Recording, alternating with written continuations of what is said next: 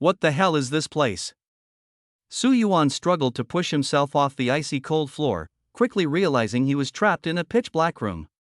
The darkness was so oppressive that it felt like it could swallow him whole, but far in the distance, there was a faint glimmer of light, dim and flickering like a dying firefly. Using that faint glow, Su Yuan squinted his eyes and barely managed to make out the outlines of others in the room. They huddled in the corners like frightened animals, their silhouettes tense, a few pairs of eyes fixed on him in an unnerving, unblinking stare. Just as he was about to ask the young girl seated nearby what was going on, a deafening alarm shattered the silence. Attention! Survival challenge mode activated. A cold, robotic voice echoed throughout the room. Destination, Shadowed Village. Player count, 1,000 participants. Mission, Ethan's daughter, Rose, has been taken by Mother Miranda. Miranda plans to use Rose's body to resurrect her long-dead daughter, Eva. Your task is to assist Ethan, defeat Miranda, and rescue Rose. Time limit, 3 weeks. Rules: weapons can be found in the village to fight mutated creatures. Every player has only 1 life, and injuries can be healed with special potions. Tip: the village hides various treasures. Find them to earn bountiful rewards. Warning: failure means complete elimination. Dying in-game is considered mission failure. You now have 10 seconds to choose your difficulty level. A. Casual mode. B. Standard mode. C. Hard mode. D. Nightmare mode. 10, 9, 8. The countdown struck Su Yuan like a funeral bell. His mind was spinning, utterly paralyzed with confusion. A survival challenge? Missions? What in the world was going on? Nothing made any sense, and the weight of this suffocating uncertainty maddened him. You've gotta be kidding me! Su Yuan roared in frustration. He spun around, lunging toward the wall in an attempt to escape this cursed place. But the moment his hand brushed the surface, a powerful electric shock surged through his body, launching him backward onto the floor with a crash. In the darkness, whispers broke out. Another clueless newbie, huh? I remember doing dumb stuff like that the first time I got here too. Forget him, pick your difficulty already. Get caught by the red ones, and it's game over for you. Su Yuan's muscles spasmed uncontrollably, the aftershock paralyzing him. That relentless robotic voice continued to pound against his eardrums, stoking the boiling rage within. With a final ounce of energy, he spat a curse through gritted teeth. Damn it. Beep, the robotic voice altered its tone. Difficulty selection complete. You have chosen C. Hard mode. Initiating teleportation sequence. Seconds later, the voice chimed again. Teleportation complete. You will now be transported to the mission map. Damn it all. When Su Yuan regained consciousness, he found himself slumped across the front seat of a rusty, battered car. Judging by its appearance, it seemed to be an old Buick on its last legs. The tires were blown out, the body riddled with rust, and the engine was barely hanging in there. He pressed his foot to the pedal, and lo and behold, a puff of black smoke sputtered from the tailpipe. Some part of the car still worked, barely. It took him nearly 10 minutes to piece everything together. Incredibly, he was no longer in reality. Somehow, he had been pulled into the world of Resident Evil, Shadowed Village. He couldn't believe it, it was a game he'd uncovered years ago in a dusty box in his grandfather's old attic. An ancient classic, he was one of the few hardcore enthusiasts left who'd remembered it, let alone completed it. In this era of advanced AI and cutting-edge gaming, such a relic was practically forgotten by everyone except diehards like him. He remembered it all vividly. The game's prologue: Ethan, the protagonist, wakes up in a beat-up car. Now, however, it wasn't Ethan, it was him. Su Yuan quickly glanced at the rearview mirror. At least it was still his face staring back, not Ethan's. Speaking of Ethan, the guy was a magnet for bad luck.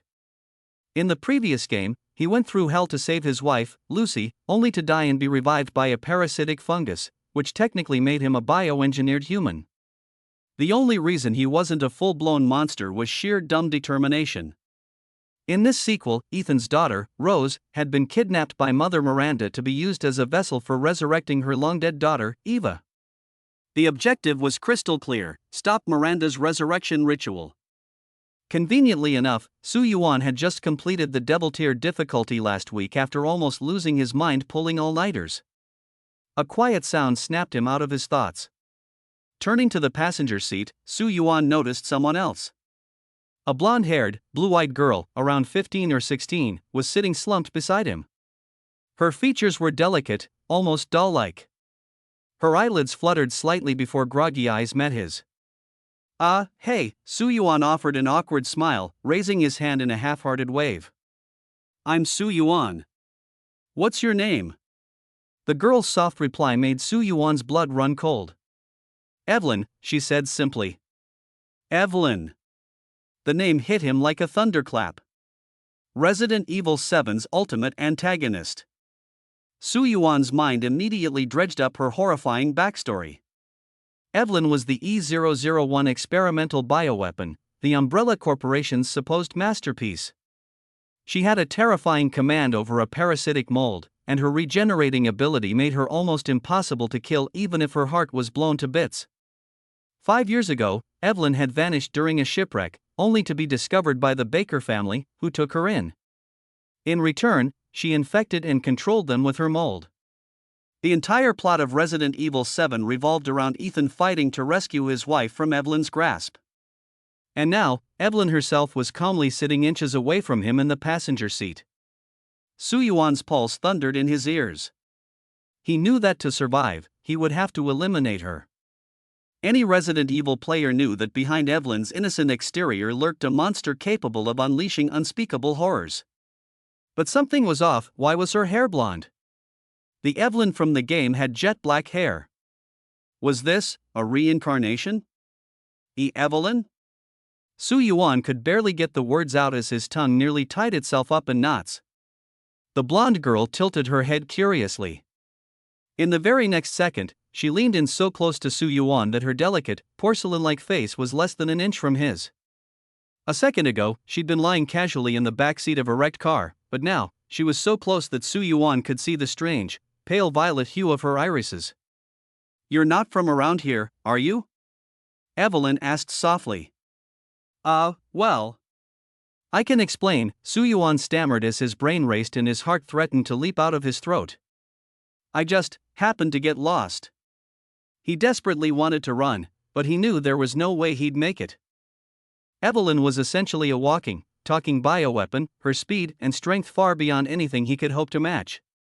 Evelyn stood on her tiptoes, her icy fingers reaching out to pinch his cheek. You're lying. Her voice was calm, yet carried an air of absolute certainty. I can feel it. You're hiding a lot of secrets. Su Yuan was instantly rendered speechless. When I said my name just now, I sensed your fear in that split second. The petite girl, barely 5.5 feet tall, stared him down intently. Mr. Su, you know who I am, don't you? Under her gaze, Su Yuan's scalp prickled with dread. Flashes of bloody imagery from the game crossed his mind, hands tearing bodies apart, hearts being pulled out and crushed while still beating. This seemingly dainty and adorable girl was a ruthless killer. Anyone with a weak stomach would probably vomit on the spot just witnessing her actions. Miss Evelyn, Su Yuan forced himself to stay calm, scrambling to fabricate a story that could save his life. I'm a researcher for the Umbrella Corporation. I know about you. It was his only viable option. He wasn't about to provoke this monstrosity while unarmed. The slightest misstep, and Evelyn could end his life with a flick of her wrist. An Umbrella Corporation researcher? Evelyn's lips curled into a sinister, unsettling smile, one that made Su Yuan break into a cold sweat.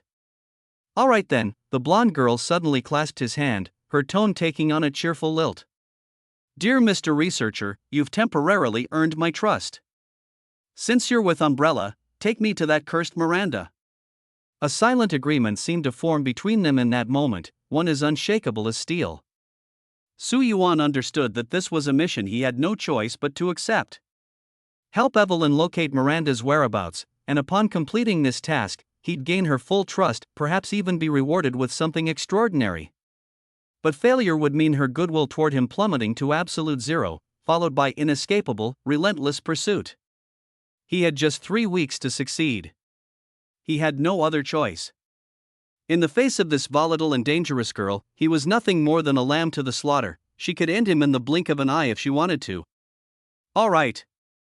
Su Yuan forced a strained smile, one that looked more pained than reassuring. Miss Evelyn, I'll serve you to the best of my abilities and help you find Miranda. Let's hope you stick to your word. Evelyn's mood seemed to improve as she kicked a stray stone with her shiny leather boots. Although your abilities are pitifully weak, I do admire your courage. If you pull this off, I'll reward you with something very special. The blonde girl turned her head, her gaze equal parts alluring and deadly. My dear Mr. Su, from here on, it's up to you. Impress me. They reached the entrance to a sprawling village. The junction split into 6 almost identical paths, each one lined with dreary, empty structures. A few zombies loitered in the streets, their heads obscured by tattered cloth. They carried weathered, medieval-style longswords and trudged along sluggishly. These creatures were the lowest-ranked fungal infectees, surviving by consuming human blood. Their weak spot was the head. We've got to deal with these disgusting things first. Su Yuan said eagerly. They're the lowest-tier fungal infectees, manhwaedit vampires. Correct, Evelyn raised an eyebrow, seemingly surprised. You do seem to know your stuff. These are nothing but failed experiments, laughably weak. I'll need a weapon, said Su Yuan. I'm well aware of their weak points, if I can just get my hands on something suitable. Before he could finish, a deafening boom echoed through the air as Evelyn blurred into motion. In the blink of an eye, she shot forward like a phantom, appearing right in front of the zombies. She raised her fists and struck with the force of a wrecking ball, pulverizing the heads of 3 creatures in a matter of seconds. Blood red and vile green fluids sprayed everywhere as the monsters let out their final, guttural screams. Moments later, Evelyn returned to where she'd started, her pristine platinum dress still spotless as if nothing had happened. Not a trace of gore marred her appearance. All done, Evelyn declared flatly. These filthy weaklings aren't worth me lifting a finger again. Next time, you'll handle them yourself. They drop useful loot, and I imagine you'll need it. Su Yuan stared in astonishment, utterly dumbfounded. As expected of E001, the first bioweapon prototype, she was terrifyingly powerful, a true one-person army. At that moment, a string of notifications pinged in Su Yuan's mind, loud and disorienting.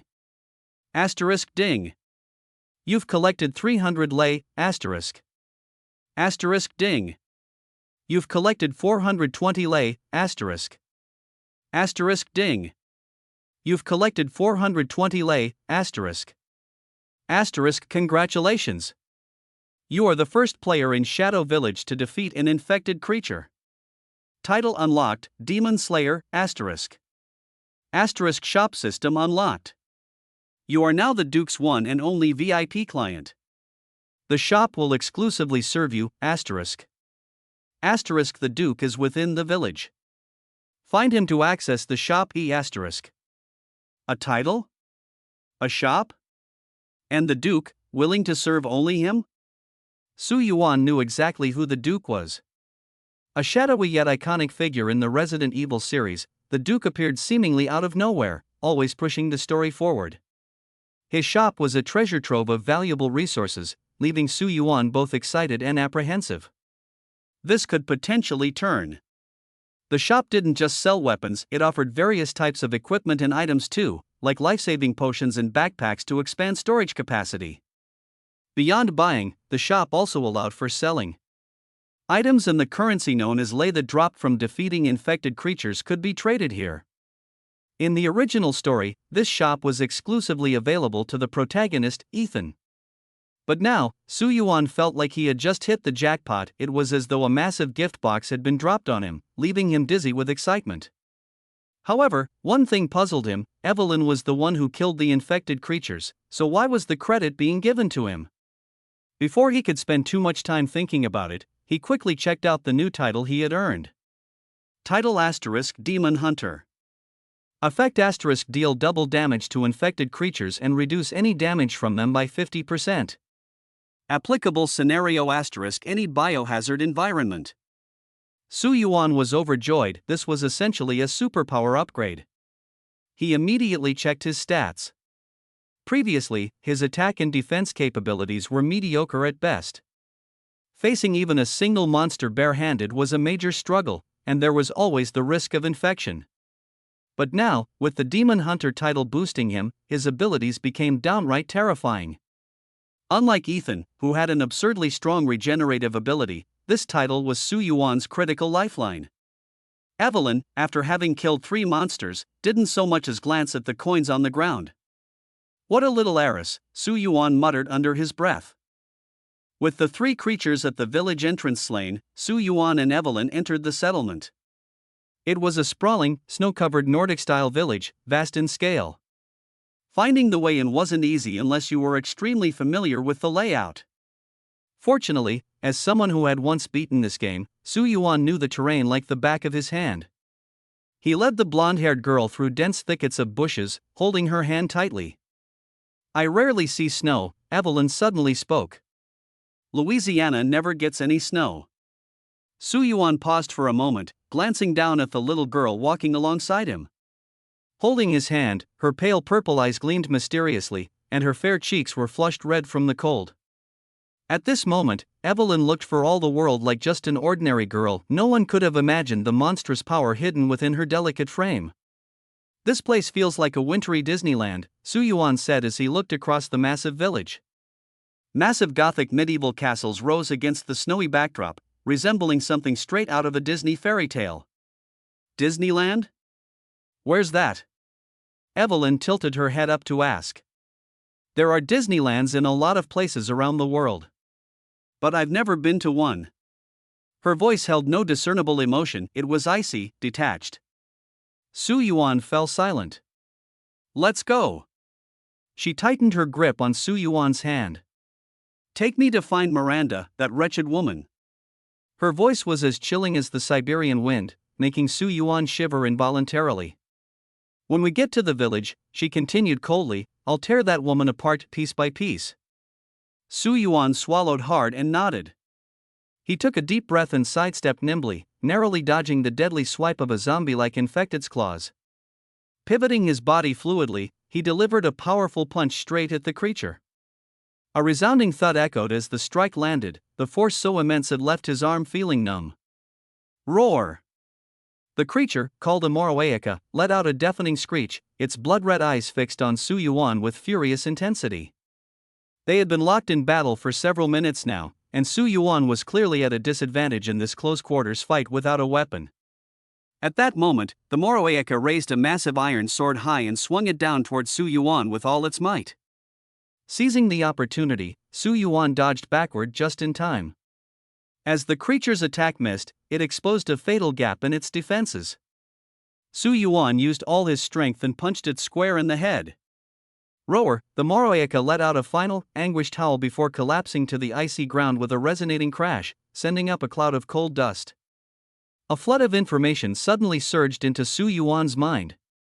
Not only had he successfully killed the manhwaedit, but he'd also obtained some gunpowder. What shocked him even more was that he had somehow become the first player to unlock the item fusion system. This achievement came with another unique title *** Forge Master ***. Its effects seemed perfectly tailored for him, doubling fusion success rates and even granting a chance for creating items with extraordinary attributes. Su Yuan was dumbfounded. The first? How was that possible? Weren't there supposedly 1,000 players participating in this game? He hadn't seen a single one of them so far, it was eerily empty. By now, the village should have been swarming with other players. The only thing he had going for him, he thought, was his intimate knowledge of this world's storyline. Here. Evelyn's cold voice snapped him out of his thoughts. She extended her hand, revealing 3 herbs resting in her pale palm. "I'm impressed by your progress," she said coolly. "But I figure you'll need these." Su Yuan quickly thanked her. He recognized the importance of the herbs, he'd need them to craft healing potions, a process that also required a liquid chemical component Evelyn clearly wasn't going to provide. That, he would have to figure out for himself. You'll probably need a weapon too, Evelyn added. I'm sure you can find one in the village. Su Yuan nodded. Of course, he already knew that. No need for reminders, his in-depth knowledge of the map meant he knew exactly where every weapon, rare item, and lurking monster could be found. The pair pressed forward through the snowstorm. The snowfall grew heavier with each passing moment, large flakes blanketing their path and further obscuring the already treacherous route. Walking through this ankle-deep snow was grueling, draining their energy with every step. After about 20 minutes of trudging, they finally crested the mountain ridge overlooking the village. There it is, Su Yuan pointed ahead. The faint silhouettes of a few houses emerged in the distance. This must be the west side of the village, Su Yuan said. We can rest there for a bit and wait for the snow to lighten up before going further in. About 100 meters away, 3 old wooden houses that exuded Nordic charm stood quietly amidst the swirling snow. Walking out from the narrow path, Su Yuan noted that the location perfectly aligned with the west side of the old town as he remembered it. You seem pretty familiar with this place, Evelyn suddenly spoke, her beautiful eyes carrying a hint of curiosity. Have you been here before? Su Yuan's heart tightened, but he forced himself to remain calm and told a lie, trying to sound casual. Ah, yes. We once visited this place to pay respects to the Mother Miranda, so I know this area well. Mother Miranda? Evelyn's tone instantly turned icy as she let out a derisive laugh, her words dripping with disdain. What a petty, self-righteous wretch she is. Only lowly creatures like you would revere her as some sort of goddess. Su Yuan was rendered speechless. Do you really know Miranda? Evelyn's gaze turned sharp, her cold eyes cutting into Su Yuan like a blade. This question froze Su Yuan in place. He realized he had inadvertently stumbled into some hidden storyline. Evelyn clearly harbored deep hatred for Miranda, and he needed to clear up any misunderstanding about his connection to her immediately. Otherwise, whatever fragile trust he had built with Evelyn would be obliterated. Worse still, he shuddered to think what might happen if her trust hit zero. If that happened, this mysterious girl might transform into some terrifying monster and tear him apart on the spot.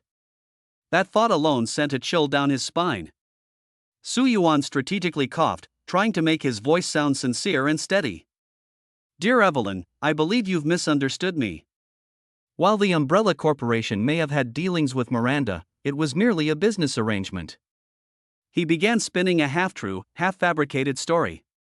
Miranda needed the progenitor fungal spores, but Umbrella considered them far too dangerous and refused her. In the end, she even stole the container holding the spores from one of our teams. So you see, we too have a serious grudge against Miranda. Looking straight into Evelyn's eyes, Su Yuan emphasized each word. Evelyn, our goals are aligned. My mission is to retrieve the container, and your objective is to kill her. The witch Miranda. Evelyn's gaze hardened like a dagger. Su Yuan felt a prickling sensation at the back of his skull, his instincts screaming at him to panic. Suddenly, the suffocating pressure around him vanished like a gust of wind, and Su Yuan finally dared to take in a deep breath of air, his chest heaving. I believe you, Evelyn said, her icy little hand gripping Su Yuan's. But don't betray me. I have no one left to trust. If you lie to me, I'll kill you myself. Kill me again? Su Yuan mentally groaned. He had no doubt that this girl, who had no qualms about killing, would follow through with her threats. His limited skills were no match for hers. After all, this was the same Evelyn who could defeat even the legendary warrior Ethan with ease. She was a living bioweapon, an apex infected being unrivaled in power. I understand, Su Yuan replied weakly. Let's head inside and rest for now. All right. Evelyn. To lighten the tension that was so thick it might have frozen the very air, Su Yuan attempted a joke. You know, before you woke up back in the car, you had this adorable smile on your face. Honestly, you should smile more often. Evelyn abruptly stopped and murmured softly, thank you. As her words fell, the icy expression on her face unexpectedly melted away, revealing a pure, radiant smile. With her floral sundress gently fluttering in the cold, for a moment, she resembled a little angel who had accidentally wandered into the human world. The two of them took refuge in one of the wooden houses. The interior was simple, to put it kindly. Moldy leftovers and rotting fruit littered the table, while thick layers of dust covered the furniture. Cobwebs hung in every corner, and the air carried a pungent, sour odor. Su Yuan pushed open a door and quickly discovered the entrance to a basement. Pretending to stumble upon it by chance, he casually pointed it out. Evelyn, of course, saw through his act but said nothing. She simply held his hand silently. Removing the wooden board covering the entrance, Su Yuan led Evelyn down into the cellar. "There's a cabinet over there," Evelyn said, pointing to a small wooden cupboard nearby. "Don't bother with it." Su Yuan glanced at it dismissively. If memory served, the cellar was supposed to be empty, so the cabinet was bound to contain nothing of interest. Why not open it and take a look? Before Su Yuan could come up with an excuse, Evelyn had already marched over and flung the cabinet door open. Screech! A sharp cry pierced the silence as a huge rat sprang out from the cabinet. Its blood-red eyes glared at Evelyn before launching itself toward her. "Ah!" Evelyn screamed, clutching Su Yuan's waist tightly.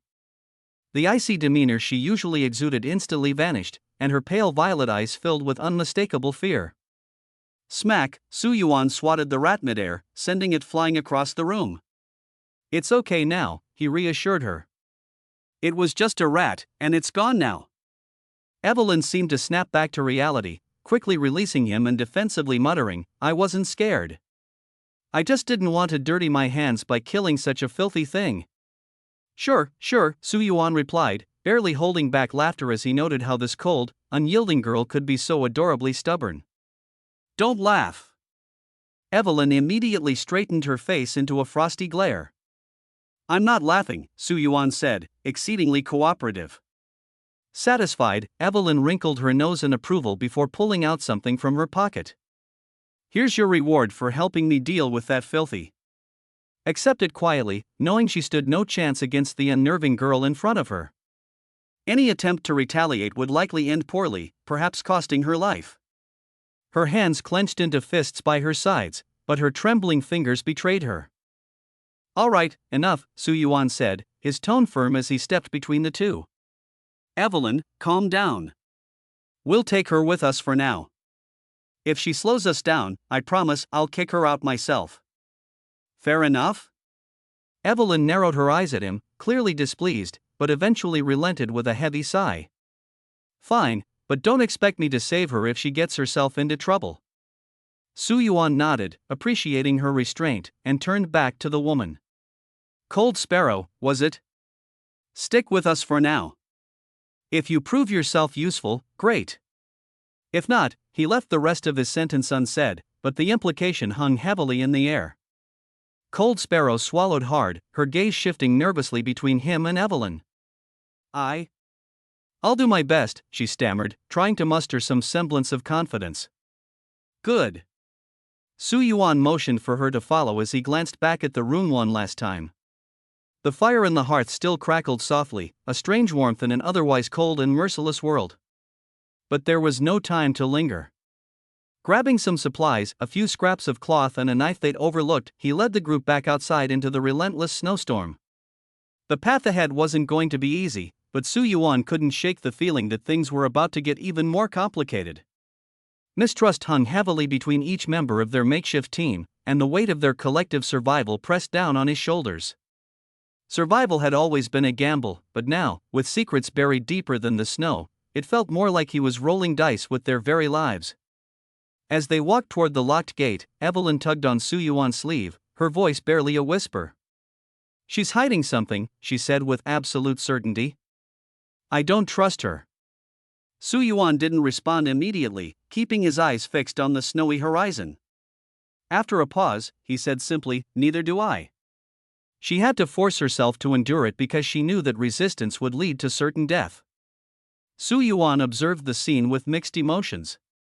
He could tell that Evelyn, from the bottom of her heart, despised Ling Quebec. Though he didn't know the reason, her disdain was evident and unhidden.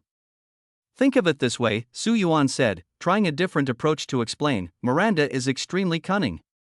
I'm guessing she set up plenty of traps along the way. We can have this lady here scout ahead for us. Hearing this, Evelyn's eyes suddenly lit up. That actually makes sense. She quickly turned, towering over Lang Ke, and announced, "You hear that? You pathetic little ant. Seems like you're not entirely useless. For that, I'll spare your life for now." She narrowed her eyes, her tone shifting as she threatened, "But if I find out that you're harboring any thoughts that you shouldn't, I'll kill you on the spot and toss your corpse to feed the manhwaedits." Lang Ke trembled uncontrollably, overwhelmed by fear. Evelyn, satisfied with her reaction, relished the sense of control it gave her. It made her feel dominant and in charge. "Here," Evelyn said, pulling out a dagger from her belt and handing it to Su Yuan. "This is for you. It might not look like much, but it'll do just fine against those filthy manhwaedits." Su Yuan chuckled softly, reaching out to ruffle Evelyn's hair. This unexpected gesture of affection left Lang Ke, standing in the corner, completely stunned. "Don't touch my hair!" Evelyn erupted like a cat whose tail had been stepped on. Her face instantly flushed bright red as she put her hands on her hips, glaring at him fiercely. "If you dare laugh at me again, I'll really get mad." All right. Su Yuan raised his hands in mock surrender and, taking hold of the dagger, said in an overly formal tone, "Thank you very much, Miss Evelyn, for your generous gift." With that, he leaned slightly forward and gently kissed the back of her hand. While this was a common gesture of politeness in Western cultures, it left Evelyn momentarily stunned. Taking advantage of Su Yuan's bowed position, she mischievously reached out, ruffling his hair in return, and then stuck out her tongue playfully. "That's for touching my head." Su Yuan burst into laughter, the sound echoing through the space. Their carefree banter left Lang Ke entirely dumbfounded. To her, Evelyn was nothing short of a merciless demon, cruel and lethal without hesitation. Yet here she was, acting like a playful young girl. It was beyond comprehension. Yet Lang Ke wasn't stupid. It clicked for her. Evelyn wasn't an ordinary survivor like herself. Evelyn's abilities clearly surpassed human limits. If such a powerful individual existed among the survivors, rumors would have spread by now. The only viable explanation left? Evelyn wasn't like any of them. She was a character buried within this world's storyline, like an NPC from a video game. But what really puzzled Lang Ke was this: how on earth did Su Yuan manage to have such a close relationship with an NPC like her? Just who was he? What kinds of secrets was he hiding? Her spiraling thoughts were suddenly interrupted when Su Yuan addressed her. "So, how many survivors are left in this village?" "Less than 80, Lang Ke replied. 80? Su Yuan was visibly shocked. Weren't there originally 1,000 survivors taking part? How is it that, so soon into the ordeal, less than 1/10 remain? That's not how it works, Lang Ke explained. When facing this kind of biohazard survival scenario, the majority of people choose easy mode. It's much simpler. There were only a handful who picked difficult mode like us, and as for the hardest mode, infernal level, even fewer choose that. And if you fail to complete the tasks, you're erased? Exactly. Is the number of survivors who can make it to the end limited? Lang Ke hesitated for a moment before she noticed Evelyn's icy gaze fixed on her. It was enough to make her come clean. Yes. Even though it's not explicitly stated, it's one of the unspoken rules of all survival games. In theory, anyone who completes the tasks survives.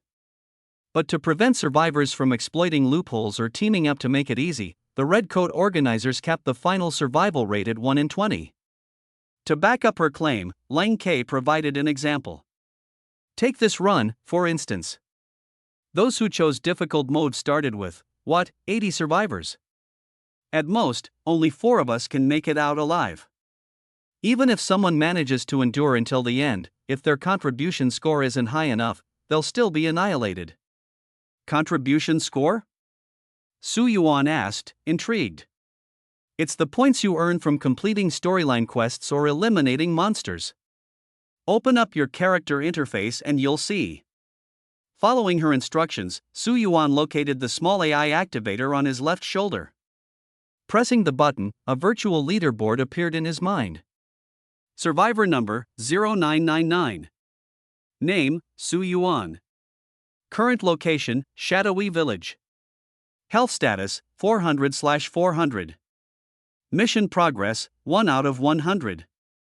Contribution points 50, earned by defeating 5 Manhwaeccas. Honor points 140, titles Demon Hunter, Craftsman. Inventory 30 pistol rounds, 2 med kits, 1 herbal plant, 2600 lei, 1 durable dagger. Su Yuan analyzed the data. All of his contribution points came from defeating zombies, with each Manhwaecca granting 10 points. Based on Leng Kei's explanation, this contribution score directly impacted his chances of survival in the end. What about your contribution score? He asked Leng Kei. 10, Leng Kei admitted without hesitation, but her voice revealed a trace of unease. Evelyn, standing beside Su Yuan, had her piercing gaze locked onto her like a predator watching prey. You only killed 1 Manhwaecca? No, Leng Kei quietly admitted, pointing toward the doorway of a wooden hut. Her voice was chillingly flat as she said, I killed someone inside. Su Yuan's expression instantly hardened. Without another word, he grabbed Evelyn's hand and moved toward the hut. As soon as he lifted the curtain draped over the doorway, the stench of blood overwhelmed his senses. The scene before him was gruesome beyond words. An elderly man had been dismembered into dozens of pieces, each one strung up with ropes and hanging from the rafters. If not for the relatively intact head, it would have been impossible for Su Yuan to even identify the body. This was once a living person. Now, viscera and blood splattered everywhere, painting the room as if it were a scene from hell itself. Die! Su Yuan hadn't even recovered from the shock when a hysterical scream erupted from behind him. Following the scream, the deafening crack of a gunshot shattered the night stillness. Courting death, huh? Evelyn's face turned icy in that instant. To Su Yuan's astonishment, she reflexively turned and caught the bullet with one hand as though it were a trivial matter. You deserve to die. Enraged beyond reason, Evelyn moved instantly. The shooter, known as Cold Sparrow, didn't even have the chance to press the trigger a second time before Evelyn effortlessly grabbed her like one might pick up a helpless chick. You. Cold Sparrow stammered in terror. You're not. Die now. Evelyn didn't even let her finish. She squeezed Cold Sparrow's head with unrestrained cruelty, crushing it like a fragile piece of fruit. The room was sprayed with fluids both red and white. The thick, sickening mixture of gore pooled across the ground, making Su Yuan's stomach churn violently. Though he'd killed zombies before, he'd never seen something so grotesquely raw. Evelyn's sheer brutality and terrifying presence sent an icy chill racing down his spine. Ugh, unable to stand it any longer, he stumbled to the wall and retched uncontrollably. As soon as Cold Sparrow lay dead, the oppressive aura surrounding Evelyn dissolved like it had never existed. She reverted back to her usual cold and aloof demeanor, standing silently by Su Yuan's side. It was only then that Su Yuan pieced things together. That gunshot, Cold Sparrow's target, hadn't been him. It had been Evelyn. That woman must have identified Evelyn as the true threat in the room. If she had succeeded, Su Yuan realized grimly, he would have been the next to die. He berated himself for his oversight. Cold Sparrow had a dagger. It should have occurred to him that she might have scavenged a gun from the mangled remains of the house's elderly owner. He'd been far too careless. You. Su Yuan's voice trembled slightly as his eyes met Evelyn's. Are you hurt? After all, she'd caught a speeding bullet with her bare hand. Even if she was some kind of humanized biological weapon, surely she couldn't be completely unharmed. How could I possibly be injured? Evelyn scoffed, a hint of mockery in her voice. With such a low-grade weapon. You, what are you doing? Su Yuan cut her off mid-sentence. Ignoring her dismissive tone, he grabbed her hand, the one she'd used to catch the bullet. He pried her clenched fingers open by force. What he saw made his chest tighten, her palm had been punctured straight through by the bullet. A gory, finger-sized hole stared back at him, fresh blood flowing freely from the gruesome wound, and the flesh beneath was a mangled wreck. "I'm fine," Evelyn protested, struggling to pull her hand away. "Stop being stubborn." Su Yuan barked suddenly, his unusually sharp tone catching her entirely off guard. For a moment, Evelyn froze like a startled doe. Silenced, she looked away and allowed him to inspect her injury without further protest. A wave of inexplicable heartache washed over Su Yuan. He pitied this young girl, barely in her teens, whose life had been one ceaseless tragedy after another. She'd never had the chance to enjoy a normal childhood or experience even a fraction of the happiness most girls her age took for granted. Though she carried herself with such unmistakable pride and stoicism, she never allowed herself to show the pain she held buried deep inside. "Does it hurt?" he asked softly after a moment. "Of course not." One sharp look from Su Yuan silenced her again. Instantly, Evelyn's bravado melted, and she muttered meekly, It hurts." "Then stop trying to act so tough." Without another word, he retrieved a vial of medicine from his bag. Unscrewing the cap, he poured the green liquid onto the gaping wound in her palm. The effect was immediate. Before Evelyn's wide, astonished eyes, the wound began to heal visibly, repairing itself at a stunning pace. "What is this?" Evelyn asked, her voice tinged with awe as she watched the miraculous recovery. "Oh," Su Yuan replied casually, busy bandaging her hand as if it were no big deal, "it's just a disinfectant." The memory of a man known as Ethan Winters, hailed as the disinfectant warlord, surfaced in Su Yuan's mind.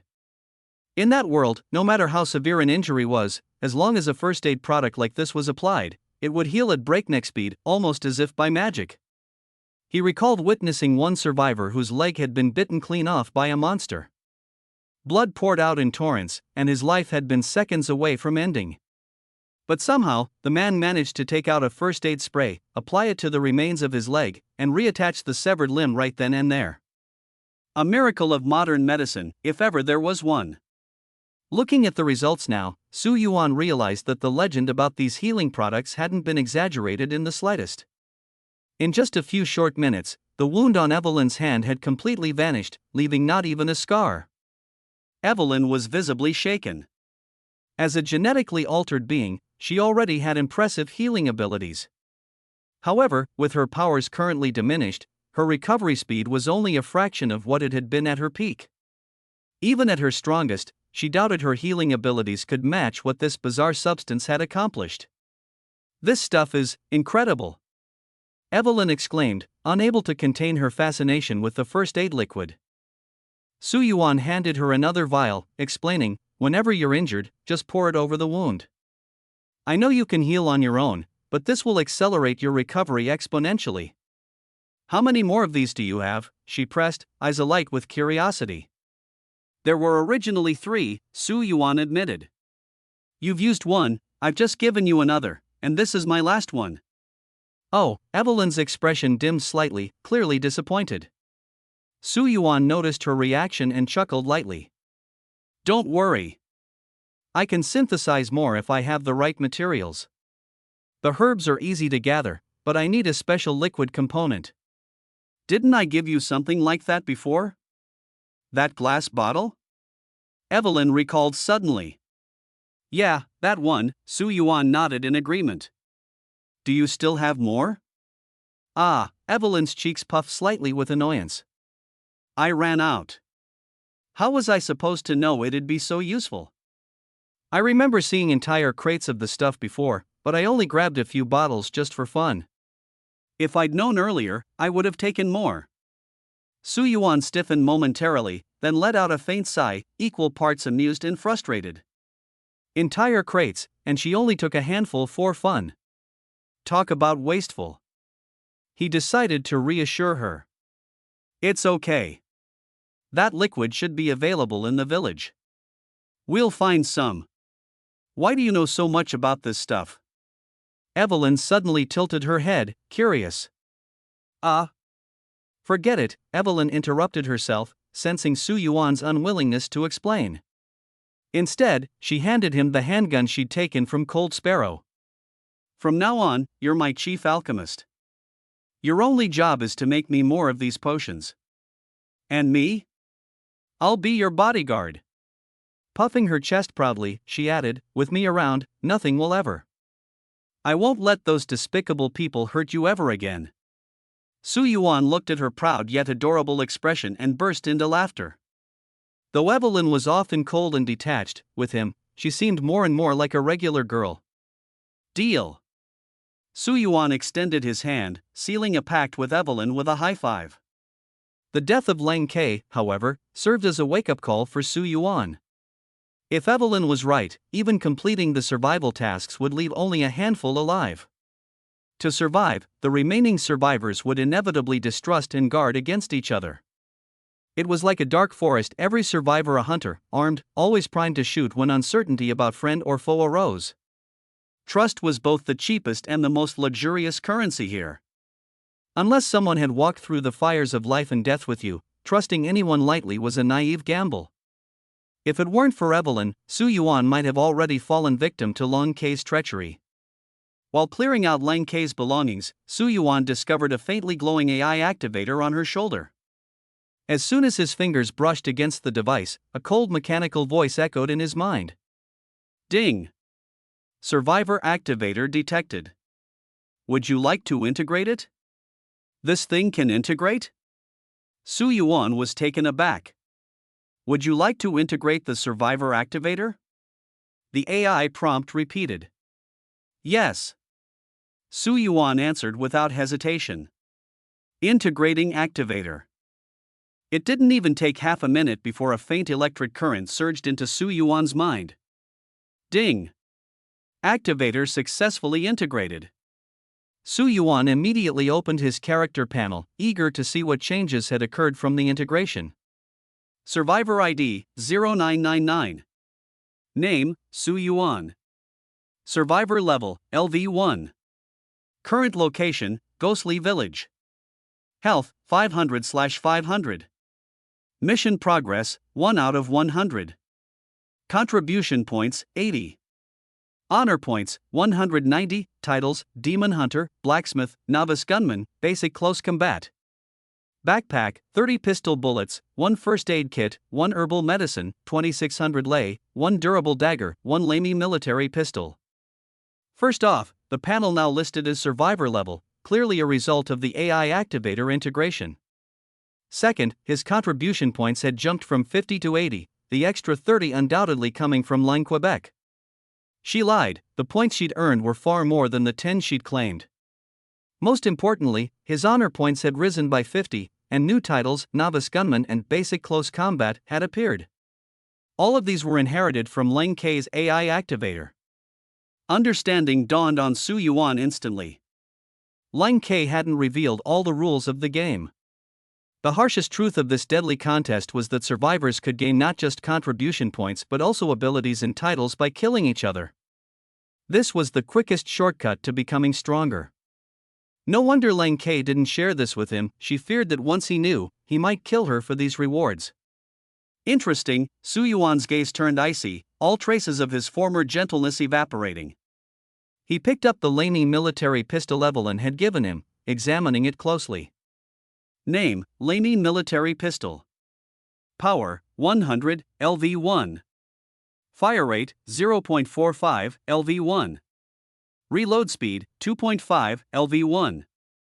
Magazine capacity, 10, LV1. Although it was the weakest firearm in terms of power, it held immense significance for Su Yuan at this stage. His basic attack strength was only 80, and close combat drained his stamina rapidly, making prolonged fights impossible. Guns, on the other hand, only required bullets and could deliver sustained, reliable damage from a distance. With this gun, he no longer had to rely entirely on Evelyn in a crisis. For the first time, he had something that could genuinely protect him. As long as he had enough bullets, Su Yuan was confident he could take down any monster that came his way. The stench of blood in the cabin was so overwhelming it was suffocating. Stepping inside for the second time, the metallic tang once again churned Su Yuan's stomach, making him gag. These body parts, their bait, Evelyn's voice was as cold as ice. That vile woman wanted to use the smell of blood to lure nearby creatures here. Those things are slow, but they have no resistance to the scent of blood. Su Yuan quickly pieced it together. Ling Ke had slaughtered an innocent old man, dismembered his body, and turned the cabin into a slaughterhouse, a trap designed to draw monsters in so she could farm contribution points more efficiently. Searching through the cabin, Su Yuan found 3 dead monsters and, tucked away, a pair of bolt cutters. With these, they could finally access the eastern part of the village. Time to move. Su Yuan signaled Evelyn, who obediently reached out and held his hand, following behind him quietly. With a sharp screech of metal snapping, Su Yuan cut through the barbed wire blocking the path to the eastern area. He pushed open the gate, feeling a newfound sense of vigilance. Ling Ke's actions had taught him that in this cursed place, the biggest threat wasn't the monsters, it was humans themselves. He loaded his pistol, ready to pull the trigger on anyone or anything that posed a threat. The eastern part of the village had a river they needed to cross. "I'll carry you," Su Yuan offered, his voice steady. Evelyn hesitated but eventually climbed onto Su Yuan's broad back without a word. The icy, bone-chilling river seemed to suck the heat from his body. Even after they reached the other side, Su Yuan was shivering uncontrollably. "There's a house up ahead." Su Yuan pointed towards a building not far from them. He remembered it clearly, it held a critical clue. A recording on its radio would reveal their next course of action. "Let's check it out." He turned to inspect. The supplies, ammunition, and medicine he had left were running dangerously low. If he were to face a swarm of monsters all at once, relying on himself alone would be overwhelming. Evelyn was undeniably powerful, but judging from the wounds she'd sustained earlier, her strength had been significantly diminished. Counting on her entirely was simply unrealistic. Su Yuan was in desperate need of resupply. Night fell swiftly, plunging the ancient village into complete darkness. Su Yuan switched on a flashlight he salvaged from a wrecked car, its beam slicing through the oppressive gloom ahead. Roar! Out of nowhere, a dark figure lunged at him from the side.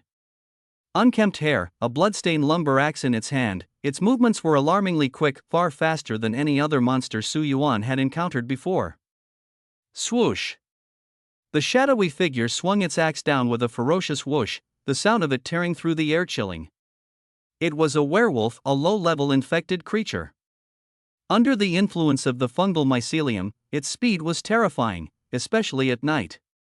Its bloodlust heightened its swiftness and offensive capabilities to monstrous levels. Its weakness lay in its head. Werewolf! Su Yuan immediately identified it. Bang! Without hesitation, he pulled the trigger. The deafening gunshot echoed, and the werewolf staggered several steps back. But the shot only served to infuriate it. Its glowing red eyes locked onto Su Yuan as it let out a deafening roar filled with rage. "Don't act rashly!" Su Yuan exclaimed, seeing the dangerous glint of murderous intent flicker in Evelyn's eyes. He grabbed hold of her urgently and said firmly, "Miranda, the monster, can transform into anything. Until we're absolutely sure this creature isn't her, you must not use your powers." In the original storyline, Miranda, the final boss, had the ability to shapeshift into whatever form she desired: werewolves, witches, even ordinary villagers. Evelyn's considerably weakened state meant that if she exposed her powers prematurely and Miranda found out, the consequences would be catastrophic. Su Yuan couldn't let that happen. He hadn't known this young girl for long, but deep down, protecting her felt instinctive. "Trust me." Su Yuan cradled Evelyn's face in his hands, gazing into her deep, violet eyes.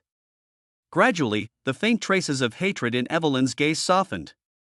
She nodded and gripped Su Yuan's large hand tightly. "Stay here and wait for me," he told her, leading her to a hidden, safe corner. "Trust that I can take care of this. If I really can't handle it, then you can step in. Okay? Be good for me." He ruffled Evelyn's hair gently. This time, she didn't resist, and for the first time, the icy edge on her face melted into something warmer. Ensuring Evelyn's safety, Su Yuan took a deep breath, wielding a knife in his left hand and his handgun in his right. With determination coursing through his veins, he charged toward the werewolf head-on. Clang! The axe and dagger collided with a metallic screech. The impact was so overwhelming that it made Su Yuan's arm go numb, but he didn't back down. Using the momentum to pivot, he caught the werewolf off guard as it roared, plunging his blade directly into its gaping mouth. A critical hit. Without pausing, Su Yuan took advantage of the beast's unbalanced stumble to roll backward and fired at its head. Asterisk bang. Bang, asterisk.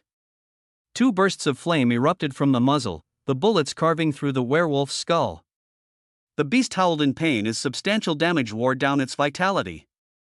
The werewolf's health dropped below 850 points after the assault. Su Yuan fired 2 more rounds, though the intense recoil left his hands trembling. The sheer primal rush of this life-or-death battle ignited something deeply embedded within him. Growling ferociously, the werewolf let out an enraged roar and darted toward Su Yuan. Its massive frame moved faster than a shadow, and within a heartbeat, it was looming over him. It leapt high into the air, its axe tearing through the darkness with deafening force, swinging downward brutally. Boom! The impact reverberated loudly as Su Yuan crossed his dagger to block the attack. Though his body's reflexive memories allowed him to defend in time, the sheer force sent him skidding back several paces. When the werewolf faltered for a split second after its powerful attack, its momentary stiffness revealing an opening, Su Yuan didn't waste the chance. He knew its weakness too well. Despite its terrifying speed, each massive strike left it open for just a brief period. Asterisk bang. Bang. Bang, asterisk. 3 rapid gunshots lit up the darkness, all striking the werewolf squarely in the head. Keeping his composure, Su Yuan focused on exploiting its vulnerabilities, while remaining vigilant of its relentless, deadly onslaught. But the fight was draining, his stamina was depleting rapidly. One final shot echoed through the night as the last bullet in his magazine released. The werewolf, its vitality completely sapped, finally collapsed with a thunderous thud. With the werewolf defeated, a series of notification sounds rang in his mind. Su Yuan had become the first survivor to slay a werewolf, which granted him a 10% increase in the effects of his hunter's aura ability. Additionally, he earned 900 lei as currency, along with gunpowder, rusty parts, and a crystalline shard from the werewolf. This particular werewolf had been far more challenging than anything he'd faced before, costing him 15 precious bullets. But Su Yuan had braced himself. He remembered from the storyline that this very first werewolf was programmed to be the toughest, boasting incredibly high health points and formidable offense and defense stats. Without the buffs from his hunter's aura, he doubted even a full clip of bullets would have been enough to bring it down. The harrowing fight had drained him, leaving his stamina plummeting from its peak of 500 to a nerve-wracking 160, a near miss from disaster. While scavenging his spoils from the werewolf's remains, Su Yuan made an unexpected discovery: an AI trigger module. You've gained a trigger module. Would you like to integrate it? The system prompted. Yes. Su Yuan chose decisively. This time, the integration process was quicker than before. New system notifications soon followed. His contribution points increased by 10, his honor value by 20, and he gained a new honorary title, the Shadowstalker. The title granted him a speed boost by a percentage. In the dark of night, it could conceal its presence and avoid detection by others. This was practically a divine skill. Xu Yuan's heart surged with joy. This ability was perfect for stealthy maneuvers, the ideal tool for ambushers. He couldn't wrap his mind around how someone who possessed such an incredible power, adept in speed and concealment, could have been killed by the werewolf lying dead before him. Since the AI trigger was now in the werewolf's possession, it was safe to assume its previous owner had met a grim end. Xu Yuan didn't trouble himself over the details of what happened previously. After all, the spoils all belonged to him now. He turned around to see Evelyn standing obediently in place, exactly where he had told her to stay.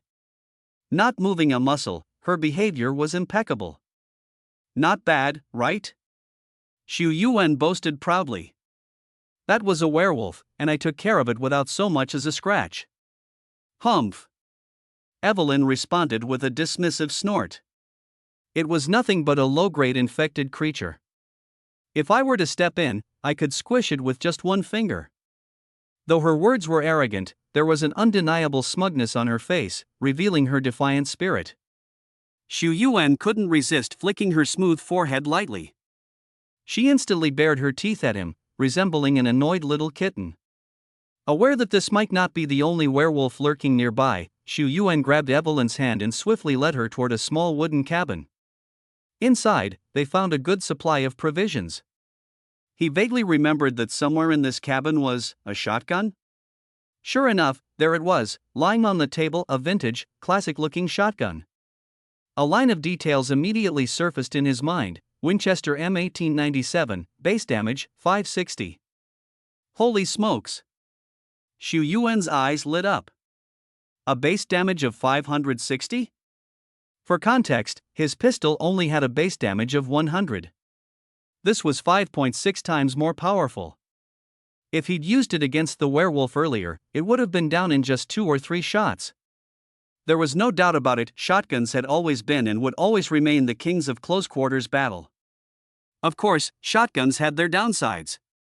They were most effective at short range, especially point-blank, where every pellet would hit for maximum carnage. But as soon as the distance increased even by just a few meters, the damage dropped significantly. Still, when it came to dealing with werewolves, it was the perfect weapon. Werewolves were fast, making them hard to hit from a distance. But in close combat? The shotgun's strengths would shine vividly. The only catch was that shotguns typically had small magazine capacities and were slow to reload. If you couldn't finish the enemy off in a few shots, you'd be in serious danger while reloading. Just as Xu Yuan was marveling at his latest find, Evelyn suddenly broke the silence. There's someone hiding. Her voice was soft but certain. In this cabin. Before Xu Yuan could fully react, the sound of slow, deliberate clapping echoed from the shadows. His body tensed as he hurriedly loaded his pistol. From the darkness emerged 3 figures, dressed in modern clothing. They looked like survivors. Incredible perception, the man in black, who seemed to be their leader, complimented with a wry smile. We thought we'd hidden ourselves perfectly, but it seems we underestimated you too. Xu Yuan narrowed his eyes, his pistol aimed slightly downward at them. You came for the shotgun, didn't you? If there had only been one person, Xu Yuan would have already fired by now. Whoa, hold on, buddy. You've got it all wrong, the man in black said, waving his hands defensively. We've known about this shotgun for a while. If we truly wanted to take it, you wouldn't have had a chance to touch it. Xu Yuan let out a cold laugh. Cut the pretense. You don't have bullets, do you? If you did, there's no way you'd let me walk off with this shotgun now. Shotgun shells were notoriously difficult to acquire. Apart from a few fixed locations, crafting them yourself was an equally formidable challenge. The recipe was rare, and the materials required were way more complicated than pistol rounds. Gunpowder, rusty parts, and liquid chemicals were the bare minimum. While Xu Yuan had the materials, he lacked the crafting blueprint. The man's smile faltered for a moment under Xu Yuan's piercing observation, but he quickly shifted the conversation and put on a friendlier face. Look, friend, clearly, you're a survivor like us. Since all of us are just trying to make it out alive, wouldn't it be smarter to team up? After all, there's strength in numbers. It's the only way our chances of survival get any better, don't you agree? Xu Yuan gave the trio a once-over. Their clothes were tattered, and bloodstains on their fabric told the story of a recent battle. The leader in black appeared to be the strongest among them, but all 3 of them were unarmed. In a place like this, where weapons were scarce, they clearly didn't have much leverage. Team up? Xu Yuan twirled the knife in his hand, memories resurfacing of times when the so-called cooperation among survivors turned out to be nothing more than mutual exploitation. He pondered for a moment, wondering what value this ragged group could possibly bring him. As if reading Xu Yuan's thoughts, the man in black quickly dropped his bait. We found what we think is a monster. You can see, he gestured to his and his companion's wounds, we barely made it out alive trying to bring it down. It's hiding in one of the cabins nearby. My team's still keeping an eye on it. It's injured badly. We've got the experience, but we're unarmed. That's why we need someone like you, a strong backup. While speaking, his gaze flickered toward the shotgun in Xu Yuan's hands. The faint flicker of greed in his eyes was subtle but unmistakable, at least to Evelyn, who noticed it immediately. You've got the firepower, the man continued, trying to sweeten the deal. Work with us, and you can have the lion's share of the credit and the monster's better loot. All we want is the basic resources it drops. How does that sound? And why would I share anything with you? A sardonic smirk tugged at the corners of Xu Yuan's lips. Wouldn't it be better if I deal with you all after killing the monster? That way, all the resources and credit would belong to me, the man said with a sinister smirk. You! The faces of the two people behind him darkened considerably. One of them, a woman with a cold and venomous glare, hissed, "If it weren't for that gun of yours, you'd have been a dead man the moment you opened that door." You're wrong, Evelyn replied sharply, her tone icy and unwavering as her gaze locked onto the woman. If he hadn't held me back, you wouldn't have even had the chance to make a move. Her commanding confidence cut through the tension like a blade, leaving the trio in stunned silence. While they might have underestimated Xu Yuan, it was clear the small girl at his side was an enigma, her capabilities deep and unfathomable. As Evelyn's words hung in the air, the tension in the wooden cabin became palpable, heavy like a storm cloud about to burst. The atmosphere was so taut it felt as though one wrong word could shatter it. Outside, the icy wind howled, rattling the cabin. The flickering flame of the kerosene lamp on the table cast shifting shadows across the walls, amplifying the unease. Evelyn wasn't just bluffing, she was on the verge of acting on her murderous intent. But Xu Yuan's steady hand firmly gripped her small one, holding her in place. He didn't want to reveal her full potential, not until he understood the situation clearly. Above all, in this eerie village where Miranda could pose as anyone, caution was essential. How about this? The man in black was the first to break the silence. Time waits for no one. If you're willing to cooperate, the terms remain unchanged. If not, then we part ways here. Why should I trust you? Xu Yuan spoke bluntly. All the information is just coming from your mouth. I have no way of judging whether it's true or false. If this is a trap you've set, wouldn't I be walking right into it? Do you know that The woman behind the man seemed to want to say something but was interrupted by his wave of the hand. In that case, we won't disturb you two any further. The man in black turned around, pretending to leave. His companion behind him grew anxious. Shadow, what about our shotgun? Before the words were finished, a cold gleam suddenly pierced through the air. A sharp dagger shot straight towards Xu Yuan. The sharp dagger embedded itself in the wooden table with a dull thud. Xu Yuan, casually playing with his pistol, slowly spoke, I think you need to understand one thing. His gaze swept over the three people opposite him, finally landing on the shotgun. He let out a cold laugh, his voice not loud but filled with undeniable pressure. This gun is mine. It's in my hands now. If any of you want it, feel free to try and take it. One of them, unable to hold back, was immediately provoked. You're challenging us. I think have you said enough? The leader, Shadow, had a terrifyingly dark expression.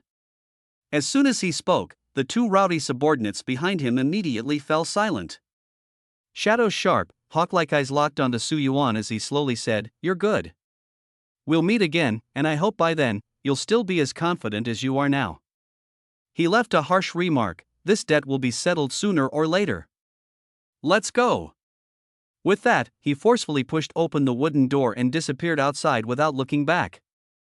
The door slammed shut, and the room fell silent once more. Why didn't you kill them?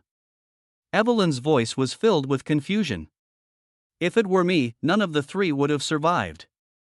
Xu Yuan chuckled helplessly at her words. Why is killing always the first thought?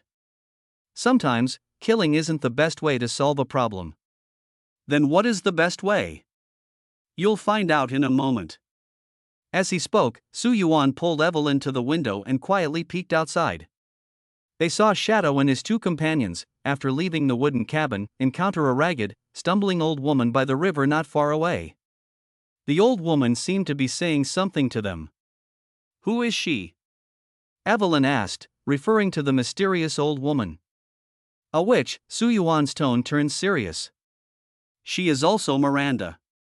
Miranda. The moment Evelyn heard the name, her eyes instantly turned violent, filled with deep-seated hatred. She broke free from Su Yuan's grip, clutching her dagger tightly, ready to charge outside. Fortunately, Su Yuan reacted quickly, grabbing the nearly irrational girl firmly. What are you trying to do? He lowered his voice, tinged with anger. I haven't finished speaking. That old witch is indeed Miranda, but she's just one of her avatars. If you rush out now, you'll only expose us. Su Yuan's voice trembled slightly with agitation. You won't be able to kill her, and you'll drag both of us down with you. Do you understand? Hearing this, the hostility in Evelyn gradually dissipated, as if all her strength had been drained. Only then did Su Yuan finally breathe a sigh of relief. Evelyn stammered, her voice barely audible. I was wrong. She lowered her proud head, her small hands nervously clutching Su Yuan's sleeve, like a child who had done something wrong, completely different from her earlier fierce demeanor. Don't be angry. I'll listen to you from now on. Su Yuan felt helpless in his heart. He reached out and gently rubbed Evelyn's cheek, softening his tone. I promise you, I will help you kill Miranda. Trust me. But first, you must stop being so impulsive and stop thinking that killing is the solution to everything. Evelyn's eyes suddenly lit up. She stood on tiptoe and quickly kissed Su Yuan's cheek. At that moment, her trust in him had transformed into reliance on a dependable partner. We should get going. Su Yuan gently tapped Evelyn's petite nose. After seeing the old witch and the three shadows leave, Su Yuan didn't rush to follow them. Instead, he took Evelyn and began searching other parts of the eerie shadow village. Relying on his memory, Su Yuan quickly swept through all the houses in the eastern district of the village. Whenever he saw a drawer or a box, he didn't hesitate to pry it open with his dagger. He couldn't recall the exact locations of the supplies, so he had to resort to this clumsy method of searching every house in a carpet-like manner. Su Yuan remembered that the first time he experienced all this, he was just like the shadows, blindly following the witch without a second thought. But in reality, the village was hiding a large amount of supplies. After about half an hour, Su Yuan finally finished scouring every place he could. After searching the last house, both Su Yuan and Evelyn were so exhausted that they collapsed onto the ground. All done. Su Yuan laughed heartily. See? I told you not to rush. If we had just followed them earlier, wouldn't we have missed out on all these great things? Evelyn frowned, hesitating a little as she asked, Isn't what we're doing, kind of, not right? Not right? Su Yuan immediately began correcting her wrong thinking, explaining with a serious tone, No, this is absolutely right. Think about it. If we don't collect these, wouldn't they just go to waste here? Waste is shameful. We must make use of every bullet, every potion, and let them serve their proper purpose. He rambled on with a bunch of twisted logic, leaving the young girl completely dumbfounded. But the haul this time was indeed astonishingly bountiful. In addition to handgun bullets, various herbs, and potions, he also found a total of 30 shotgun shells. Look at this big guy. Su Yuan loaded the shells into the magazine of the M1897 shotgun. The crisp sound of the spring clip echoed unusually pleasantly in the silent village. Cool. He swung the Winchester in his hand, feeling its hefty weight, as if he had transformed into a hunter in the night. The Winchester M1897 felt heavy in his hands, the cold steel texture sending a surge of excitement through him. If a werewolf dares to come at me, he muttered to himself, 2 shots will send it straight to meet its maker. Evelyn, uninterested in firearms, was curiously examining the first aid supplies Su Yuan had given her. The way they could heal wounds so quickly was simply incredible. Oh! Su Yuan suddenly put down the gun. There are still a few things we haven't gotten. Let's go. He grabbed Evelyn's hand and quickly headed toward the church. The church was located in the center of the eastern part of the village, with a statue of a war maiden standing at its entrance. Though the night was deep, this was northern Europe, and the lingering glow of the midnight sun cast a faint light on the night sky, making the village roads visible. Su Yuan remembered that a crystal shard was hidden on the goddess statue, something that could fetch a considerable amount of money. "Help me look for any glowing spots." As soon as he finished speaking, Evelyn pointed to the hand of the war goddess statue and said, "Is it that one?" "Yes." Su Yuan immediately raised his handgun, aiming at the faint glow. Bang! The gunshot pierced through the night sky, and a shimmering crystal shard fell from the goddess's finger. He picked up the crystal shard, and a line of information surfaced in his mind. "This is a peculiar gemstone that can be embedded into items to enhance attributes or sold to merchants for a considerable price." Wait a second, Su Yuan's eyes widened. It can be embedded? He remembered that this type of crystal shard could only be used to craft jewelry. Since when could it be embedded into weapons? The item description was crystal clear, so he decided to give it a try. "Please select an embedding target," a voice prompted. "Shotgun. Are you sure you want to embed the Winchester M1897? Embedding will consume one crystal shard. Once successful, it cannot be removed, and if it fails, the shard will not be returned. Confirm?" Hearing this prompt, Su Yuan hesitated. The success rate was only 50%, and failure would mean losing a crystal shard for nothing. But he was really curious about what effect this thing might have. "Let's give it a try." He gritted his teeth, deciding to treat it as if he had never obtained the crystal shard in the first place. 2 minutes later, a notification sound rang out, "Embedding successful. Congratulations on becoming the first survivor in Phantom Village to successfully embed, earning the title of Enchanter." This new title doubled the success rate of embedding and even provided a chance to achieve exceptional effects. Although it was something to be happy about, the title was only effective within Phantom Village and would disappear upon leaving, which left Su Yuan feeling a bit regretful. "Let's see the effect first." He immediately checked the detailed data of the shotgun. The power, firing rate, reload speed, and magazine capacity were all the same as before, but at the very bottom, there was an additional line of enchanted attributes. "The power of the third shot is doubled, and the damage ignores all defenses." Power doubled? Ignores defense? Su Yuan was stunned. A scene instantly flashed in his mind, him carrying the shotgun, and every 3 shots, one would deal true damage that bypasses all defenses. Why does this feel so much like Night Hunter? He was completely dumbfounded. Who would have thought that in a Resident Evil world, something like true damage could exist? After completing the embedding, Su Yuan took Evelyn into the church and retrieved the statue of a young girl from the altar. "What is this statue for?" Evelyn asked curiously. "It's a key," Su Yuan replied with a mysterious smile. He explained that the castle requires a key composed of 2 parts to open, and the stone statue of the girl in the church is one half of it. The other half is in Louise's house, the family mentioned on the radio. Louise's house is a prominent household in the village, and there are bound to be many survivors gathered there, so going to her house is a necessary step. "Evelyn," he suddenly said in a grave tone, "listen to me later. No matter what happens, don't make a move. Miranda's clones are lurking in every corner of the village. If we can't find her true body, we'll never be able to kill her. I suspect there are many people at Louise's house, and Miranda is very likely hiding among them. We won't be able to tell them apart." Evelyn hesitated for a few seconds, then firmly nodded, "All right." After leaving the church, Evelyn noticed a wooden shrine with a lit candle at the entrance. In the West, such shrines are usually used to worship deities. She saw that there seemed to be an object placed inside the shrine. At that moment, a prompt sounded in Su Yuan's mind: "You have discovered a mysterious item." Su Yuan bent down and carefully examined the wooden niche. A black goat statue was quietly floating within it. He instantly understood, so this is the thing. "You recognize this statue?" Evelyn's eyes revealed a hint of admiration. Although this man wasn't particularly strong, he seemed to know everything and always brought unexpected surprises. "This is called the warding goat." As Su Yuan spoke, he picked up a roll of parchment beside the statue.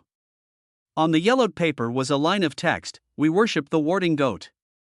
It protects the village and its people. Anyone who dares to break it will face the endless wrath of Mother Miranda." Information about this item surfaced in Su Yuan's mind. This object was a token of Mother Miranda. Breaking it could grant a mysterious power of faith, but it would also invite Miranda's punishment. The most crucial hint was, survivors cannot obtain the power of faith by breaking the statue. Survivors can't obtain it? Su Yuan frowned. What is the power of faith? He was completely baffled. The village before him seemed to deviate from the game he remembered. He distinctly recalled that the warding goat in the game had no practical use at all, but now, this unheard of power of faith had suddenly appeared. Survivors can't obtain it. Does this mean it must be shattered by a character from this world? With this thought, Su Yuan immediately came up with an idea. He handed the dagger to Evelyn and decisively said, "Here, smash it." He explained, "This thing is the source of Miranda's faith. I guess it has a direct connection to her power." The moment Evelyn heard the name Miranda, a blaze of fury ignited in her eyes. Gritting her teeth, she snatched the dagger and, with all her strength, slashed fiercely at the goat statue. "Miranda, you bitch, go to hell." With a loud boom, the entire wooden shrine was shattered to pieces by her strike. Su Yuan stood to the side, dumbfounded. This girl was way too violent. It seemed she couldn't be judged by common sense. Su Yuan thought to himself, he really had no idea what Miranda had done to her to make her hate her this much. Su Yuan looked Evelyn up and down and asked eagerly, Do you feel anything? I mean, after smashing that statue, has your body undergone any changes? Feel anything?" Evelyn shook her head in confusion. "No. She was about to say she didn't feel anything special, but her words suddenly stopped. Her brows furrowed slightly, as if she had noticed something unusual. "I think She focused on the changes within her body. "The power within me seems to have partially recovered." "The power of faith can help you recover your strength?" Su Yuan was overjoyed. "That's wonderful. But..." Evelyn tilted her head, looking somewhat puzzled. "I feel like something's not right. This power, it doesn't feel entirely mine, and I can't truly merge it with my body." "Can't use it?" Su Yuan's heart sank slightly. "No, it's not that I can't use it." Evelyn shook her head. "It does make me stronger, and I can use it. It's just, it feels strange to me, like, I can't quite put it into words." Su Yuan fell into deep thought. Regarding these warding goats, his past gaming memories seemed completely useless. He remembered finding it strange back then. Why would a seemingly worthless item always appear in critical moments? The hint said breaking it would incur Miranda's punishment, but based on his experience clearing the game, nothing happened even if it was broken. All of this carried an indescribable sense of eeriness. After leaving the church, Su Yuan did not go directly to Louise's house but took a detour, bringing Evelyn to an open area west of the church. "What are we doing here?" Evelyn asked curiously. "Testing the gun." Su Yuan chuckled. He had owned this M1897 shotgun for quite some time but hadn't properly used it yet. Having just enchanted the gun, Su Yuan could hardly contain his urge to fire it. This fallow land was home to quite a few werewolves, making it the perfect place to test the gun. He turned to Evelyn and said, "Didn't you say your strength has recovered a bit? Perfect, use them for practice and see how much you've recovered." Su Yuan was clearly coaxing her into being a free fighter. "But you clearly told me before," Evelyn pouted, looking absolutely adorable, "that no matter what happens, you didn't want me to make a move."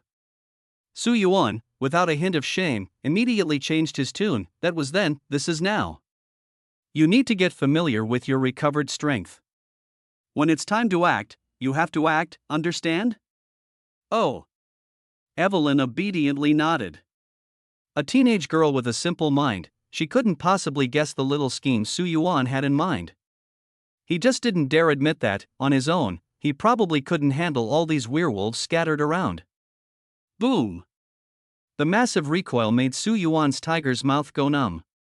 The power of the M1897 shotgun was indeed terrifying. As long as it hit at close range, one shot could severely injure a werewolf.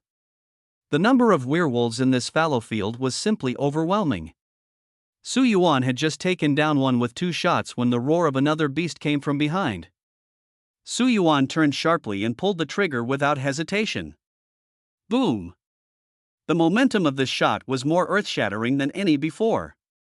This was the 3rd bullet, successfully triggering the crystal embedded in the gun, activating the enchantment effect.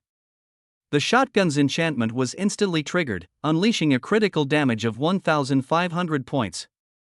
The massive impact sent Su Yuan flying, flipping in the air before crashing heavily to the ground. He quickly got up, looked around, and froze. Where's the werewolf? The huge werewolf that had been there just moments ago had now vanished into thin air.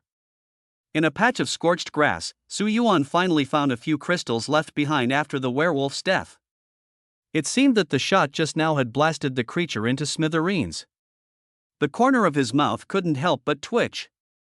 Although he had anticipated the power of the enchanted bullet, witnessing the 1,500 critical damage firsthand still sent a shiver through him. A regular werewolf's health was only about 1,000 points, and the damage from this 3rd enchanted bullet was utterly devastating. Ding! The system notification sounded. You have picked up 700 lei. These werewolves were weaker than the first one he had encountered. Without the support of the bloodthirsty aura, even so, Su Yuan had never imagined he could one-shot them. The loud gunshot startled Evelyn not far away. She blinked and asked incredulously, Did you just throw a bomb? Su Yuan replied expressionlessly, If I said I knew nothing about it, would you believe me? The number of werewolves was too great, and Su Yuan's bullets were limited. He didn't plan to linger here. After taking down 3 werewolves and getting a feel for the weapon's power, he called Evelyn to prepare to leave this fallow land. Huh? Evelyn asked in confusion, Aren't we going to kill them all? Too slow, Su Yuan patiently explained, We're just here for some practice. There's no need to waste time clearing them all out. Is that so? Evelyn tilted her head. But... Before she could finish speaking, a ball of purple light gathered in her palm. Immediately after, the ground began to shake violently, and dozens of massive root-like structures burst out of the earth. Like giant pythons, they tightly coiled around the werewolves in the fallow field. With a wave of Evelyn's arm, the terrifying roots began to tear wildly, and the werewolves let out desperate howls. In less than a minute, more than 30 werewolves were reduced to shreds. Evelyn playfully turned back and said to Su Yuan, Doesn't this solve the problem? Su Yuan was petrified on the spot, staring in shock.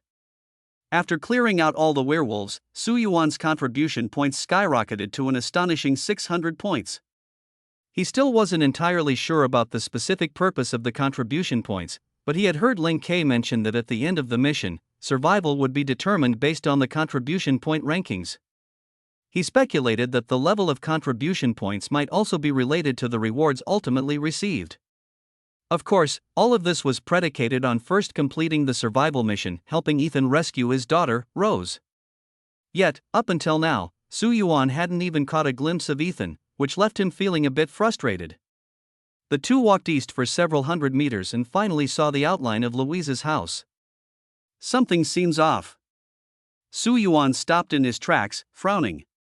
What's off? Evelyn asked. Didn't you say the key is in the house? We can just go in and get it. No, something's not right, Su Yuan shook his head repeatedly. It's too quiet here, unnaturally quiet. He pulled Evelyn along, cautiously approaching one of the small cabins. The air was thick with the stench of blood, making him increasingly uneasy. He kicked the door open and raised the shotgun in his hands. Roar! A dark figure suddenly lunged out from inside the cabin. Courting death. Su Yuan fired without hesitation, a shot straight to the face.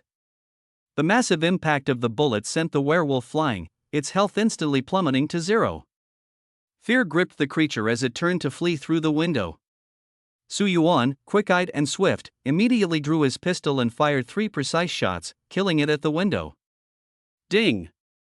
You have picked up 700 thunder. You have gained 20 contribution points. The situation was completely different from what he had anticipated.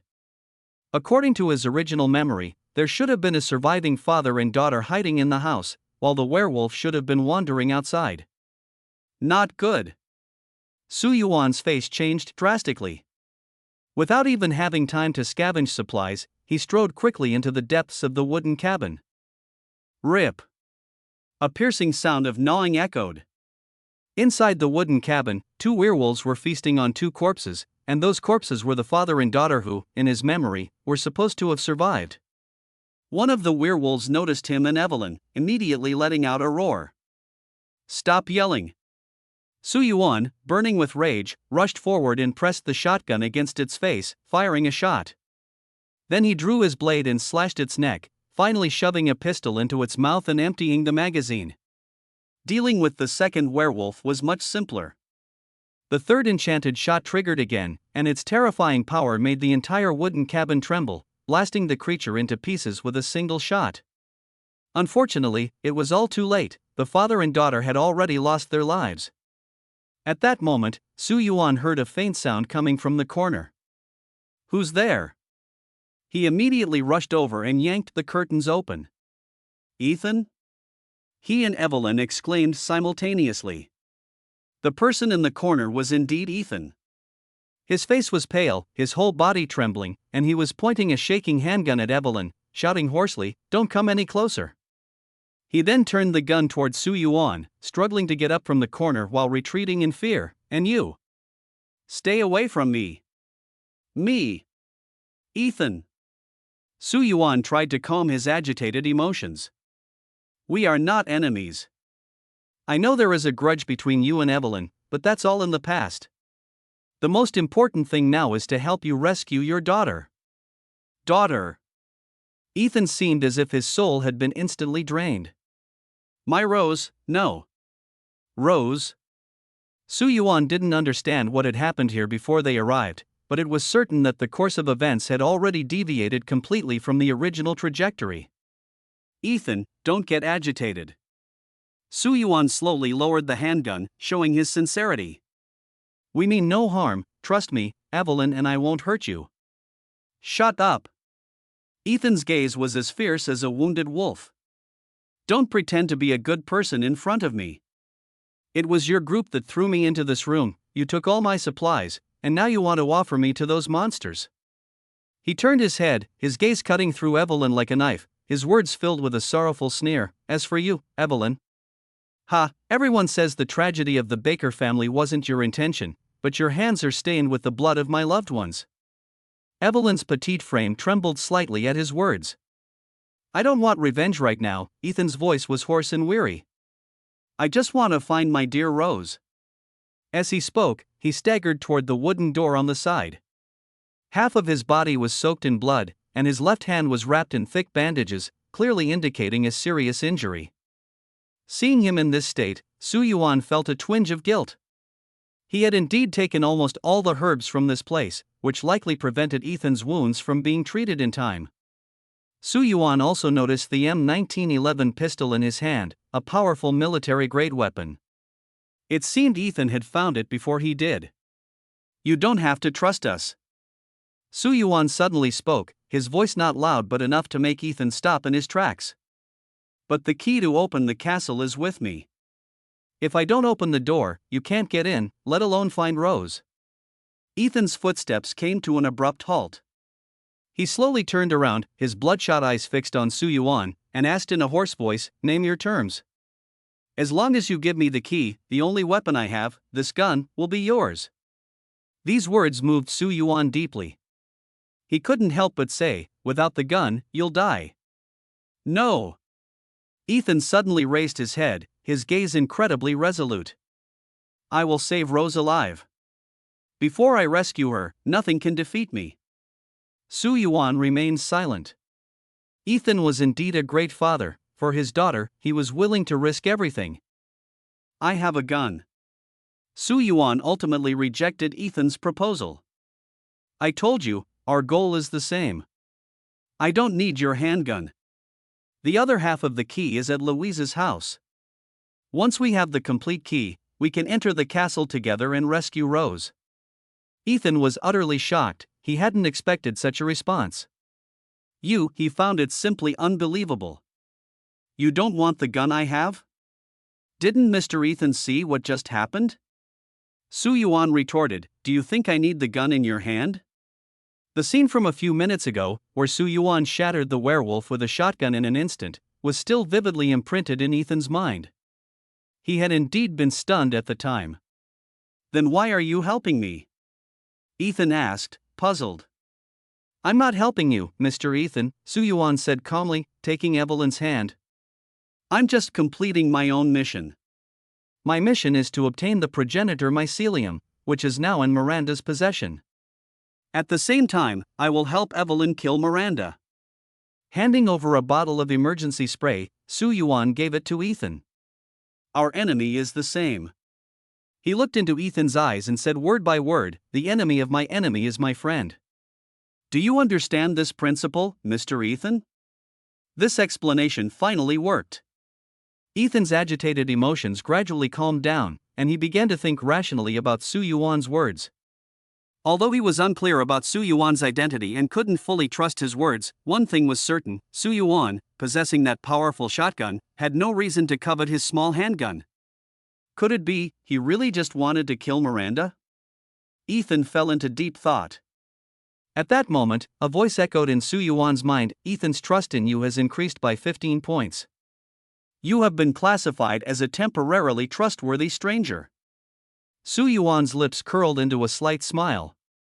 It proved that laying out the stakes clearly and letting the other party analyze them themselves is the most effective way to persuade someone. Ethan was well aware that he was currently isolated, lacking medical supplies and resources. If Su Yuan truly harbored ill intentions toward him, there would be no need for so much talk. Realizing this, Ethan decided to temporarily trust Su Yuan's words. Su Yuan casually tossed a bottle of emergency medicine to Ethan. Earlier, when he handed it to him, Ethan hadn't taken it. Huh? What's this? Ethan caught the bottle and asked in confusion. Hand sanitizer, Su Yuan replied, holding back a laugh. Pour it on your hand, and the wound will heal. Ethan's expression froze instantly. He said irritably, that joke isn't funny at all. Just try it and you'll see, Su Yuan gestured with his mouth, his expression serious. I have no reason to lie to you. You happen to have a wound now, so you can verify the effect immediately. Seeing Su Yuan's serious expression, Ethan hesitantly unscrewed the bottle cap and poured the brown liquid inside onto his injured hand. 5 minutes later, Ethan felt his worldview had been shaken. A product called hand sanitizer could actually heal his wound instantly. He grabbed Su Yuan eagerly and asked, how many bottles of this hand sanitizer do you have? I want to buy them all. As long as I have enough hand sanitizer, I can definitely save Rose. Su Yuan remained silent. Ethan was indeed correct. If there was enough hand sanitizer, not only could he deal with the werewolves, but even Miranda, the mastermind behind this village, would be no problem. According to Ethan's description, he had encountered many outsiders at Louise's house. Their clothing was very similar to Su Yuan's, which basically confirmed that they were survivors like him. Before entering this eerie village, the system had indicated that all survivors would be randomly transported to any location within the village, so it was perfectly normal for some to have arrived before him. You said they want to offer you to a monster? Su Yuan asked. That's right. Ethan's tone was full of indignation. I saw with my own eyes that they were making deals with the monster. Those people want to meet Miranda, and that monster claims to be Miranda's servant. What does that monster look like? Like a deformed strange fish. Ethan described. It can spit out green slime, and it can even talk. That monster told them that as long as they captured me alive and offered me to it, it would take them to meet Miranda. Moro. Su Yuan's heart tightened. That strange fish was one of the 4 noble lords residing in the village reservoir. Moro was one of the initial experimental subjects infected and transformed by Miranda using the mold. According to Miranda's own records, she transformed a total of 4 so-called vessels, which are the 4 noble lords of the castle. First is Alcina Dimitrescu, known as the Lady of 8 Feet. She is a character that Su Yuan has always admired greatly. Her tall and graceful figure perfectly embodies the aristocratic aura. Su Yuan believes that the main reason he became so captivated by this story was largely because of this lady. Alcina is practically his ideal type. She also has 3 daughters, the eldest, Bella, the second, Cassandra, and the youngest, Daniela. However, they are no longer human but monsters composed of flies. The other 3 noble lords are the dollmaker Donna Beneviento, the strange fish Salvatore Moro, and the mechanic Karl Heisenberg. All 4 noble lords are loyal to Miranda, or more accurately, are completely under her control. Miranda's original purpose for modifying them with mold was to find a perfect vessel to resurrect her deceased daughter, Eva. Therefore, in her eyes, the 4 lords were nothing more than experimental subjects. Unfortunately, all 4 experiments failed, as none of them turned out to be the perfect vessel. Thus, Miranda set her sights on Rose, the biological daughter of Ethan and Mia. Within Rose's body lies the mold power inherited from the previous bioweapon, Evelyn. There are countless intricate connections between her and Evelyn. Ethan was completely unaware of this, but Su Yuan had a thorough understanding of the entire story. We must go back, Su Yuan decided. Opening the castle gate requires a key, and that key has been split into 2 halves. One half is hidden in Luisa's house, and we must retrieve it. All right. Ethan nodded immediately. With the few bottles of hand sanitizer given by Su Yuan, he felt invincible. The 3 of them took a brief rest, then picked up their weapons and quietly made their way to the backyard of Louisa's house. The Louisa family had once been nobles in the village, their status rivaling that of the 4 great families. However, since Miranda's arrival, the 4 great families had ruled the village with her support, leading to the decline of the Louisa family. Su Yuan remembered that the key component they were looking for was hidden in a secret room in Louisa's house. And the key to the secret room was in a drawer. Do you still remember how many people are inside? He asked Ethan in a low voice. 6 outsiders, plus the villagers, a total of 14 people. Ethan's tone was very cautious. Those outsiders are very strong. Although 2 of the villagers had guns, they were instantly subdued by those 6 survivors. He glanced at Evelyn beside Su Yuan and swallowed the rest of his words. Ethan could never forget Evelyn's terrifying nature. We may not need to fight them head-on, Su Yuan smiled. Their goal should also be to stop Miranda's ritual. I guess they want to offer you up, likely with ulterior motives. After all, the core mission of all survivors is to assist Ethan in rescuing Rose. If Ethan dies, the mission will inevitably fail, and everyone will perish here. Therefore, those people definitely won't truly let him die. Su Yuan knew very well that this group of survivors definitely had their own plans and wouldn't hand over Ethan so easily. He turned to look at Ethan and asked in a low voice, "Do you know those outsiders?" Ethan frowned slightly and admitted, "We could be considered from the same place. But you don't need to worry, our goals are the same, to rescue Rose. It's just, we have different methods." Is that so? Su Yuan didn't press further, merely nodding thoughtfully. The area they were in was very quiet. Apart from the 3 werewolves they had just taken down, there were no other disturbances.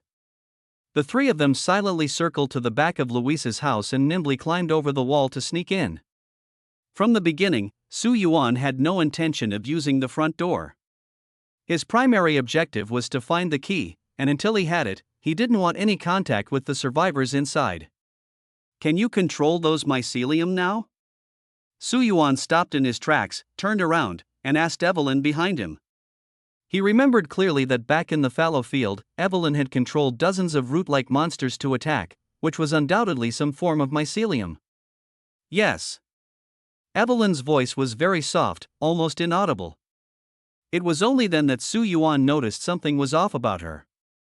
Along the way, the little girl had been unusually silent.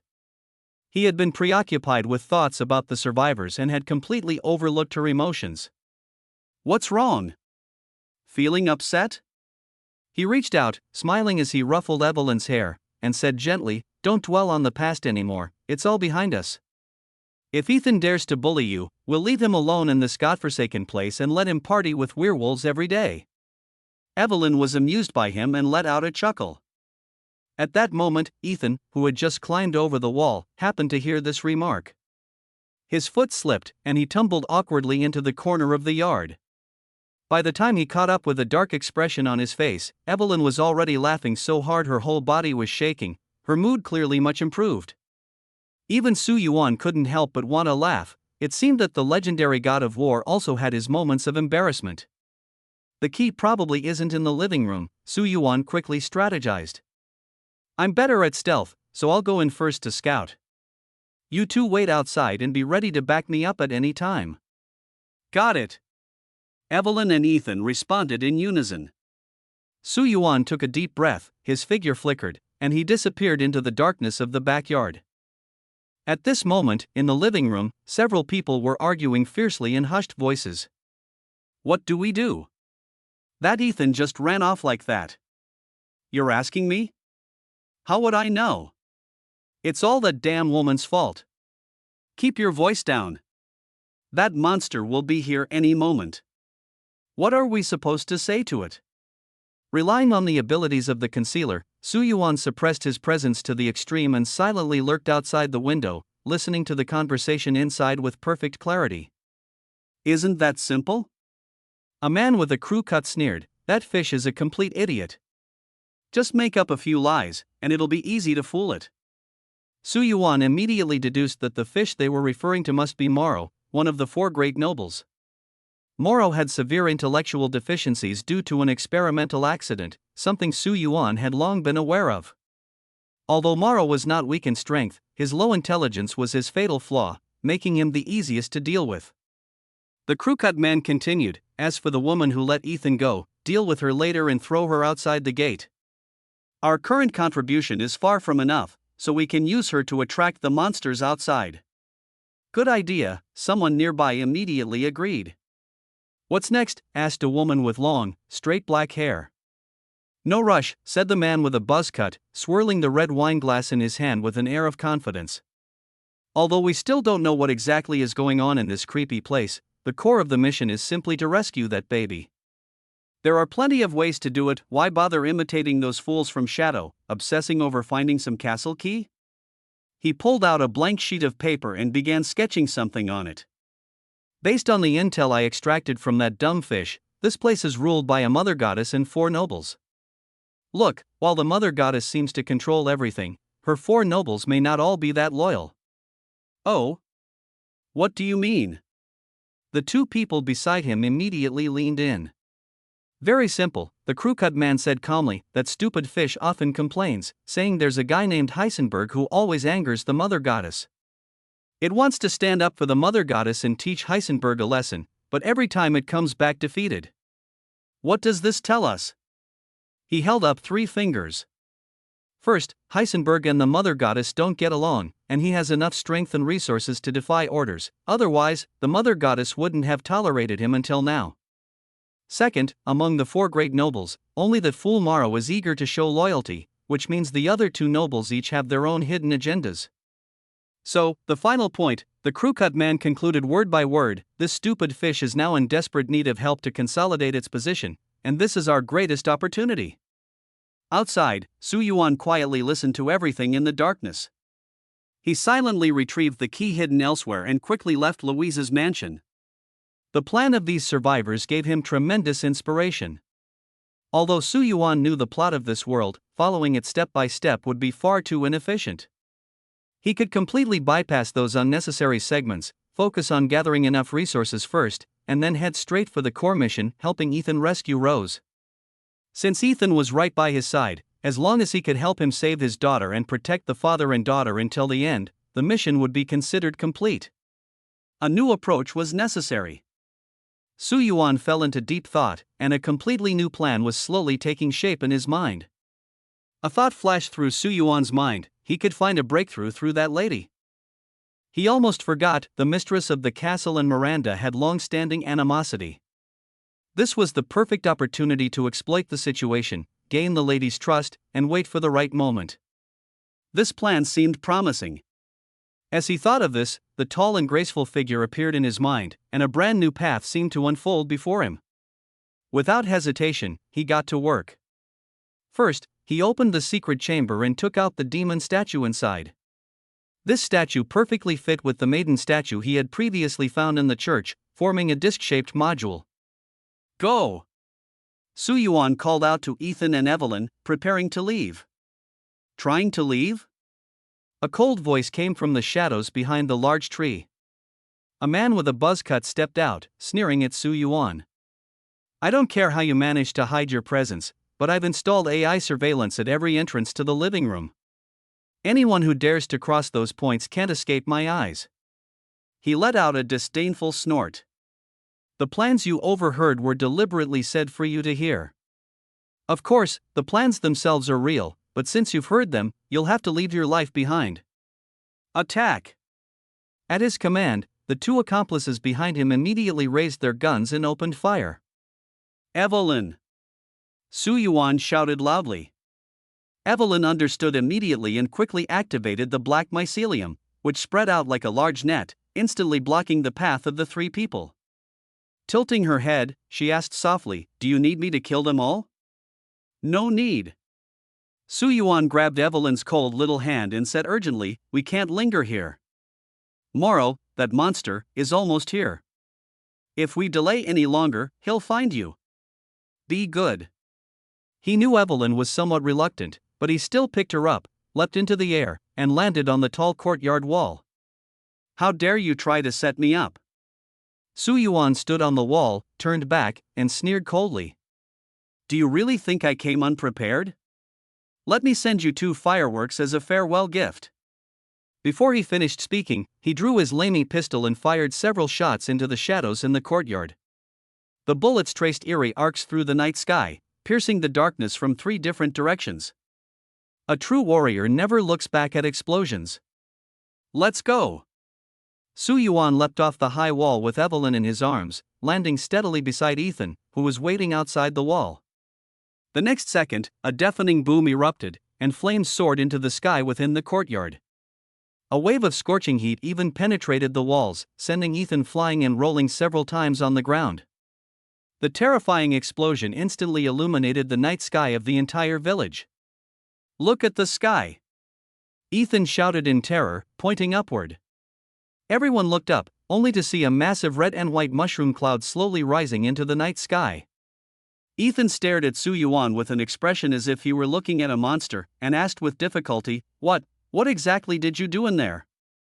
I just lit a few barrels of oil." Suyuan scratched his head awkwardly. "I didn't expect the power to be so great. I thought at most it would just blow up the yard." Ethan's mouth twitched uncontrollably. "So, exactly how many barrels of fuel did you use?" "Just 20 barrels. The yard had already been razed to the ground. With such a commotion, it was certain that the people in the castle would soon be alerted. The 3 dared not linger and took advantage of the chaos to quickly leave Louise's house, heading in the direction of the castle. Passing by a cemetery, Suyuan resumed his old habits, thoroughly looting everything inside and out. Evelyn was long accustomed to this, but Ethan finally couldn't hold back anymore. "Hey! This is a cemetery. Aren't you afraid of God's punishment for doing this?" "God?" Suyuan sneered, "What is he?" "In our era, people had long since only worshipped AI. That is the true God, the one that controls all things in the world." He thought of the supercomputer known as Red Cloak, which controlled the operation of the entire world. This survival mission was part of the Red Cloak plan. It selected a portion of humanity and used quantum technology to project their consciousness into these real script worlds. As for the purpose, no one knew. This was Suyuan's first time being chosen, and all the rules had to be figured out on his own. Could God defeat Red Cloak? Suyuan scoffed at the idea. In the real world, the power of AI far surpassed any deity imagined by humans. Ethan wanted to argue further, but they had already arrived at the castle gates, so he had to hold his tongue. "This is the side door," Suyuan said, pointing to an inconspicuous small door. "It's very hidden and has been locked for a long time. No one would use it. We can go in without worrying about being discovered by the nobles inside the castle. How do you know these things? Ethan finally couldn't hold back anymore and asked suspiciously. I just guessed. Su Yuan couldn't be bothered to explain to this future hand sanitizer war god. After all, the formula was now in his hands, and whether Ethan could turn the tables depended entirely on his mood. Ethan was anxious to save his daughter, but he always felt that Su Yuan was unreliable. Just moments ago, this guy had actually ignited dozens of barrels of fuel in one go. The earth-shattering explosion almost scraped the skin off him as he crouched outside the wall. Could a normal person even do something like that? Of course, this matter can't be entirely blamed on Su Yuan. In his era, fuel had been phased out hundreds of years ago. How could he know the power of this stuff? He simply thought the more, the better. Accompanied by a loud boom, Su Yuan inserted the key into the door, and the stone door emitted a deep and prolonged sound. This old-fashioned mechanism fascinated him. Behind the stone door was not the core structure of the castle, a drawbridge blocked the path of the three. This wooden bridge. Ethan hesitated. Let's go, it won't go wrong. Su Yuan said as he took Evelyn's hand and walked forward. Seeing this, Ethan had no choice but to grit his teeth and follow. Crossing the suspension bridge, they were faced with a watchtower, with the main body of the castle behind it. However, the castle's main gate was suspended high above, at least 20 meters up. How do we get up there? Evelyn asked, looking up. Should I use my mycelium? Don't make a move. Su Yuan immediately interrupted her, tapping her little nose. Using the primordial mycelium under the castle? Do you think Miranda is a fool who wouldn't notice? Follow me. He took Evelyn by the hand and led her to the base of the watchtower. There was a narrow cave there, pitch black and bottomless. Get your gun ready, Su Yuan said to Ethan. Ha! Prepare to deal with the werewolf. As soon as Su Yuan finished speaking, he pulled out his enchanted M1897 shotgun. The dark barrel left Ethan momentarily stunned. Just as he was about to ask Su Yuan how he was certain there was a werewolf, a massive figure suddenly lunged out from the shadows. Hiss, the werewolf opened its bloodthirsty maw. Boom! The deafening gunshot roared instantly. Su Yuan pressed the muzzle firmly against the werewolf's head, blasting away half of its skull with a single shot. Pale brain matter mixed with blood splattered all over Ethan. But that werewolf was not completely dead. Su Yuan immediately drew his pistol, bang. Bang. Bang. 3 consecutive bullets were precisely fired into the werewolf's head. Watch your back. Ethan suddenly shouted. Without turning his head, Su Yuan spun around abruptly, shoved the barrel directly into the mouth of another pouncing werewolf, and pulled the trigger. One critical shot blasted the werewolf into pieces. My God! Ethan was completely stunned.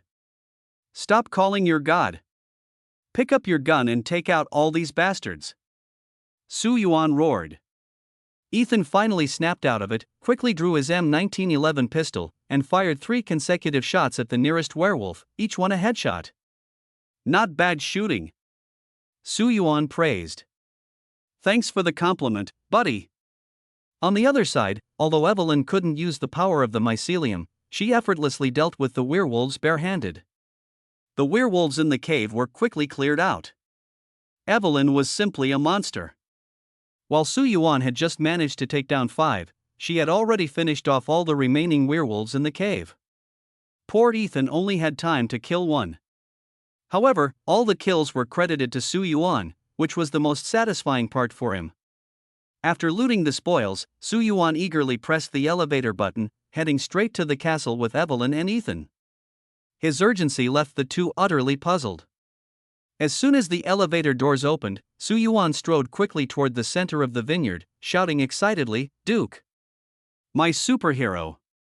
The reason he worked so hard to slay werewolves was for this very moment. Pleasure to meet you, Mr. Su, a voice came through. The Duke was sitting on an old-fashioned Nordic carriage, his large belly protruding. His body was extraordinarily massive, looking as though he had been forcibly squeezed into the carriage. "This is our first meeting," the Duke said with a smile, "but I had a feeling beforehand that our initial encounter would be very pleasant." The Duke, this was merely his title, as no one knew his real name. His origins were also a mystery in Ethan's memory. However, Su Yuan speculated that the Duke was likely the original owner of this village, until Miranda took control through the mycelium and seized his territory. In the original storyline, Ethan could buy almost anything he wanted from the Duke, ranging from weapons and ammunition to medicine and parts, and even rare delicacies that could enhance attributes. For players struggling to survive, meeting the Duke was practically more comforting than meeting their own father. The Duke seemed to know everything that was happening here. He repeatedly gave Ethan hints on how to save his daughter, not only providing a large supply of resources but also offering many crucial clues. This also seemed to suggest an unknown grudge between him and Miranda. Of course, all of this is just speculation. The Duke is indeed formidable, you can buy incredibly powerful weapons from him, but the prices are equally terrifying. At that moment, a notification sounded in Su Yuan's mind. He had triggered a hidden storyline. If he purchased the first item here, there was a 20% chance of receiving a gift from the merchant. A new title appeared before him, Lucky Aura. Its effect doubled rewards for killing monsters and had a chance to trigger a super critical hit, as if the goddess of luck were smiling upon him. Most importantly, this title was applicable in any scenario. Su Yuan's heartbeat involuntarily quickened. This was completely different from his previous titles. Demon Hunter and Forge Master could only be used in specific biochemical storylines, while Enchanter was even more restricted, effective only in the Shadow Village. As for the firearm and beginner combat titles he had obtained from survivors, their applicability was still unknown. But this one before him was a top-tier title that could be effective anywhere. Evelyn turned to look at Su Yuan. Although she didn't know the Duke, her intuition told her that this seemingly simple and honest big man was anything but ordinary. "Hey!" The Duke smiled slightly, looking at Evelyn. "Lovely girl, let me guess your name." Evelyn, I think I got it right." Evelyn's eyes widened. "How do you know my name?" "There are very few things in this world that I don't know." The Duke looked down at the three of them, his tone brimming with confidence. "I know everything about this castle, understand everything. Any questions you have, I can answer them for you." Speaking of this, the Duke suddenly changed his tone, revealing that familiar merchant's smile. Su Yuan's heart sank. He already guessed what the Duke was about to say next. "Of course, I need a little bit of compensation," the Duke said, rubbing his fingers. "Just as expected. That old miser." Every time Su Yuan risked his life hunting monsters and managed to save up a little money, it would always end up being coaxed away by this big fat man with just a few words. The worst part was, spending the money felt incredibly satisfying at the time, but afterward, he would regret it immensely. That feeling was truly both painful and joyful. "I have money." Ethan could no longer hold back. He took out all the money he had on him. "I'll give you all my money, as long as you tell me where my daughter Rose is." The Duke's eyes lit up when he saw the money. He readily accepted the sum and smiled, saying, "My esteemed Mr. Ethan, this is not difficult. Your daughter is safe, she is inside the castle behind me. But if you wish to rescue her, you will need to seek help from your friend." As he spoke, the Duke gave Su Yuan a meaningful glance. In an instant, Evelyn and Ethan's gazes both focused on Su Yuan. Su Yuan cursed inwardly, thinking that this Duke was truly a shrewd and unscrupulous businessman, taking the money without doing the job and shifting the trouble onto him. "Ahem." Su Yuan cleared his throat and said righteously, "Mr. Ethan is my friend, and helping a friend is my unshirkable duty." Ethan almost burst into tears upon hearing this. Ding! The notification sound rang out again. "Ethan's trust in you has increased by 20. You have become Ethan's trusted partner. You have unlocked a new achievement, Ethan's Trust." Su Yuan was momentarily stunned. Was it really this easy to achieve an accomplishment? This was undoubtedly good news for him. The group of survivors at Louise's house, having offended Ethan, had likely lost a crucial element needed to complete their mission. Don't worry. Su Yuan patted his chest and assured Ethan, I will definitely help you rescue Rose from that damned Miranda, and I won't let her suffer any harm. Thank you, my brother. Ethan shouted excitedly. Ding! Ethan's favorability towards you has increased by 10. After finishing up here, Su Yuan finally turned to the Duke and said, I need to purchase supplies. No problem. The Duke's smile was as radiant as a blooming flower. He took out his treasure chest. Dear Lord Su Yuan, you are the only VIP customer of this shop, and all goods are open to you. You will enjoy a 10% discount. This is the one and only Supreme VIP Super Discount Gold card issued since the shop's establishment. 10% off? Su Yuan's face darkened. And you call this a Supreme card? Yes. The Duke smiled mysteriously. Moreover, as long as the total value of the goods you purchase exceeds 10,000 lei, I will tell you an important piece of information about Lady Elchina for free. Su Yuan's heart was pounding. He was tempted. He hated himself for it. How pathetic. 10,000 lei? That's easy. The subtle exchange of glances between Su Yuan and the Duke was keenly noticed by Evelyn. She felt uneasy, as if something that belonged to her was about to be taken away. Who is she? Evelyn raised her head and asked Su Yuan coldly. Ha? That lady. Madam. Madam. Su Yuan was momentarily at a loss for words. Su Yuan tried to explain the complicated situation to Evelyn, but as soon as he started speaking, he realized something was off. Madam is one of the 4 great nobles. She is nominally Miranda's subordinate, but in reality, she is controlled by Miranda. She doesn't. His voice grew quieter and quieter because Evelyn's expression was visibly turning sour. Su Yuan immediately shut his mouth. He had forgotten that girls of this age are sensitive. His clumsy explanation was easily seen through by Evelyn, who understood the hidden implications. She bit her lip tightly, remaining silent, and the atmosphere instantly became awkward. At that moment, the merchant referred to as the Duke walked over with graceful steps, wearing a perfectly measured smile. Honored guest. His booming voice broke the silence. I believe your time is extremely valuable. Rest assured, whatever your needs may be, our establishment will do its utmost to fulfill them. The Duke's appearance cleverly helped Su Yuan out of the predicament. Su Yuan gave him a grateful glance, then reached out to gently rub Evelyn's head, redirecting her attention to the merchant's dazzling array of goods. A virtual interface unfolded before Su Yuan, displaying 3 options: auction house, acquisition hall, and a storage vault, which the Duke used to store and prepare food. Su Yuan decided to first take stock of his supplies. After a series of fierce battles, thanks to Evelyn, the powerful humanoid weapon by his side, his consumption wasn't too significant.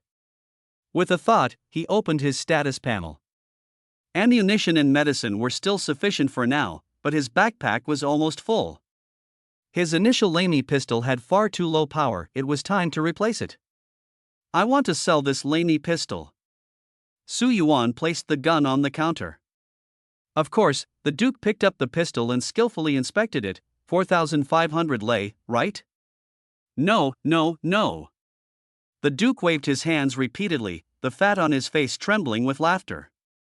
My friend, the purchase price is 4,000 lei. Su Yuan was stunned. But your price list clearly states that the purchase price for Laney pistols is 4,500 lei. The price on the list, of course, also enjoys a 10% discount. The Duke said confidently, Mr. Su, as the supreme VIP of this shop, while enjoying privileges, you also need to bear the corresponding obligations. Su Yuan was so angry that he almost wanted to shoot this profiteer.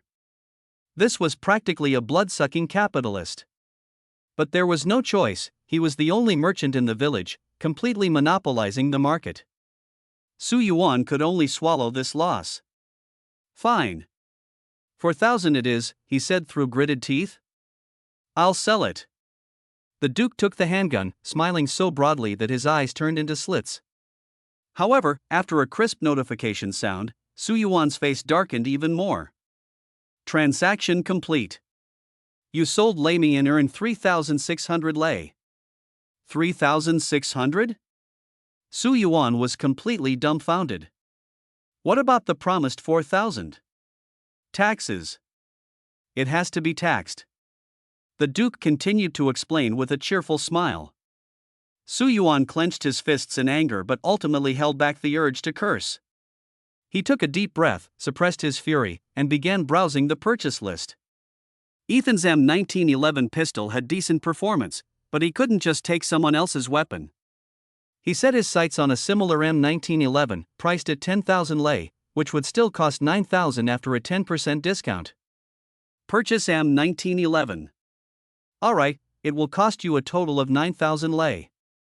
With the transaction confirmed, 9,000 lei vanished instantly. Su Yuan once again experienced that peculiar feeling of both pain and joy. Oh, my esteemed customer.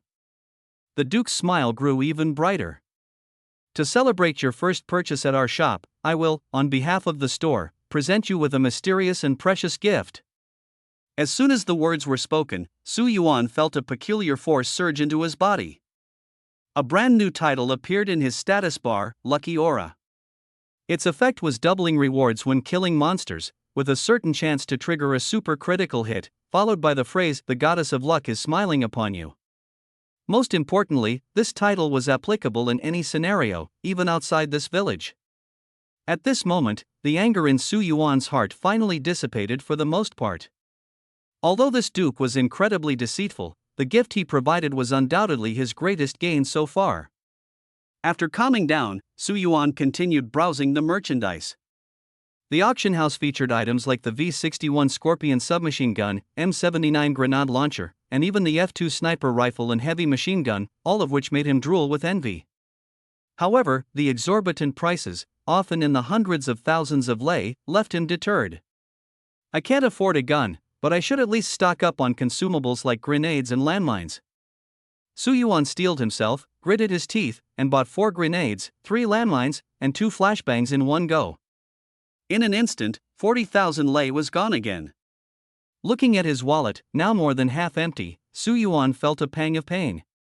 It seemed like he hadn't bought anything major, yet the Duke had emptied his pockets clean. Actually, you could sell those crystals, the Duke said, as if seeing through his predicament, offering a timely reminder. That's right. Su Yuan suddenly slapped his forehead. He had killed so many monsters, and the crystals they dropped were still piled up in his backpack. After killing so many marikas and werewolves, quite a few crystals had indeed dropped. Thanks to the Duke's reminder, Su Yuan finally remembered. He counted them, 20 marika crystals and 50 werewolf crystals, with a total value of 235,000 lei. He chose to sell them all. The notification sound of the transaction completion rang out, but he only received 209,000 lei. The tax deduction made Su Yuan feel a sharp pain in his heart. After selling all the crystals and adding the remaining money he just managed to scrape together 250,000 lei. Our store has just received a new batch of goods, the FRF2 sniper rifle. The Duke enthusiastically began his sales pitch. This gun has extremely superior performance, and we also have the latest promotional offer. As a Supreme VIP customer, if you buy it now, we'll throw in an additional 3x sniper scope, allowing you to fully enjoy the thrill of hunting from a distance. How much? Today's special price is 250,000 lei. Su Yuan fell silent. He had every reason to believe that this unscrupulous merchant had calculated exactly how much money he had before naming the price. However, he had no other choice. I'll buy it, Su Yuan said expressionlessly. On the surface, he appeared calm, but inwardly, he had already cursed this fat man thoroughly. Wait a moment. Oh? The Duke shifted his obese body slightly. Do you have any other questions? Doesn't buying a gun come with bullets? Here. The Duke carefully took out a box and handed it over. 15 rounds in total. His stingy demeanor made it seem as though giving away a few bullets was akin to losing his life. Su Yuan couldn't be bothered to argue with him further. He picked up the newly acquired sniper rifle, and with a crisp click, the spring-loaded magazine snapped into place, the sound as melodious as piano keys. If the M1897 shotgun was the close combat beast for real men, then the FRF-2 sniper rifle was undoubtedly the elegant killing tool in a sniper's hands. Although its initial power was only 600, falling short of heavy sniper rifles, it was lightweight enough to deliver precise shots without even needing a stabilizing stand. Truly beautiful. Ethan, also a weapon enthusiast, felt his blood boil at the sight of the F2 in Su Yuan's hands. Yes, like a concealed hunter, Su Yuan remarked with satisfaction. Now, he had the M1897 for close combat and the F2 for long-range sniping, especially against those flying monsters. The sniper rifle was undoubtedly their ultimate nemesis. Thank you for your patronage. The Duke put away his treasure chest but did not leave immediately. He gave Su Yuan a meaningful look, and Su Yuan instantly understood. The Duke smiled mysteriously and lowered his voice, saying, "Madame Alcina loves jewelry, and the day after tomorrow is her birthday. That's all I can tell you." Madame's birthday? Su Yuan's eyes widened. Oh, and, the Duke seemed a bit hesitant, Madame is very proud, but she hasn't been in a good mood lately. A few days ago, she asked me to help her find an excellent pianist. I can play the piano. Su Yuan quickly interrupted him. Are you sure? Sure. The Duke pondered for a moment and said, "Since you are the supreme VIP of our establishment, I will lend you a hand. But before that, you need to make some preparations. Tomorrow night at this time, I will be here waiting for your good news. Wishing you smooth sailing." After speaking, the Duke got into the carriage and left, disappearing without a trace in the blink of an eye. Where are we going now? Ethan asked. Of course, into the castle. Su Yuan said while wiping the newly acquired sniper rifle. Miranda is currently supported by the 4 major nobles, and we must dismantle their alliance. But the Duke said. Ha! Su Yuan let out a cold laugh. It would have been better not to mention that fat guy. As soon as Ethan brought him up, Su Yuan was filled with anger. We don't need to bother with that deadbeat. Who knows if he's really going to take us or not?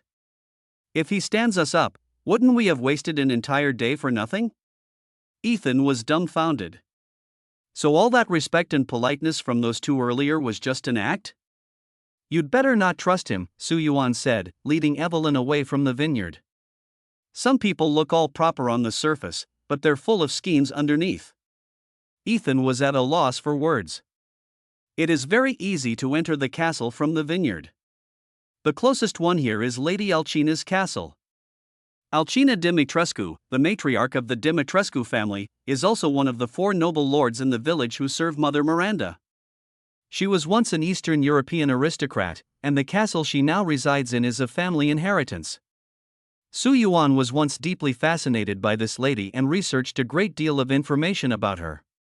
It is well known that the lady is exceptionally tall, at least 2 heads taller than Ethan. Even when Ethan stands straight, he only reaches her chest. The scene is simply exaggerated to the extreme. Su Yuan's height is similar to Ethan's, both close to 1.9 meters. Thinking about this, he couldn't help but gasp. Su Yuan gasped and exclaimed softly, "That tall? What is so tall?" His reaction startled Evelyn beside him. This little girl had been secretly observing Su Yuan, her fair cheeks always tinged with a faint blush. Nothing. Su Yuan immediately denied, "You might have misheard." Oh. Evelyn obediently nodded and didn't ask further. Su Yuan's thoughts returned to the information he had uncovered.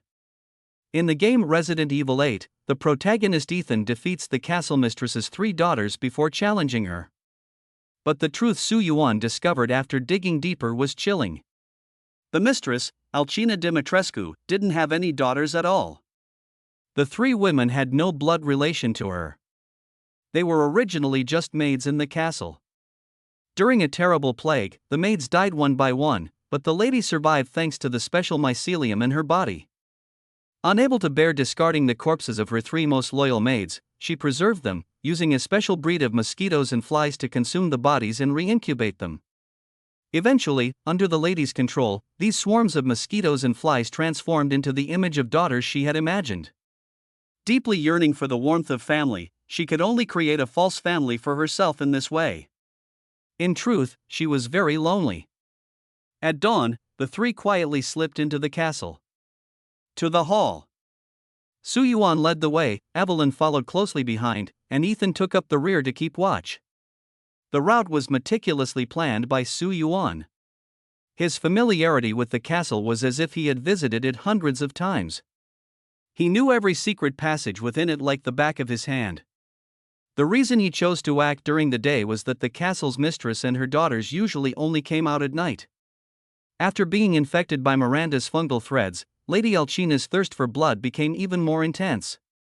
In fact, her family had traces of vampire lineage from long ago, so strictly speaking, she was born with vampire genes.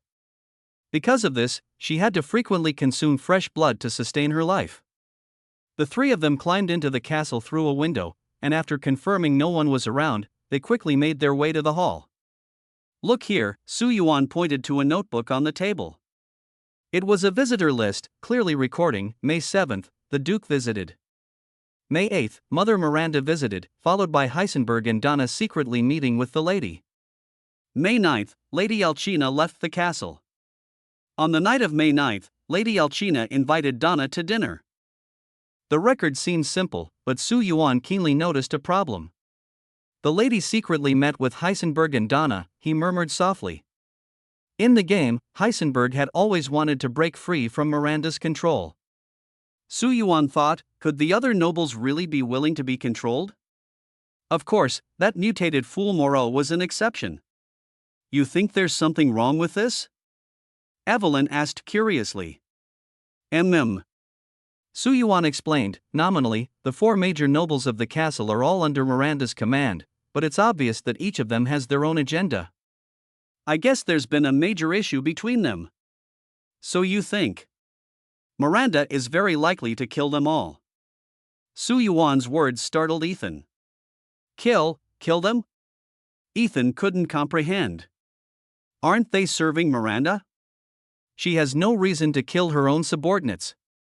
If these subordinates become too powerful, so powerful that they are almost out of control, then what? Su Yuan countered. What did Miranda rely on to control these nobles back then? Wasn't it her absolute strength? Now, as the power of the four great noble families grows stronger and stronger, can they still maintain the balance they once had? He paused and revealed the most crucial point. Of course, the most important reason is Rose. My daughter? Ethan was incredulous. What does this have to do with Rose? She's just a baby, not even a year old. Su Yuan remained silent. For him, revealing the harsh truth to Ethan now would only cause him more pain. Don't worry, he comforted, I will help you rescue Rose from Miranda.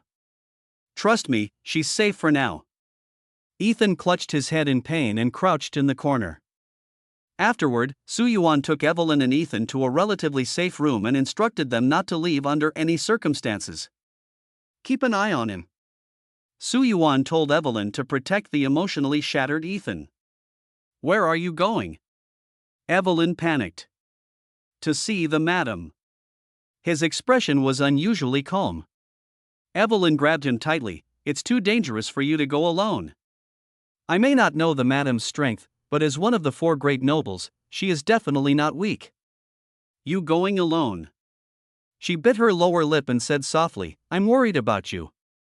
A notification sound suddenly echoed in Su Yuan's mind. You have been designated as someone who can be completely relied upon. Su Yuan suddenly realized that along the way, Evelyn's affection for him had quietly soared to 90. To be honest, deep down, he indeed quite liked this girl who appeared proud on the outside but was soft-hearted within. It's okay. Su Yuan pinched her tense cheek, his voice gentle yet firm. I know what I'm doing. The madam may be terrifying, but I've prepared so many weapons and supplies, nothing will happen. He leaned closer to Evelyn and added in a low voice, Did you forget I still have that special hand sanitizer? He kissed Evelyn's cheek, and the girl's smooth skin instantly flushed with a layer of red. Evelyn shyly lowered her head, hesitated for a moment. then pulled out a silver glinting dagger from her arms, handed it to Su Yuan, and pouted, saying, "For you." Su Yuan's pupils suddenly contracted. "This is?" Ding! The notification sound rang out again. "Evelyn's favorability towards you has reached 99, and you have received her gift in advance. Name, Demon Slaying Dagger, Effect Description, Unknown, Usage Conditions, Unknown. Note, this is the ultimate weapon, possessing power beyond the world. It requires the power of faith to activate usage. Current usable times, 1, charge 68%. Demon Slaying Dagger. Su Yuan's heart surged with waves of shock. In the storyline of Resident Evil 8, this dagger only appeared once. Ethan used it to severely wound Alcina, and with just one strike, he almost killed the arrogant lady on the spot. Unfortunately, the game's setting was that this dagger could only be used once. But now, the information Su Yuan saw was, requires the power of faith to activate its usage count. This meant that the dagger could be used multiple times. The shock on his face was impossible to hide. Evelyn gently wrapped her arms around Su Yuan's neck, leaned close to his ear, and whispered softly, "This is the ultimate weapon. I originally planned to use it against Miranda. Now, I'm giving it to you." She stepped back, her gaze incredibly serious. "You must protect yourself. I love you." Before the words had fully settled, Evelyn quickly pecked Su Yuan's cheek and then turned and ran away like a startled rabbit, leaving Su Yuan standing there, stunned. With the demon-slaying dagger in hand, Su Yuan felt at least a sense of confidence in his ability to protect himself. He left the room and began to make his way upstairs alone. This castle was enormous, like a labyrinth. The lady and her daughter's bedrooms were all on the second floor. Without a map, anyone would wander around aimlessly like a headless fly. But Su Yuan didn't need a map. Every room here was deeply etched in his memory, especially the lady's boudoir. Out of curiosity, he had secretly observed the lady's daily activities and was thoroughly familiar with her routines. At this time of day, if the lady were in the castle, where would she be? The wine cellar. Su Yuan immediately came to a conclusion. The Dimitrescu family was once renowned throughout Europe for producing luxurious wines, with even royal families among their clientele.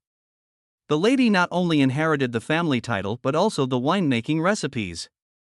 One particular wine, named Sanguis Virginis, was the family's crowning treasure. This wine had an even more chilling nickname, Maiden's Blood. Its main ingredient was human blood, and the selection process was extremely stringent, requiring the pure blood of virgins. To this end, the lady kept many maids in the castle, and the finest among them would be chosen as hosts, providing her with a continuous supply of ingredients for winemaking. According to the lady's routine, at this time of day, she would go to the basement to inspect the maids and check the progress of the Sanguis Virginis production. If everything was in order, she would head to the dressing room to carefully prepare herself. Afterward, if guests were visiting, she would host a banquet in the hall. If no one came, she might leave the castle to visit her friend Donna. Among the four noble families, Alcina and Donna shared a much closer bond than with the others. Su Yuan's plan was to negotiate with the lady. He had prepared many arguments for this purpose, with the core being he could help the lady kill Miranda, and why she absolutely needed his help to do so. Once Miranda obtains the perfect vessel, Rose, it will only be a matter of time before the four lords are eliminated. Their sole purpose is to help Miranda select a vessel. Now that the task is nearing completion, how could Miranda tolerate the continued existence of pawns who harbor resentment toward her? Eliminating future threats is an inevitable choice. The lady is so intelligent that she must understand this logic. Therefore, as long as Su Yuan can prove his ability to help the lords kill Miranda, there is a high possibility of cooperation between them. Of course, if the lady chooses to refuse, Su Yuan, armed with the demon-slaying dagger, is confident he can retreat unscathed.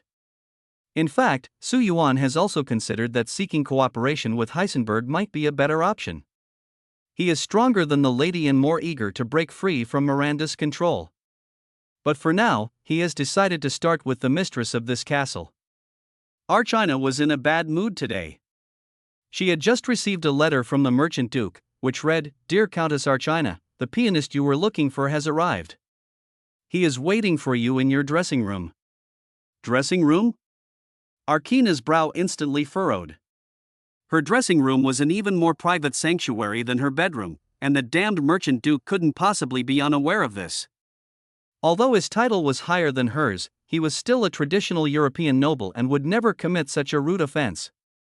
So, either the duke had sent him in, or the pianist had barged in on his own. Humph, a rude pianist. The countess snorted coldly, thinking, I'll make sure you understand what rules mean in a moment. Poor Su Yuan had no idea that he had already been betrayed by that merchant duke. He had just finished touring the ladies' dressing room, and his stomach, which hadn't had a drop of water since yesterday, began to protest. I need to find something to eat first. Su Yuan was more familiar with this castle than he was with his own home. He could find the kitchen with his eyes closed. Out of the dressing room, turn left first, then. Bang! With a dull thud, Su Yuan bumped into something soft at the corner. He instinctively looked up, and his heart skipped a beat. Countess was glaring at him furiously. Su Yuan swallowed hard. The woman before him had an indescribably stunning figure, her perfect S-shaped curves enough to outshine any supermodel. Under the sunlight streaming through the window, her silhouette appeared even more breathtaking. The most overwhelming part was her height. 2 meters 3? Or 2 meters 5? She towered over Su Yuan by a significant margin. He felt he had to tilt his head all the way back just to meet her gaze. After only a few seconds, his neck was already starting to ache. The lady seemed to have just woken up, dressed very simply, with her thick, luscious hair casually draped over her shoulders. Her alluring and enchanting face carried a hint of laziness and evident displeasure. A white robe trailed on the ground, and a unique aroma of wine emanated from her. Even with such casual attire, she effortlessly showcased the innate elegance of a European noblewoman. Respected pianist, she spoke, her voice carrying a trace of authority yet imbued with an indescribable regal charm. Are you not aware that barging into a lady's dressing room is an extremely rude act? No man has ever set foot in here before. Su Yuan summoned his courage and tentatively joked, It seems I'm quite honored to be the first man to visit your dressing room. I apologize for my recklessness. However, since I couldn't find you anywhere in the castle, the Duke told me I might find you here, so I came looking. He calmly shifted the blame onto the Duke, who was conveniently absent. Oh? The lady raised an eyebrow with a peculiar expression. Are you sure? As she spoke, she displayed the envelope in her hand to Su Yuan.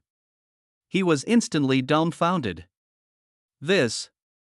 He was about to make an excuse. Enough!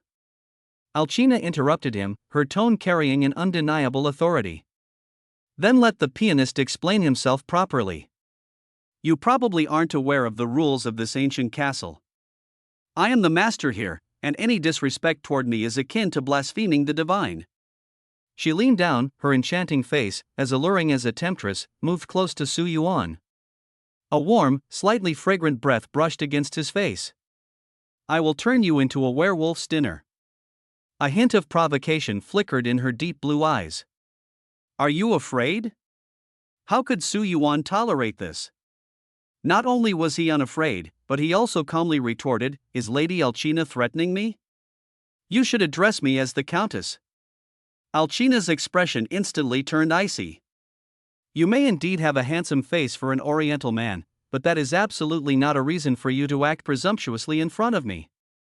You are not qualified to call me by my name, Alcina. Ha! Su Yuan let out a cold laugh. Oh? Is that so? Then how do you know my identity? You? The lady burst into laughter as if she had heard the most ridiculous joke in the world. You're nothing more than a down-and-out musician, dressed so shabbily. Do you think you're some kind of hereditary noble? Su Yuan remained calm and composed, speaking in an even tone. The Dimitrescu family was removed from the Austro-Hungarian Empire long ago. You are the one who is a fallen noble. On this Eastern European continent, the glory of your family has long since vanished. How dare you? This remark seemed to hit a sore spot for the lady. Her face turned ashen as she angrily rebuked, You're nothing but a liar. The Dimitrescu family is still a hereditary marquis of the Austro-Hungarian Empire. The Austro-Hungarian Empire? Su Yuan retorted sharply, that empire became nothing more than a ghost under the guns of the Serbian army long ago. The empire is already ashes, so what is a corrupt family like the Dimitrescu worth? Who will inherit the marquis title you mentioned, my dear Lady Elchina? No. The lady's face turned pale as she clutched her head in agony, chaotic memories surging like a tide, fiercely tormenting her nerves. You! She suddenly pointed at Su Yuan, her gaze fierce. How dare you insult the Dimitrescu family? I'll throw you into the dungeon right now and let you become the most delicious feast for those wretches. Oh, no! Alcina's eyes instantly turned blood red, exuding a strange, bloodthirsty desire. She looked at Su Yuan as if staring at a perfect prey. The vampire bloodline awakened completely at that moment. Su Yuan's heart tightened. I can smell it, such a delicious scent of blood. It seems your body is in excellent condition. The lady, like a blooming blood-red rose, licked her lips seductively. You won't have to become food for those worthless creatures. You will be my noble blood supplier. Feel honored for yourself. Before the words had even finished, she was already closing in step by step. Her tall figure cornered Su Yuan in the dressing room, creating an overwhelming sense of pressure. Are you trying to corner me against the wall? Su Yuan shouted, I've never been treated like this by a woman before. Giggling. The lady's laughter was filled with allure. It seems you've mentioned a word I don't know. Since I'm in a good mood, humble little pianist, I permit you to explain it to me. Her demeanor remained lofty, as if Su Yuan was merely a plaything she could manipulate at will. I am an honorary baron of the British Empire. How dare you, a fallen noble, show me disrespect? Su Yuan suddenly erupted in a furious roar. He decided to take a gamble. When dealing with a woman who only recognized status and lineage, the best approach was to suppress her with an even more powerful identity. The lady was visibly stunned for a moment, then burst into even more unrestrained laughter. Her wide robe billowed in the invisible currents as she stood proudly, her voice cold. Since when does a lowly pianist dare to claim the title of Baron of the Empire? I am the honorary Baron of the Far East. Su Yuan retorted without backing down. You ignorant woman, how dare you insult the honor of the British Empire? The Austro-Hungarian Empire is nothing but the dust of history, insignificant under the iron hoof of my British Empire. Do you want the Empire's cavalry to flatten this castle? The more he spoke, the more agitated he became, and his momentum grew stronger. I am an old acquaintance of the Duke. Upon hearing that the lady is an elegant and dignified noblewoman, I came to visit under the guise of a pianist out of admiration. But I never expected you to be so arrogant and conceited. The Austro-Hungarian Empire has already fallen. Do you wish for this castle to perish along with it? His words grew increasingly exaggerated, filled with undeniable authority. The British Empire has 30,000 troops stationed in the Far East, and my fiefdom boasts 5,000 elite expeditionary forces. If I were to disappear here without a trace, it wouldn't be long before this place turns into scorched earth under the iron hoof. Despicable Alcina, do you want the Dimitrescu name to be completely erased from history? His voice boomed like a thunderclap, shaking the eardrums of those present. Lady Alcina, who was about to enjoy her feast, was utterly bewildered by Su Yuan's sudden and scathing tirade. Baron of the glory of the British Empire? Elite of the Far East? She looked at Su Yuan's eastern face and recalled that he had indeed been personally recommended by the Duke. For a moment, she couldn't determine whether his words were true or false. Alcina didn't dare to gamble. A trace of panic flashed in her eyes, which was immediately caught by Su Yuan's keen observation. You've lived in seclusion here for years, detached from worldly affairs. The glory of Dimitrescu is long gone, and the Austro-Hungarian Empire is now just a name in history books. Su Yuan pressed his advantage, speaking eloquently. This is now the era of my British Empire. If you pledge your loyalty to me now, you still have a chance to restore the glory of the Dimitrescu family. But if you stand against me, I guarantee your end will be miserable. As he spoke, he revealed the demon-slaying dagger. The moment she saw the dagger, Lady Alcina's face changed drastically. You? She began to tremble all over. The aura emanating from the dagger made her feel an oppression that reached deep into her soul, leaving her unable to muster even the slightest thought of resistance. The Empire's demon-slaying dagger, once wielded by the Pope himself, crafted specifically to vanquish evil. A cold smile played at the corner of Su Yuan's lips. I was once knighted by His Majesty the Emperor. My lady, would you like to personally experience its power? Alcina's body trembled violently. She could no longer maintain her proud demeanor. Her legs gave way, and she collapsed to the ground in terror. Please forgive me, Baron. Although a baron ranks below a marquis in terms of nobility, the value of a title depends on the country and era in which it was conferred. The Dimitrescu family's barony was inherited from the Middle Ages and had long since lost its former glory. The last time it was conferred was over 100 years ago by the Emperor of the Austro-Hungarian Empire, a realm that has since fallen apart. In contrast, the Baron of the Far East glory of the British Empire mentioned by Su Yuan is entirely different. The British Empire is the most powerful hegemon of this era, and a title of honorary baron personally conferred by its emperor to a foreigner must signify immense military achievements or extraordinary contributions. The weight of a newly empowered noble from the strongest empire of the time compared to a destitute remnant of a fallen empire is self-evident. Of course, what truly shattered Alcina's psychological defenses was the demon-slaying dagger. She knew the legends surrounding it. It was a holy relic used during the Pope's crusades. The sacred and pure power imbued within it was a natural nemesis to dark creatures like her.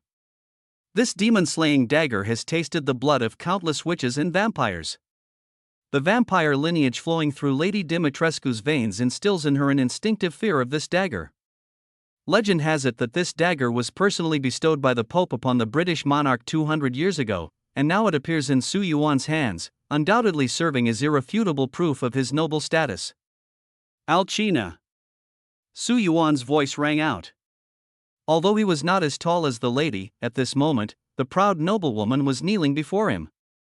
He could finally look down on her, just as Alcina had scrutinized him earlier. This was the disdain of someone in a superior position. Su Yuan knew very well that he absolutely could not show the slightest weakness or submission just now. If he had backed down, this lady would never cooperate with him. In Alcina's heart, she despised all those of low status. But now, the situation was completely different. "Be Baron," the lady's body trembled uncontrollably. Please put away this honorable dagger." "All right." Su Yuan decisively sheathed the demon-slaying dagger. The lady breathed heavily, as if a great weight had been lifted. But he did not stop there. Instead, he gently lifted the lady's snow-white, smooth chin with the sheath, forcing her to meet his icy gaze.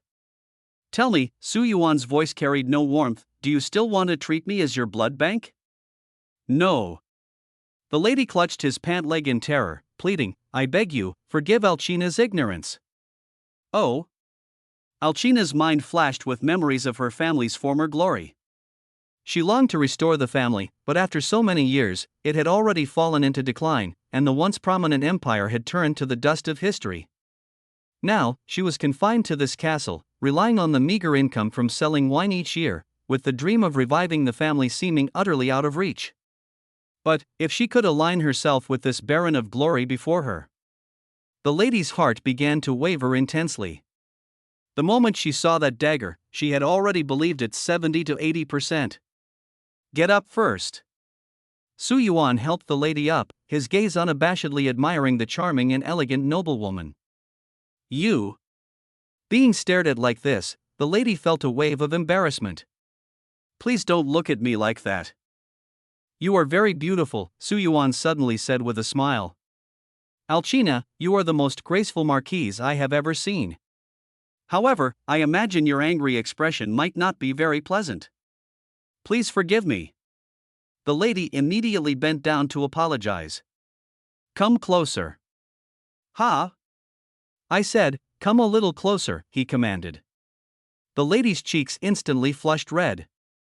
In this castle, apart from the Duke and Heisenberg, no third man had ever set foot here.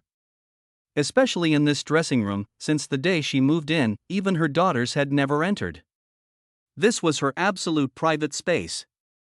But Su Yuan just barged in like that. The lady stood up and obediently walked over to Su Yuan. Worried that she might appear too tall, she even bent down voluntarily, bringing her pair of azure blue eyes close to Su Yuan's face, her gaze lingering on his features. As an Eastern European, she harbored an almost blind reverence for strong men from the East. The fear brought to this land by the Iron Cavalry from the East centuries ago still runs deep in their bloodline. And Su Yuan's delicate Eastern features happened to align perfectly with her aesthetic preferences. Very good. Su Yuan's hand gently caressed the lady's cheek. The lady was clearly unprepared for his boldness, her body stiffened, and though she wanted to retreat, she feared angering him and could only remain frozen in place. Do you possess the bloodline of the Vladimir family? Please don't misunderstand, Don't be afraid.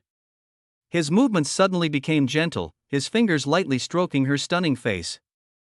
I don't mind that trace of vampire blood in your family. I'm not like them. In my eyes, you are not evil heretics. Baron, you. The lady's eyes instantly filled with tears. The vampire lineage of the Dimitrescu family had always been regarded as an anomaly among the nobility, subjected to exclusion and disdain. When the family was at its peak, they could rely on military power to keep others at bay. But once they fell into decline, they could no longer find a foothold, forcing Elchina to flee to this remote corner of northern Europe with her daughters.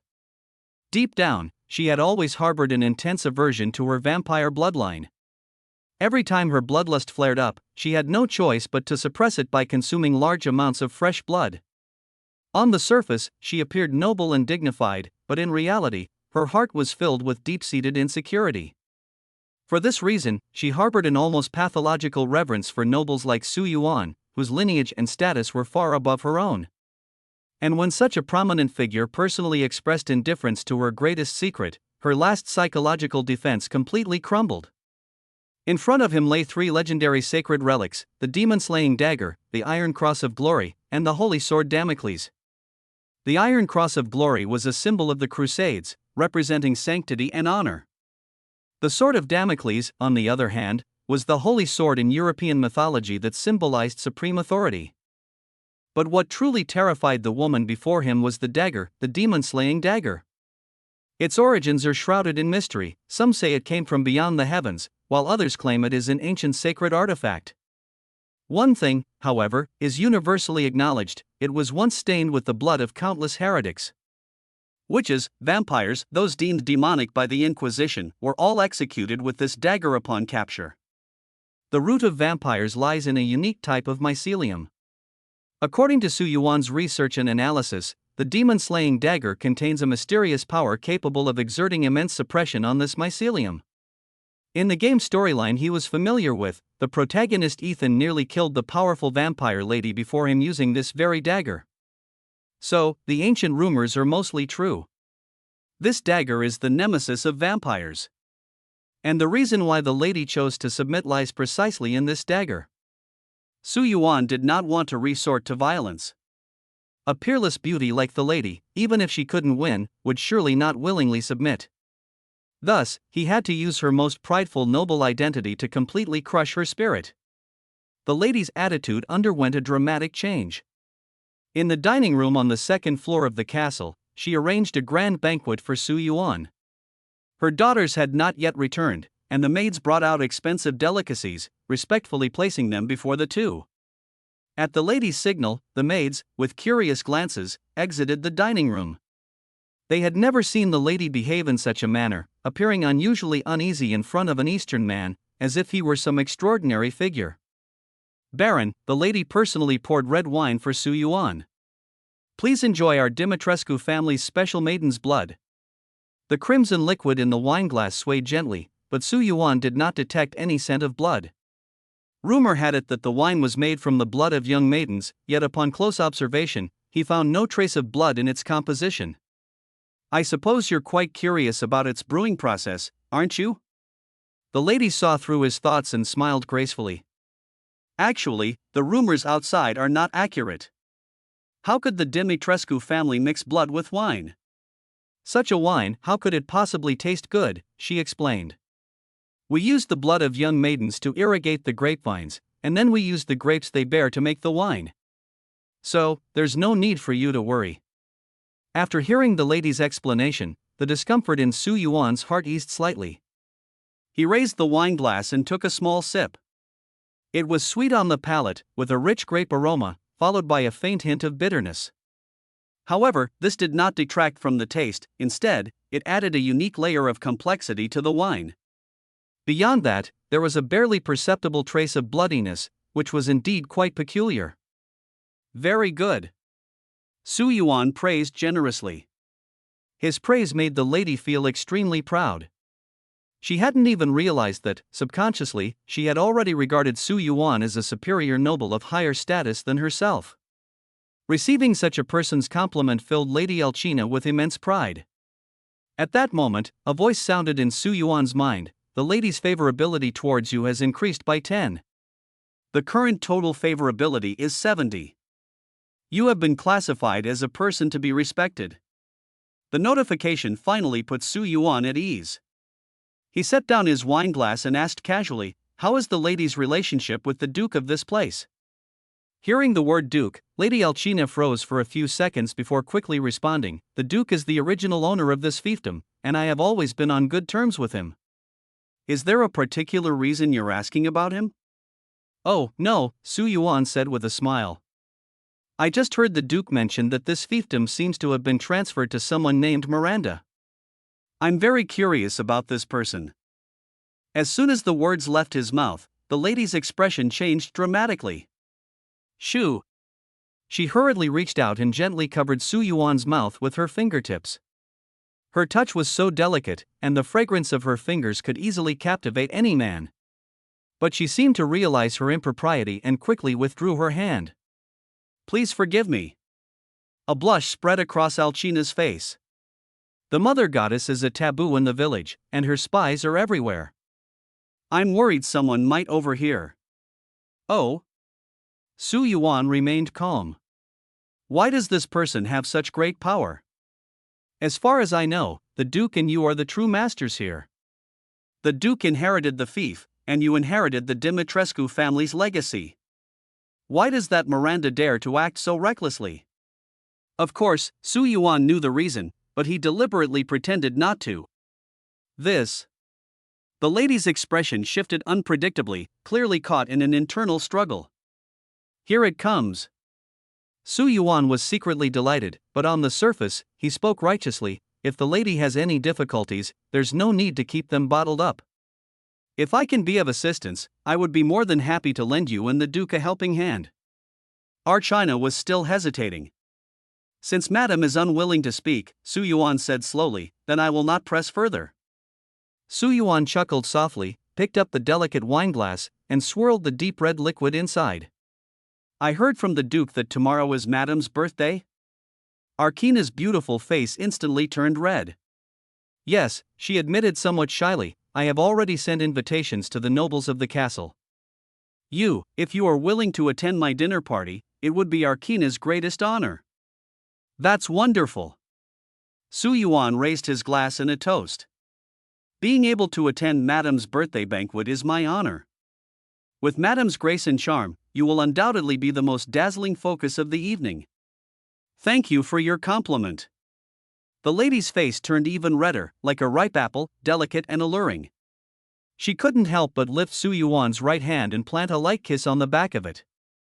Her pair of sapphire blue eyes revealed a trace of enchanting charm. However, at that moment, she suddenly felt an inexplicable heat surging through her body. Perhaps it was the dormant vampire bloodline stirring within her, but Elchina was overcome by a powerful urge. She wanted to bite the man before her, to leave her mark on his neck. Her gaze began to turn bloodthirsty, but her rationality frantically reminded her that the invisible aura of intimidation emanating from him made her dare not act rashly. Su Yuan keenly noticed her abnormality. He had never seen a real vampire before. They were completely different from those transformed werewolves and monsters. Vampires possessed clear rationality, especially noble purebloods like Elchina. They did not need to feed on blood constantly, only when their desires spiraled out of control would they crave blood. Particularly when faced with what they considered premium blood sources, that craving would burn within them like a flame. Clearly, Su Yuan's presence had ignited Alcina's bloodthirsty desire. I'm sorry. The lady struggled to suppress the impulse rising from deep within her body. She held Su Yuan's hand tightly, unable to let go, not because she didn't want to, but because she felt she was on the verge of losing control over her inner desires. Please. Her voice began to tremble. Please, dear Baron. I beg you, grant me a little blood, just a little, truly, just a little. Finally, she could no longer control herself and suddenly pulled Su Yuan into her embrace. Lady Alcina's figure was exceptionally tall. She could even lift Su Yuan entirely off the ground, pressing him into her warm and soft body. She pleaded desperately in his ear, her voice trembling with sobs, please, grant me a little blood. I promise I won't hurt you. I'm begging you. Su Yuan's heart pounded wildly. To be honest, faced with Alcina's alluring yet anguished appearance, he instinctively did not refuse. I promise. The lady's emotions grew increasingly intense, as if clinging to her last lifeline. I promise I won't harm you in the slightest. A satisfied sigh escaped from her throat. The lady was holding Su Yuan's neck, slowly and gently sucking his blood. Strangely enough, when Su Yuan first agreed, he was a bit scared. After all, he had never experienced being bitten for blood in his life and was afraid it would be excruciatingly painful. But the reality was quite the opposite. Perhaps to avoid hurting Su Yuan, Alcina only used her fangs to gently create a pinhole-sized wound. Throughout the entire process, Su Yuan hardly felt anything, at most just a faint itch. In fact, as she softly sucked, a peculiar sensation spread throughout his body, one that was far from the pain he had imagined. Is that enough? Su Yuan felt it was about time and reached out to rub his wife's cheek. Though reluctant, his wife obediently released his neck. Her gaze had already regained clarity, but recalling her earlier loss of control, the proud lady was too shy to lift her head, allowing Su Yuan's fingers to caress her stunningly beautiful face that could captivate the masses. You are so kind. The lady regained her elegance, leaned in, and gently pecked Su Yuan's cheek, leaving a faint red lipstick mark. Su Yuan could clearly feel that, in this instant, the lady's attitude toward him had undergone a dramatic transformation. The sense of closeness and reliance she now displayed even surpassed that of Ethan, whom he had painstakingly befriended earlier. He was utterly astonished. He hadn't done anything particularly special, merely used his status to intimidate her a bit and then let her take a small sip of blood. Yet her affection for him had skyrocketed so quickly. How is Madame feeling now? He asked with concern. Wonderful, she replied, but then immediately grew worried. Archina must have looked terrible just now, right? If she frightened you, please allow me to offer my sincere apologies. No. Su Yuan smiled gently. Madame's appearance just now was not unpleasant, nor did it frighten me. At first, I was a bit worried, but your gentle movements put me at ease. He added half-jokingly, to be honest, Madame just now was even more charming than usual.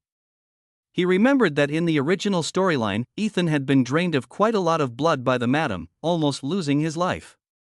But when it came to him, the Madame was afraid of scaring him, her movements unbelievably gentle, and his delicious blood brought her an unprecedented sense of satisfaction. You flatter me. A blush once again spread across the Madame's cheeks. The atmosphere at this breakfast suddenly became somewhat ambiguous. The Madame couldn't forget the taste of Su Yuan's blood. Even though her urge to drink blood was now suppressed, that sense of infatuation was deeply imprinted on her soul. His blood seemed to carry a kind of magic. Once touched, it could never be forgotten. This was a feeling she had never experienced in her long life. Has Madame always lived alone in this ancient castle? Su Yuan suddenly asked.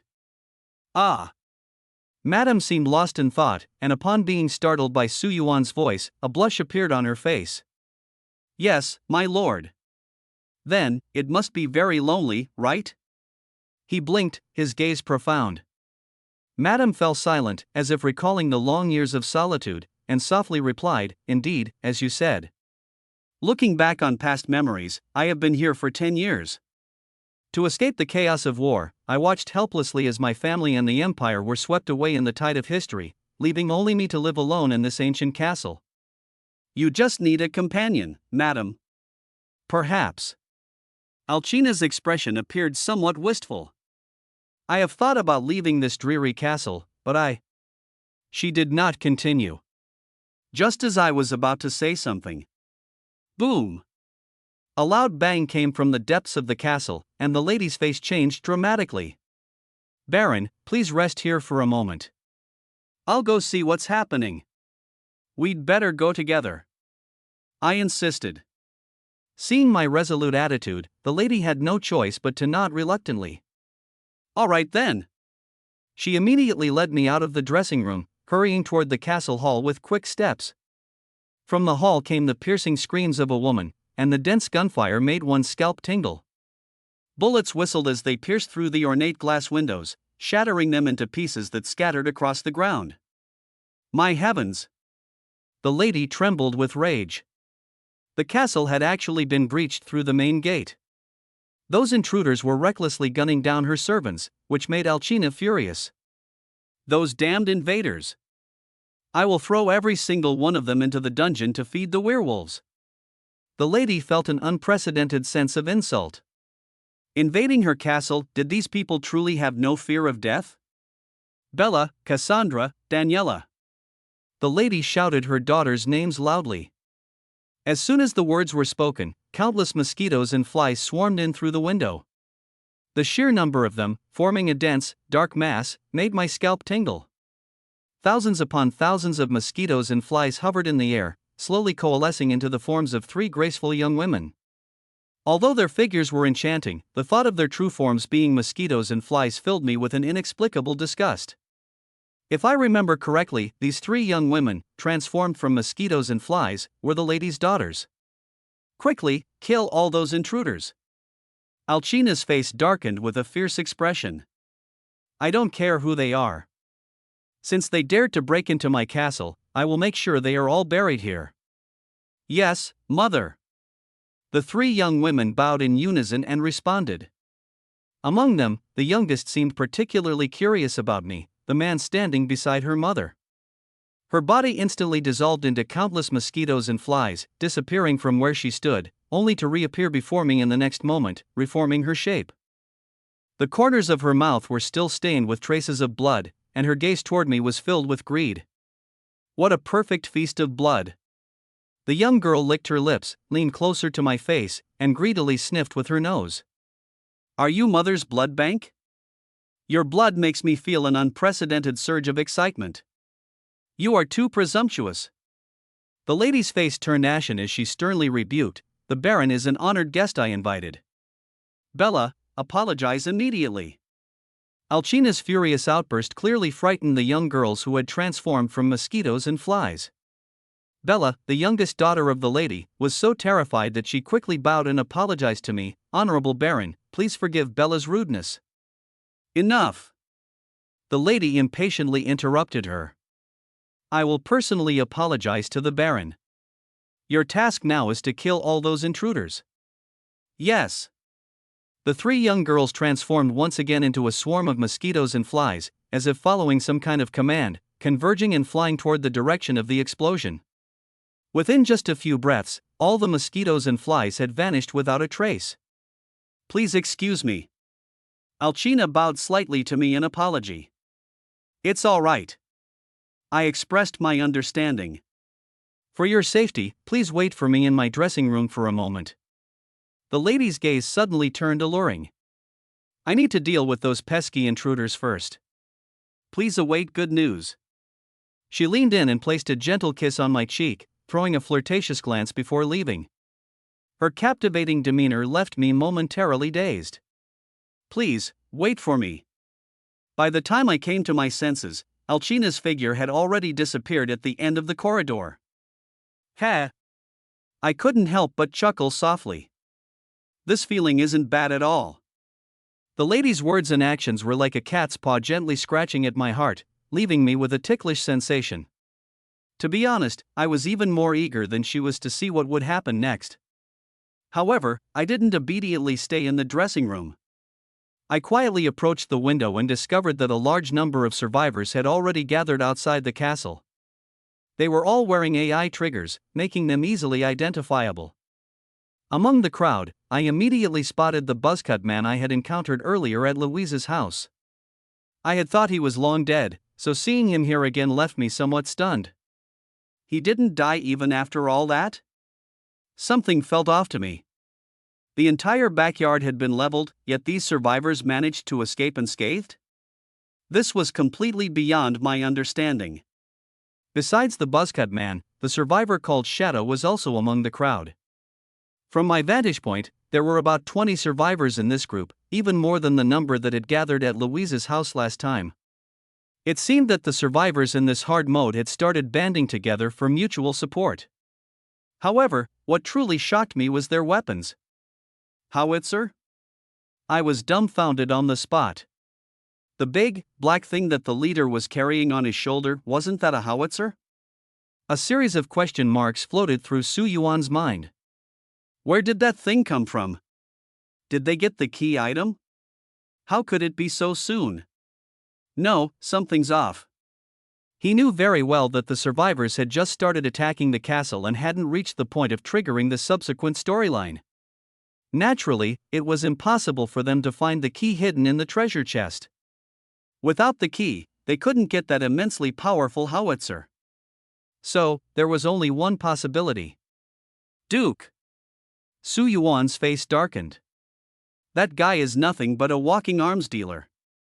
He remembered seeing a grenade launcher at the Duke's auction house when he was purchasing supplies, but the exorbitant price had left him unable to afford it. Yet now, that MG-79 grenade launcher, priced at a staggering $350,000, had ended up in the hands of these survivors. Where did they get so much money? Boom! The grenade launcher spewed fiery tongues of rage, like an angry dragon, fiercely striking the castle's gate. The entire castle trembled violently. Boom!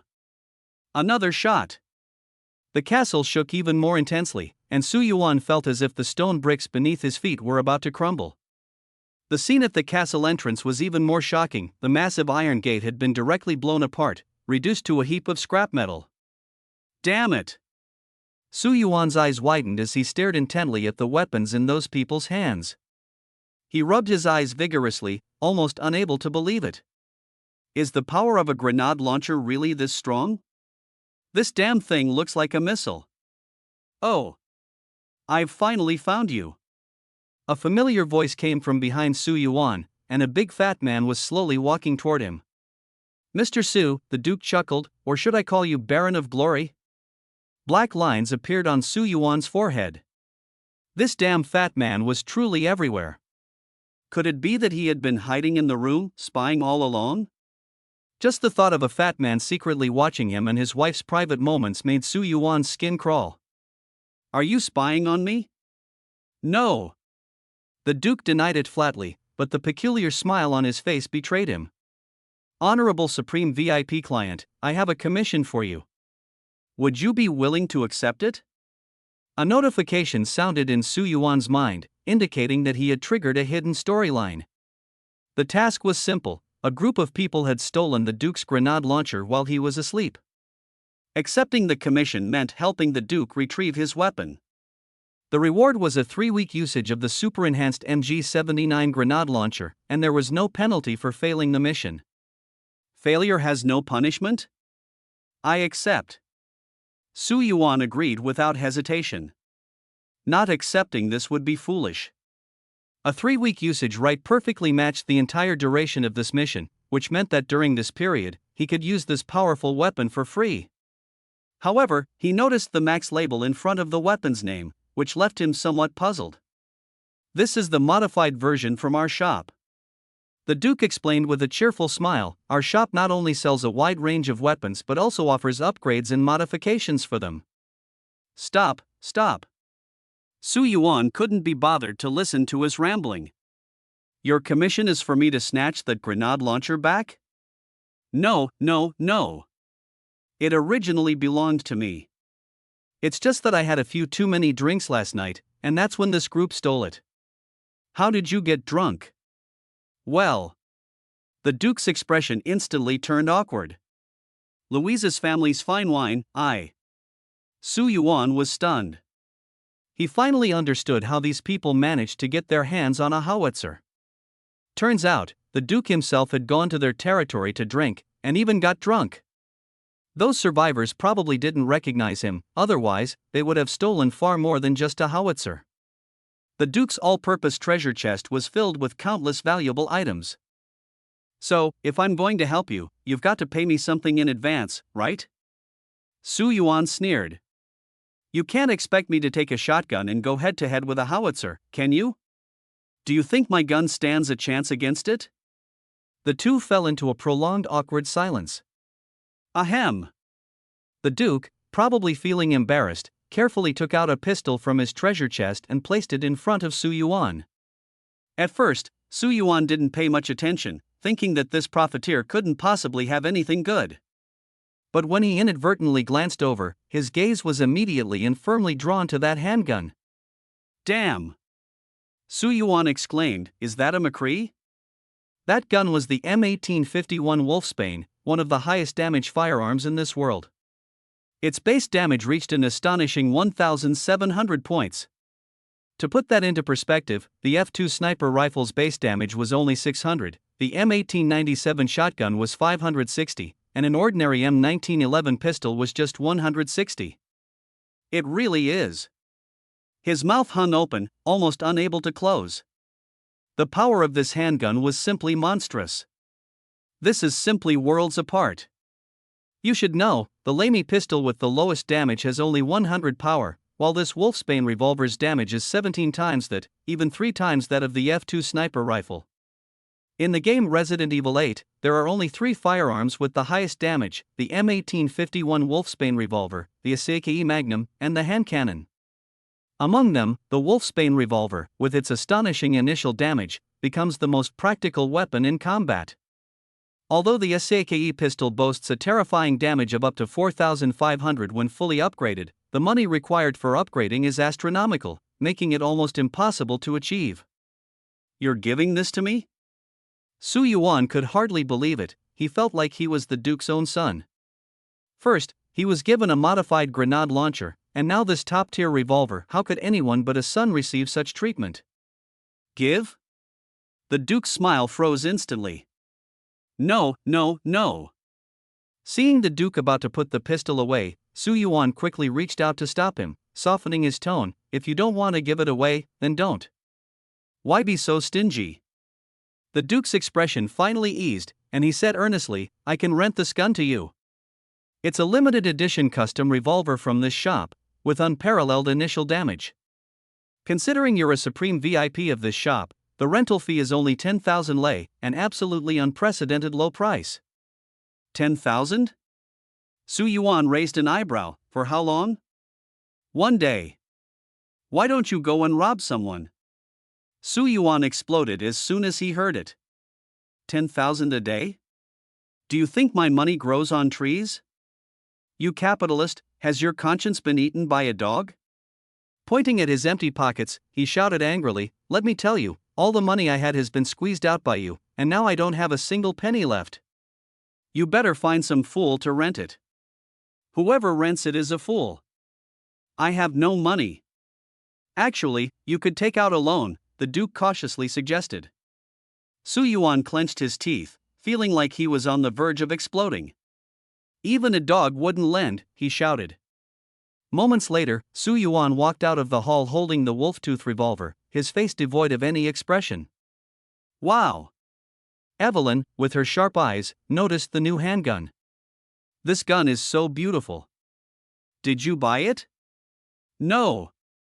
Su Yuan answered through gritted teeth, I rented it from a swindler. But didn't you already run out of money? The little girl tilted her head and asked innocently, without money, how can you rent it?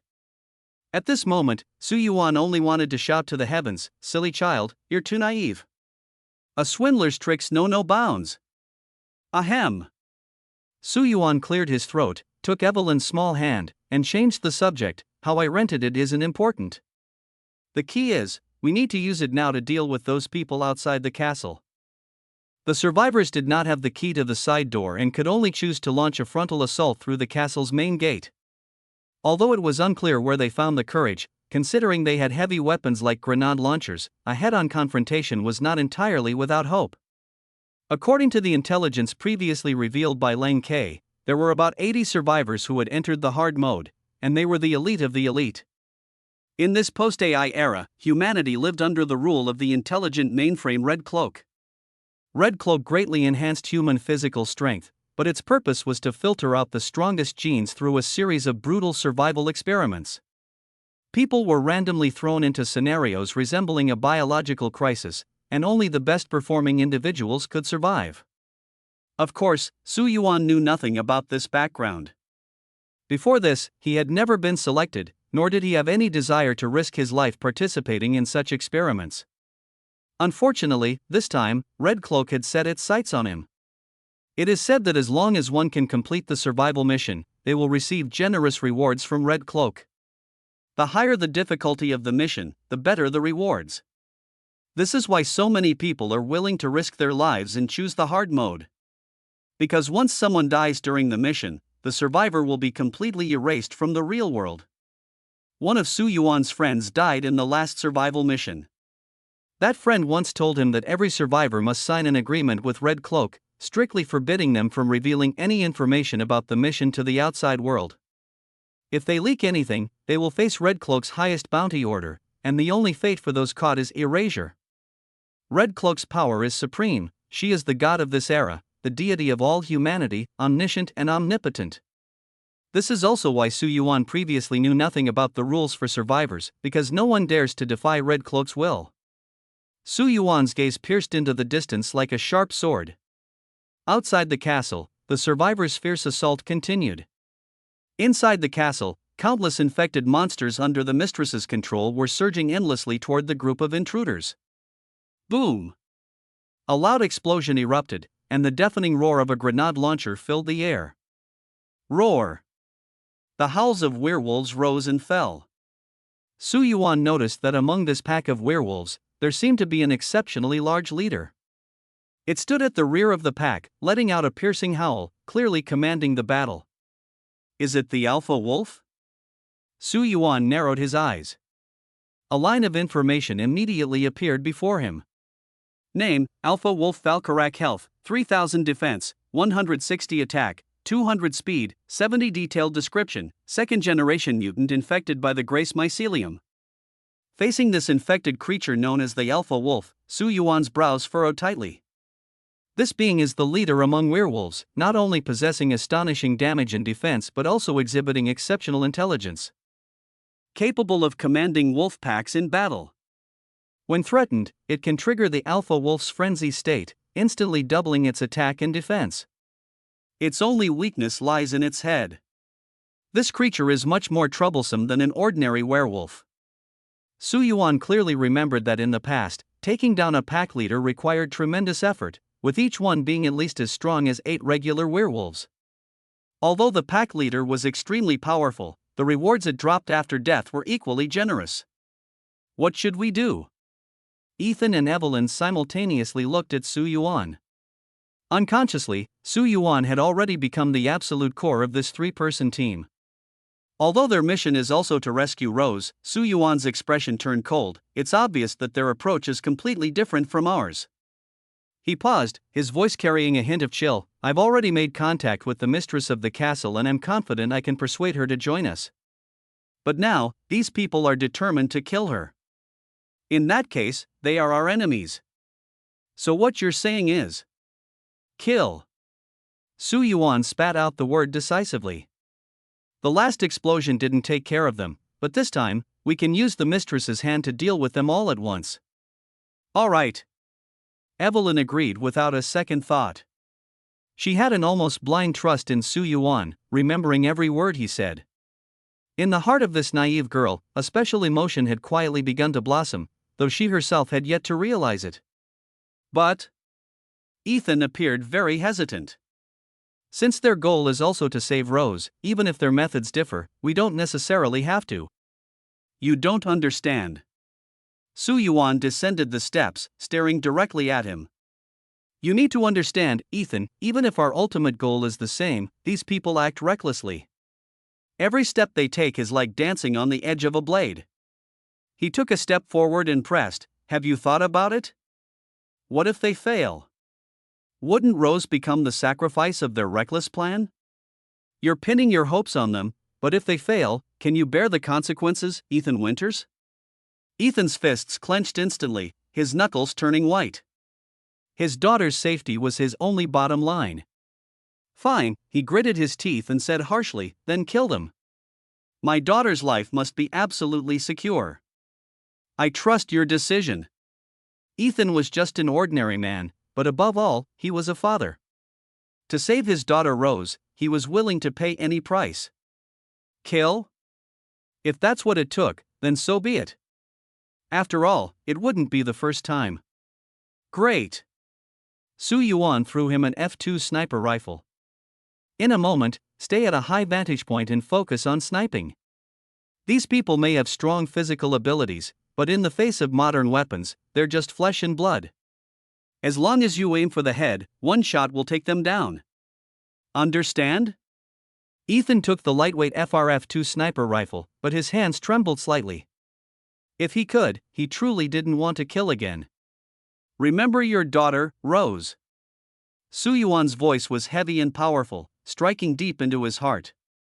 Ethan took a deep breath, his gaze becoming resolute. All right. What about me? Evelyn clung to Su Yuan's arm coquettishly. This time, you can't just make me watch again, can you? You have an important task. Su Yuan pointed to the castle gate. Do you see those 3 girls formed by the swarm? Yes. Evelyn nodded. Take care of them. Su Yuan's tone was icy. Act amidst the chaos and kill them all. These insects are extremely afraid of the cold, and I know your ability can control a small range of temperature. Take this gun to supplement the damage. He handed an M1897 shotgun to Evelyn. The 3rd bullet of this gun is extremely powerful and can deal fatal damage to those bugs. The enchanted bullets could ignore the enemy's traits and inflict true damage directly, making them unstoppable even against swarms immune to normal attacks. All right. Evelyn agreed without hesitation. Aren't you going to ask why? Su Yuan was a bit curious. We're currently in a cooperative relationship with the mistress. Don't you want to know why I want to kill her daughter? But you told me to listen to you. Evelyn blinked playfully. Su Yuan smiled helplessly.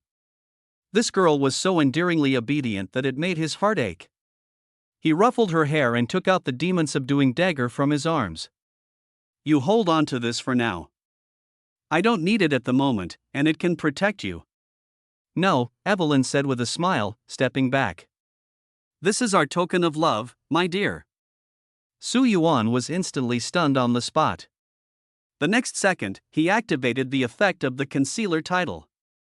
His figure instantly became blurry, and he silently leaped off the high platform, blending into the crowd at the castle gate. The concealment effect made him ghost-like, unnoticed by anyone. He glanced at the group of survivors and couldn't help but sneer inwardly. Their weapons were utterly pathetic, some were even wielding axes snatched from werewolves. Only 5 people had guns, 3 hunting rifles, a shotgun, and 1 lamey pistol, the very one Su Yuan had sold earlier. If it weren't for the lucky acquisition of a grenade launcher, would they dare storm the castle with this pile of junk? Su Yuan mocked to himself. Thinking they can face the mistress head-on with a broken pistol? Utterly delusional. The mistress's strength was unfathomable.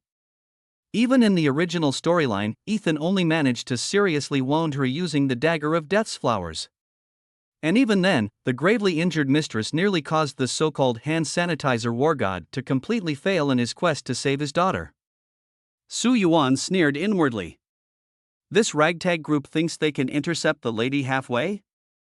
Pure fantasy. Forget the grenade launcher, even with more powerful weapons, they might not stand a chance against the mistress.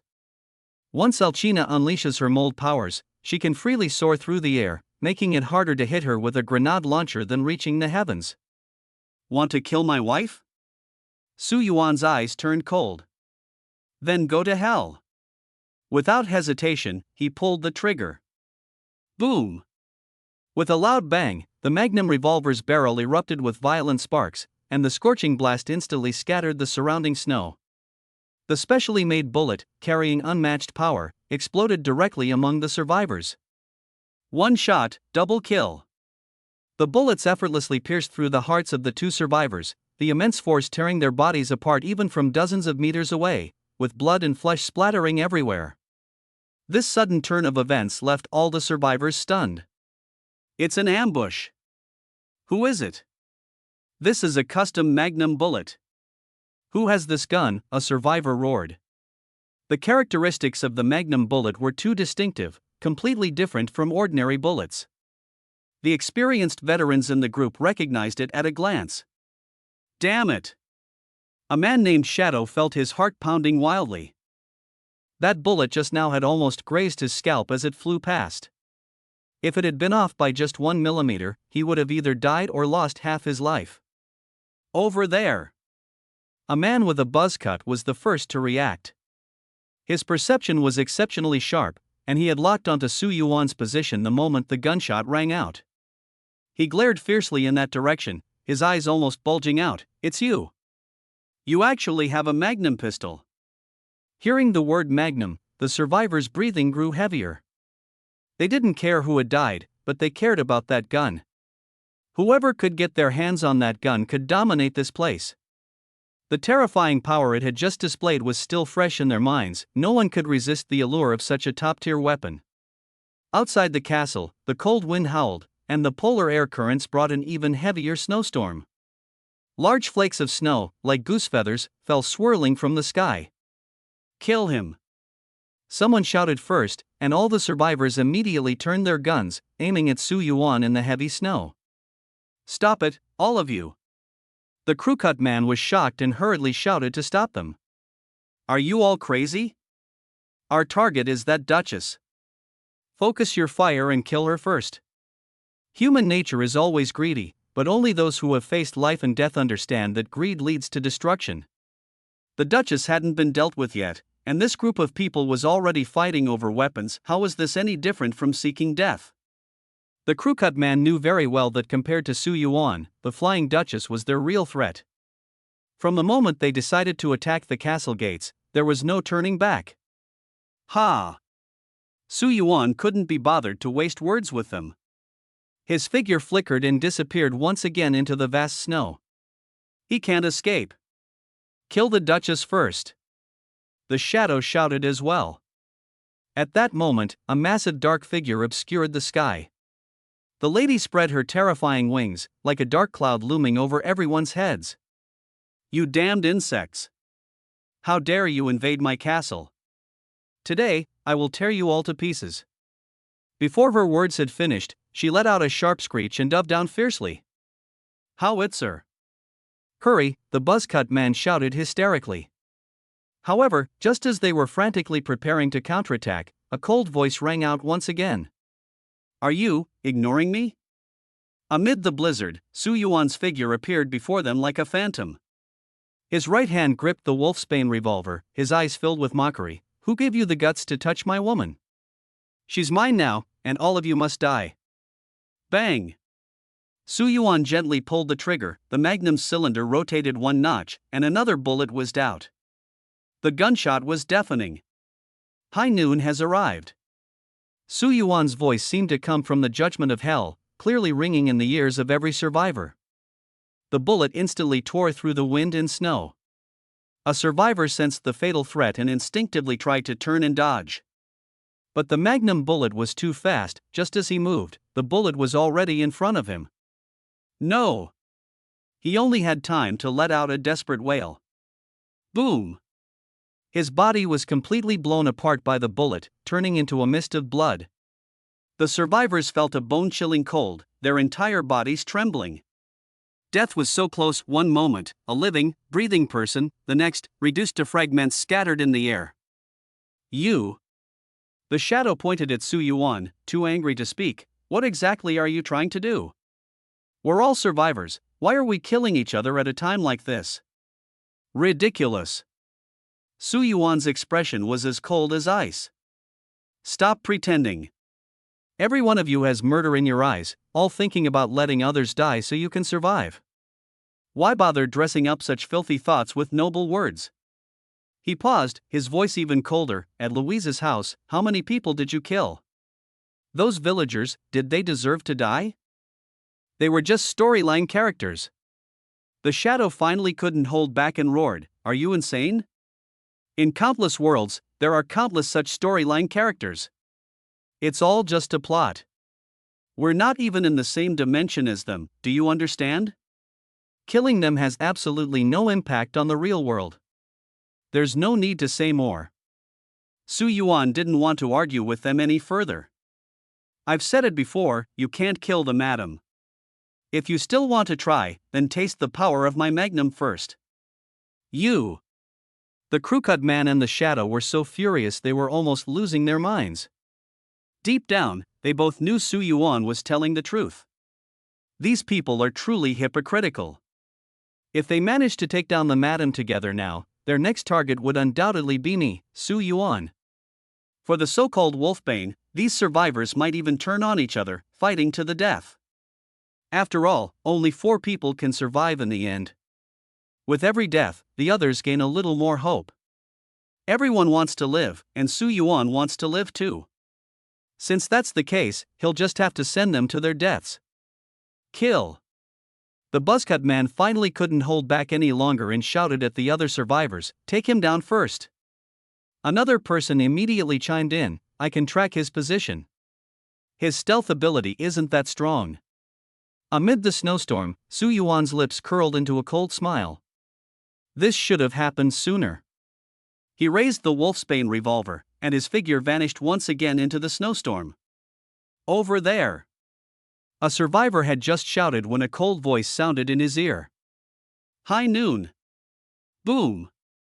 The fiery explosion was a deadly art. A finely crafted magnum bullet whistled out, instantly piercing through the survivor's body. Ding! You have killed survivor number 0844. You have obtained an AI trigger. Counting the one in front of him, in less than 5 minutes, Su Yuan had already killed 4 people in a row, seizing all their AI triggers. These triggers not only contained the contribution points accumulated by the survivors but also offered a chance to claim the opponent's title. Put down the trigger. The buzzcut man was completely enraged, a strange blue light flashing in his eyes. He grabbed the terrifying grenade launcher and aimed it in Su Yuan's direction. Die! The howitzer locked onto Su Yuan. Boom! A deafening explosion erupted like a thunderclap. The deadly threat made Su Yuan's hair stand on end. The howitzer cornered him in one part of the castle, leaving him with no way to escape. Die! The buzzcut man roared. A powerful force instantly locked onto Su Yuan, making him feel as though his body was completely restrained, unable to move. He had never encountered such a situation before.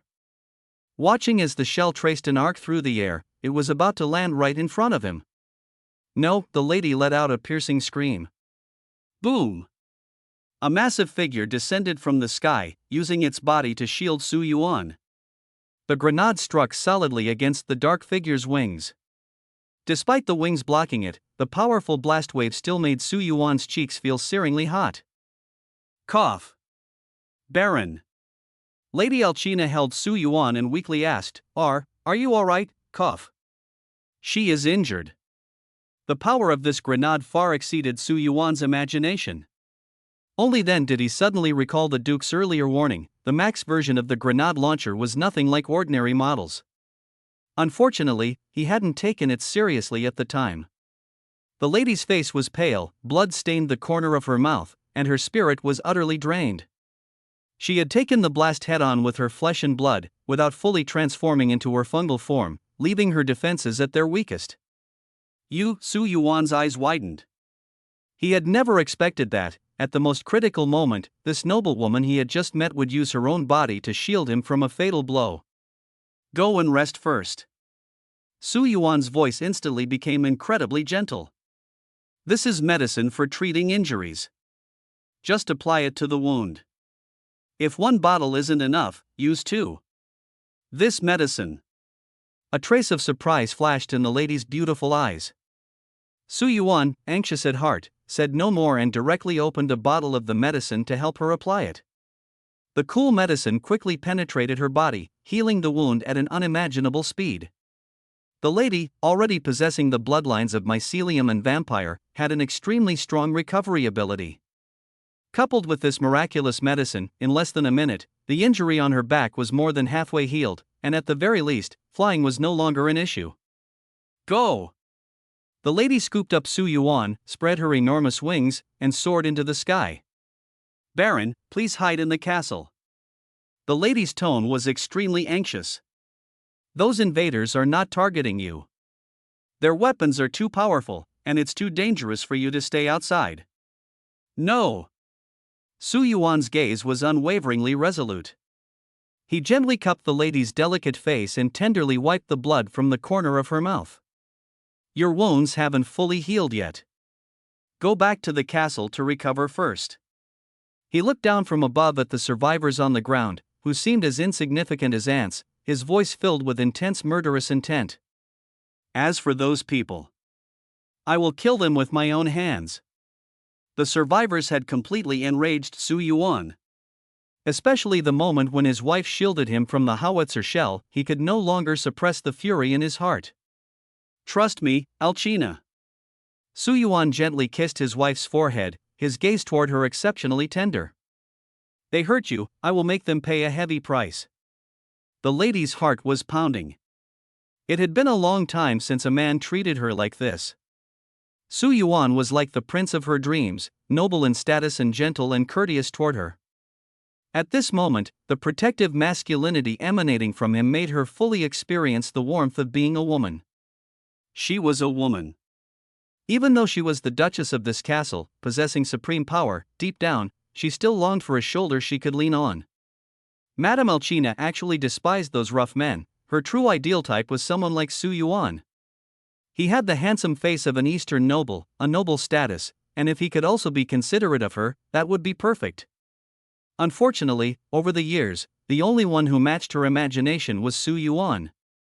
At that moment, a cold voice echoed in Su Yuan's mind, Madame's favorability towards you has increased by 10 points. Current favorability is 95. You have been classified by Madame as a man she can entrust her life to.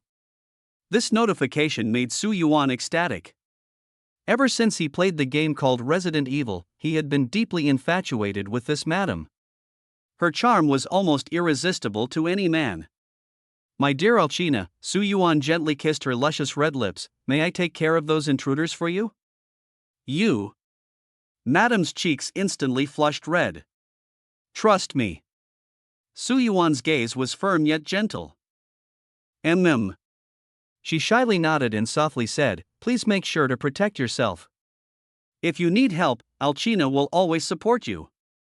I believe you will surely succeed, my dear. As soon as the words my dear left her lips, the lady felt an inexplicable unease, her heart racing uncontrollably. After all these years, it was the first time she felt so nervous, even unable to meet Su Yuan's eyes directly. A strange emotion, like vines, was taking root and sprouting in her heart. Su Yuan asked the lady to tend to her injuries first, while he returned alone to the castle gates. As soon as he appeared, Evelyn suddenly threw herself into his arms. It's okay. Su Yuan gently wiped away her tears, his heart aching for her. Let me deal with these people first, and then I'll explain, alright? I want to kill them. Kill them all. Evelyn gritted her teeth, her eyes filled with rage and hatred. They all deserve to die. Every single one of them. The surrounding air was already cold, but Evelyn's fury caused the temperature to plummet further, making even Su Yuan, who was holding her, involuntarily shiver. Be good. Su Yuan stroked her hair, soothing her. Don't use the power of the fungus lord. Miranda is very likely watching this place. Let me handle them, okay? Be obedient. After comforting Evelyn, Su Yuan once again concealed his figure and rushed into the hall where the survivors were gathered. This time, the fury in his heart could no longer be suppressed and erupted completely. You've lived long enough? Su Yuan's figure appeared out of thin air, like a demon crawling out of hell, claiming the lives of every survivor. Boom! A muffled and terrifying gunshot echoed through the hall, the roar of the magnum revolver. The hunting feast had officially begun. Howitzer! The crew-cut man shouted in terror. He possessed psychic abilities and attempted to use them again, trying to control Su Yuan's weapon with telekinesis. But how could Su Yuan stumble twice in the same place? Die! Su Yuan pulled the trigger, and the magnum bullet roared toward the crew-cut man's heart. The flames spewing from the gun barrel resembled a massive wave. Not good. The crew-cut man's face changed dramatically. The instincts honed through countless life-and-death moments immediately prompted him to activate his tidal ability, attempting to alter the bullet's trajectory. His title was Manipulator, allowing him to move objects with telekinesis and even influence others' minds. It was a reward he had earned by sheer luck during another mission where he survived to the end, and it was his greatest reliance. In the past, he had used this eerie mental power to successfully ambush countless times. But this time, he was facing Su Yuan, who was already prepared. The bullet's trajectory in mid-air suddenly trembled, producing a slight deviation. The manipulator's ability indeed took effect, but it was not enough to completely alter the path of a magnum bullet. Boom! Ah! A piercing scream rang out. Although the bullet missed his heart, it still struck his body. The immense destructive force directly shattered his entire arm. Arterial blood vessels burst like a broken faucet, spraying blood wildly. Under such circumstances, without medication and immediate surgery, even though the vital point wasn't hit, he was undoubtedly doomed. Moreover, none of his companions dared to step forward to save him now. You! The buzzcut man collapsed to the ground in agony, losing consciousness. Run! A man nicknamed Shadow saw the scene and bolted, shouting, "We don't have weapons, we're no match for that magnum handgun. If we don't run now, we'll all die here." The two companions closest to him, one male and one female, exchanged a glance and immediately followed behind him, rushing out. Think you can run? Su Yuan raised his hand and fired another shot. Boom! This magnum revolver was practically not a handgun, the sound of a single shot was comparable to a rocket launcher. After firing 2 consecutive shots, Su Yuan's entire arm went numb. The recoil was even more outrageous than a rifle. The 3 shadows took advantage of the blizzard outside to narrowly evade the deadly shot. This was also the only shot Su Yuan ever missed. As for the remaining people in the hall, Su Yuan slowly turned around, a devilish smile appearing on his face. The survivors, upon seeing his expression, were instantly terrified out of their wits, forgetting even to run. Right before his eyes, the tragic state of the crew-cut man was still vivid, and the remaining survivors were as silent as cicadas in winter. Don't kill me! One survivor raised both hands high, his voice trembling. I surrender. I'll do whatever you want, I'll tell you anything. Before he could finish, a gunshot rang out, and a bullet instantly pierced through his head. Su Yuan expressionlessly put away his M1911 pistol. Using magnum bullets on such small fry would be a waste. He had already stowed away the powerful Wolfbane revolver. The remaining survivors trembled uncontrollably, not daring to even breathe heavily, fearing they might be next. After taking stock, excluding the one he had just executed, those killed earlier, the crew-cut man, and the shadow that had escaped, there were fewer than 6 people left on the scene. Some of them had been taken out by Ethan with his sniper rifle. Ethan, after all, had undergone special training and had precise marksmanship, though he had shown some mercy, otherwise, there would have been more bodies on the ground. The slaughter came to an end, but Su Yuan did not go for total annihilation. He still needed to extract some important information from the survivors. The battlefield was quickly cleaned up. In this conflict, a total of 10 survivors had died. The crew-cut man, the leader, was not dead. Su Yuan had used a bit of hand sanitizer to keep him alive. He needed to pry information from this leader, such as who had ordered them to attack the castle and how they had managed to gather so quickly. Su Yuan found it strange. Apart from the last time at Louise's house, he had hardly seen other survivors elsewhere. He strongly suspected that this group had some special means of communication. As for the spoils of war, Su Yuan looked at the survivors' beggar-like equipment and couldn't help but twitch the corner of his mouth. Too poor. A pile of scrap metal. There were barely any guns, but there were plenty of rusty iron swords and axes, which looked like they had been scavenged from those werewolves. However, they did have a fair number of AI triggers on them. Su Yuan unceremoniously confiscated all the AI triggers from the survivors, both dead and alive, leaving none behind. These items could increase contribution points, and with some luck, might even unlock a few titles. The survivors watched helplessly as their triggers were taken away, each looking as if they had lost their closest kin. Taking our AI triggers is no different from killing us. A female survivor finally couldn't hold back and shouted tearfully, "Without triggers, we'll never be able to leave this place. I don't want to be trapped in this hellhole for the rest of my life." You can't leave without triggers? Su Yuan asked, puzzled. You. The female survivor's eyes widened in disbelief as she stared at him. You don't know? Is this your first time here? Yes, Su Yuan admitted frankly. At that, all the survivors were dumbfounded.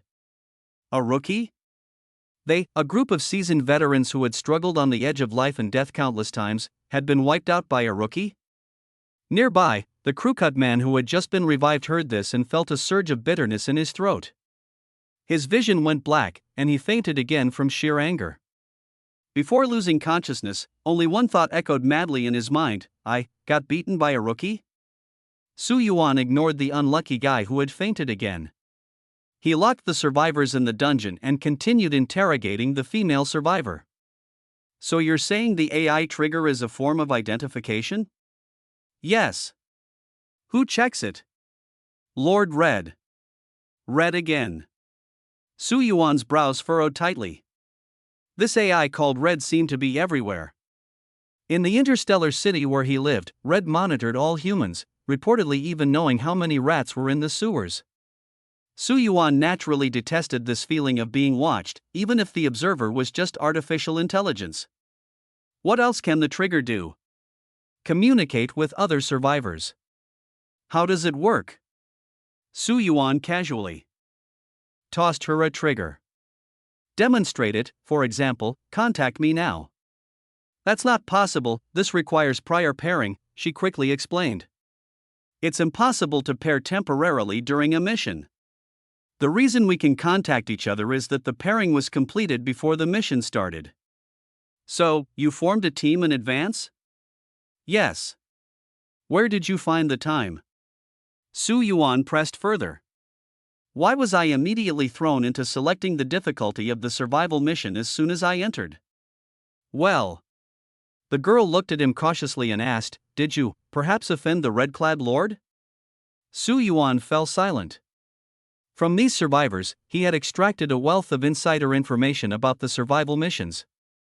According to them, survivors had several hours of preparation time before each mission began. During this period, they could use triggers to contact each other and freely form teams. Of course, since the final survival slots were limited, so-called teammates might not be reliable. To survive, killing, looting, and backstabbing were commonplace. After all, the first law of cosmic civilization was, survival is the primary need of civilization. In addition, Su Yuan obtained a piece of information that completely overturned his understanding. The titles earned during missions were directly bound to the AI trigger, and some special titles could even be used in the real world. This revelation struck Su Yuan like a thunderbolt, leaving him utterly baffled. He had always thought that the so-called survival missions were nothing more than a virtual game. But now, he was being told that everything happening here, every person, every event, was entirely real. Although the world operated according to a predetermined script, the very existence of survivors was the greatest variable. Then, Su Yuan's mind surged with waves of turmoil. If all of this is real, then what about Madame and Evelyn? What are they? If this is true, doesn't that mean I have a chance? This thought made Su Yuan's eyes light up instantly. He felt that it wasn't impossible. Although he hadn't spent much time with them, Su Yuan had genuinely developed feelings for them. Whether it was Evelyn's endearing temperament with a hint of stubbornness or Madame's mature and alluring charm, no man could remain unmoved. If there was truly a way to take them away, Su Yuan resolved to try it no matter what. That night, Miranda was coming to visit the lady. The lady, worried that Su Yuan and the others might be exposed, arranged for them to hide in the underground wine cellar. "My dear, I must trouble you for a while," Lady Alcina said, planting a light kiss on Su Yuan's lips, her voice full of reluctance. She lowered her voice and warned, "That damned woman Miranda despises outsiders setting foot here. If she finds out about your existence, she will definitely kill you." "Why?" Su Yuan asked, feigning confusion. "Speaking of which, you still haven't explained it to me. I still can't figure out how she gained her power. Since you all hate her so much, why not join forces to drive her away?" A trace of embarrassment flashed across the lady's face. "If it's inconvenient to talk about, then forget it," Su Yuan said considerately. "No, it's not that." The lady immediately took his arm and said in a tone almost like a plea, "Darling, don't be angry. Listen to me, this matter is actually a secret among the 4 great noble families. Except for that monster Morrow, Donna, Heisenberg, and we all absolutely despise her." At the mention of Miranda, the lady's expression became incredibly complex, a mix of anger, resentment, unwillingness, and fear. "It's her. She's the one who turned me into what I am now." The lady's voice trembled, filled with pain. "I've become a monster, and it's all because of Miranda, because of that despicable, shameless woman. A low-born, ugly witch." The more she cursed, the more agitated she became, almost unable to stop herself. Su Yuan had never heard her lose her composure like this before. It wasn't that he had any peculiar preferences, he simply felt that listening to her vent her anger in this way had a certain charm. Suddenly, the lady's emotions took a sharp turn. She cautiously looked at Su Yuan and asked, "Today, when I turned into that form, were you afraid of me?" "I didn't want to become a monster either, but at the time, I couldn't control myself." Her voice grew softer, filled with inferiority and worry. "Do you hate the way I look now?" "I'm sorry." The lady sank into a state of dejection. She was truly afraid that Su Yuan would despise her because of this, despise this monster with wings. "Why would I hate you?" Su Yuan, upon hearing this, burst into hearty laughter instead. "I don't think it's bad at all. Having wings and being able to fly, isn't that pretty cool?" "But those wings are so ugly." The lady playfully wrinkled her nose. "They're black, just like the wings of a devil in legends. I prefer the kind angels have, with white, shiny feathers, that's what I call beautiful." "Even the devil is adorable." Su Yuan's lips curved into a smile, his gaze gentle. "I think you looked absolutely cool like that." You really think so?" The lady's eyes instantly lit up again, filled with joy and surprise. "I was always worried you'd hate me, so I didn't dare bring it up this whole time." Su Yuan's heart stirred, and he couldn't help but want to kiss her. But the lady was simply too tall, and even on tiptoes, he couldn't reach. The lady seemed to see through his thoughts. She smiled faintly, bent down, and took the initiative to lift him up, kissing him deeply. After a long while, the two finally separated. A faint blush appeared on the lady's face, resembling the charmingly tipsy look she had after drawing Su Yuan's blood in the morning. Beneath her noble and elegant demeanor, there was a hint of captivating allure. "I should go upstairs now." The lady forced herself to snap out of her daze. "I have a gift to give you." Alcina leaned close to his ear, her warm breath brushing against his skin, and whispered softly, "My dear Baron, the entire castle will one day belong to you alone, and I will belong to you as well." Her breath brushed against Su Yuan's face, the faint aroma of wine intoxicating. Su Yuan gazed into her deep, affectionate blue eyes. "But before that, you need to wait for me to deal with Miranda's matter. There are many monsters deep in the wine cellar," she said as she took out a ring, "but you don't need to worry, they won't attack you." She placed the ring on Su Yuan's hand and continued, "This is the Dimitrescu family's token. With it on, you can move freely in this basement, and no monster will dare approach you." Su Yuan lowered his head to look at the ring. Its name was Faith Ring, and it was said to absorb a mysterious power, even capable of opening a portal to another dimension once enough power was gathered. A portal to another dimension? That sounded far too fantastical.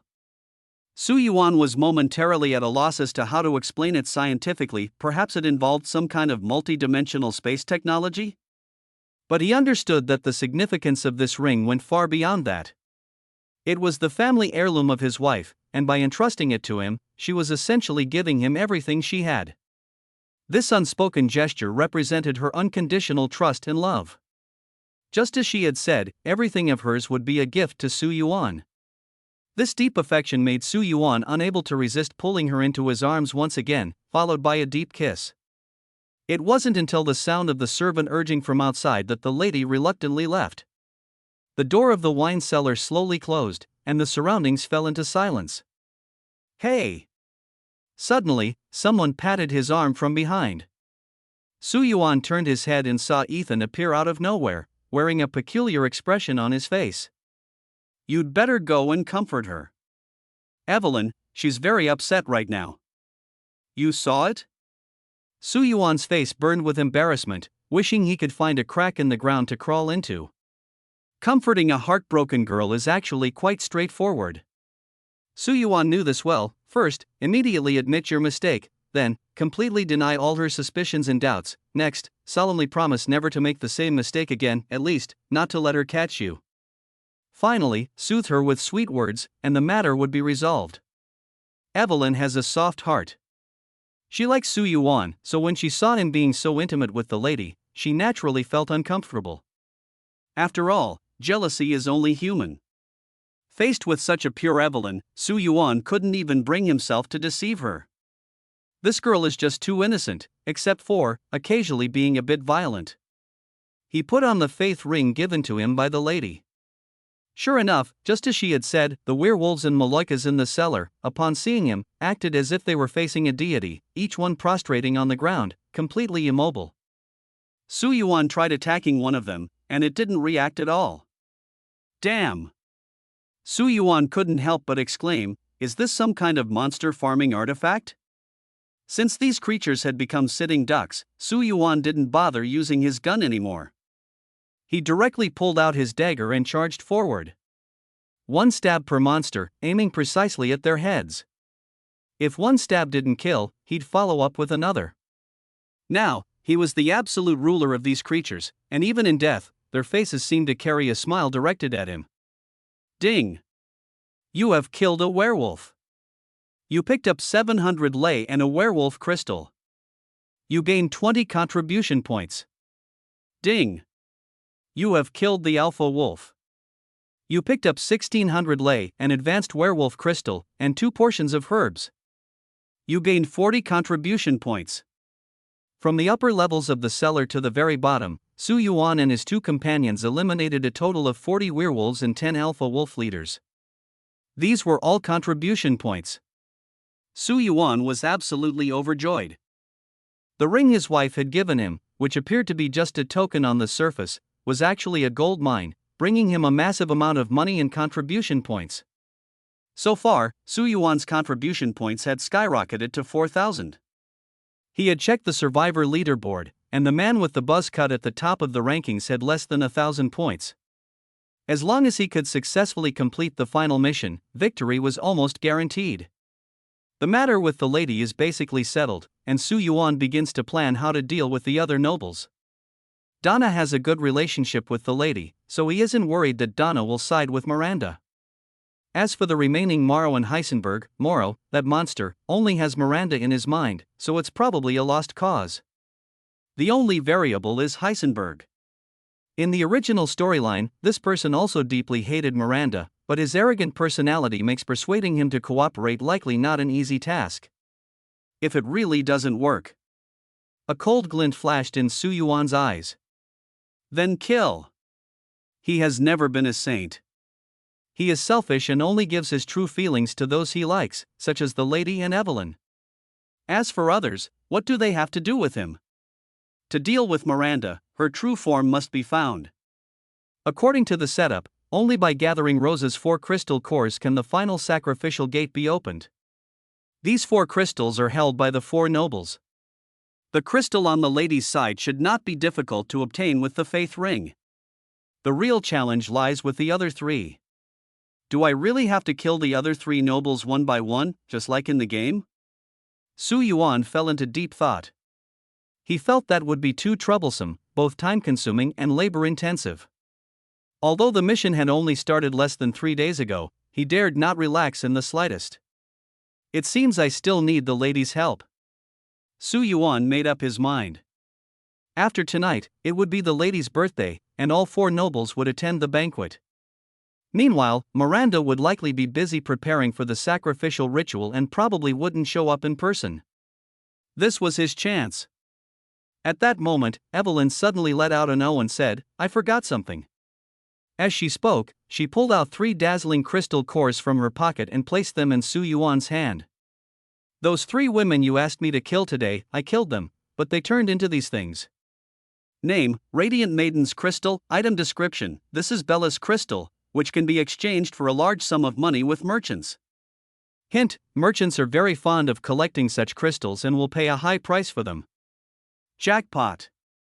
Su Yuan was overjoyed, grabbing Evelyn's small hand and running outside, eager to find the Duke. Hey! Ethan, who was left behind, froze on the spot. What about me? Don't leave me behind. Before he could finish his sentence, the werewolves in the cellar, which had not yet been cleared out, lost the suppression of the faith ring and instantly reverted to their feral nature. Their bloodthirsty eyes locked onto the lone Ethan, and they lunged at him with ferocity. 1, 2, 3, 8. Ethan was scared out of his wits, letting out a scream before turning and running. Help! On the other side, the chubby Duke, upon seeing Su Yuan, became so excited as if he had reunited with a long-lost relative, almost kneeling on the spot. Honorable Supreme VIP.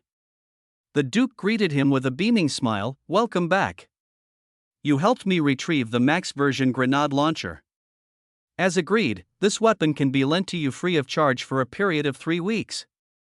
With that, the Duke respectfully handed the dark and massive grenade launcher to Su Yuan. "I originally planned to secretly hide the grenade launcher and pretend I hadn't found it, so I wouldn't have to return it to that damned fat man. But who would have thought that the Duke, that old fox, had somehow taken the grenade launcher amidst the chaos and then stood there nonchalantly, acting as if nothing had happened. Fortunately, Ethan's sharp eyes caught it, otherwise, that fat scoundrel would probably have turned the tables and demanded Su Yuan compensate him with another grenade launcher.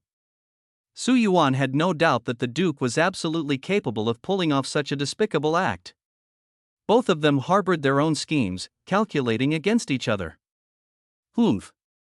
Su Yuan couldn't be bothered to waste more words and directly snatched the grenade launcher from the Duke's hands. "Still selling stuff?" he asked coldly. Sell. "Of course, we sell." The Duke immediately put on a merchant's smile, patting his round belly. "This shop buys any valuable items and guarantees you the fairest price." "All right." Su Yuan didn't want to waste more words with him either and poured out all the crystals he had scavenged that day. 100 Molo crystals, 70 werewolf crystals, and 20 alpha wolf crystals, some of which were looted from other survivors. Oh! My goodness! The Duke's eyes instantly lit up green, like a hungry wolf spotting a piece of juicy meat. This is truly a massive fortune. First of all, let me congratulate you, sir. Cut the nonsense, hurry up and count the money. Okay. Okay. The Duke immediately began fumbling around to tally the crystals. 2 minutes later, he cleared his throat and said solemnly, "These crystals are worth a total of 658,600 lei. 650,000. This number made Su Yuan's eyes widen. Wait a minute. He suddenly spoke, then pulled out 3 crystal-clear maiden crystals from his pocket. When these 3 crystals appeared, the Duke's eyes froze, and his breathing became rapid. "Oh, so beautiful crystals." He stammered and asked, Are you planning to sell them to me?"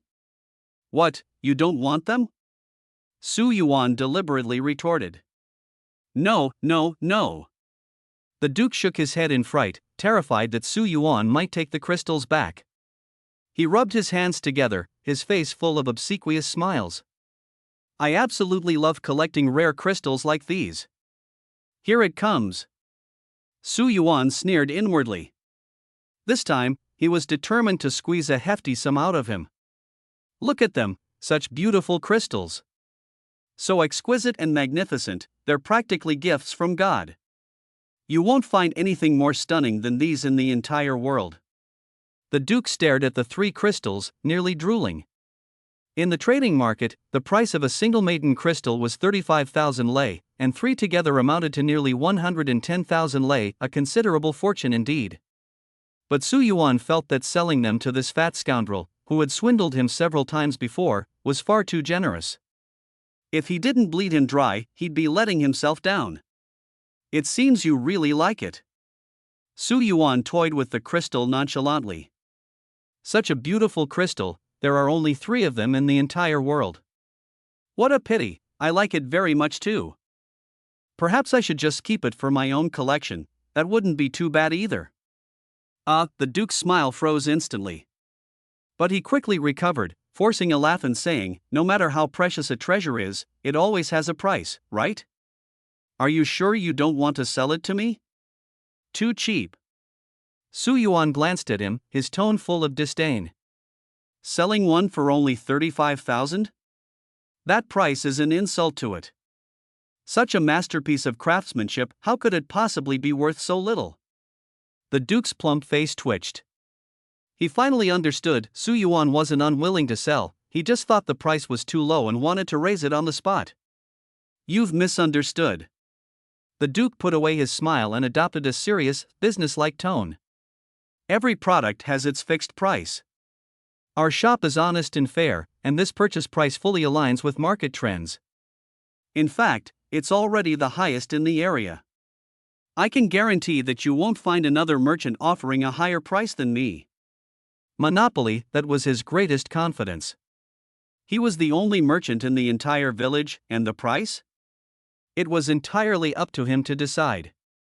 Then I can choose not to sell. Su Yuan sneered. Coincidentally, my wife's birthday is coming up.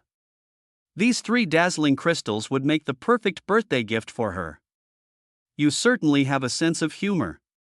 The Duke's face darkened as he stared intently at Su Yuan. These crystals are the remains of Lady Alcina's 3 daughters, and you intend to give them to her as a birthday gift? Daughters' remains? Su Yuan seemed to have heard the biggest joke in the world and burst into laughter. They are nothing more than a few dogs raised by the madam. What I want to tell you is that the madam won't even know the origin of these crystals. They're beautiful, aren't they? And the madam's favorite thing is these pretty little trinkets. Bella and the others are indeed not the madam's biological daughters, but merely tools and servants cultivated by her to handle corpses. Su Yuan knew very well that even if the madam learned of their deaths, she wouldn't shed a single tear. Their essence was nothing more than a few maids who had long since died. Hey! Seeing that he couldn't fool Su Yuan, the Duke's round little eyes began darting around quickly. He desperately wanted these crystals, and since Su Yuan had already taken them out, he had no intention of letting him put them away again. He understood that Su Yuan simply wanted more money. An idea suddenly struck him. The Duke's face instantly lit up with a smile, and he said in an exaggerated tone, however, as the most esteemed VIP supreme client of our store, I truly ought to offer you some special discounts. How about this? He held up 4 plump fingers. 40,000 lei per piece.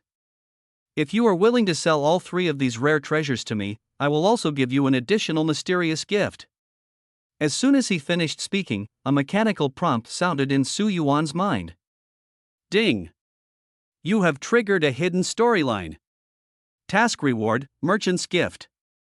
Details: after selling 3 maiden crystals, the merchant will present a mysterious gift he has treasured for a long time.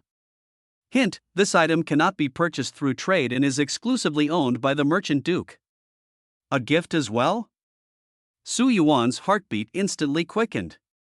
And the price increased by 5,000 lei? He became excited. After all, the lucky aura the Duke gave him last time had an excellent effect, directly doubling the items dropped from killing infected creatures. Although the money obtained from kills was fixed, this was already incredibly powerful. This deal seems almost too good to be true. Su Yuan calmed down, a trace of doubt rising in his heart. How could the black-hearted merchant he called the Duke be so generous today?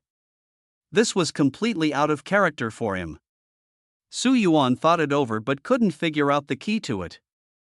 However, since the Duke had voluntarily raised the price and even included a gift, there was no way he could lose.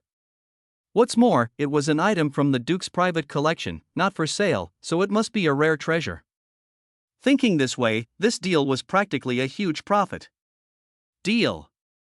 Su Yuan hesitated no longer and decisively sold the crystal to the Duke. Accompanied by a crisp notification sound, a line of text appeared before his eyes: "You have received 116,000 lei." Looking at the hefty tax deducted by the system, Su Yuan felt a pang of pain. On the other side, the Duke was holding the crystal in the shape of a young girl, his face showing an obsessed smile, unable to put it down. That peculiar expression made Su Yuan suspect whether he had some sort of special fetish. "Thank you so much." The Duke's smile was so dazzling it was almost blinding. "God will surely bless you. I will pray for you every day from now on." "All right, enough with the useless talk." Su Yuan extended his hand and said bluntly, "Where's my gift?" "You just promised it yourself, don't tell me you're planning to renege now?" "Don't worry," the Duke said as he rummaged through his dazzling treasure chest. Su Yuan and Evelyn, standing nearby, craned their necks, itching to snatch the entire chest to see what was inside. It was full of treasures. "Here, this is it." The Duke finally pulled out a small item. Another notification sound chimed: "You have obtained merchant's gift." Item name: Raccoon Pendant. Item description: this is a pendant doll treasured by the merchant for many years, exquisitely crafted, and the only one of its kind in the entire shadowy village. Note: this item cannot be sold or purchased. Su Yuan's expression froze instantly. A pendant. He never expected that the precious gift the Duke described as collected for years and non-tradable would turn out to be just a dull pendant. He was so furious that he nearly ground his teeth to pieces. "Wow, what a beautiful raccoon!" Evelyn's lavender eyes sparkled with excitement. She affectionately clung to Su Yuan's arm, gently swaying it as she pleaded coquettishly, "I really like it. Can you give it to me, please?" As she spoke, she stood on tiptoe and kissed Su Yuan's cheek. Mimicking the tone of the castle's lady, she gazed at him charmingly and called out, "Darling." Her adorable and sweet demeanor, tinged with a hint of youthful innocence, was a stark contrast to the cold indifference she had shown when they first met. This kind of transformation was irresistible to anyone. Su Yuan's heart softened. He already doted on Evelyn greatly. Throughout their journey, Evelyn had helped him a lot, so giving her a gift was only fitting. "As long as you like it." Su Yuan's anger dissipated completely, and he also kissed Evelyn on the forehead. After handling this matter, Su Yuan immediately began upgrading his equipment. Upgrade M1911 power? Yes. Ding. You have spent 8,000 lei and successfully upgraded M1911 power to level 2. Upgrade M1911 rate of fire? Yes. Ding. You have spent 8,000 lei and successfully upgraded M1911 rate of fire to level 2. When he saw the option to upgrade the M1851 Wolfsbane revolver, Su Yuan hesitated for a moment but ultimately gritted his teeth and chose to upgrade. Yes. Ding. You have spent 60,000 lei and successfully upgraded the power of the M1851 Wolfsbane to level 2. Thank you for your patronage. Come again. The Duke's enthusiastic voice called out from behind. Su Yuan stumbled and nearly fell. His pockets had once again been emptied by the Duke. Just moments ago, he had nearly 1,000,000 in wealth, but now he was left with less than 100,000 lei. The Duke looked at his despondent figure and laughed triumphantly. "Kid, the waters in this shop run too deep for you to handle." Su Yuan spent most of his money this time on upgrading equipment. He first spent 50,000 lei to expand his backpack, mainly because the grenade launcher took up too much space. While he had ample reserves of medicine and regular bullets, sniper rifle and magnum handgun bullets were extremely scarce, especially magnum bullets, which were outrageously expensive. Each round cost 800 lei. What he was firing wasn't just bullets, it was practically stacks of cash. But no matter how expensive, he had to buy them. Su Yuan ultimately purchased 100 rounds, spending a total of 80,000 lei. In comparison, sniper rifle bullets at 200 lei per round seemed almost cheap. He didn't directly buy the Wolfsbane revolver because renting it was more cost-effective. Renting it for a day cost 10,000 lei, and the mission deadline was only about 16 days away. Buying it outright would require an astonishing 550,000 lei. For Su Yuan, who only intended to use it short-term, renting was undoubtedly the more rational choice. However, just upgrading the power of this rented revolver from level 1 to level 2 cost him 60,000 lei. The price was outright extortion. The Duke had tricked him more than once or twice, and Su Yuan could only swallow his anger for now. He had even considered whether he should find an opportunity to deal with this greedy merchant. I once thought about whether I should take advantage of the situation to get my hands on the Duke's chest, but that old fox is just too cautious. More importantly, I have no idea how deep his schemes run. If I were to fail and get caught, the consequences would be unimaginable. Late at night, the lady set off for the church. Before leaving, she handed me the keys to the castle and told me she might not return tonight because Miranda had summoned her. She kept cursing under her breath, clearly upset that her originally sweet evening plans had been ruined by Miranda. That old hag, one day I'll kill her. Her eyes flashed with a fierce light. She only dared to say such things in front of me, which showed her complete trust in me. I immediately seized the opportunity and said indignantly, "How dare she bully you like this? My dear Alcina, let me help you erase her from this world completely." "Oh, my darling." The lady embraced me tightly with excitement. I could feel that she had completely fallen for me, unable to extricate herself. Though her methods were ruthless, in front of me, she seemed endearingly innocent. "My love," she gazed at me passionately, "I don't want you to take risks for me, but for us to be together forever, we must kill her." As she spoke, she took out an orange glass jar containing a peculiar crystal. "This is the key to the sacrificial site." She placed the jar in my hand and explained, "There are 4 of these crystals in total, held by the 4 great families. Only by gathering them all can we open the gate to that cursed place of Miranda's. Keep it safe for me." Her eyes burned with intense emotion. I knew how much she wanted to stay, but Miranda could control her body with mycelium, and she had no choice but to leave. "Darling." She looked at me with deep affection. "Wait for me, okay?" The beauty's deep emotion made my heart jolt sharply, and a voice inside me was calling out to her. I had always liked her, and now, this feeling was stronger than ever. "Okay," I promised resolutely. "I will definitely help you escape this cage and take you to a whole new world, where we will live happily together." These words were irresistible to any woman. Tears instantly rolled down the lady's cheeks, and she choked out a single word, "All right."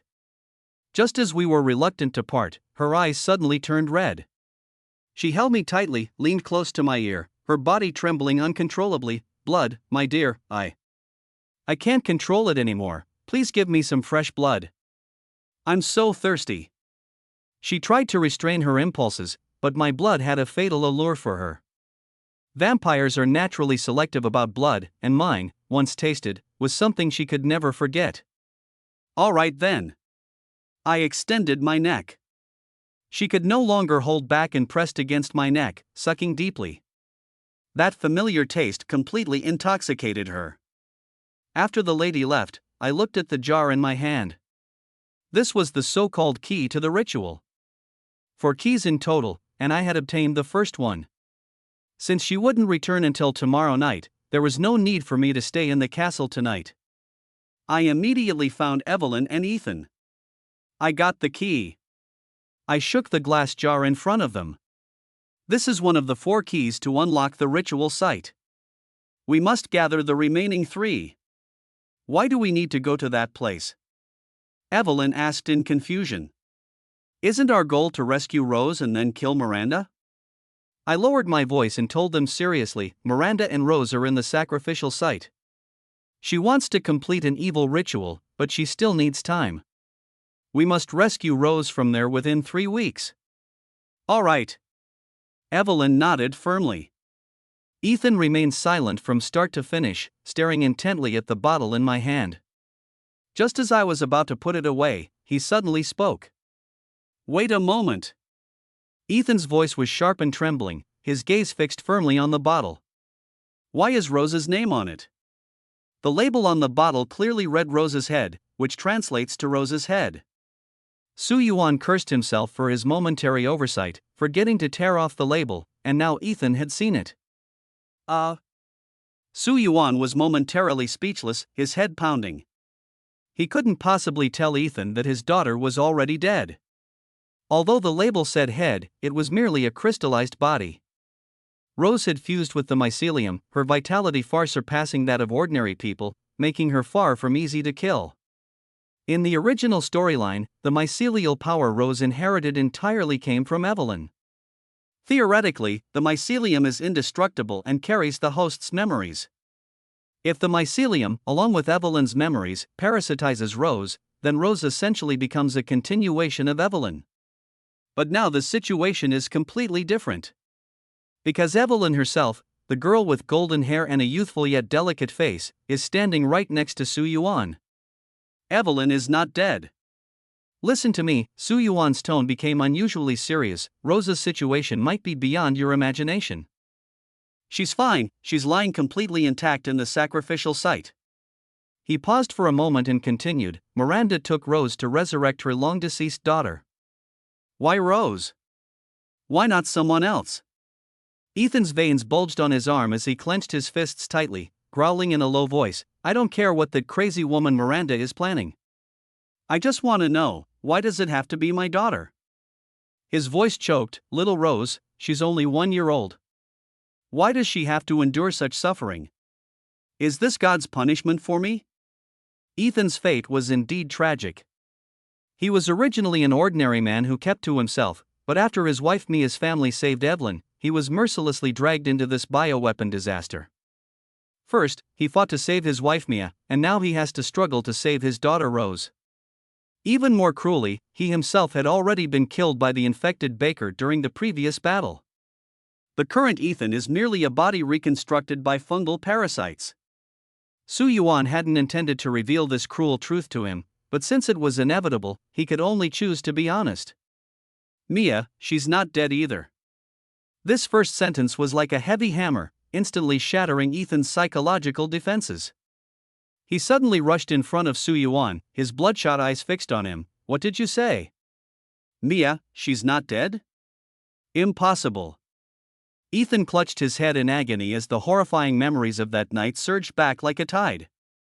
He vividly remembered how Chris had stormed into their home, shooting Mia through the head and heart, with her warm blood even splattering onto his face.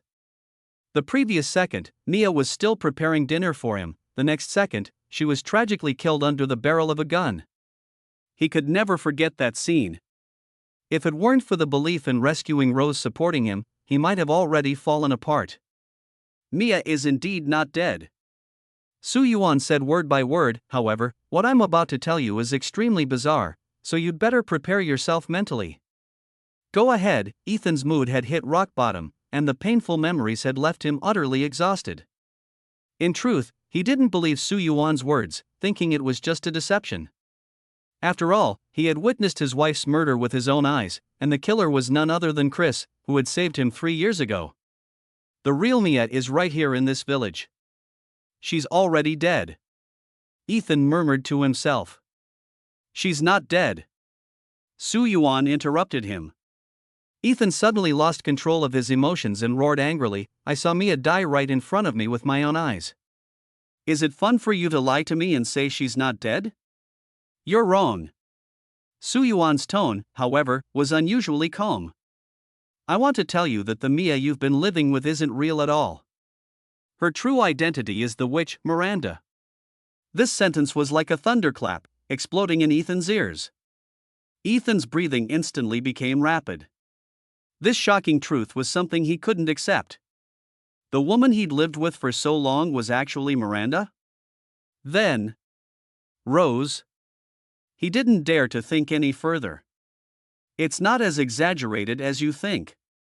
Su Yuan saw through his fear and immediately explained, Rose is indeed your and Mia's biological daughter, there's no doubt about that. Miranda only infiltrated your home for a very short time. He patiently recounted the origin of the entire story. Miranda is a witch whose daughter died in the Great Flu pandemic 100 years ago. In order to resurrect her daughter, she tried all kinds of methods. Soon, she discovered a strange type of mycelium that could parasitize the human body and perfectly integrate with its host. Miranda believed that with the power of the mycelium, she could resurrect her daughter Eva. Thus, she began conducting frenzied research and experiments, solely focused on exploring ways to bring her daughter back to life. With the mysterious power granted by the mycelium, Miranda's reputation in the village grew day by day.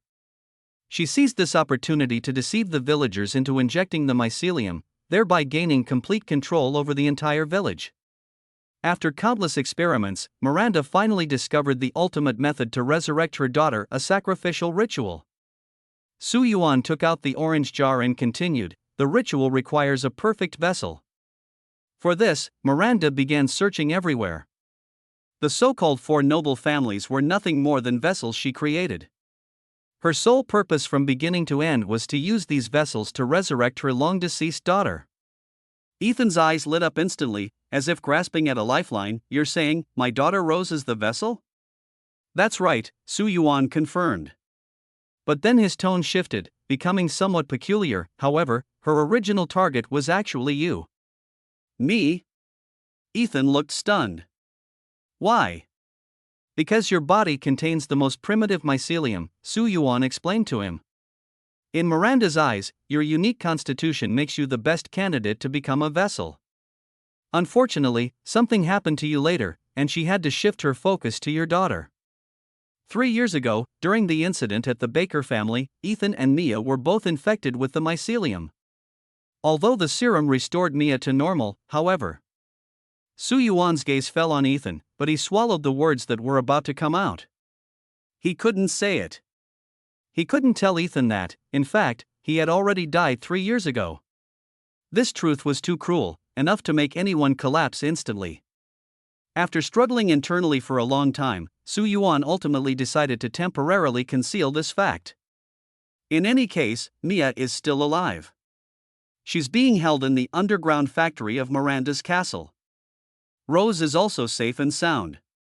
Su Yuan silently added in his heart, Ethan, only you are here, and you are already dead. Upon learning that his wife and daughter were still alive, Ethan seemed to be instantly infused with new vitality. Tears streamed down his face, yet he could not hide the genuine excitement and joy from his heart. The more excited he became, the more uncomfortable Su Yuan felt inside. We are all still alive, except for you, Ethan, who has long since departed this world. After determining the next target, Su Yuan chose Donna Beneviento, one of the four nobles in the eerie shadowy village. Donna and Alcina share a sisterly bond. The four noble families are all under Miranda's control. Miranda used the Kadu to create what she called gifts and infected the four with it to manipulate them. Donna seems to have been injected with the gift on her face. Alcina once told Su Yuan that Donna was very beautiful, but the injection left a permanent scar on her face. Since then, Donna has worn a veil at all times.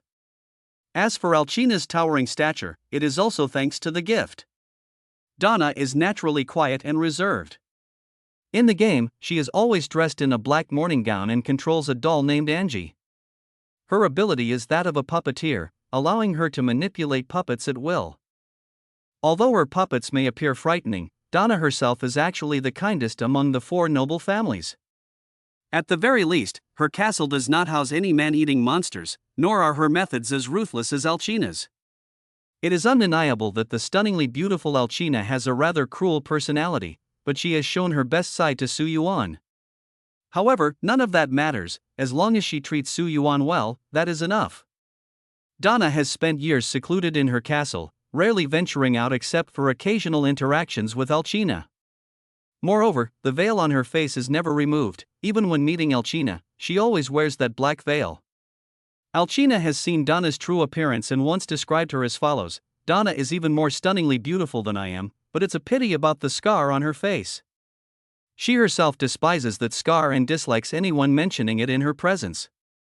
Since even Alcina says Donna is beautiful and stunning, it is most likely true. However, before going to find Donna, Su Yuan had to scavenge around other parts of the village first. Because he was currently so poor that he was practically penniless. After bringing Evelyn and Ethan back to the castle, Su Yuan found a letter left by the craftsman. The custom item is ready. Please deliver it to the house with the red chimney, and then continue searching for the exit on the south side of the village. Having scavenged everything in the castle, Su Yuan didn't linger any longer. He climbed out of the castle and left through the side gate of the vineyard. As he was leaving, Su Yuan saw that cunning merchant Duke again. He had no idea what the man was tinkering with, his corpulent body twisting and turning outside the carriage as if searching for something. Shoo! Su Yuan immediately signaled the two people beside him to stay quiet. Evelyn's eyes lit up. This clever girl instantly guessed what Su Yuan intended to do. Meanwhile, Ethan stood there looking completely puzzled. Keep your voice down. Evelyn frowned, seemingly displeased with Ethan's behavior. Don't ruin Sue's plan. Ethan found himself embarrassed. He realized that Evelyn was already completely infatuated with Su Yuan, defending him at every turn. Whatever Su Yuan said, right or wrong, she would follow without hesitation. Such a little girl. Ethan muttered quietly to himself. He had just muttered under his breath, but Evelyn's sharp ears caught it. Do you want me to throw you into the dungeon? Evelyn's voice was icy, devoid of any emotion. Ethan shivered in fear, immediately shut his mouth, and bolted away. 5 minutes later, Su Yuan emerged from the shadows, his expression anxious as he urged, "We need to leave now. If we don't, he'll find out." Okay. Evelyn nodded immediately. When the three had completely left the castle's vicinity, the Duke in the vineyard finally stopped squirming inside the carriage. He struggled to climb out of the cramped space, holding a few pieces of maiden crystals in his hands, carefully wiping them. These were the very crystals Su Yuan had sold him, and he took them out every day to admire and play with. "No, this is too unsafe," the Duke muttered to himself. "I must put them in the safe." Worried that these treasures might be stolen, he decided to store them alongside his collection of weapons for maximum security. Humming a tune, he opened his treasure chest, preparing to inventory its contents as usual. But less than 5 minutes later, a heart-wrenching wail echoed from the vineyard. "Ah!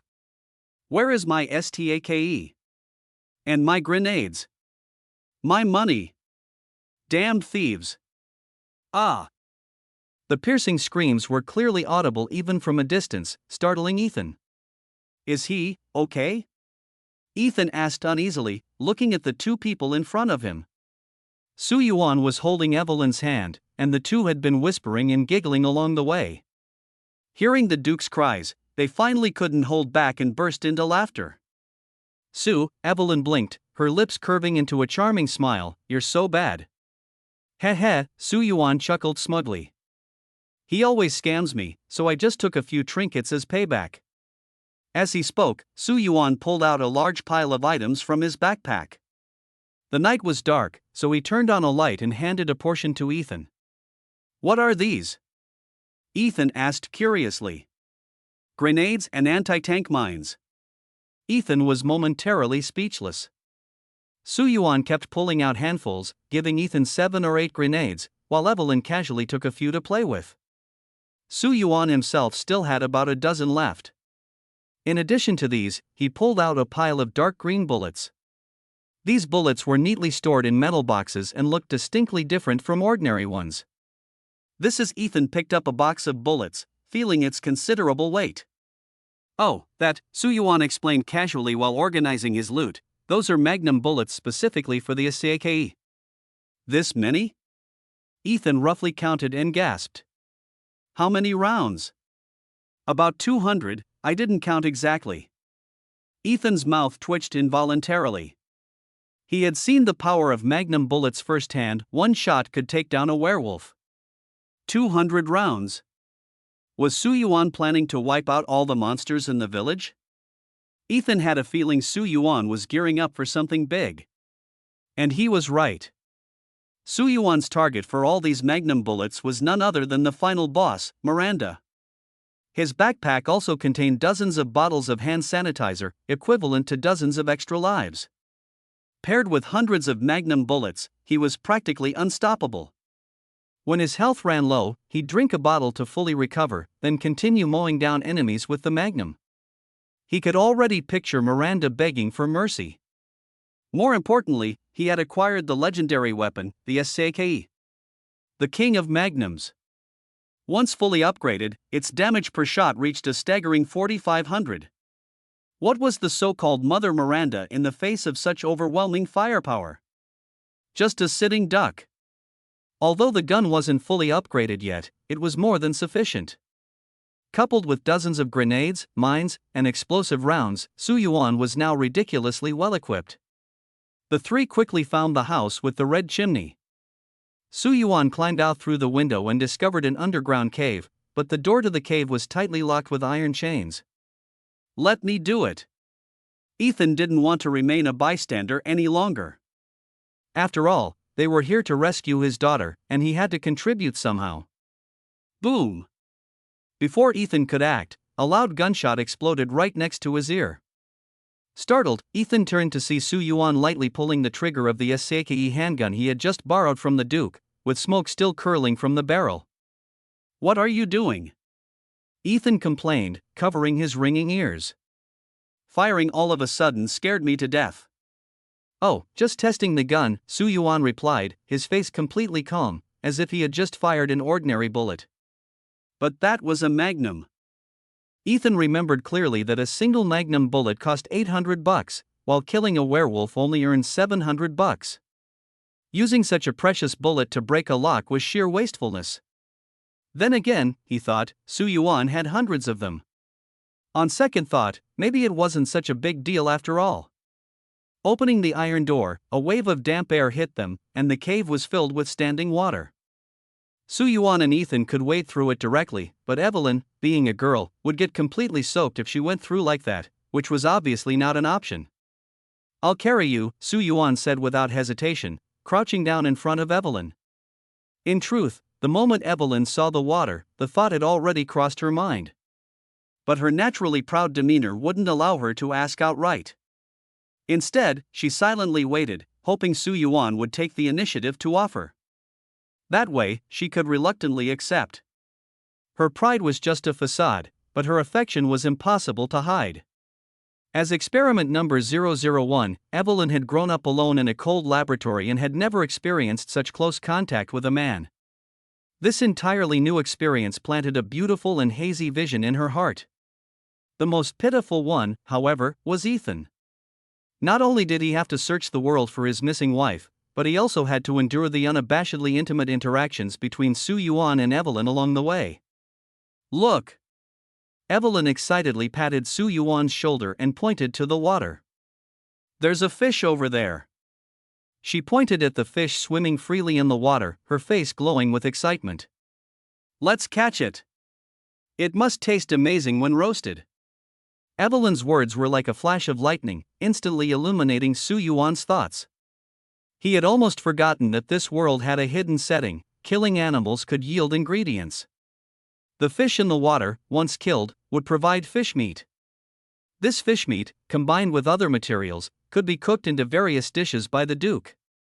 These dishes not only restored stamina but, more importantly, could permanently enhance a person's basic attributes: strength, defense, speed. Although the improvement from a single dish was minimal, over time, the cumulative effect would result in significant gains. Su Yuan was well aware of his current shortcomings. His combat effectiveness mainly relied on advanced firearms and melee weapons, but his physical strength was far from sufficient. If he encountered an extremely agile monster that forced him into a battle of endurance, his advantage would completely disappear. Therefore, improving his physical fitness was crucial. If not for Evelyn's reminder, he might have completely overlooked this top priority. Wait! Seeing Su Yuan pull out the powerful STAKE Magnum handgun, Ethan was scared out of his wits. What are you trying to do?" Su Yuan's expression was a bit peculiar, as if he were looking at a fool. "Isn't it obvious?" Of course, I'm going fishing. You're using a magnum to fish? Ethan's voice was completely out of tune. This is faster. Su Yuan replied matter-of-factly. Ethan was utterly speechless. He was completely floored by Su Yuan using a magnum to pick locks, and now using it to catch a tiny fish. This is a magnum, a weapon designed to deal with the most ferocious monsters, not for blowing up fish. Boom!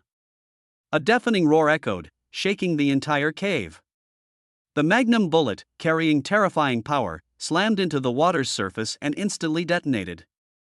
The school of fish underwater didn't even have time to react before the massive shockwave flipped them belly up. Ding! A crisp notification sound echoed repeatedly in Su Yuan's mind. You have obtained regular fish meat *2. You have obtained premium fish meat *2. You have obtained premium fish meat *2. The aura of luck worked its magic once again.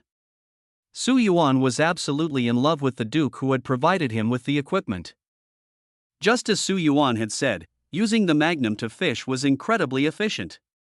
He fired only 2 shots, and the fish in the cave were completely wiped out. The massive explosion sent water splashing everywhere, soaking Evelyn's white dress. But the little girl didn't mind at all. Instead, she laughed with delight. She clung to Su Yuan's back, playfully pinching his ear. There!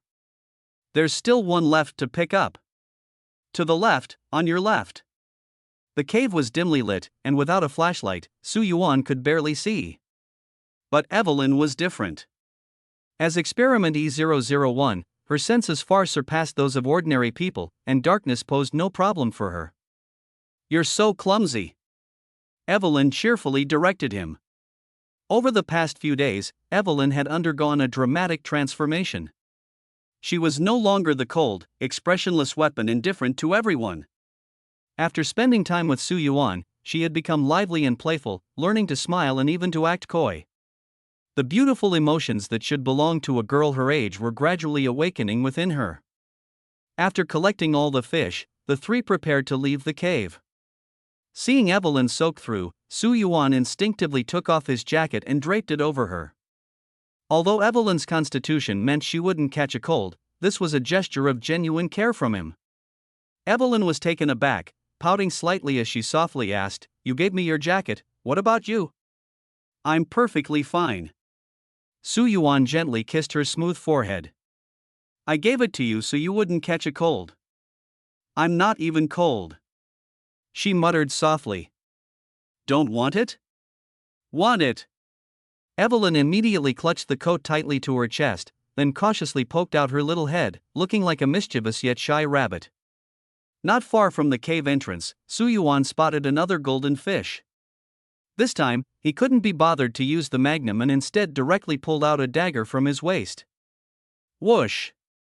A flash of cold light, the dagger plunged precisely into the water, killing with 1 strike. Ding! You have obtained premium fish meat *1. You have earned a new achievement, Fishing Master. Achievement points, 20. This unexpected achievement reward surprised Su Yuan a little. However, just as he was about to turn and leave, a strange aura instantly put him on alert. Shoo! Su Yuan immediately signaled the 2 to hide. He activated the stealth ability of the demon-slaying dagger, combined with the bonus from the concealer title, and the trio's presence vanished instantly. A figure slowly walked past. The moment Su Yuan saw who it was, his expression changed dramatically. It was Miranda. It's her? Miranda? Evelyn's face turned icy cold in an instant, and an uncontrollable killing intent spread out. Just as she was about to lose control, Su Yuan reacted swiftly, pulling her tightly into his arms. The warmth of his embrace seemed like a barrier, instantly calming her boiling killing intent. Fortunately, Miranda in the distance appeared unaware of the anomaly on their side. Calm down. Su Yuan warned her in a low voice by her ear. That's just a clone.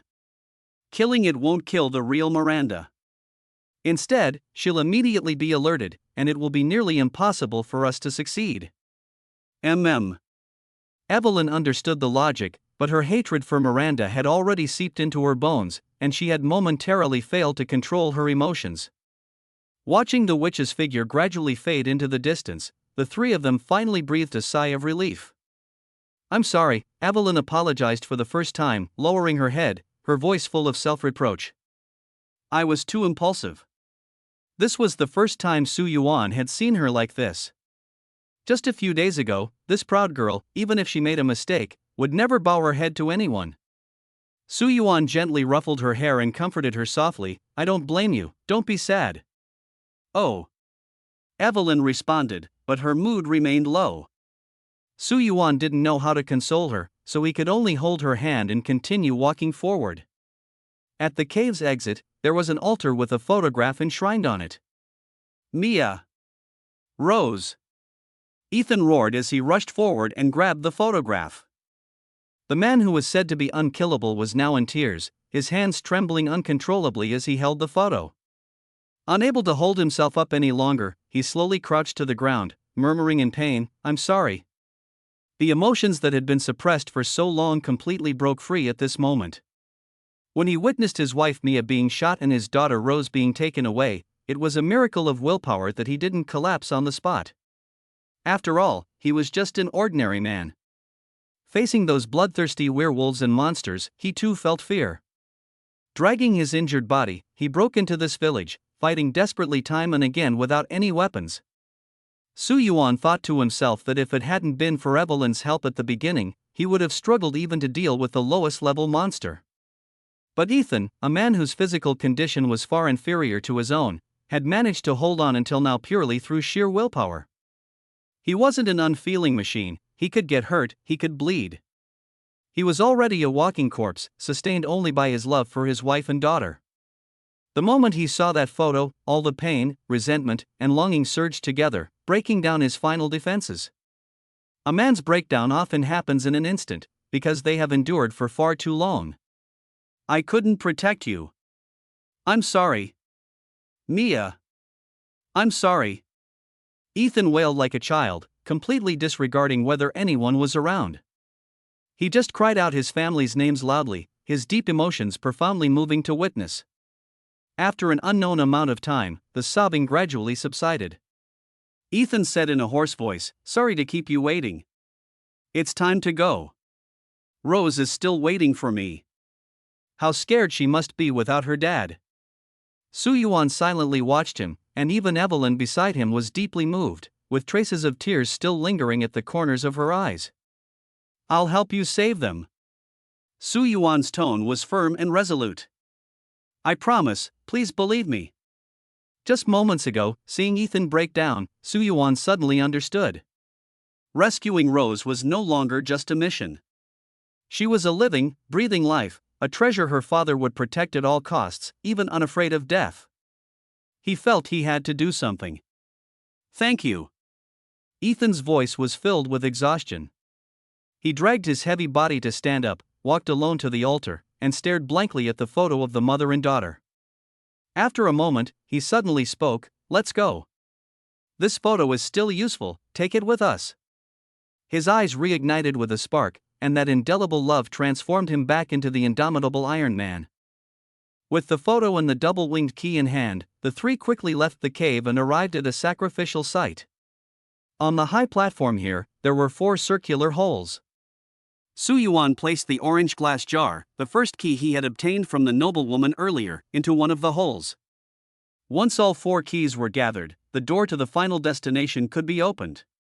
"Where are we heading next?" Evelyn asked. "The village workshop," Su Yuan replied, fully familiar with the terrain here. He knew that before heading to the next castle, they had to first synthesize a crucial key. This key required 2 components.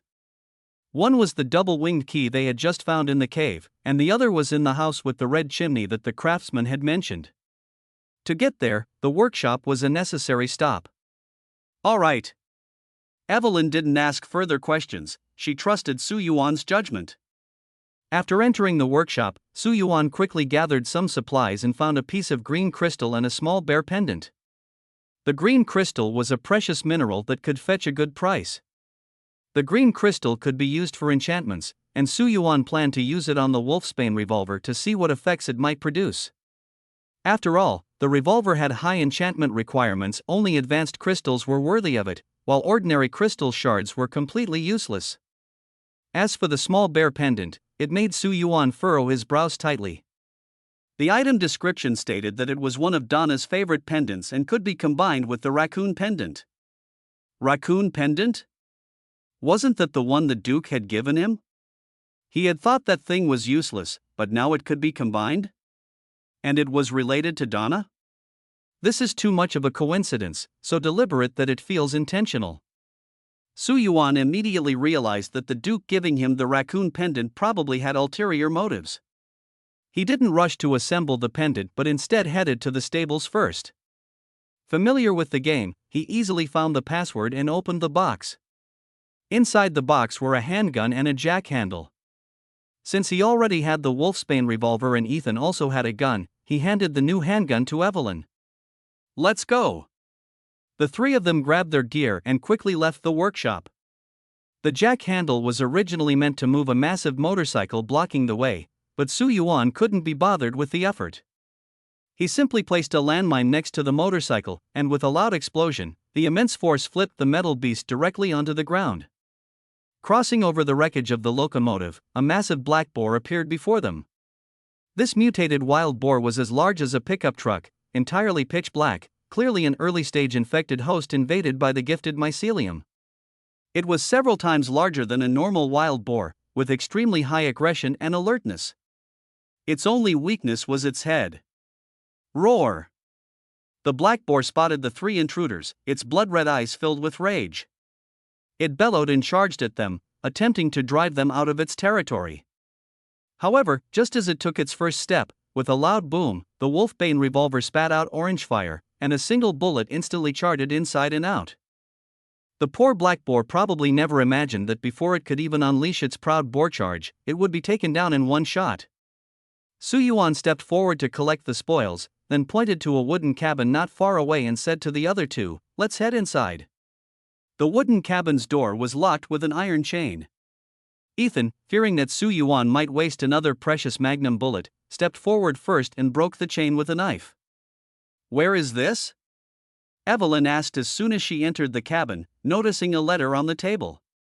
"The luttier's house," Su Yuan replied without looking at the letter, as he clearly remembered its contents. "From here, we should be able to see the house with the red chimney." Although he couldn't recall the exact location, he knew it was nearby. In the current village, there were almost no living people left. A large number of villagers had been infected by the fungal spores. Those who couldn't survive had died in their homes.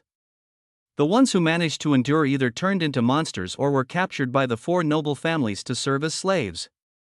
Apart from the possibility of survivors at Louise's house, Su Yuan remained highly cautious of any so-called survivors.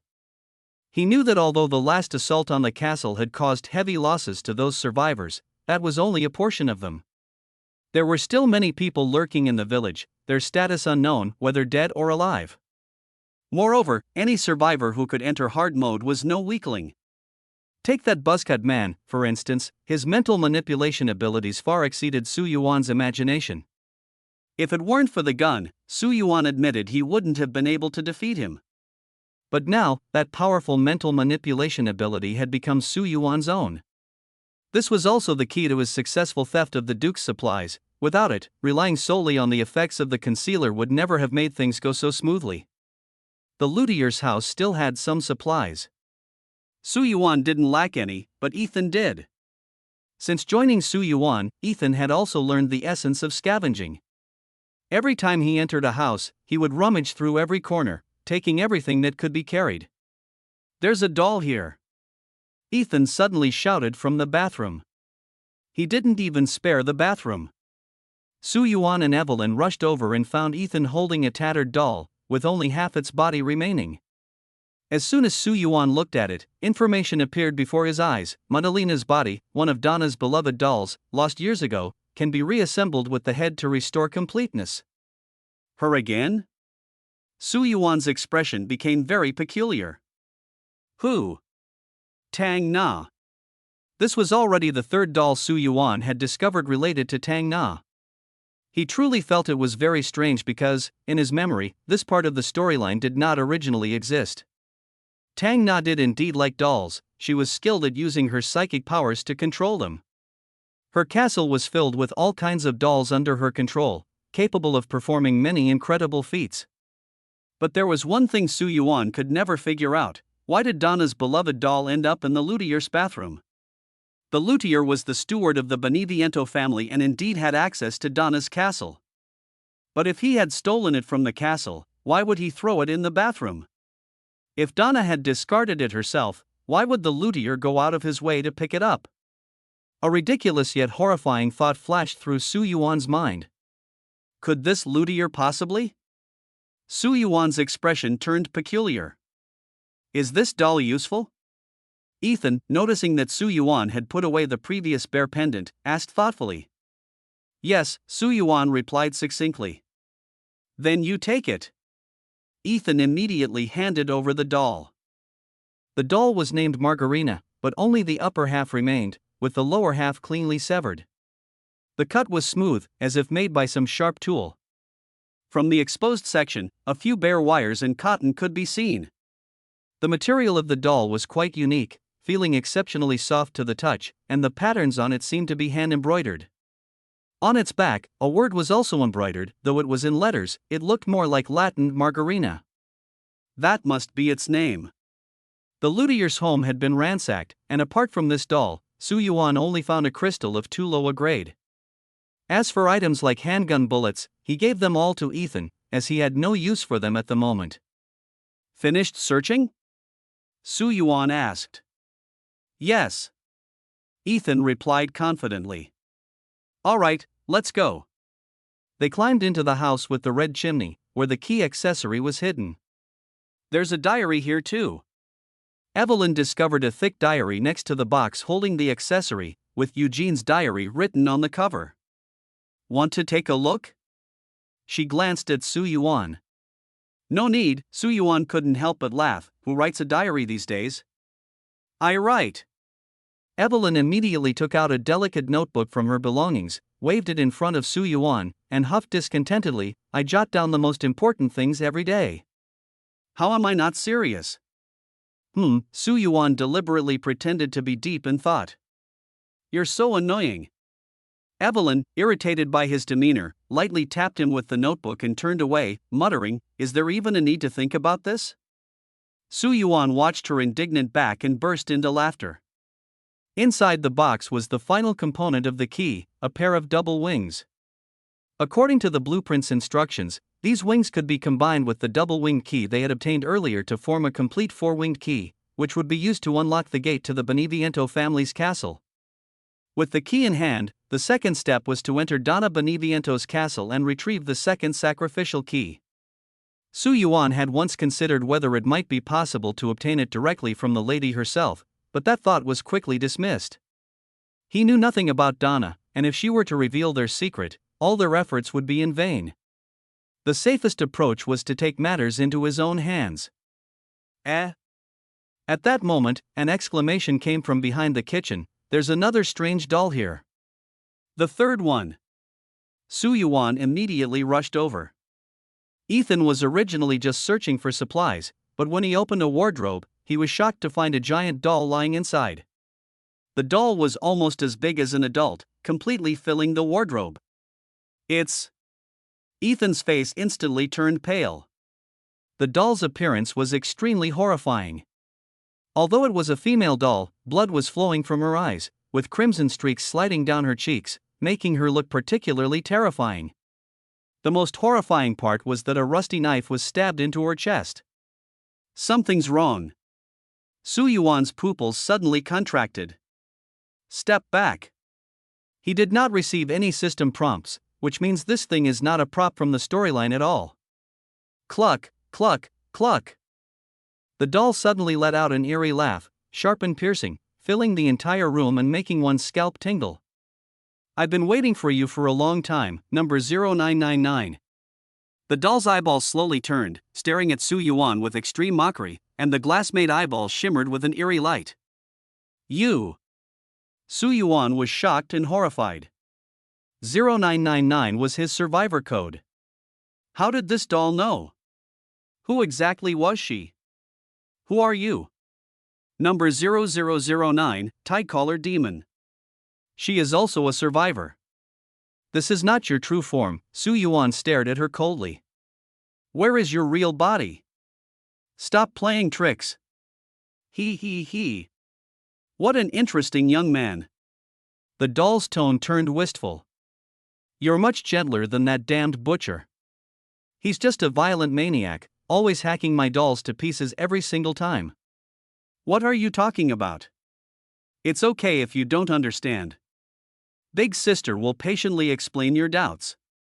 Now, what do you want to know? Su Yuan remained silent, his whole body on guard. Seeing him stay quiet, the doll complained, "Why are you so wary of Big Sister? If I really wanted to make a move against you, I wouldn't have waited for you here." Who exactly are you? Su Yuan asked in a deep voice. You're also a survivor, so how do you know my survivor number? This matter was simply baffling. According to the information he had, everyone's number was a unique identification code that would not change throughout the entire survival mission. Unless they were acquaintances from before, it was absolutely impossible to know someone else's number. A series of questions exploded in Su Yuan's mind. How did this creature, who called herself the Tide Collar Demon, know his survivor number? Did she know his identity? If she did, how did she find out? Forgot about your big sister so quickly? The doll's tone carried a hint of grievance. When that woman in red sent you in, didn't you ask me where this place was? I was right next to you, and you've already forgotten me completely? That woman. Su Yuan suddenly realized. He remembered that he had been roughly thrown into a small dark room, and it seemed to be a woman who caught him.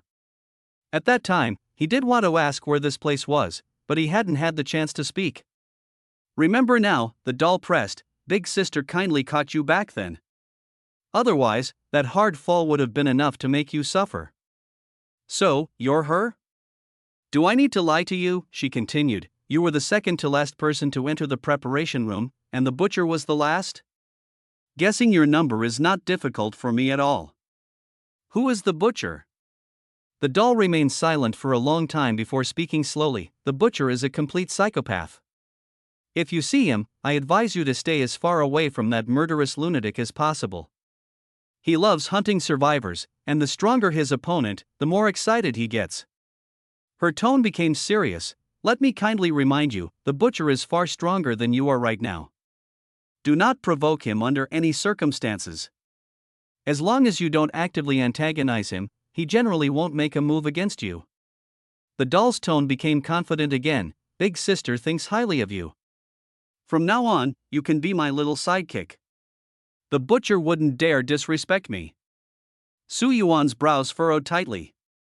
Tide Collar Demon? That's right, that's Big Sister's code name. So you put this doll here. Su Yuan pointed at the doll, his voice icy. Just to scare me? We barely know each other, at most we met once that day. What exactly is your purpose in hiding the doll in the cabinet? Don't be in such a hurry. The doll's tone suddenly turned playful.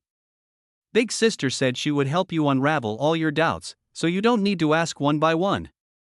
The doll's eyes shifted as it began to introduce itself. Wave Collar Demon, that's my survivor code name. My real name isn't important. During missions, we all communicate using code names. Similarly, Butcher is that person's code name. When you first entered the preparation room, Big Sister noticed you, a complete novice. Her gaze became extremely peculiar. Ever since Lord Red modified the rules, the survivor roster has stopped expanding. So I'm really curious, how exactly did you get in? The Tide Caller was indeed very curious. According to the rules, all survivors were selected from the existing roster, but half a month ago, the Red Cloak had sealed all rosters and announced that no new members would be added.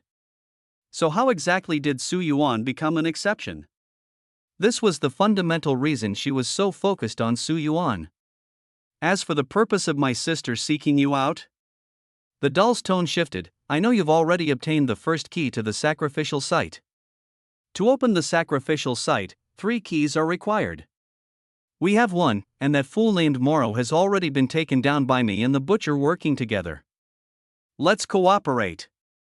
She finally revealed her true intention. I know you're looking for Donna's key.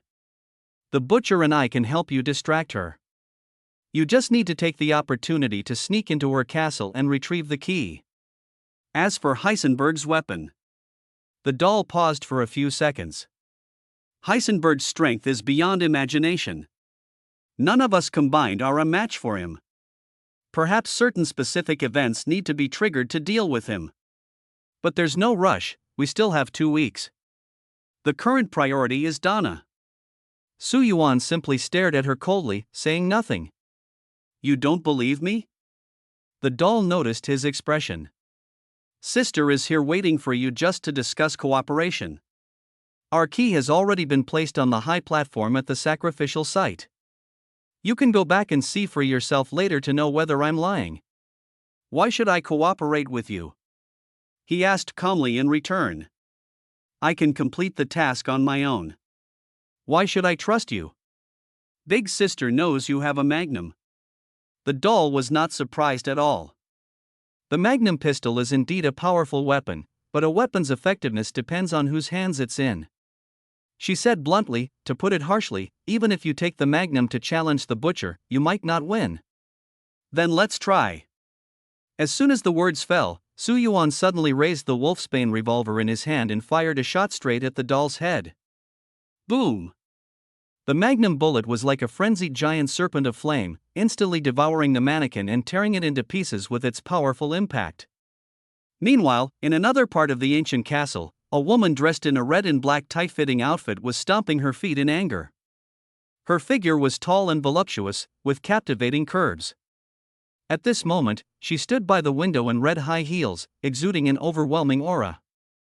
That damned little brother. Idiot, a man sharpening a knife nearby sneered coldly. You. The tide caller immediately raised her long sword and pointed it at him. What do you know? Isn't having one more helper a good thing? He's holding a magnum revolver, and that could be the key to the success or failure of this mission. The man sharpening the blade didn't even lift his head, coldly spitting out a few words, "You're the one who needs help." The man sharpening the blade slowly stood up, his voice as flat as stagnant water, "But I don't." Ha, what a joke.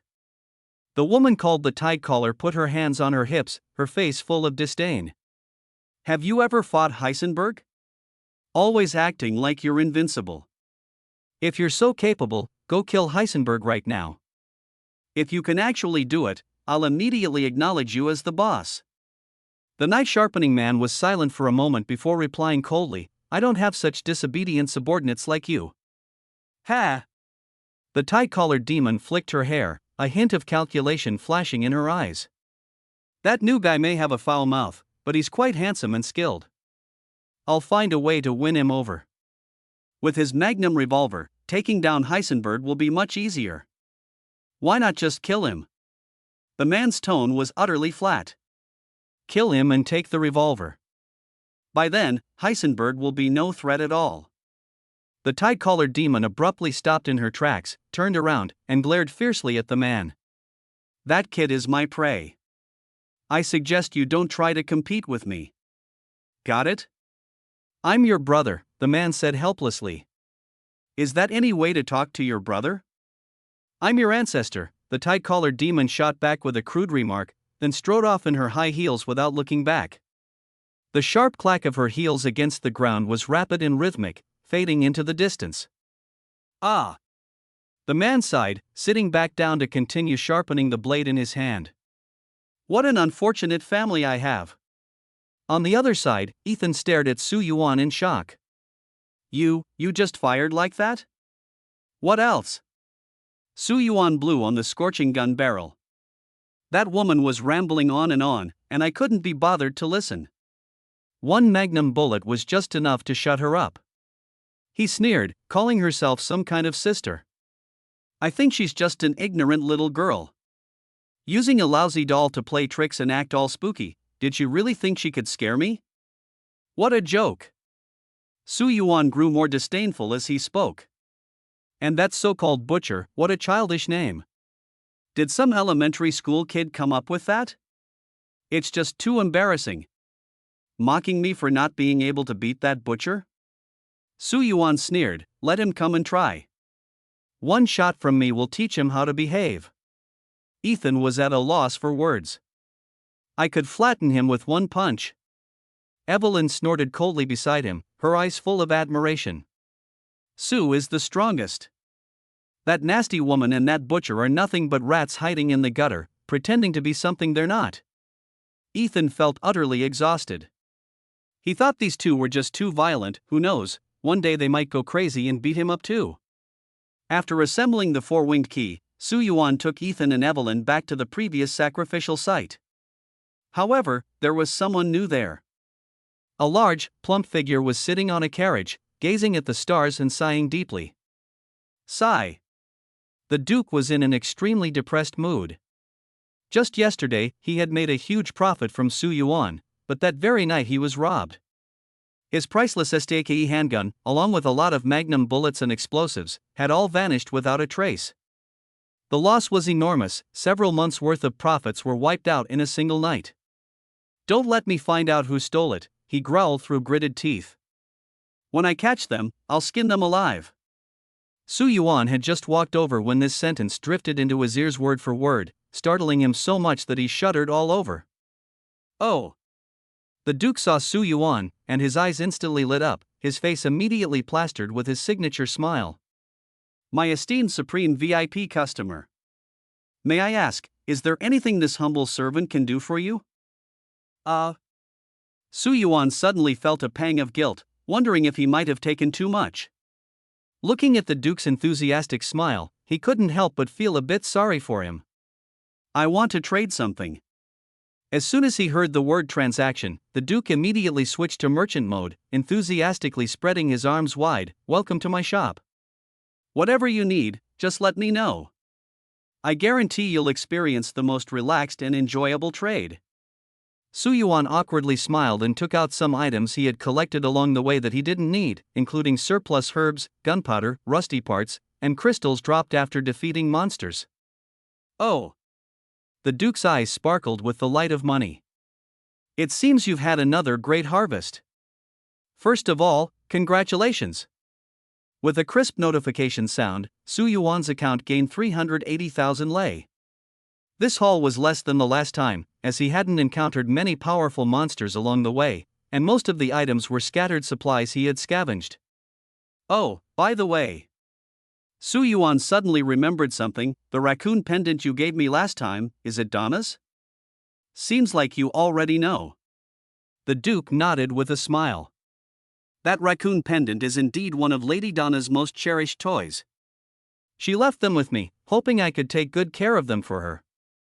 The Duke's tone became somewhat wistful. Lady Donna was incredibly beautiful when she was young, a renowned beauty in the village comparable to that other lady. Unfortunately, some misfortune occurred later, leaving a terrible scar on her left cheek. That scar left her disheartened, the Duke sighed. She sorrowfully threw away all the mirrors, wore that black gauze dress all day, and covered her face tightly with a thick veil, not letting anyone see her appearance. During that time, she cried every day, and in the end, she had no choice but to leave her most cherished dolls with me. It's just that, later, I accidentally lost some of them. Su Yuan remained silent. The Duke grew increasingly awkward as he spoke. It turned out that Donna hadn't sold the dolls to him but had only entrusted them to his care. In the end, he hadn't taken it seriously and lost several of them. Only the raccoon doll was left, so he simply gave it to Su Yuan as a small gift. What a coincidence! Luckily Donna didn't go directly to the Duke to ask for the doll back, otherwise, the Duke really wouldn't know how to explain. The Duke rubbed his hands together, wearing a fawning expression as he said, Madame Donna has 3 beloved dolls in total. Besides the raccoon pendant I gave you, there's also a Marguerite doll and a black goat doll. He paused for a moment and tentatively asked, would you be willing to help me retrieve the remaining dolls? Seeing that Su Yuan remained silent, the Duke immediately raised his hand and solemnly promised, I will definitely give you an extremely precious gift. A thought flashed through Su Yuan's mind. Donna's three beloved dolls. The raccoon pendant was in his possession, half of Marguerite's body had also been found, and now only the black goat and the other half of Marguerite remained. He remembered that the black goat seemed to be in the village. But what he cared about most was, what exactly were these three dolls for? Could they help him get the key to Donna's castle? Or was this just a simple task the Duke casually assigned? If it was just a time-wasting errand, he didn't want to take it. Dawn was approaching, and he still had to return to the lady's castle tonight. Daytime was extremely precious. He had originally planned to scout Donna's castle first and familiarize himself with the terrain. If he agreed to the Duke's request, he wouldn't be able to go today, and getting the key would have to be postponed. After all, the Duke didn't seem very reliable. Who knew what kind of reward he would offer? If it turned out to be another trinket, that would be a huge loss. The Duke seemed to see through Su Yuan's thoughts, awkwardly scratching his head before quickly sweetening the deal. Rest assured. This time the reward is absolutely generous. I will give you a ruby necklace worth 300,000 lei. He stepped closer, desperately winking at Su Yuan. The lady's birthday is today, and she has had her eye on this necklace for a long time. If you give this to the Marchioness, she will be overjoyed. And your relationship with the lady, wouldn't it then be? Su Yuan immediately understood. The Duke clearly knew all about his relationship with the lady. This deal was a win-win for the Duke, and for himself, it was also an excellent opportunity. Cough. Su Yuan cleared his throat and pretended to reluctantly say, "In that case, I'll take on this task. Consider it a small favor for Lady Donna." "Thank you so much." The Duke laughed heartily, and the two exchanged a knowing glance. This was what you call mutual benefit. Thus, Su Yuan and his two companions returned to the village once more.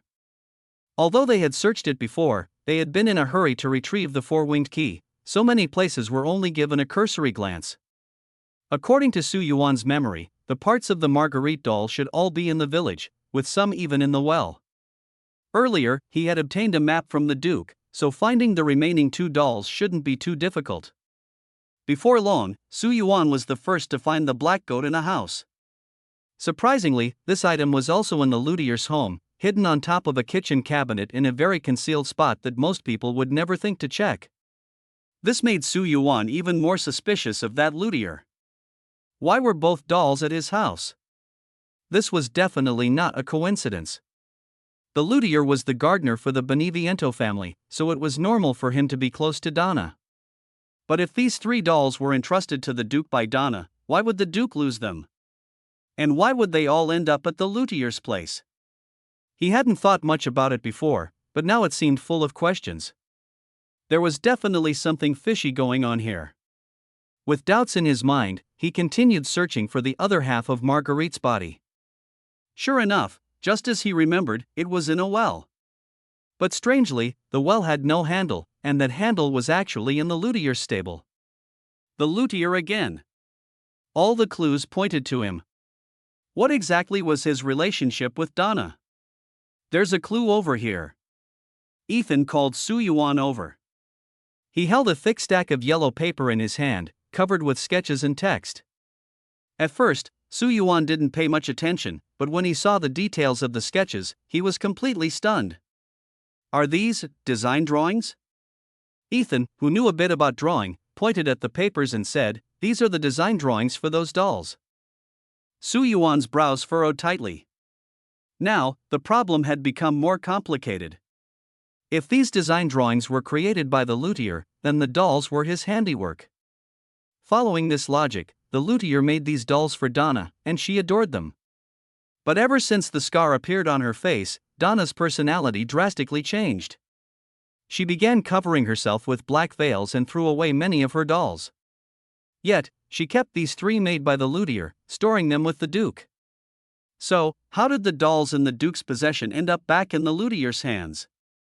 Su Yuan absolutely refused to believe that the Duke coincidentally lost them, the luthier coincidentally picked them up, and they coincidentally ended up being found by them. Just how much of the Duke's words could be trusted? Su Yuan had reason to suspect that the fat Duke was lying, or at the very least, he had concealed the most crucial clue. The Duke hadn't explained a single word about how that thing was lost. There are more words on the back. Ethan pointed to the last few pages of yellowed paper and read aloud, "Dear little Donna, my most beloved daughter." Wait a minute. Su Yuan's head buzzed. Let me see. He snatched the yellowed paper and carefully examined the handwriting on it. Dear little Donna, my dearest daughter. Actually, I should call you Donna Christina. I know you won't be happy if I address you this way, but this will be the last time I do so. Soon, you will inherit all the legacy of the Benevento family. I hope your future life will be carefree. The second half of the letter reads, I painted a colored picture. Do you still remember your real birthday?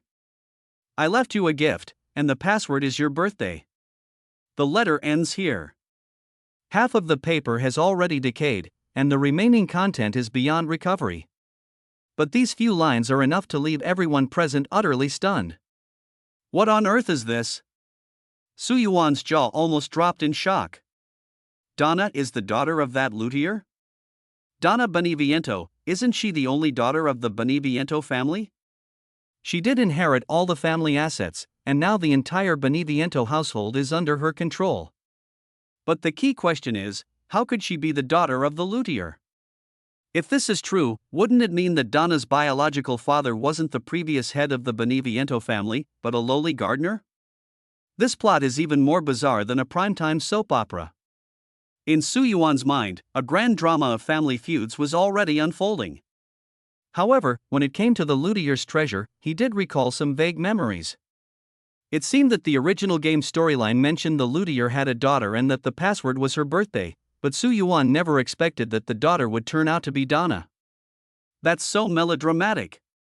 It wasn't Su Yuan who said this, but Evelyn, who blurted it out beside him. Indeed, it was so melodramatic. With this clue, many previous doubts suddenly made sense. For example, why the luthier and Donna had such a close relationship, and why he could stay securely with the Beneviento family. As for those doll parts, Su Yuan guessed that they must have been brought back by the luthier from the Duke's shop, definitely not some so-called lost items. That damn fat man. Su Yuan suddenly had a strong premonition that he had been tricked by that cunning Duke again. Let's check out the luthier's treasure first. Following the hints in the letter, Su Yuan quickly found a painting on the wall. It was a colorful painting depicting a warm scene of a father and his daughter celebrating a birthday together. After looking at the painting, the three of them fell silent. Su Yuan couldn't help but feel for the hardships of this father and daughter. In the rigidly hierarchical aristocratic family, such a relationship might never have the chance to reunite. Was Donna, living in the Benevento family, truly as carefree as the letter wished? Probably not that simple. Ethan thought of his own daughter, and for a moment, he deeply empathized, resonating with the plight of one father to another. Even Evelyn, though it was unclear what she was thinking, seemed to sink into a low mood. Su Yuan keenly noticed this, reached out, and gently embraced the lonely little girl, hoping to give her some warmth. 0917, Su Yuan noted Donna's real birthday, then casually asked, "What's today's date?" September 16th, Ethan replied. Is tomorrow Donna's birthday? This is quite interesting. Today is his wife's birthday, and tomorrow is Donna's actual birthday. These 2 days coinciding, whether it's a coincidence or fate's arrangement, Su Yuan silently noted this detail, thinking it might come in handy in the future. The luthier's box was placed on the desk in the bedroom, visible as soon as one entered. It was a box made of special metal, equipped with a 6-digit combination lock. Su Yuan thought to himself, 4 digits would be the birthday, and the other 2 should be the last digits of the year. He tried turning the dials and entered 0917 along with the year's last digits. Click. A crisp spring sound rang out, and the lock opened. Su Yuan gently lifted the metal lid. Inside the box lay a fabric doll, quietly resting. The doll was crafted with exceptional precision, embodying the luthier's lifelong dedication. It had taken months of meticulous effort to sew it as a heartfelt gift for his daughter. At that moment, a thought flashed clearly through Su Yuan's mind: Donna was in need of a birthday gift. Damn! Su Yuan muttered under his breath, Donna's birthday is tomorrow, and this gift just landed in my hands? The hint couldn't be more obvious. It was meant for him to give this doll as a birthday gift to Donna on her special day. But under whose name should he give it? The luthiers? If he told the truth, then what would this have to do with Su Yuan? Wouldn't he have been running around for nothing? Isn't this forcing me to lie? Su Yuan instantly understood. This kind of plot arrangement was clearly designed to make him pursue Donna and win her favor. If he told the whole truth, then all the groundwork would lose its meaning. Hope Donna doesn't blame me. Su Yuan muttered to himself, having completely forgotten how he had tricked that noblewoman last time. When they returned outside, the Duke saw Su Yuan and his group, excitedly jumped off his carriage, and approached them with a beaming smile. He seemed to have lost his footing and took a solid fall on the flat ground. Ouch! The Duke clutched his thigh, letting out a painful wail. Cluck, cluck, cluck! Evelyn saw his comical appearance and couldn't help but throw herself into Su Yuan's arms, laughing heartily. The Duke was so overweight, like a ball of flesh, that he struggled on the ground for a long time but couldn't get up. Fortunately, Ethan stepped forward and gave him a hand. Thank you, Mr. Ethan. The Duke wobbled as he steadied himself and slowly shuffled over to Su Yuan. His round, plate-like face was plastered with a fawning smile. Did you find all the dolls? Obviously, Su Yuan shot him a glance. If I hadn't, why would I come back to find you? Hey! The Duke, upon hearing this, was overjoyed, so much so that the fat on his face trembled with excitement. He immediately turned around and scurried back to his carriage to rummage through it. After 2 or 3 minutes, the Duke came running back, panting heavily. In his hands, he held a delicate necklace. The necklace was entirely crafted from gold, with each link meticulously made and adorned with intricate and luxurious patterns. Of course, the most dazzling feature was the ruby at the center of the necklace, as large as a pigeon egg. Everyone's eyes were glued to it. Especially Evelyn, this little girl had never seen such a beautiful ruby necklace before. The allure of gemstones to women is irresistible, regardless of age. Su. Evelyn pouted, pitifully clinging to Su Yuan's arm, and softly said, I really like this necklace. Her light purple eyes were glistening, looking as if she truly loved it to the extreme. Su Yuan immediately felt a headache coming on. He looked at the Duke, hoping he could produce another one. A few $100,000 was nothing, he could afford it. A ruby necklace, only one available in this store, the Duke loudly announced. This sentence was like a sharp blade hitting the mark. Su Yuan felt a tingling sensation on his scalp. He looked down at Evelyn in his arms. The little girl gently pecked his lips, her eyes filled with love, and her hands tightly wrapped around his neck, refusing to let go. Su. She boldly confessed, I love you. You love me very much too, don't you? Sweat began to bead on Su Yuan's forehead. Yes. Yes. He quickly hugged Evelyn tightly and responded passionately, You are the angel in my heart, my dear Evelyn. Your lovely face, your dreamy big eyes, are like the most precious gift God has given me. He gazed directly at Evelyn, their foreheads gently touching, fingers interlocked. I love you. I love your smile, I love your adorable charm, my mind is filled with your image every day. Evelyn was so excited that her heart was about to leap out of her chest. I want a string of rubies too. Su Yuan's body instantly froze. This, he cursed inwardly. It was all that damned fat Duke's fault for taking it out in front of Evelyn, and there was only one. Wasn't this deliberately trying to embarrass him? Listen to me, baby. Su Yuan cupped Evelyn's face and said word by word, Madam has helped me a lot. This necklace is a birthday gift for her, and it's the right thing to do. He gently promised, when it's your birthday, whatever you want, I'll find a way to get it for you, okay? Can you take me to Disneyland? Sure. Su Yuan agreed without hesitation. Just with me alone. No problem. Don't even think about those other seductive women. All right. Su Yuan immediately agreed. At times like this, no matter what Evelyn requested, he would agree to everything first. That evening, the lady's birthday banquet was held as scheduled. 2 of the 4 great nobles attended. Donna and Heisenberg were present, but Morrow was nowhere to be seen. It was previously rumored that Morrow had been eliminated. Though the truth was uncertain, his absence seemed to lend credibility to the rumors. Su Yuan could not directly attend the banquet. If he appeared, it would surely attract Heisenberg's attention. Donna had the lady to look after her, but Heisenberg was a troublemaker. The lady was also aware of the stakes and specifically instructed Su Yuan to come after the banquet ended.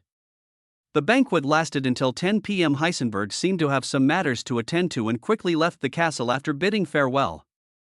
Meanwhile, the puppeteer Donna Beneviento was in no rush to leave. She was having an engaging conversation with the lady. "My dear Donna," the lady said with a radiant smile, holding Donna's hand, "let me introduce someone to you." With that, she went to the dressing room to call Su Yuan over and brought him in front of Donna. This was the first time Su Yuan had observed Donna at such close range. Her figure was not as voluptuous as the lady's, but it was slim and well-proportioned, possessing a unique charm. Donna was dressed in a black gauze dress, somewhat resembling a wedding gown, but in this culture, black was often associated with death and mourning. Donna stood there gracefully, her black gauze dress looking out of place at the birthday banquet.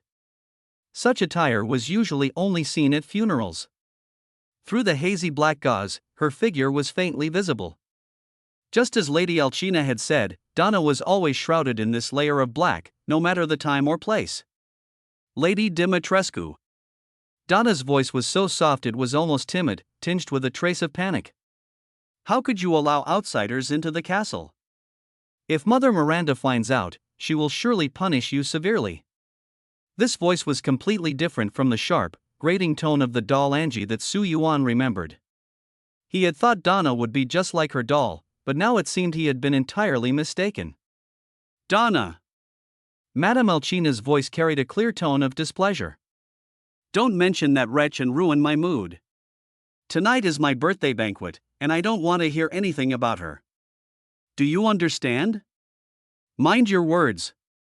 Donna's tone instantly became hurried and uneasy. The mother goddess's avatars are everywhere in the village. If she hears you, she'll have you fed to the werewolves. "Humph."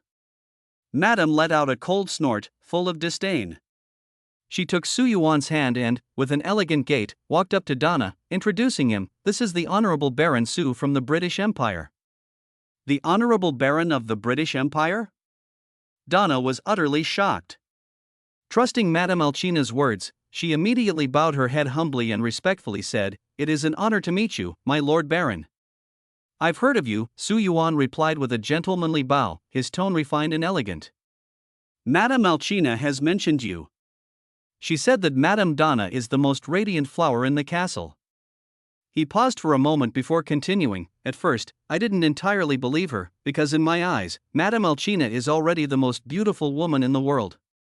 But meeting you today, I realize how shallow my previous thoughts were." These words were nothing short of an art form. He neither excessively praised Donna in front of Alcina nor subtly diminished Alcina, instead skillfully complimenting both women. By borrowing Alcina's words to elevate Donna, he managed to make both women feel utterly delighted without favoring one over the other. As soon as he finished speaking, both Alcina and Donna were overjoyed. Donna managed to maintain her composure, but Madame Alcina could no longer hold back.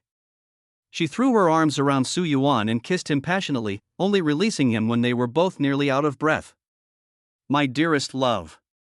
Alcina gazed deeply into Su Yuan's eyes and murmured, "I love you." Su Yuan did not feel the slightest bit embarrassed.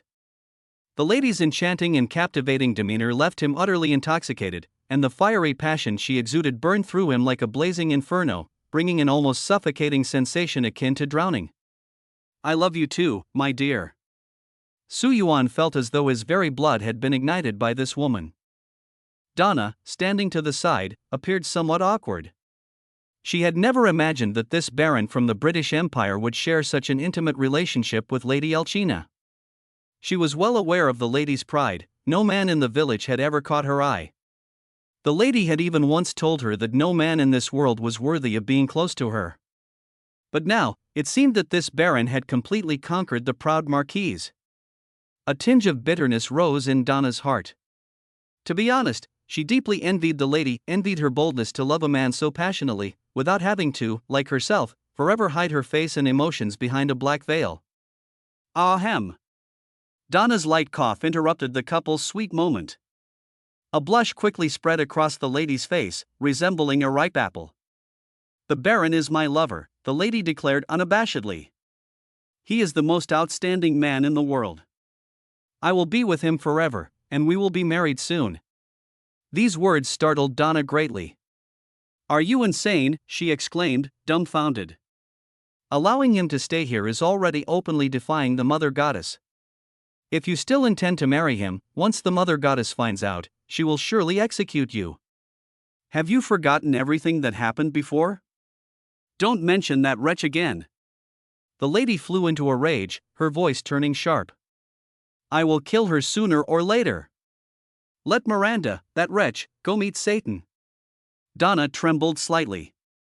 The lady had said such words more than once. Her hatred for Miranda ran deep, to the point where she wished to tear her apart immediately.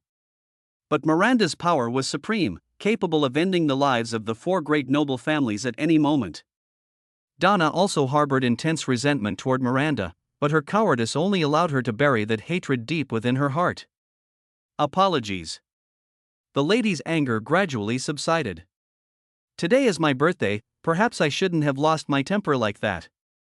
Let's not talk about her anymore and enjoy this moment of peace." She turned around and elegantly extended her hand to Su Yuan, a teasing glint in her alluring eyes. "My dear Baron, would you care to accompany your beloved Alcina for a dance? It would be my honor." Su Yuan gentlemanly took the lady's hand. This gesture satisfied the lady's small sense of vanity. Women love to compete, and at this moment, the lady wanted to show off in front of Donna, show off that she had found the most outstanding and charming man in the world. Accompanied by the melodious music, Su Yuan held his wife's waist as the two gracefully danced their way into the center of the dance floor. Due to the significant difference in their physiques, Su Yuan couldn't reach his wife's shoulder at all and could only naturally hold her soft waist as they danced to the music. He couldn't help but think that he had never seen a woman with such an exaggerated figure in his life. Even talking to her normally might make his neck sore. But the wife was very considerate. She slightly lowered her head and gazed at this handsome man with deep affection, her heart filled with sweetness. At the edge of the dance floor, a lonely figure sat Donna. Everyone called her Lady Donna, but she was actually unmarried. The scar on her face made her extremely self-conscious, and from childhood to adulthood, the things she interacted with most were dolls, as she had almost no friends. Although she had a good relationship with the wife before her, her world only consisted of the wife. Solitude and timidity had long been etched into her very bones. In the old-fashioned phonograph, a classical dance tune was playing. Su Yuan's dance steps were a bit clumsy, but he was learning quickly. The lady thoughtfully slowed down the rhythm, guiding him. Donna quietly watched the well-matched pair in the dance floor, unable to dispel the bitterness in her heart. She longed for love, yearning for a prince who would gently hold her like Su Yuan did and dance with her. Her doll dressed in a wedding gown was actually the truest reflection of her inner desire. However, she felt too insecure, believing that no one would ever love someone with an ugly scar on her face. As the tune ended, the dance steps came to a halt. Su Yuan keenly noticed Donna's sadness and leaned over to whisper a few words to the lady. At first, the lady seemed somewhat reluctant, but upon seeing Su Yuan's sincere expression, she eventually agreed. The next moment, Su Yuan walked straight toward Donna, stopped in front of her, and extended his hand with a smile. "Dear Miss Donna." His smile was like a warm current, causing the timid Donna's heartbeat to quicken instantly. "May I have the honor of dancing with you?" "You?" Donna's voice trembled uncontrollably. "You would like to dance with me?" "Yes, as long as Miss Donna is willing." Su Yuan deliberately refrained from addressing her as Madam. To Donna, that title represented family rules and constraints, while Su Yuan's difference made her feel unexpectedly flattered. "I?" Donna's heart was filled with immense unease. "You wouldn't be planning to reject me, would you?" Su Yuan's tone carried just the right touch of teasing. "If you refuse, I think I would be very heartbroken." "I will." Donna finally mustered up the courage. But I rarely dance with others, so if I don't do well, please forgive me. How could that be? Su Yuan's right hand remained elegantly extended. It would be my honor to dance with Miss Donna. Donna's face instantly turned red. It was the first time a man had invited her to dance. She felt both nervous and excited, afraid of messing up and leaving a bad impression on him. The lady standing nearby watched the scene unfold, feeling a slight pang of jealousy. After all, Su Yuan was the man she loved, and seeing him dance with another woman, even if it was her best friend, inevitably stirred some emotions. However, her impeccable aristocratic manners allowed her to maintain her composure. She stepped forward and personally changed the music to a lively waltz for the two of them. Accompanied by the cheerful music, Su Yuan and Donna entered the dance floor. Donna's dance steps were indeed quite inexperienced. While she had some foundation, her movements were clearly not polished. Standing at about 1.7 meters tall, she appeared exceptionally well matched with Su Yuan, even more so than earlier, resembling a couple. Su Yuan also felt much more comfortable, at least no longer needing to keep his head tilted upward. Donna's temperament was very gentle, unlike the lady's fiery nature.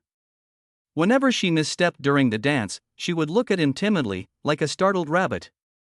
The closer they got, the more Su Yuan could see Donna's face through the thin black veil. Her features were actually very delicate, but a scar running across her left cheek disrupted the overall harmony of her beauty. It seemed that Donna noticed Su Yuan's gaze and lowered her head in shame, not daring to look at him. You don't have to look at me like that. I have a scar on my face, it's very unsightly. If I take off the scarf, it might scare you. Miss Donna, are you very insecure about yourself? Su Yuan's tone was extremely gentle. You must find me laughable. It doesn't matter, Su Yuan said softly. Actually, I want to tell you that the beauty of the soul is always more important than appearance. If everyone only praises your looks, then you should reflect, why hasn't your beautiful heart received their admiration? For Donna, that scar was a permanent source of pain and insecurity. Any compliments about her appearance would be seen by her as blatant lies, or even an insult. So, Su Yuan cleverly avoided the topic and instead hinted at the beauty of her soul. It turned out he was right. Donna's low spirits immediately improved, and she understood the deeper meaning behind his words. I heard you like dolls. Su Yuan changed the subject. Yes, how would the Baron know? I have an excellent relationship with the Duke. Su Yuan once again used the Duke as a shield. He mentioned that Miss Donna is very fond of toy dolls. I see. Donna mused thoughtfully. Actually, the Duke wasn't wrong. Our Benevento family has been making dolls for generations, it's our profession. I grew up with them, and dolls are my only hobby. Facing these dolls every day, don't you find it tedious? Not at all.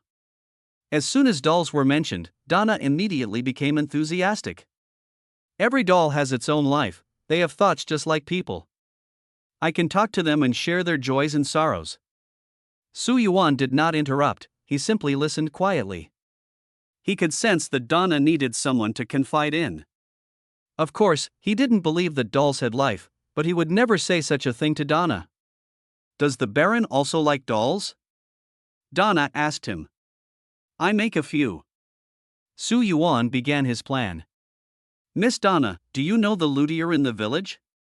When I first arrived in the village, I stayed at his house for a while. I saw him crafting many exquisite dolls and asked him to teach me some of his skills. When he mentioned the words luthier, Donna's body visibly trembled, her dance steps instantly became chaotic, and she almost stepped on Su Yuan's foot. I'm sorry, Baron, she quickly apologized, her voice carrying a trace of panic. I was distracted just now, please forgive me. It's all right, Su Yuan's tone carried a hint of subtle probing. Why is Miss Donna so flustered? Could it be, you also know that luthier? No. I don't know. Donna's tone was hurried, her emotions clearly unsettled.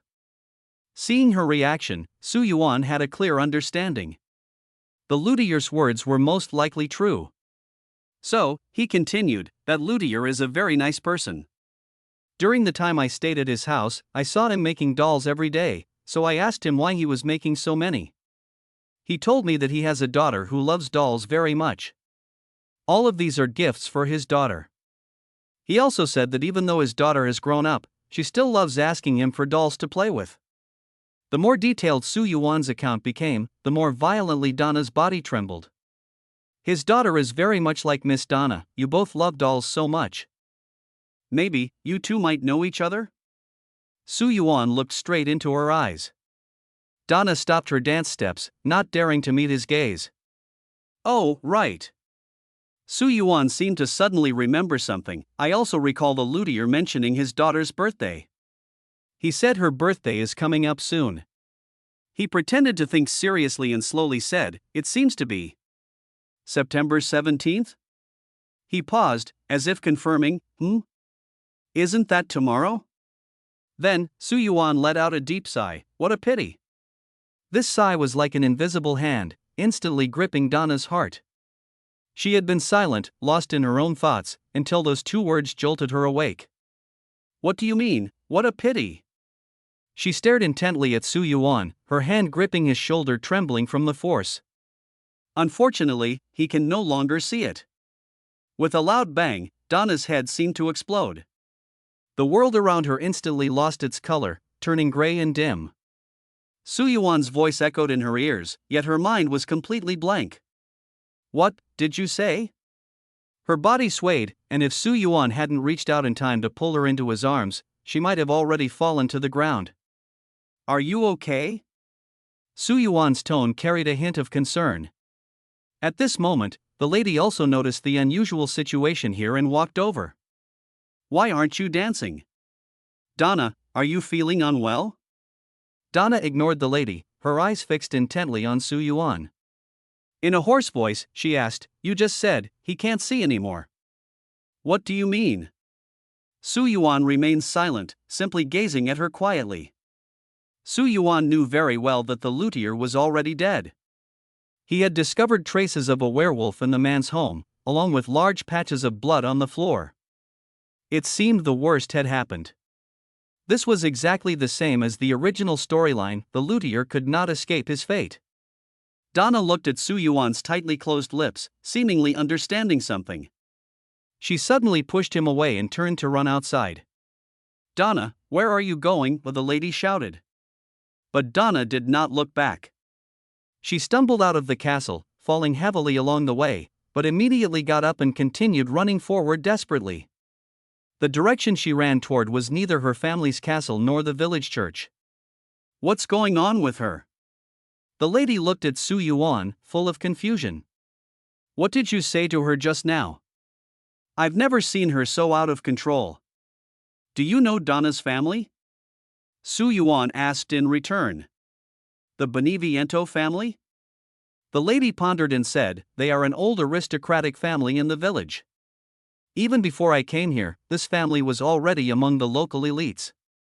Speaking of which, Donna's mother seemed to be a commoner who married the patriarch at the time because of her beauty. However, there were later rumors that she had an ambiguous relationship with one of the family's servants. Hearing this, Su Yuan's heart sank. The luthier's words were confirmed. He couldn't help but feel a sense of melancholy how a living, breathing person could vanish so silently. For Donna, this was undoubtedly a catastrophe akin to the sky falling. Just as Su Yuan was lost in thought, a pair of soft and warm arms suddenly wrapped around him, like two gentle snakes, encircling him from behind and coiling around his neck. The lady's eyes shimmered like autumn water as she softly asked, Darling, are you happy today? What about you? Su Yuan asked her. With the Baron accompanying me, of course I'm very happy. The lady wanted to snuggle into Su Yuan's arms, but she was simply too tall. When the two stood together, it was Su Yuan who appeared delicate and dependent. This scene made Su Yuan feel a bit awkward. Suddenly remembering something, he quickly said, Oh, that's right. He took out a delicately packaged box from his backpack, a handcrafted jewelry box made of rosewood, with gold thread embroidery along the edges. Ah! The lady blinked and asked in surprise, Is this a gift for me? A specially prepared birthday gift for you. Su Yuan handed the box to her confidently and said, "I believe you'll definitely like it. As long as it's from you, I love it." The lady smiled like a little girl.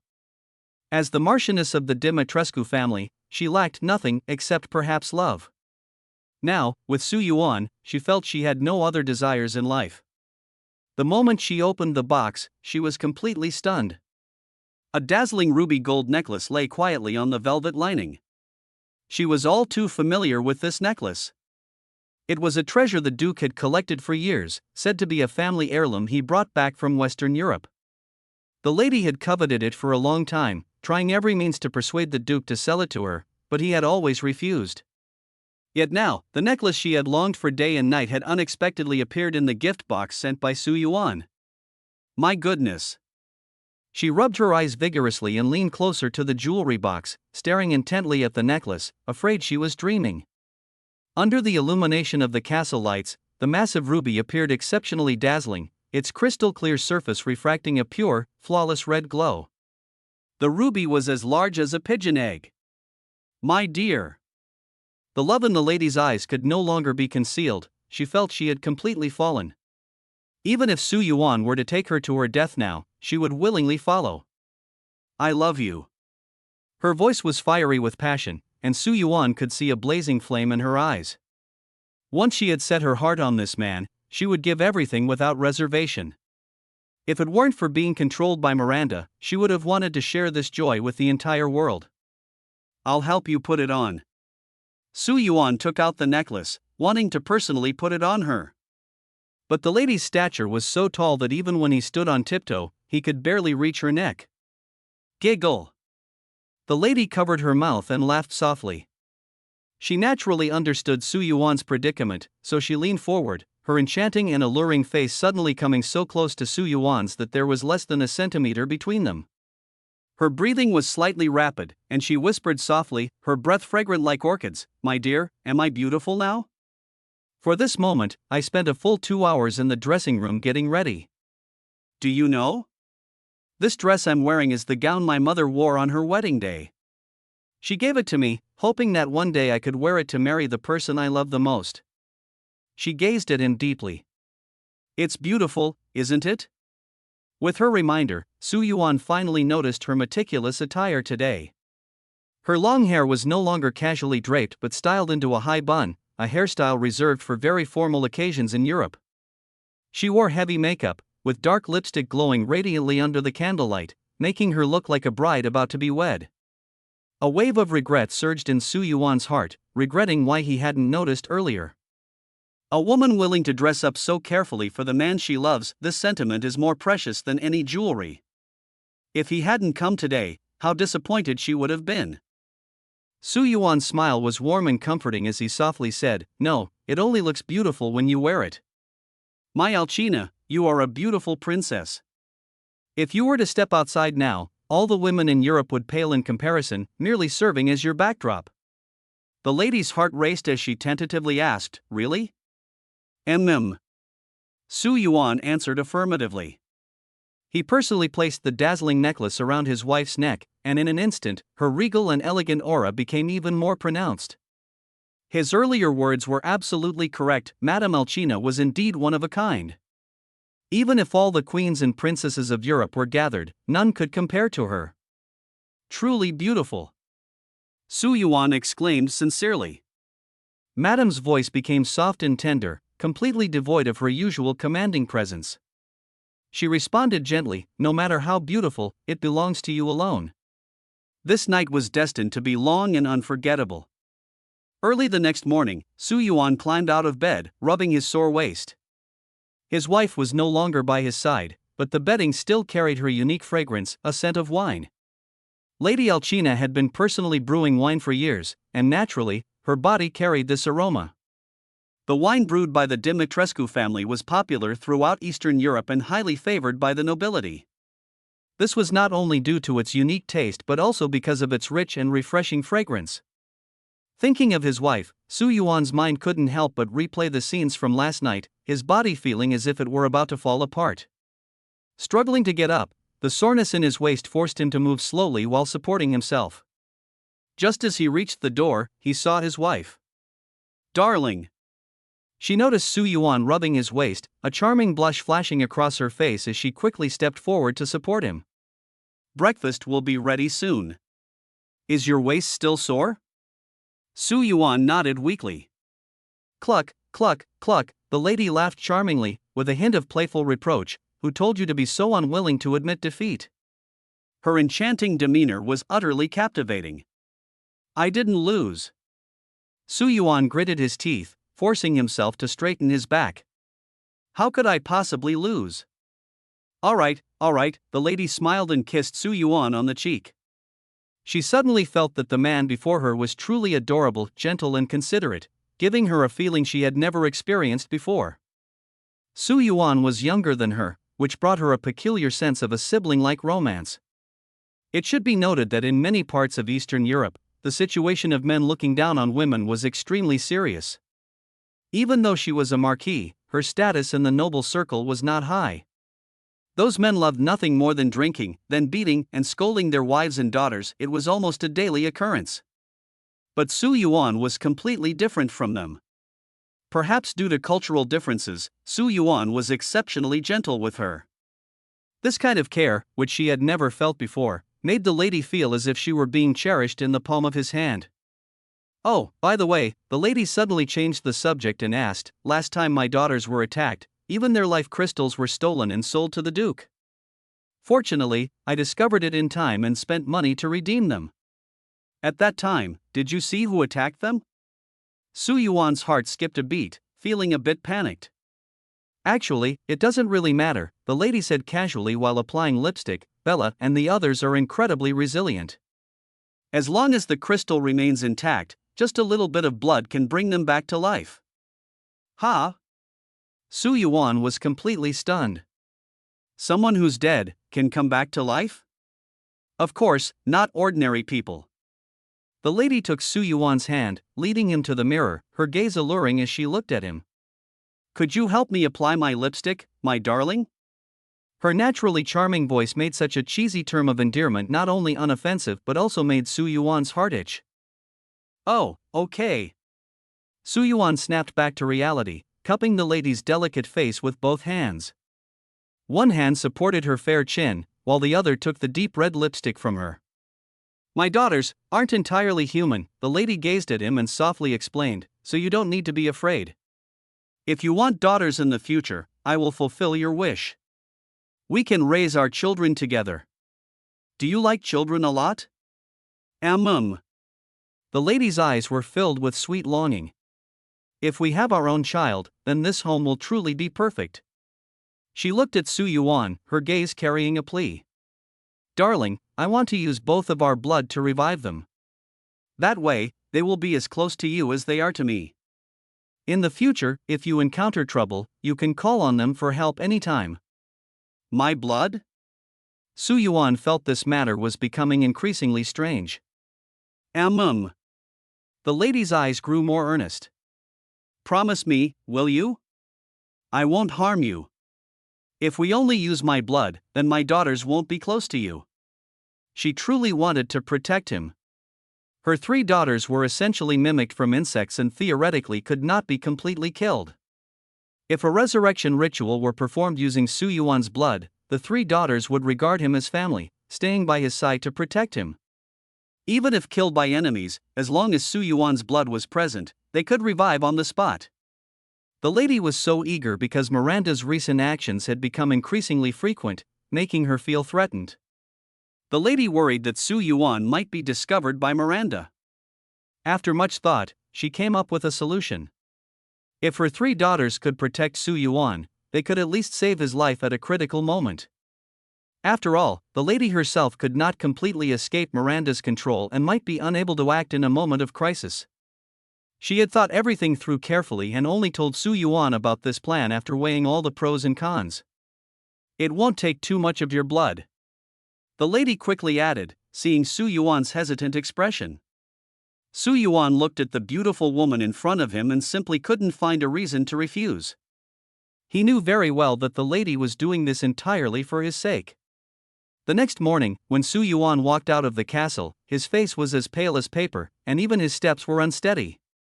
Struggling, he summoned his status panel, and a string of data appeared before his eyes. Health points, 400/800. His status was down to only half. It was evident how much last night's and this morning's two intense battles had drained him. Su Yuan urgently needed to replenish his state, and he immediately thought of that fat man, the Duke. His backpack still contained a pile of ingredients collected earlier, which was perfect for testing the magical effects of that guy's cooking skills. Calling Evelyn and Ethan, the three of them headed straight to the sacrificial grounds. The Duke had been staying there recently, so it wasn't hard to find him. Oh! The Duke's face lit up with a smile, his chubby cheeks practically blooming with joy the moment he saw Su Yuan. My esteemed VIP client, it's such a pleasure to see you again. However, judging by your complexion, you don't look too well. I suppose you must have had a resounding victory last night. As he spoke, he let out a peculiar chuckle, his ingratiating and infuriating demeanor making Su Yuan's teeth itch with anger. What victory? Evelyn keenly caught the keyword and immediately pressed the Duke for answers. Well, the Duke was just about to continue when he caught sight of Su Yuan's murderous glare. He swallowed his words instantly and feigned a look of confusion. I must have been mistaken, yes, definitely mistaken. Evelyn was as sharp as ever, she could easily guess where Su Yuan had gone the previous night. But she preferred to deceive herself, telling herself it was only a possibility. She believed Su Yuan loved her so much that he would never do such a thing. Yet the more she thought this way, the stronger the sour feeling in her heart grew. She had asked Su Yuan about it, and he had adamantly denied doing anything, claiming he had simply drunk too much and fallen asleep. As long as the lady didn't speak up and Su Yuan didn't admit to it, the matter would forever remain a mystery. Su Yuan didn't want to dwell on this topic. He cleared his throat and got straight to the point. I have some ingredients here. I heard you have a magical kitchen. As long as I provide the materials, you can make miraculous dishes, right? Exactly. As soon as business was mentioned, the Duke became eloquent. I am not only a merchant but also the greatest chef in this village. My kitchen is equipped with all kinds of recipes. As long as you can provide the corresponding ingredients, I guarantee to create the finest delicacies for you. Does it cost money? Su Yuan cut straight to the chase. Our shop has been running low on seasonings lately. Just say how much. Su Yuan was too lazy to listen to his nonsense. He had seen through it, this fat man was obsessed with money, unable to go 3 sentences without mentioning it. Since it's your first purchase, I'll give you an ultra-low friendship price, 20,000 lei. Su Yuan's face instantly darkened. 20,000 for just one dish? The Duke, seeing his strong reaction, awkwardly rubbed his hands, then, 10,000? 1,000. Su Yuan snapped, I can still accept 1,000 per piece. 10,000? I advise you not to even think about it. Do you think I'm stupid and have too much money? Now it was the Duke's turn to be in a dilemma. In fact, the production cost wasn't high, he just wanted to test Su Yuan's bottom line and make a bit more profit. But 1,000 was really hard for him to accept. 9,000. 1,200. 8,000. 1,003.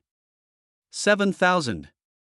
Su Yuan completely lost his patience. 1,005, that's my bottom line.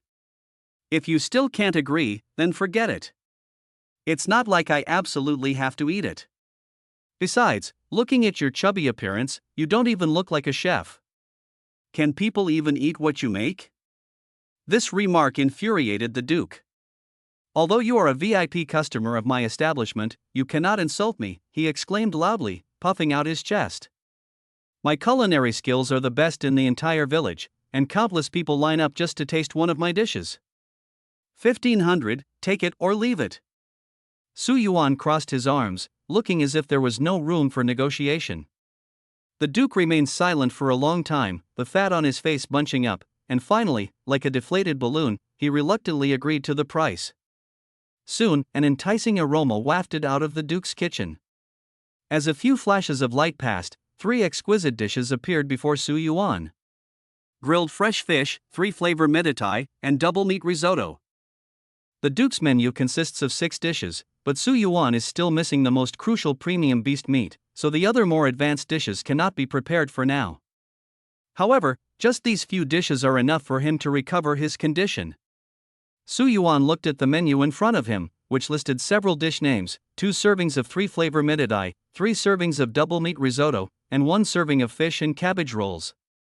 His gaze locked onto the description of 3-flavor miditai, meticulously crafted by the Duke using fish, poultry, and beast meat as ingredients. It can enhance vitality, though its effects diminish with repeated consumption.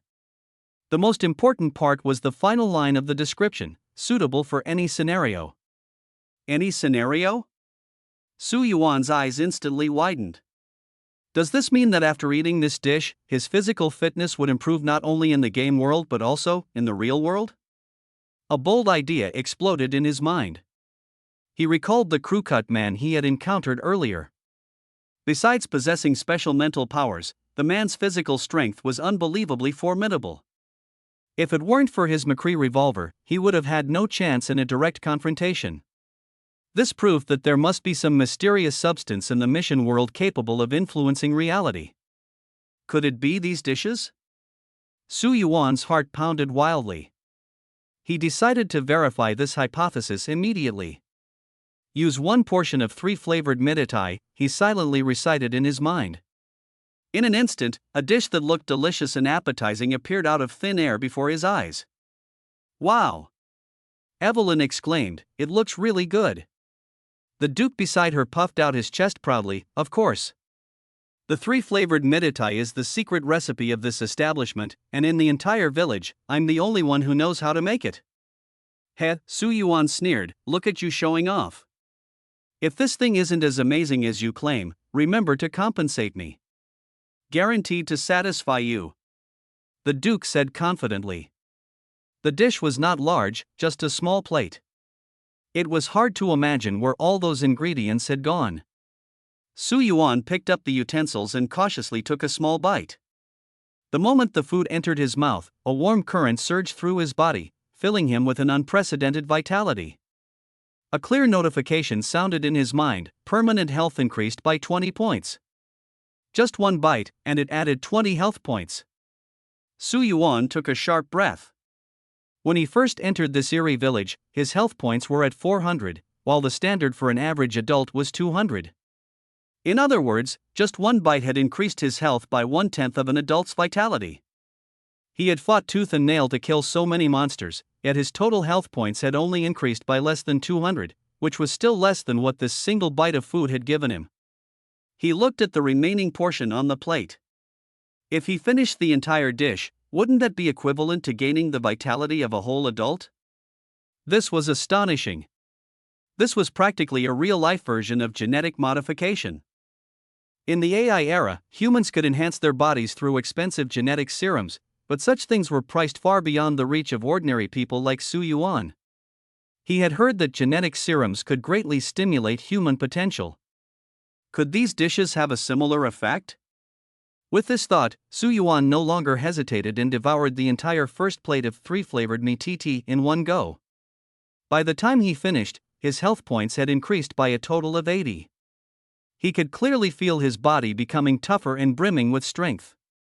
Now, his health points had reached a staggering 640, equivalent to the combined vitality of 3 average adults. And this was just the effect of the first dish. Su Yuan's eyes burst with astonishing brilliance as he picked up the second plate without hesitation. However, when he took the first bite of the second plate, the prompt in his mind made his face darken: permanent health increase by 10 points. The effect was directly halved? Su Yuan frowned. At this rate of diminishing returns, wouldn't the third plate only add 5 points of health per bite? It seemed that only the first plate had the best effect, and eating more afterward would significantly reduce the benefits. He had held on to a sliver of hope earlier, but now it was clear that he had been overly optimistic. On second thought, though, if every plate could increase attributes by that much, it would indeed be too outrageous. "Darling." At that moment, Evelyn pouted and looked at him expectantly. "Both of us are sitting here watching. Are you really going to eat it all by yourself?" 2 servings of the 3-flavor miditai were already consumed. Su Yuan looked at the remaining dishes and set aside a portion of grilled fresh fish and a serving of double meat stew rice. Since the effects were already minimal for him, he thought it would be better to let Evelyn and Ethan try them to see if they had any effect on these storyline characters. Darling, feed me. Evelyn pouted playfully, opening her mouth and standing still, waiting for Su Yuan to feed her. Su Yuan felt a bit helpless. This girl used to be just a little tsundere, but now she had even learned to act coquettishly. It was becoming harder and harder to handle. He had no choice but to pick up a piece of grilled fish, carefully feeding it to Evelyn's mouth, then anxiously asked, "How does it feel?" Mm. Evelyn closed her eyes, carefully sensing the changes in her body. Evelyn savored the taste of the grilled fish, even sticking out her tongue to lick her lips, unable to say a word for a long time. Very good. She finally spoke, but her words almost made Su Yuan faint. I'm asking how your body feels. Su Yuan shouted irritably, "Not how the grilled fish tastes." You scolded me. Evelyn looked aggrieved. You only asked me how I felt, so I thought you were asking how I felt after eating. I just feel, this fish tastes really good. Su Yuan was momentarily speechless. He realized Evelyn had indeed changed. The old her would never have said something like, "You scolded me." He couldn't help but wonder, who taught her this? His gaze instinctively shifted to Ethan. Ethan had just taken a bite of risotto. When he met Su Yuan's sharp gaze, he was so startled that his hand trembled, and the food in his mouth fell out. Why are you looking at me?" he asked nervously. How do you feel after eating? And no, nothing. To prove himself, Ethan took another big bite in front of Su Yuan and said, "I really don't feel anything special, just like her. I just think the food tastes pretty good." Did you hear that? Evelyn waved her little fist at Su Yuan. "I told you there's nothing to feel, right?" Su Yuan lightly tapped her forehead, causing the little girl to puff up her cheeks and glare at him angrily. It seems that these special foods have no effect on storyline characters like Evelyn and Ethan. This means their magical effects are exclusive to survivors. Su Yuan's eyes sparkled. He glanced at the Duke out of the corner of his eye. The fat man was actually sitting in the corner counting money, even occasionally biting the coins.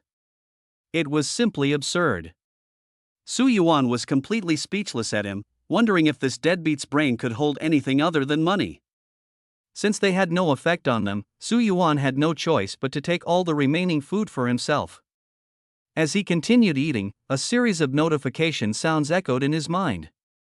Defense permanently increased by 5 points. Health permanently increased by 10 points. Speed permanently increased by 3 points. After consuming all the food, Su Yuan gained a permanent increase of 500 health points, 40 defense points, and nearly 24 speed points. He felt as if he had been completely transformed. The only regret was that his attack power remained unchanged, as none of the dishes this time could boost attack attributes. The effects of these foods are extremely potent upon first consumption, but they diminish over time, similar to one-time use items. The meat top sour plum soup, which can enhance attack power, requires premium-grade beast meat. Su Yuan currently doesn't have any, so he can only put it aside for now. Since it is labeled premium grade, it indicates that the ingredient is extremely difficult to obtain, and it seems unlikely to acquire it anytime soon. His immediate priority is still to obtain the sacrificial ground key from Donna Beneviento. Yesterday, Donna learned the tragic news of the luttier's death and hurriedly left the castle, presumably heading to the luttier's home. As for the cause of the luttier's death, Su Yuan is still unclear, but if it truly was the work of werewolves, then the blame must fall on Miranda, as all the werewolves in the village are under her blessing and control. This presents him with a perfect opportunity to sow discord. The Beneviento family's ancient castle was built atop a cemetery. Su Yuan used the four-winged key to open the northern gate of the sacrificial site, successfully entering the village's public cemetery. The sky was already very dark. Having been delayed for too long at the Duke's place, night had already fallen by the time he arrived here. To save time, Su Yuan did not wait until the next day but set out directly with Evelyn and Ethan. North of the sacrificial site lies a desolate and terrifying area. In addition to the public cemetery, there are many corpses of villagers who died from influenza but lacked the money for a proper burial, casually discarded on the barren hills. Eastern European forests are home to numerous wild beasts, and upon discovering these corpses, they began to linger in the area. Every nightfall, the beasts emerge to feast on the decaying bodies, gradually making the atmosphere here increasingly horrifying. The Beneviento Castle is situated deep within the barren hills. To reach it from the village, one must first pass through this vast cemetery. Woo, woo, woo. Strange sounds echoed from the depths of the cemetery. Su Yuan held Evelyn's small hand, and the little girl showed no trace of fear. Yet the continuous sobbing noises made the moonless cemetery feel especially eerie. Even the usually composed Ethan was tense, sticking close behind Su Yuan. Squawk! A piercing scream suddenly tore through the night sky. What the hell is that? Ethan's face turned pale with fright. A flock of black crows suddenly flew up from behind a grave, their eyes glowing blood red as they stared intently at Su Yuan and the other two, letting out piercing screeches. Boom! Without hesitation, Su Yuan raised the M1897 shotgun and fired a shot. So noisy! The gunshot and Su Yuan's roar startled Ethan. He felt completely out of sync with Su Yuan's pace. This guy was practically a maniac, shooting first no matter the situation. A bunch of damn crows. Su Yuan slowly lowered the muzzle of his gun. They were feasting on carrion in the cemetery, and our intrusion startled them. Keep moving. Su Yuan's voice was calm and resolute. He and Evelyn walked at the front, while Ethan gripped his pistol tightly, bringing up the rear and scanning the surroundings warily for any sign of movement. Passing through the eerie cemetery and crossing the rickety suspension bridge, a low ancient castle finally appeared before everyone. The castle's design was very old, far from the grandeur of Castle Dimitrescu, as the Beneviento family's title was merely that of a viscount. But Su Yuan knew that the eerie atmosphere of this castle far surpassed the previous one. This was the domain of Donna Beneviento, a woman skilled in puppetry and illusions. More importantly, clues about Ethan's wife Mia were also here. After Mia was kidnapped and brought to this village, it was Donna who handled her, preparing her for Miranda's final ritual. Su Yuan harbored a deeper secret, one even Ethan himself was unaware of, a secret that Mia, Ethan's wife, and Miranda, the mastermind behind everything, were once colleagues. They had both been members of an organization called the Alliance and had even taken a group photo together. Poor Ethan had been kept in the dark from the very beginning. Thinking of this, Su Yuan let out an almost inaudible sigh. What's wrong? Ethan, ever perceptive, immediately leaned in to ask. Su Yuan glanced at him and said something cryptic. I've never seen a protagonist more miserable than you. What do you mean? Ethan, completely baffled, pressed further. Why do you say I'm miserable? It's nothing. Su Yuan shook his head, unwilling to continue the topic. So strange, Ethan muttered, then quickly followed after him. The three arrived at the gates of Benevento Castle. The door was tightly locked, and a line of red handwriting at the entrance read, "Offer your memories." Ethan and Evelyn couldn't understand what it meant and could only look to Su Yuan. Place the photo, Su Yuan said to Ethan. Huh? Ethan looked confused. Su Yuan patiently explained, do you remember the photo you saw in the cave, the one Miranda was worshipping? The one with Mia and Rose. Oh. Ethan immediately understood. He pulled out the photo from his pocket, now crumpled from frequent handling. It was clear he often took it out to look at. Put it in that mailbox. Su Yuan pointed to the mailbox by the door. Ethan hesitated for a moment, but trusting Su Yuan, he placed the photo inside. With a creak, the chains on the door unlocked. Ethan and Evelyn were stunned, completely unable to grasp the logic behind it. Donna's task is to prepare offerings, Su Yuan explained. That photo is one of the offerings. Offerings? What exactly are offerings? Ethan quickly asked, a growing sense of unease gnawing at him. He felt Su Yuan was hiding some critical information. This man was too mysterious, no one knew where he came from or what his true intentions were. Offerings are offerings, Su Yuan replied vaguely. If you want to know the specifics, you'd better ask that lunatic Miranda. How would I know? Seeing that he couldn't get any answers, Ethan had no choice but to close his mouth in frustration. The three entered the castle interior via the elevator. It was much smaller than expected, with hardly any spacious rooms, and every corner was piled with various dolls, some intact, some badly damaged. The entire environment appeared chaotic and eerie. "Move forward," Su Yuan said, navigating effortlessly through the complex corridors with the map provided by the Duke. "Where to?" "Donna's doll workshop." As Su Yuan led the way, he couldn't help but silently complain.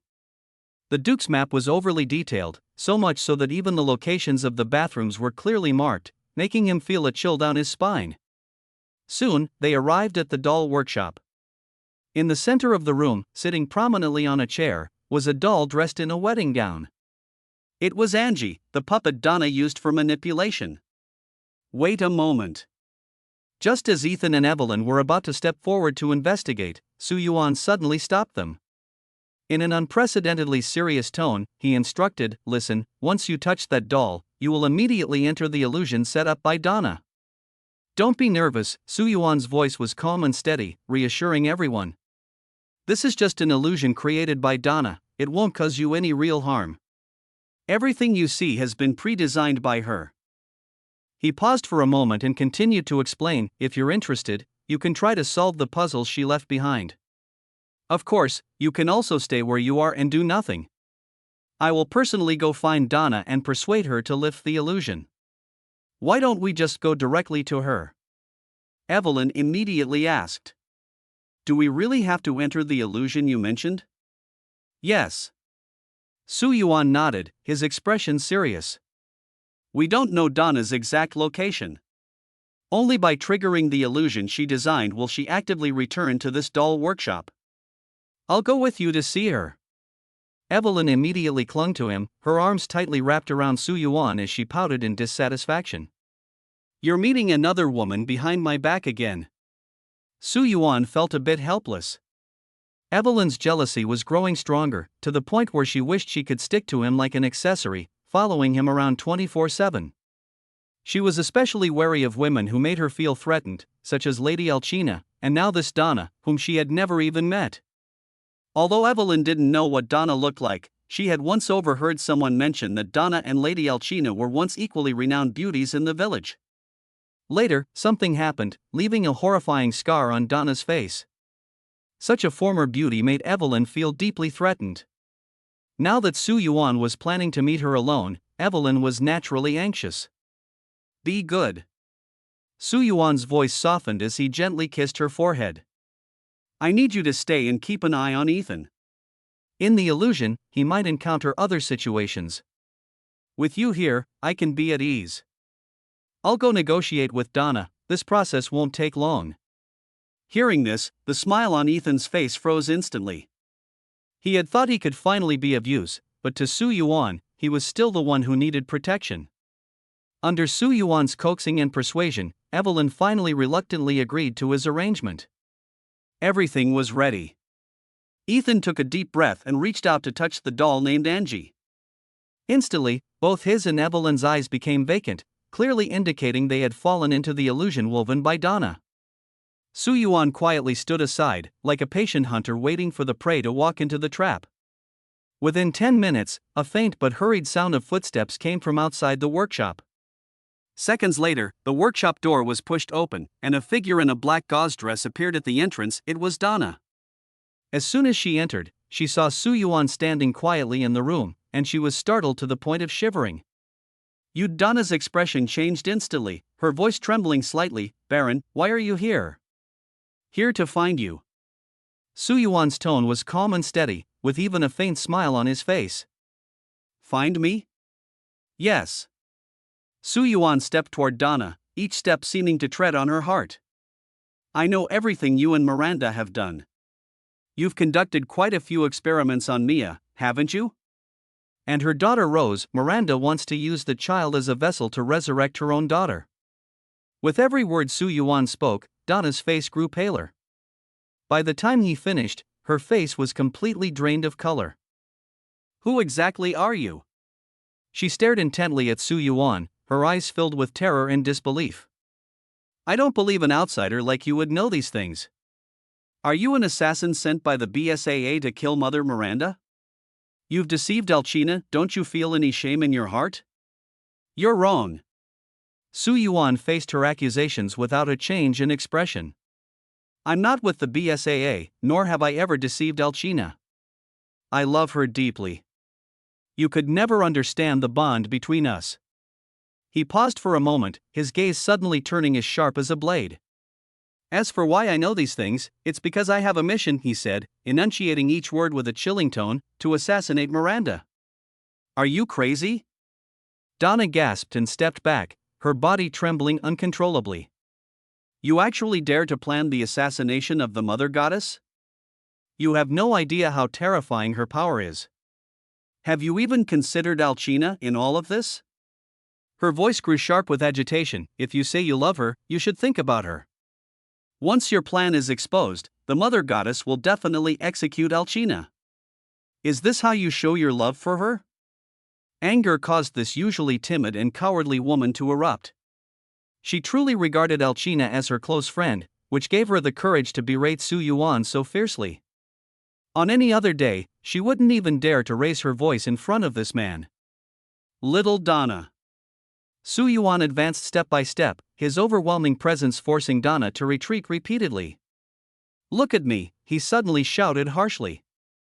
Donna was so startled by the sharp command that she trembled all over. She had no choice but to muster her courage and lift her face, which was covered by a veil. Unexpectedly, Su Yuan suddenly reached out, attempting to tear off her veil. Donna instinctively tried to stop him, but Su Yuan was faster. With a ripping sound, the black veil was already torn away by him. You! Donna's eyes instantly filled with tears. She desperately tried to cover her face with her hands, but Su Yuan firmly held her arms, rendering her unable to move. You just want to see my face, right? Now you've seen it. After seeing my ugly face, are you satisfied? I told you, once you see this face of mine, you will definitely. Her words came to an abrupt halt. Because Su Yuan reached out his hand and gently brushed his fingertip over the hideous scar on her face. His touch was so tender that it left her completely stunned. Donna had thought that after seeing this face, Su Yuan would show disgust or even loathing. But now, the emotion reflected in his eyes was something she had never expected.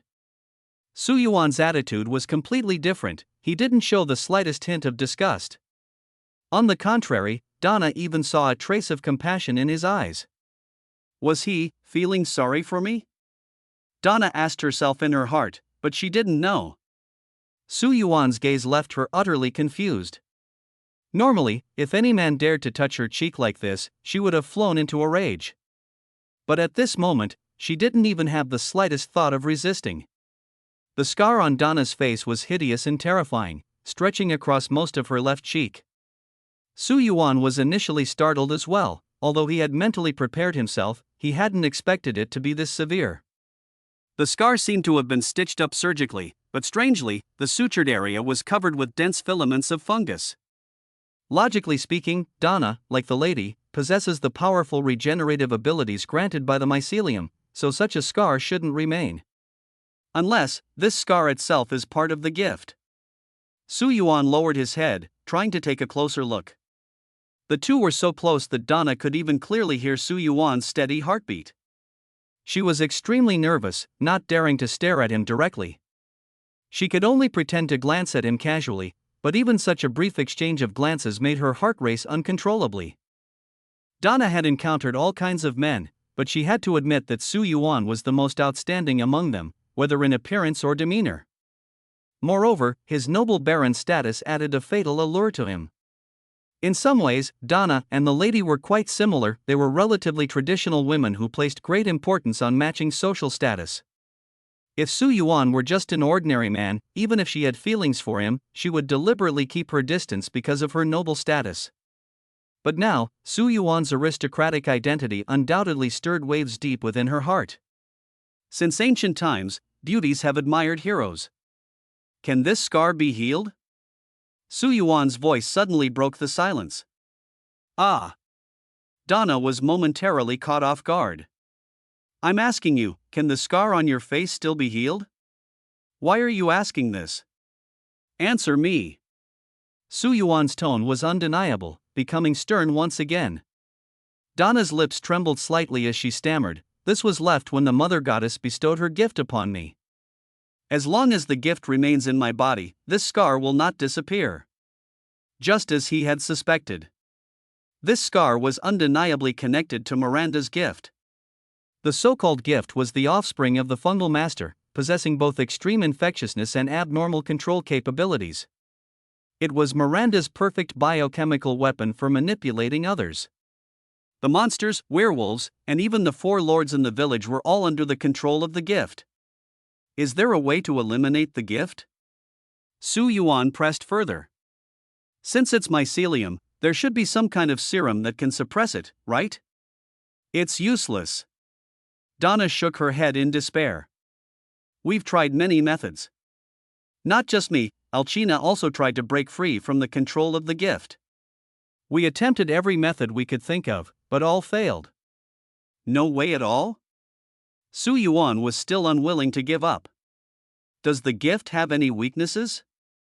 For example, under certain conditions, would it become ineffective or its effects weaken? Donna still shook her head. You don't need to waste your efforts. The mother goddess has long sealed off all escape routes. We can't escape, nor is there any need to. Things are fine as they are now. At least, we have gained nearly eternal life. Gift? Su Yuan sneered. It seems that the scar on your face is also a gift left by Miranda, isn't it? Donna fell silent. Why are you deceiving yourself? Su Yuan's voice was like a sharp knife, stabbing fiercely into Donna's heart. Miranda is nothing but a lunatic. She used her gift to transform the 4 of you into vessels, all for the purpose of resurrecting her daughter, Eva.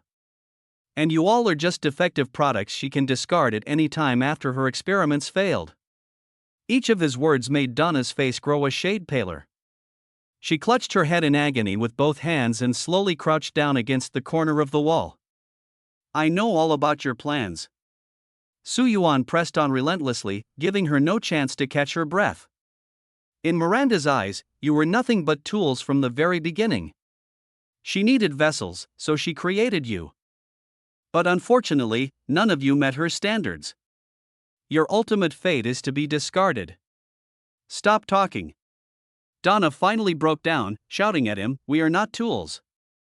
The mother goddess is our creator. Without her grace, we would have died in that flu epidemic long ago." Really? Su Yuan's tone was full of mockery. Do you think a craftsman, when making a batch of glass cups, pours emotions into every single cup in his hands? Your idea is ridiculous. He leaned down, staring into her trembling eyes, and said word by word, in Miranda's eyes, "You are nothing but a pile of failures. The one who gave you life wasn't that woman, it was the mycelium. She just happened to find the fungal host and used its power to control you." What exactly has Miranda done for you? Su Yuan extended his finger, pointing at the hideous scar. There's nothing.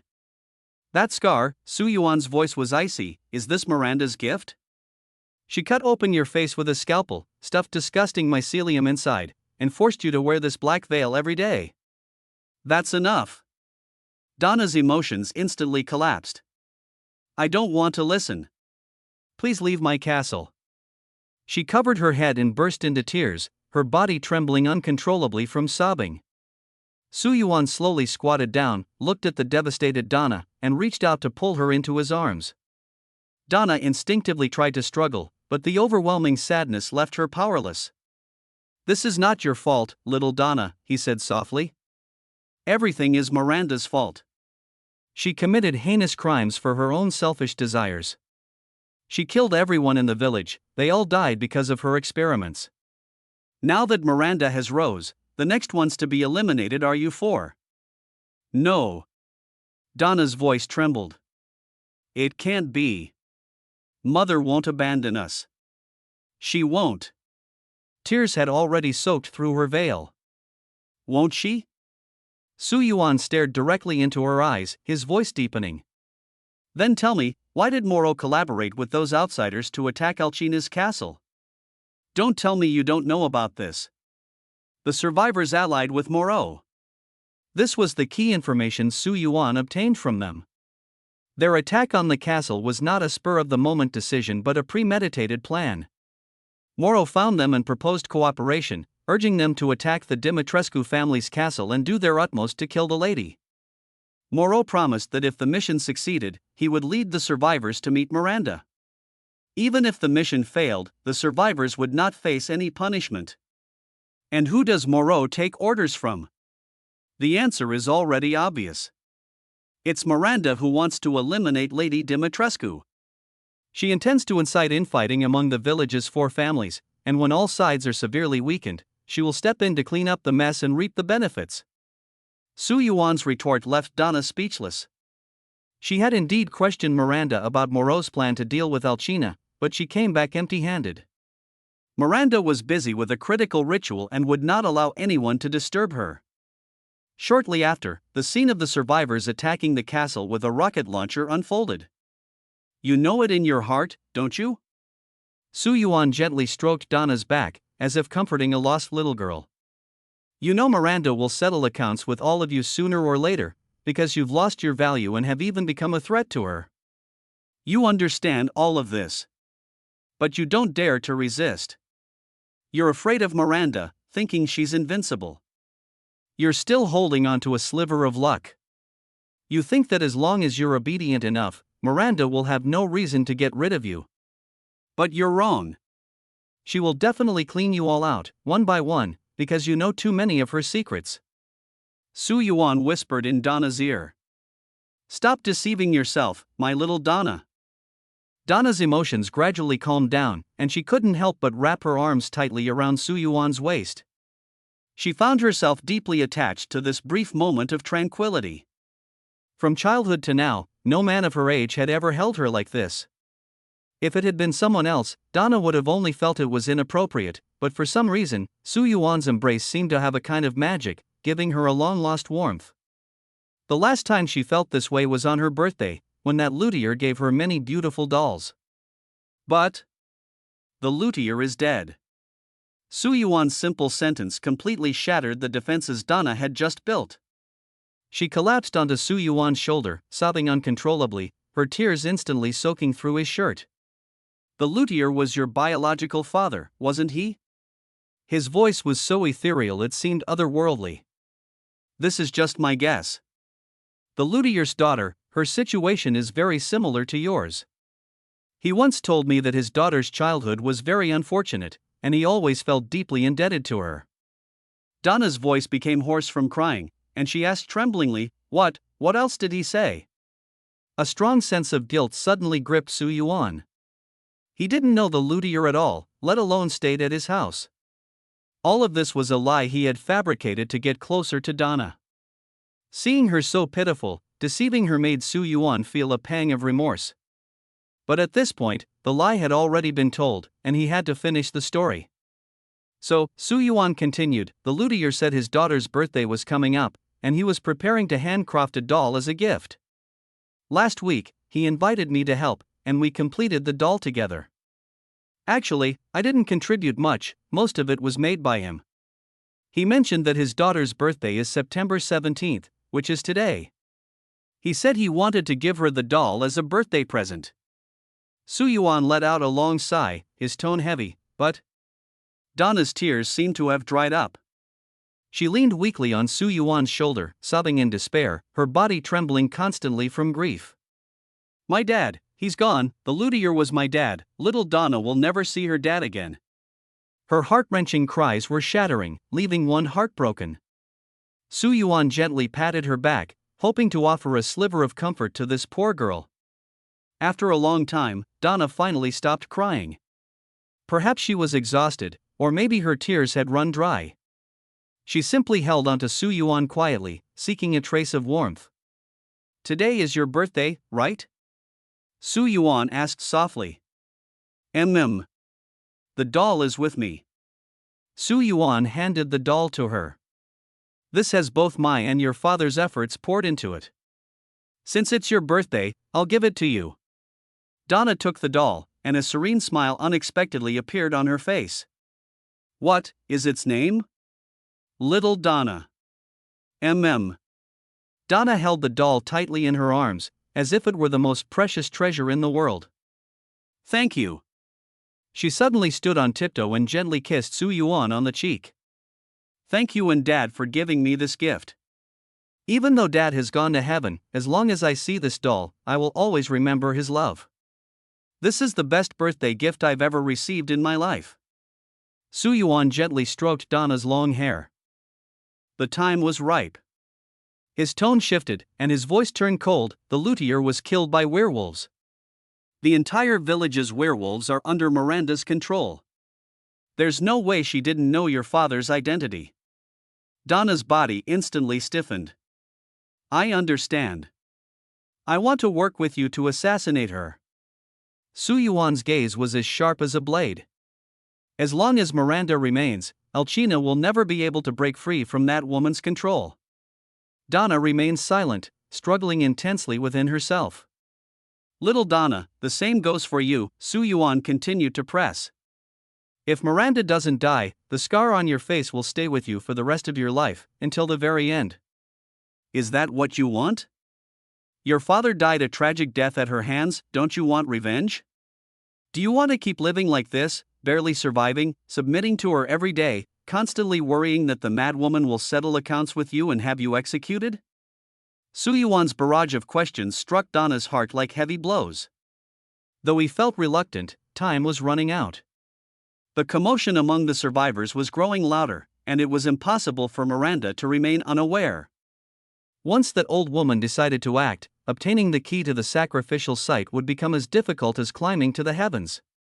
The weakness and fear in Donna's eyes gradually faded, replaced by the flames of vengeance. Her father's death had completely ignited the hatred in her heart. I can work with you, Donna said, her voice soft but resolute. However, the plan must be meticulous. Miranda's power far exceeds what you can imagine. Among the four of us, only Heisenberg can barely challenge her, and even then, it's just a challenge. No one knows her true strength. According to the information I've gathered, she only enters her weakest state during the sacrificial ritual. How much longer will the ritual take? At most 2 weeks. Donna handed him a document. Miranda is naturally suspicious, and she can create numerous clones through the mycelium, each possessing a portion of her power. To kill her, we must locate her true body in one attempt and completely eliminate it. If the assassination fails, we will have no chance to turn things around. Her tone was extremely grave. Opening the ritual site requires 4 keys. I have one here. The other nobles each hold one, and gathering them all will be very difficult. We already have 2. Su Yuan said calmly. 2? Donna was very surprised.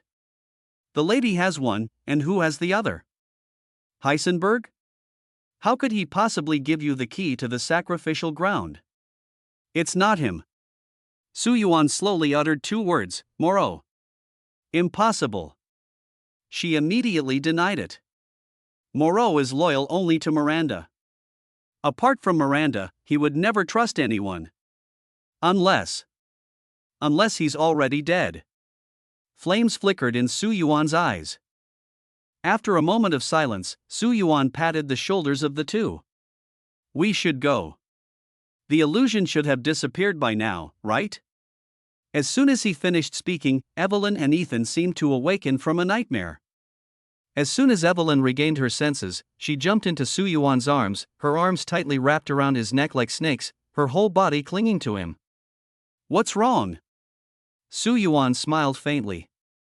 What did you encounter in the illusion? Evelyn didn't speak, just clung to him tightly, refusing to let go. Ethan was the same. After waking from the illusion, he remained silent, his face showing no expression. Su Yuan was stunned for a few seconds and couldn't help but ask, what exactly did you experience? Why is no one saying anything? Everyone's illusion is different. Donna suddenly explained. The illusion reveals the things they find most difficult to face in their hearts. It could be extremely terrifying or something they find hard to accept. In short, everyone sees something different. Different? Su Yuan raised an eyebrow. Hearing Donna's explanation, he suddenly wanted to try it himself, to see what he found most difficult to face in his heart.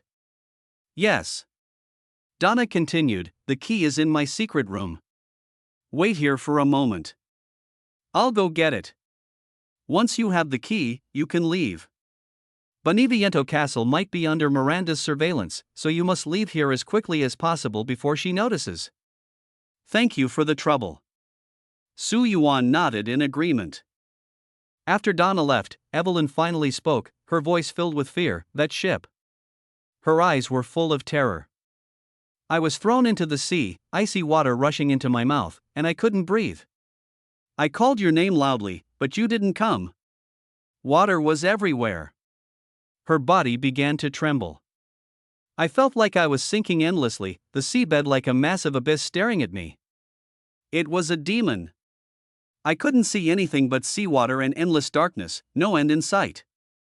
I wanted you to hold me, but I couldn't find you. I couldn't find you. The little girl's voice turned tearful, her sobs growing louder as she spoke. You weren't there. I called for you. You weren't there. Why weren't you there? I'm here. Su Yuan held Evelyn tightly. He had never seen her so vulnerable, the illusion had clearly terrified her. In his heart, she had always been a strong girl. Listen to me, Su Yuan's voice was incredibly gentle. I've always been here, and I always will be. Don't be afraid of the darkness. If I had been holding your hand then, would you still have been scared? Evelyn shook her head. That I'll always hold your hand, Su Yuan kissed her forehead and said with a smile, no matter where you go, you won't have to be afraid anymore. Will you leave? Evelyn clung tightly to Su Yuan's neck, her large lavender eyes staring unblinkingly at him, her dependence and affection unmistakable. Su Yuan's smile froze. A question he had been avoiding suddenly pierced his mind. He didn't belong to this world. If the mission was completed, would he be forcibly taken away? Would they be separated? The charming lady, the proud and adorable Evelyn, the greedy Duke, the indomitable Ethan, and the pitiful Donna. Would he never see them again? He didn't know the answer. At this moment, Su Yuan felt an unprecedented fear, a conclusion he couldn't face. He suddenly realized that he had been delaying the process of saving Rose. Subconsciously, he just wanted to spend more time with these people. Dear? Evelyn looked at him in confusion. Do you have something else on your mind? No. Su Yuan immediately changed the subject, asking for more details about the illusion. Ethan finally spoke, recounting his experience bit by bit. His illusion had developed almost exactly along the lines of his worst fears. He saw Mia's doll and records about Rose. Are those true? Ethan's eyes burned with pain and anger. I saw Rose being. If Su Yuan hadn't told him in advance that it was an illusion, he might have already broken down. He had seen his daughter Rose dismembered into 4 specimens in a horrifying scene. The video described how, after Mia and Rose were brought back, Donna performed surgery on them. Although Mia's fate wasn't explicitly detailed, the notebook clearly recorded how Rose's body was dismembered into 4 parts and soaked in liquid. Ethan's eyes were bloodshot. That was his beloved daughter. It's just an illusion, Su Yuan firmly told him to prevent him from spiraling into despair. What you saw isn't real. Trust me. Su Yuan handed the photo of the mother and daughter back to him. Mia and Rose are fine. We can. Boom. A gunshot suddenly echoed through the ancient castle. Ah, a piercing scream came from upstairs, Donna's anguished cry. Something's happened. Su Yuan's face darkened instantly. He grabbed Evelyn and dashed madly toward the 2nd floor of the castle. Boom. Another shot. Donna's screams made Su Yuan's heart burn with anxiety.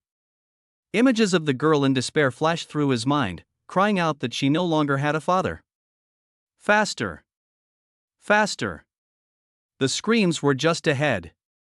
Su Yuan drew his enchanted wolfsbane revolver, fury blazing in his chest. He wanted nothing more than to blow the intruder's head off right then and there. Ah, Papa! Papa! No! Su Yuan kicked the door open. The scene before him made his eyes widen in rage. Donna lay on the ground, covered in blood, clutching a doll tightly in her arms. The black veil on her face had long been torn away. Blood gushed from her wounds, pooling into a stream that flowed all the way to Su Yuan's feet. Papa! Donna murmured, blood continuously spilling from her mouth and dripping onto the doll in her arms. Her voice shattered Su Yuan's heart. Standing before Donna were a man and a woman. The man held a specially crafted silver pistol, while the woman gripped a sharp longsword. Hey, you! The woman seemed surprised to see Su Yuan. She was about to greet him when she noticed Su Yuan had already raised his gun. The wolfsbane revolver, glowing with a ghostly blue light, was aimed squarely at the man. You deserve to die. Su Yuan's voice was like ice, squeezed out through clenched teeth. Wait! The woman cried out in alarm. Boom! The trigger was pulled. The barrel of the classic revolver erupted with overwhelming fury. Dodge it! The bullet flew straight toward the man, but he reacted swiftly, rolling to the left the moment Su Yuan raised his hand. Bang! The bullet missed him, but its immense power burned away most of his coat, leaving behind a pungent, scorched smell. Boom! The first shot missed, and the second followed immediately. This time, the man reacted even faster, and the bullet shattered a vase beside him. Stop shooting! The long-haired woman shouted at Su Yuan. We're survivors. Have you forgotten the last doll? I'm a tide caller. We met at the luttier's house. Oh. Su Yuan's response was a single word, cold as ice. Boom! The third shot aimed straight for the man's heart. Boom! The man fired back simultaneously. Both dodged at the same time. Su Yuan's speed and reflexes had far surpassed his former self, bolstered by the cloak of concealment. The bullet grazed his chest as it flew past. Too close. A fraction of a second slower, and he would have been seriously injured. The man narrowly avoided Su Yuan's bullet as well. Pour the medicine on her hand. Su Yuan tossed several bottles of emergency medicine to Ethan, instructing him to treat the gravely injured Donna. Got it. Ethan cast a wary glance at the pair, then hurried to Donna's side, dripping the emergency medicine onto her wounds. But after using 2 bottles, Donna's condition showed no improvement, only the bleeding had stopped. Su Yuan rushed over immediately, scooping up the pale-faced Donna. His eyes locked onto the bullet embedded in her wound, and he felt his head explode. Tiny blue-purple particles surrounded the wound. He recognized this. Septic toxin. A vicious drug created 120 years ago, long since vanished from the black market. Just 1 milligram was enough to be fatal. Once this poison entered the bloodstream, it would rapidly attack the heart via the circulatory system, destroying platelets and preventing blood clotting, causing wounds to bleed endlessly. Someone had coated the bullets with this poison. Septic toxin. Su Yuan's eyes turned blood red. You came here to die. You. The tide caller stared at him blankly, unable to speak. Move. Su Yuan roared. He cradled the barely breathing Donna in his left arm, blood still dripping down his arm. The barrel of the wolfsbane revolver in his right hand was scorching hot, ready to roar again at any moment. Firing continuously would severely damage the handgun, but Su Yuan could no longer care about that. There was only one thought left in his mind: kill the man in front of him. Listen to me, the woman shouted anxiously. We just want to quickly get the key of sacrifice from Donna. We don't know what your relationship with her is, and we truly have no intention of being your enemy. She hurriedly added, as long as Donna hands over the key, we'll leave immediately, no going back on our word. Su Yuan's eyes were fixed solely on the man. The woman's words were like the buzzing of a mosquito in his ears, he couldn't hear them at all. At this moment, the man finally regained his composure.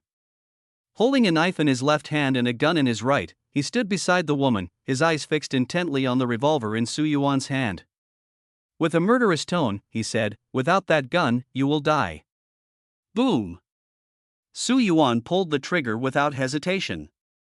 But the man's speed was terrifyingly fast. His figure vanished from Su Yuan's sight in an instant, blending into the darkness of the puppet factory. "How many more times can your stamina hold out?" the man's mocking voice echoed from the darkness. But Su Yuan's observational skills were exceptionally sharp. He clearly heard that after each dodge, the man would let out a rapid gasp. This indicated that such astonishing speed was consuming his stamina at an alarming rate. After all, humans are not machines. In high-intensity combat, stamina only depletes rapidly. Dodging bullets at such close range, no matter how strong he was, he wouldn't be able to withstand many more magnum rounds. Just one shot. Even if it doesn't hit a vital spot, it's enough to seriously injure him. Boom! A bullet suddenly shot out from behind Su Yuan. Conceal. Su Yuan activated his ability again. He was extremely sensitive to the movements around him, and the moment the man fired, his figure vanished into the darkness. A few seconds later, Su Yuan appeared beside Donna and handed her over to Evelyn. "Protect Donna," he ordered in a low but urgent voice. "And don't use your powers. I can sense Miranda is watching us. We absolutely cannot expose our identities." Evelyn's fury was already on the verge of losing control. If she could use even a tenth of her power, killing the two people in front of her would be no problem at all. But Su Yuan stopped her. Despite his overwhelming anger, Su Yuan remained rational. Miranda's strength was unfathomable, and he couldn't risk Evelyn's safety. "All right." Evelyn restrained her aura, picked up Donna, and prepared to leave. Ethan followed along. Staying here would only make him a burden. Before leaving, Su Yuan handed all the emergency medical supplies he had to Ethan. "Save her." Su Yuan's tone was incredibly heavy. "Donna's poisoning is troublesome, and the medicine's effect is limited, but it's still useful. When I return, I want to see a living Donna." "All right." Ethan nodded seriously. "Take care of yourself." After speaking, he glanced at Su Yuan and strode to catch up with Evelyn. In the blink of an eye, only 3 people remained in the room: Su Yuan, the woman, and the butcher hidden in the shadows. Due to Su Yuan's incredibly elusive movements, the hidden butcher did not act rashly. He was indeed breathing heavily, recovering his strength, and waiting for a foolproof opportunity. The woman stood in front of Su Yuan, suppressing the shock in her heart, trying to make her voice sound calm enough. "Let's talk." "Talk?" Su Yuan sneered, not even giving her a proper glance. He pulled out another more refined and heavy handgun with a backhand motion and mocked, "Which one do you want to talk to? This Wolfbane, or this STAKE? You have a Magnum too?" The woman's pupils suddenly contracted. Magnum bullets, they are universally recognized as monsters. Even with a handgun, you can blow off a wild bull's head from 100 meters away. Among the 3 strongest Magnum handguns, Su Yuan actually owns 2 of them. "Where did you get your gun?" The woman finally couldn't help but ask in a deep voice.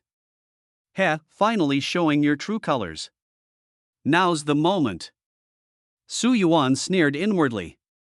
He had finally pinpointed the butcher's location. The instant he pulled out the second gun, the guy hiding in the shadows had a noticeable hitch in his breathing rhythm. Just this one flaw was more than enough. Hidden. Su Yuan's figure disappeared once again. Not good. The butcher in the shadows felt a deadly sense of crisis, and the hairs on his body instantly stood on end. He wanted to escape the room immediately. But it was already too late. Boom! Boom! Su Yuan struck with both hands, Wolfbane in his left and STAKE in his right, instantly firing 2 bullets that blocked all of the butcher's escape routes. He also utilized his mental power, forcibly slowing the butcher's reaction by half a second. Half a second was enough to determine life or death. Roar! The butcher let out a beast-like roar, his body suddenly swelling as explosive muscles burst through his jacket. Bang! The magnum bullet from the Wolfbane revolver struck the butcher, but he narrowly dodged another shot. Even so, the immense power of the magnum directly pierced through his swollen body, sending flesh and blood flying, with the wound gushing blood like a spring. It didn't break? Su Yuan's brows furrowed tightly. The bullet had penetrated the butcher's arm but hadn't shattered it like last time. Although the butcher was severely injured, his wounds were far less severe than Su Yuan had anticipated. The guy known as the butcher was absurdly strong, practically a humanoid weapon. While not as exaggerated as Evelyn, he was still far beyond the realm of normal human imagination. Who would have thought someone could take a magnum bullet head-on with their body? If it had been anyone else, they would have been blasted into pieces by Su Yuan's shot. Go! The butcher, his face pale, grabbed the stunned tie collar and turned to flee. Su Yuan wanted to give chase, but the pair seemed to possess some extraordinary escape ability, vanishing almost in the blink of an eye. Just before they disappeared, the tie collar turned back and gave Su Yuan a deep look, her eyes filled with a complex and inscrutable emotion. How are you feeling? Su Yuan quickly rushed back to the doll factory. Donna lay on the bed, her face pale, and the bleeding from her wound hadn't completely stopped, but fortunately, it had been simply bandaged. He gently stroked Donna's face and asked softly, "Little Donna, are you feeling any better now?" Donna forced a faint smile. "Thank you. Don't say such silly things. You're our friend now. Besides, the luthier was kind to me, so taking care of you is the least I can do." As Su Yuan spoke, he helped her put on the black veil.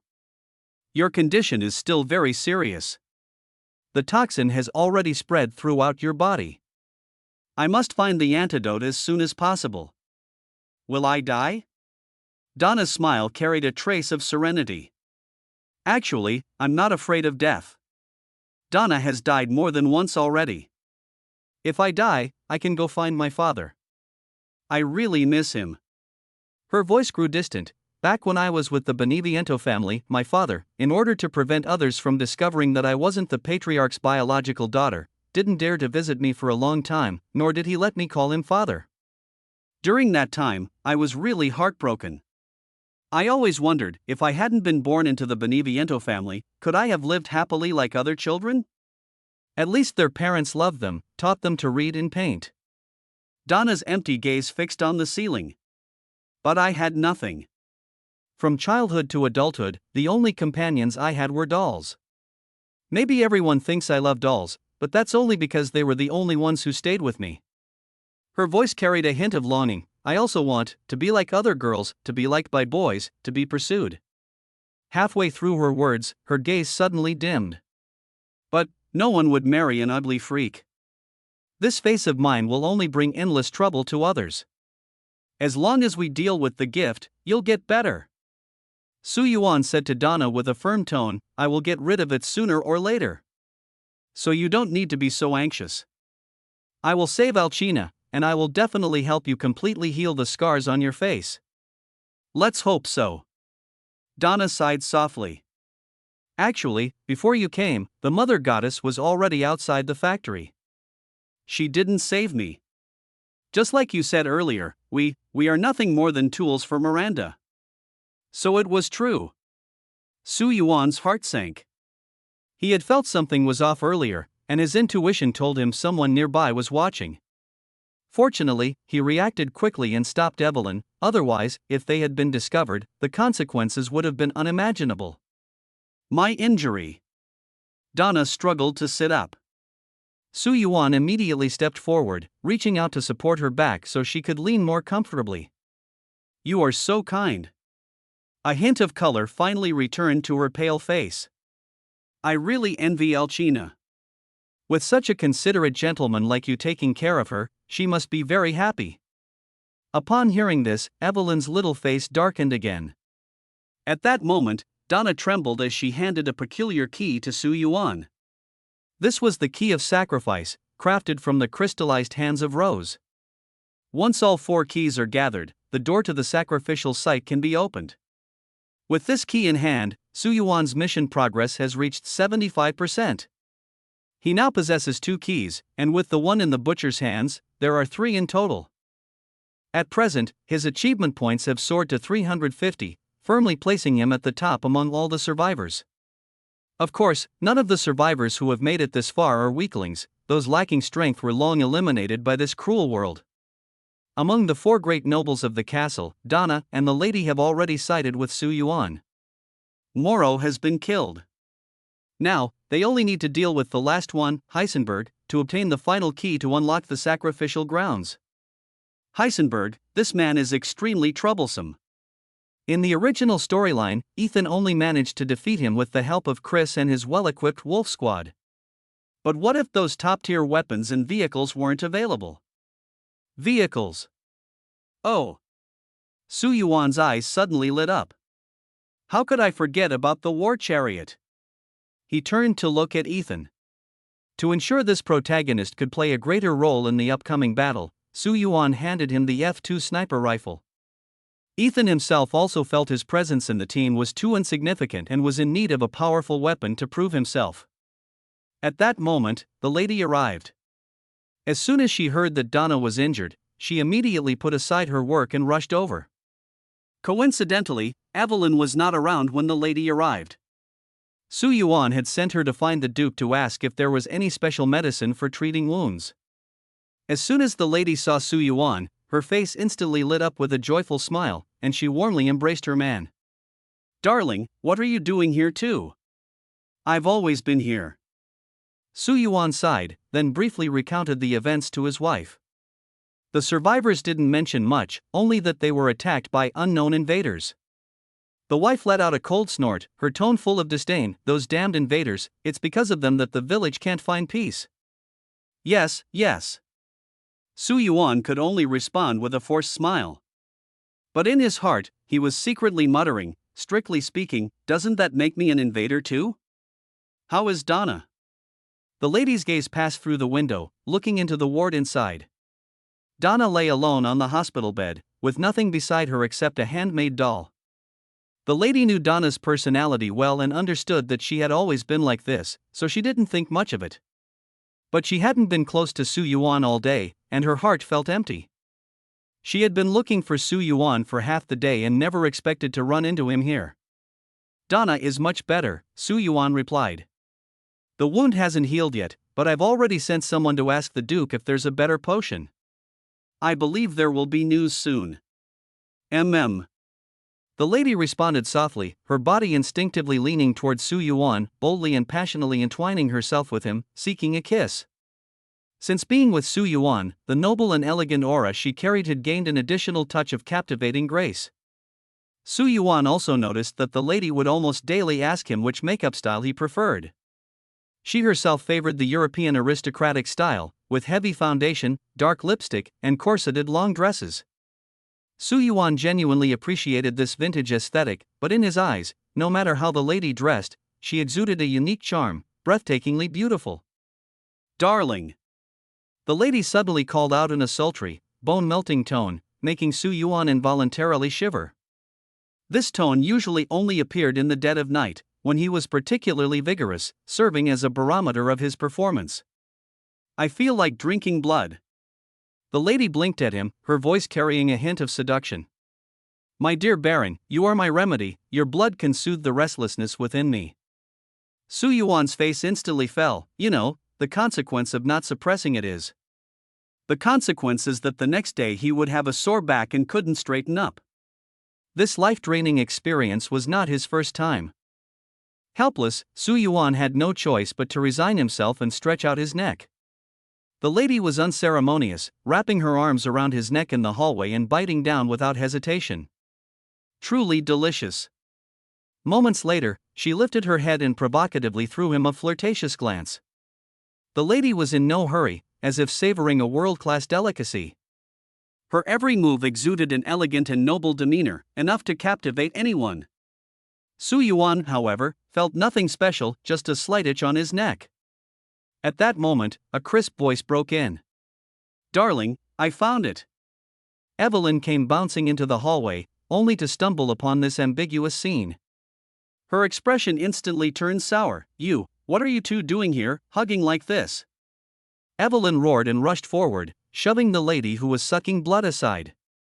She spread her arms to shield Su Yuan behind her, her gaze fixed on the lady as if guarding against a thief. You wicked woman. Evelyn's temper was always fiery.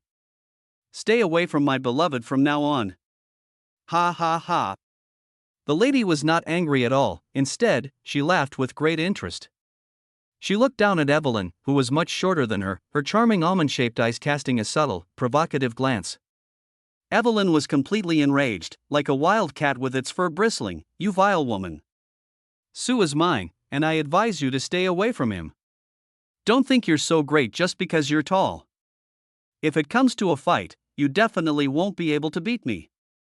The lady exhaled like an orchid, speaking slowly. Oh? Which kind of fight are you referring to? With that pitiful figure of yours, how could the Baron possibly like you?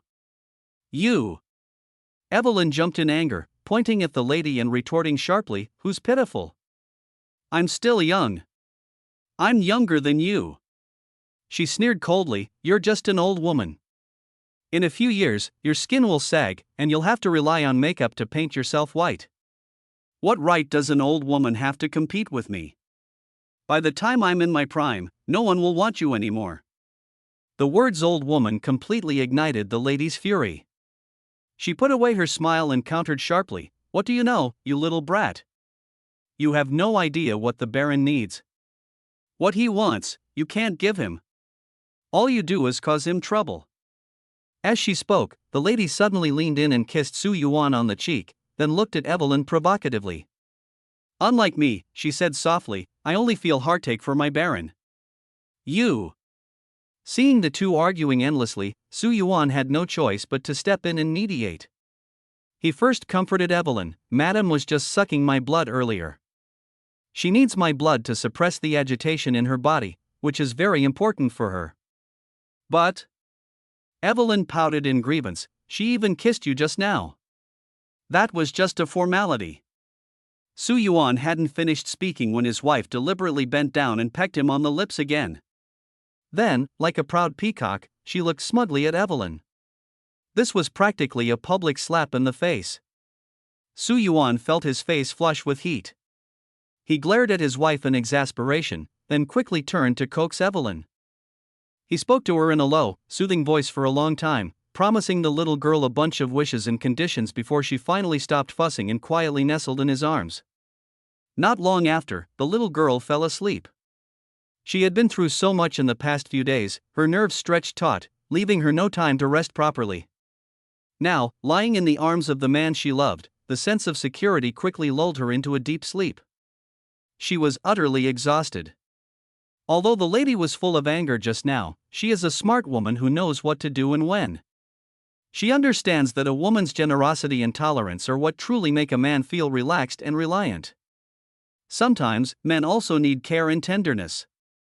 The lady understands this very well. She originally wanted to argue a few more words with Evelyn, but seeing Su Yuan's exhausted face, she couldn't bear to let him worry about it any further.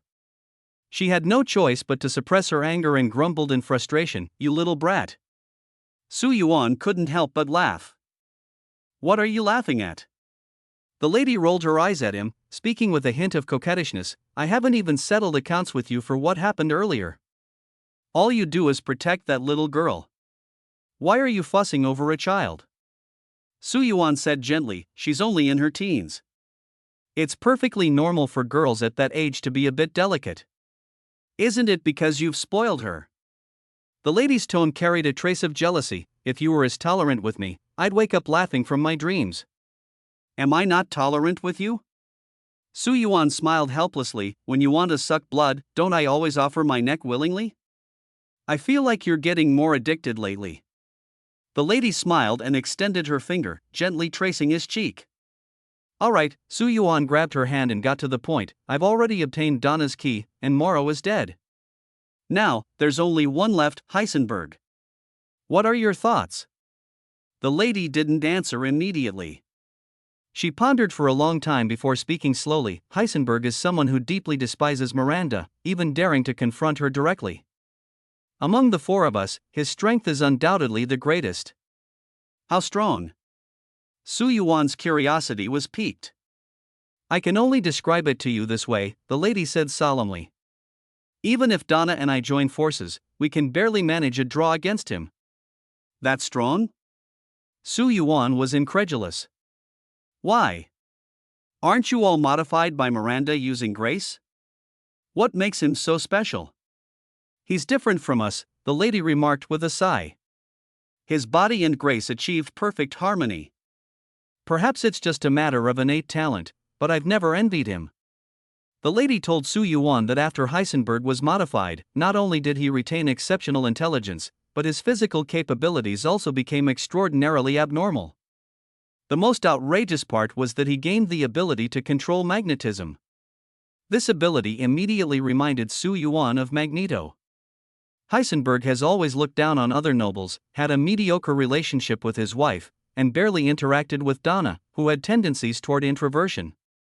His worst relationship, however, was with Moreau, who was fiercely loyal to Miranda. Moreau had tried to teach Heisenberg a lesson multiple times, only to end up beaten black and blue each time, earning Heisenberg's mockery as a dim-witted freak. In summary, Heisenberg is extremely powerful but has a highly irritable and arrogant personality. He looks down on everyone, including Miranda, who created him. In other words, Su Yuan felt the situation was becoming very tricky. There's no way we can cooperate with him? If he's really as arrogant as you say, even communicating with him might be difficult.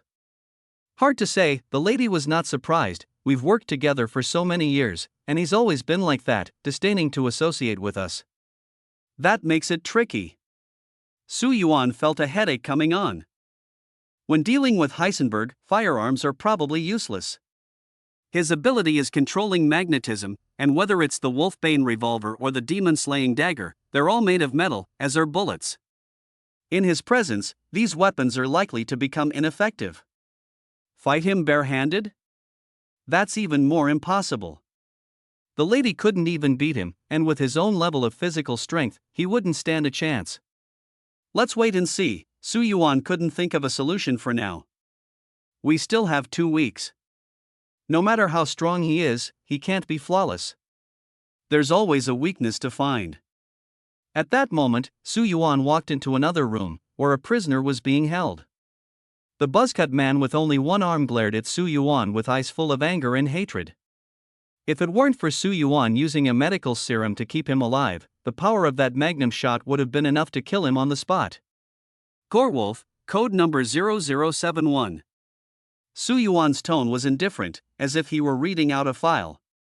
The title Manipulator has survived a total of 19 missions, including one with an S-level rating, and is the only person to have earned this title. Physical strength at E07 level, having consumed substandard semi-finished genetic drugs. Su Yuan stared at him and slowly uttered the final sentence, "You have a wife and 2 sons. Am I right, Gorewolf?" Gorewolf was a veteran. In his previous 18 survivor missions, he had succeeded every time. This was enough to prove his strength. But this time, he lost to Su Yuan. He felt it was mainly because the gap in weaponry was too great. If he had also had a McRae in his hands at the time, the outcome would never have been like this. At the very least, if he wanted to leave, no one could have stopped him. Did you take my AI trigger just to flaunt your victory in front of me? Gorewolf's eyes were filled with hatred. I lost, there's nothing more to say. If you're going to kill me, do it quickly. In my current state, I'm no better than a cripple. His breathing grew heavier. You shouldn't have saved me back then. Dying on the battlefield would have been better than this half-dead existence. Living is always better than dying. Su Yuan smiled faintly. At least you still have a chance to take revenge on me. Look at those I've killed, they can only regret in hell, but they'll never have the chance to get back at me. Su Yuan's voice was full of allure. You're not someone who's unafraid of death. Your eyes are burning with the fire of vengeance. You want revenge, you don't want to die in this sunless dungeon. You still have a wife and children. You wouldn't give up your life for some ridiculous sense of dignity. To stay alive, you'd do anything. He leaned close to Gorewolf's ear and whispered, "You still have a chance, Gorewolf." Gorewolf let out a cold laugh, but the defiance in his eyes wavered. Enough with the nonsense. Tell me, what exactly are you here for? He finally relented. You're right. To stay alive, I'd do anything. Ask your questions. Butcher and tie-collar demon, do you know them? I do. Tell me everything you know. Gorewolf asked back, did you run into them? Now it's me asking you. Alright, Gorewolf compromised, I do know the siblings. The Butcher and the tie-collar are both survivors from Base 07. The Butcher's physical capability level, I estimate, exceeds E09. As for the tie-collar, I'm not sure. E09 level? Su Yuan's eyes flickered slightly. How is this level classified? You don't even know this? Gorewolf frowned deeply but then remembered Su Yuan was still a rookie, his expression turning even more bitter. This is the classification standard for the physical strength of survivors. The lowest is E01, representing the strength of an average adult. Each number has 10 sublevels, increasing in physical quality from low to high. The highest level among survivors is S level, but I've never heard of anyone actually reaching S level. Gorewolf continued explaining, to enhance physical strength, genetic serums are required. This is one of the most important rewards in survivor missions, usually only distributed upon mission completion. However, I've heard that some missions also contain items with similar effects, but that's just a rumor, I've never seen them myself. Items with similar effects? Su Yuan's mind stirred as he thought of the Duke's food, which seemed to have such effects. Moreover, after a few battles, he himself felt slight improvements in various physical attributes, though he wasn't sure of the exact reason. Keep talking, Su Yuan ordered. Each survivor mission completion comes with a rating, determined by your contribution, achievements, and the mission's difficulty. Missions in hard mode naturally have ratings half a level higher than those in easy mode, this is the default rule. The highest rating is SSS level. Once the rating is determined, the Red Cloak will distribute rewards to each survivor, including genetic serums, special items, firearms, melee weapons, as well as basic supplies like food and water. Listening to Gorewolf's description, Su Yuan finally gained a clear understanding of the survivor's system. Physical strength is the core standard for measuring power, ranging from the E01 level of an ordinary person to the legendary S level.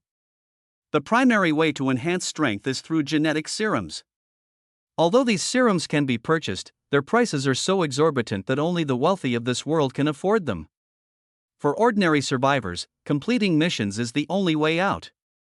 The higher the mission rating, the better the rewards. If one can achieve the highest SSS rating, they might even obtain top-tier genetic serums and irresistible temptation for all survivors. You just asked about the Butcher and the tie-collar. I don't know much about them, Gorewolf said. I only know that the Butcher's physical strength exceeds E09. This isn't a secret among survivors, anyone who reaches that level is no ordinary person. The tie-collar is his sister, but I really don't know much about her. I only remember that the Butcher also participated in this mission and chose the difficult level. He suddenly stopped and looked at Su Yuan. You've met him? Yes. Su Yuan's gaze turned cold. We fought. He's incredibly strong. If it weren't for the wolfsbane bullets, I might not have been his match. You fought him? Gorewolf was startled, exclaiming, the Butcher's physical rating is as high as E09. Even if you have a magnum, there's no way you could confront him head-on. The power of firearms is important, sure, but in real combat, physical fitness is more crucial than the weapon itself. No matter how strong the weapon is, if the body can't keep up, it's all for nothing. Su Yuan sneered, so what? Do you think the me standing before you now is the same as the me from a few days ago? Gorlang instantly felt an overwhelming pressure, as if a mountain were crushing down on him. Su Yuan was clearly just standing quietly in front of him, yet he seemed like an abyss capable of devouring everything. Your physical strength, how is this possible? His voice was filled with fear. He remembered clearly that just a few days ago, when he fought Su Yuan, the latter was merely a novice who had just started. But now, this oppressive aura was almost suffocating. Looks like your usefulness ends here. Su Yuan pressed the muzzle of the gun firmly against his forehead, a cold smile appearing on his face. I forgot to tell you, when I do things, I like to eliminate the root of the problem. Boom! The trigger was pulled, and Gorewolf's body collapsed heavily to the ground, lifeless. Leaving behind a cripple serves no purpose. Su Yuan couldn't drag him along to complete the mission. Gorewolf was right, he was completely useless now. Even with emergency medical supplies, he could only barely cling to life, as his bodily functions had already been utterly destroyed. After dealing with Gorewolf, Su Yuan casually cleaned up the remaining survivors in the deepwater dungeon. To him, these people would only be a burden. The current situation is very clear. Heisenberg's strength is overwhelming, confronting him head-on would be suicidal. Moreover, he is not as easily deceived by tricks as the lady or Donna. This matter can only be set aside for now. As for the injured butcher and tie collar, neither of them has shown up. The ghostly village is vast, surrounded by endless dense forests, making finding them like searching for a needle in a haystack. Excluding these, it seems there is only one thing Su Yuan can do: search for treasures in the village. That's right, treasures. This world, in addition to being filled with countless monsters, also hides many treasures. These treasures not only provide ample supplies but also include many valuable collectibles that can be exchanged with the Duke for immense wealth. Su Yuan recalled the markings on the map. There were a total of 8 treasures in the ghostly shadow village, each representing immense wealth. But he also remembered the monsters guarding these treasures, each one more terrifyingly powerful than the last. Of course, the higher the risk, the greater the reward. This was a principle he understood well. However, Su Yuan had an even bolder idea in mind. He wanted to know if these treasures, besides being sold for money, might also provide unexpected enhancement effects, just like the Duke's food. Since there was still time, Su Yuan decided to act immediately. He brought Ethan and Evelyn along, preparing to go treasure hunting together. Treasures? Ethan was skeptical. How do you know there are treasures in the village? Is this information reliable? Trust me. Su Yuan waved his hand confidently. The source of the information is absolutely reliable, and I have the map. All we need to do is go and get it. Will the process be easy? Probably not, Su Yuan said, tossing a pile of bullets to Ethan. There are usually infected guarding the treasure. We'll have to kill them first. All right. Ethan agreed immediately, without hesitation. Evelyn naturally had no objections. She always listened to Su Yuan. No matter where Su Yuan took her, this little girl would never have the slightest doubt. Their first target was the treasure of the Louisa family. The Louisa family was a traditional aristocracy in the village, so it was not surprising that they had a treasure. Do you remember the last time we came here? Su Yuan pointed to the backyard that had been leveled to the ground. We almost blew this place up. Almost? Ethan looked speechless. He had a vivid memory of that operation because he had nearly been buried alive underground, leaving him with quite a psychological shadow. Are we just walking straight in? What else? Su Yuan held the Wolfbane revolver in his right hand, his expression highly vigilant. We can't let our guard down. After what happened with the butcher, we have to be extra cautious. This used to be a gathering place for intruders, and the situation inside is still unclear. We can't rule out the possibility that someone might still be there. Su Yuan led the two to the main entrance and found an inconspicuous wooden box under the table. If not deliberately searching, it would have been impossible to notice.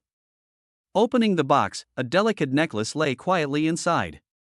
At that moment, a thought flashed through Su Yuan's mind. This necklace was incomplete. It seemed to be missing the most crucial gemstone. It wasn't the treasure itself but a key to the real treasure. Wow! Evelyn's eyes lit up instantly. So beautiful. Is this Louisa's treasure? I think it's even more exquisite than that nasty woman's necklace. She was almost reluctant to let go of it. Looking up at Su Yuan, she asked softly, "Can you give it to me?" You even gave that stinky woman a necklace." Evelyn's tone was pitiful, clearly still holding a grudge over the previous matter. Wait a moment. Su Yuan tried to soothe her with some helplessness, Louise's family's treasure isn't this necklace, it's just a key. Once I find the real treasure, I'll give it to you, okay? Okay. Evelyn immediately beamed with joy.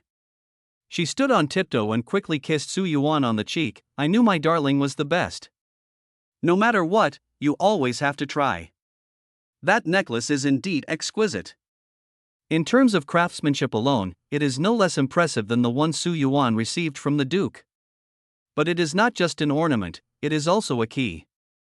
According to the instructions, Su Yuan needs to embed a specific gemstone into the necklace to turn it into a complete key capable of unlocking the treasure.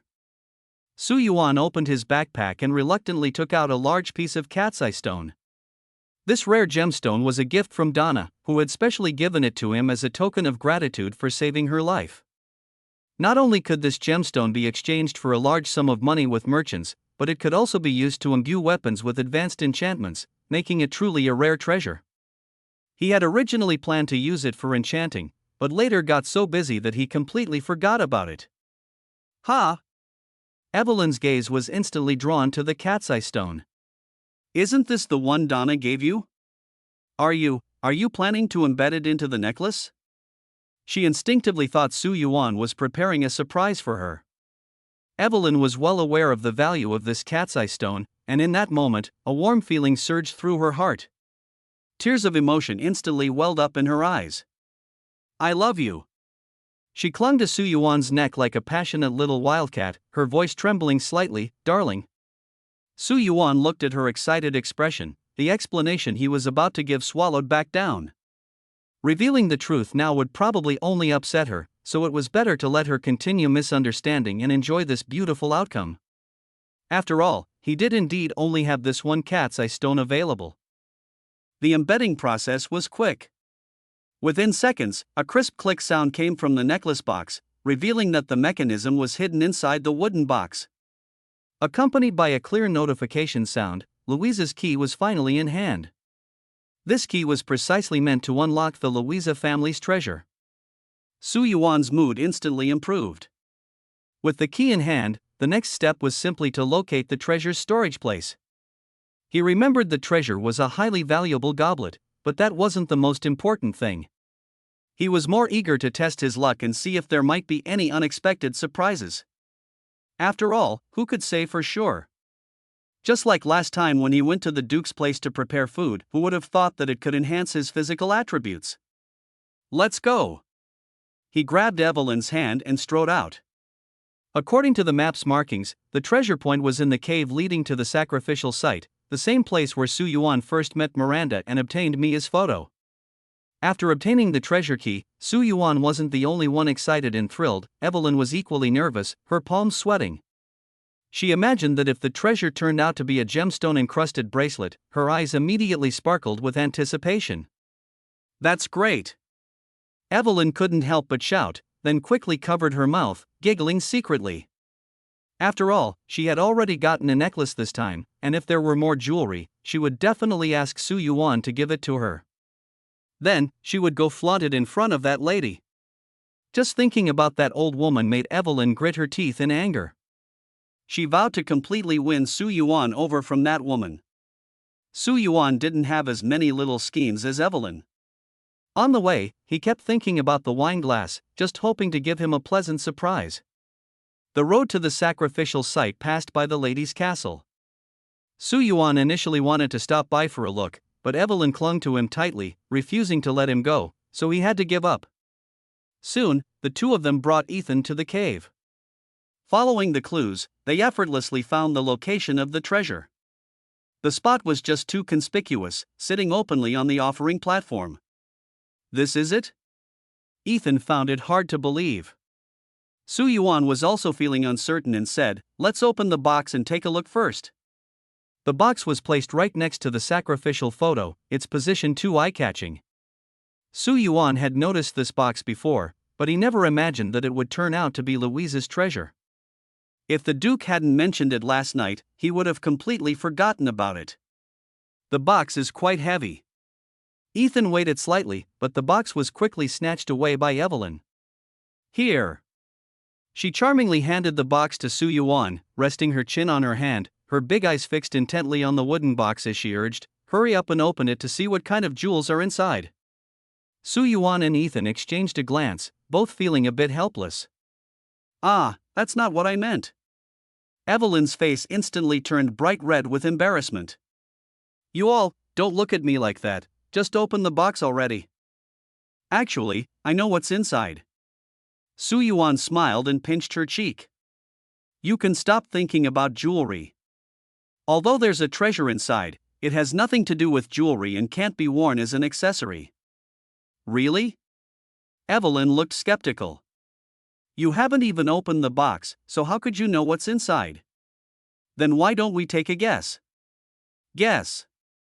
Su Yuan handed the key to Evelyn and said, "I guess there's a wine glass inside. Here's the key, you open it and take a look." Evelyn exchanged a glance with Ethan and snorted. She felt Su Yuan was deceiving her. How could the treasure of a prominent family possibly be a wine glass? Fine, I'll open it."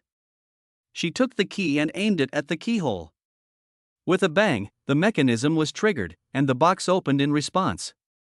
"It's a wine glass." Evelyn's beautiful eyes widened. "It really is a red wine glass." At the same time, the system's notification sounded. Su Yuan had obtained the treasure of the Louisa family. Achievement points increased by 30. This treasure was a golden wineglass passed down for 1,000 years, named Cesari's Goblet. According to the description, as long as it is used to hold the Louisa family's red wine, it will imbue the wine with magical power, permanently doubling the status enhancement it provides. Permanent doubling? Su Yuan's heart skipped a beat. Now this is what you call a surprise. Physical fitness is everything. According to Su Yuan's long-term observations, he discovered that the higher a person's stamina value, the stronger their endurance and explosive power. This attribute is closely tied to a survivor's life and death. Once the value drops too low, a person will feel weak and powerless. Forget about fighting, even running away becomes a struggle. A few days ago at the doll factory, that butcher managed to dodge his bullets several times, but in doing so, he consumed a significant amount of stamina, which is why he didn't dare to confront him head-on. That monster was surprisingly rational. It knew that once its stamina was heavily depleted, its combat effectiveness would plummet drastically. Moreover, stamina recovery is extremely slow. Without the help of special items, it could take 1 or 2 days under normal circumstances to fully recover. Now, the Cesari's goblet in front of him turned out to be a divine artifact capable of increasing the stamina limit. It really is a wine glass, Evelyn pouted, looking a bit disappointed. How did you guess there was a wine glass inside? No one has opened it before, who would guess that? Why couldn't it be a wine glass? Su Yuan countered, Louisa's family has been making wine for generations. A wine glass as a family heirloom isn't unusual, is it? Evelyn tilted her head in thought for a moment. It did seem to make sense. The Louisa family and the Dimitrescu family both made their living through winemaking, so Su Yuan's guess was reasonable. However, since it wasn't a sparkling jewel, Evelyn immediately lost interest. Ethan, on the other hand, was quite intrigued by the wine glass. "This wine glass," he asked, "is there something special about it? I noticed your expression earlier was quite surprised." Ethan is a particularly meticulous person. The moment Su Yuan saw the wine glass, a trace of uncontrollable joy flashed across his face. Evelyn was too focused on the wine glass itself to notice Su Yuan's expression, but Ethan beside her keenly caught it. "This wine glass is indeed extraordinary," Su Yuan said with a mysterious smile. "You'll understand soon enough." After speaking, he put away the wine glass and led Evelyn out of the cave. Since the hint mentioned needing Louisa's family wine, Su Yuan had no choice but to take them back. He carefully retrieved the wine from the oak barrel and slowly poured it into the wine glass. Ding! A soft chime sounded. "You have obtained the mysterious wine." At the moment the wine filled the glass, Su Yuan felt the wine glass in his hand suddenly sink. The color of the wine has changed. Ethan widened his eyes, pointing at the glass. Evelyn also leaned in curiously. The three of them gathered together, staring intently at the wine glass. The originally deep red wine in the glass had, within just a few minutes, gradually turned into a dazzling golden yellow. What kind of principle is this? Evelyn exclaimed. Did the wine melt gold? Melt your head. Su Yuan tapped Evelyn's forehead lightly in exasperation. Though he clearly used a gentle touch, the little girl exaggeratedly cried out in pain, insisting that Su Yuan rub it properly for her. The color of the wine continued to deepen. 10 minutes later, everything finally settled down. Ding! Another notification sounded. You have obtained the mysterious wine. Name, Golden Legend. Item description: a mysterious wine said to permanently enhance a person's spirit. Permanently increases stamina by plus 100%. Hint: the effect applies only once. Golden Legend? A few black lines appeared on Su Yuan's forehead. The item was indeed good, but the name was just too outrageous. A perfectly fine wine turned into something like this. If it weren't for the system prompt confirming it was drinkable, Su Yuan wouldn't have dared to down it in one go. Can I have a sip? Evelyn clung to him like a little kitten again. I'll drink first. Su Yuan shot her a glance, then took a deep breath and downed the large glass of golden wine in one go. He let out a drunken hiccup. The wine had a peculiar bubbly sensation, almost like beer. Immediately, a series of prompts echoed in his mind. Stamina plus 20. Stamina plus 20. Stamina plus 20. As time passed, the effects brought by the Golden Legend gradually diminished, but Su Yuan felt his spirit becoming increasingly invigorated, his entire body brimming with unprecedented strength.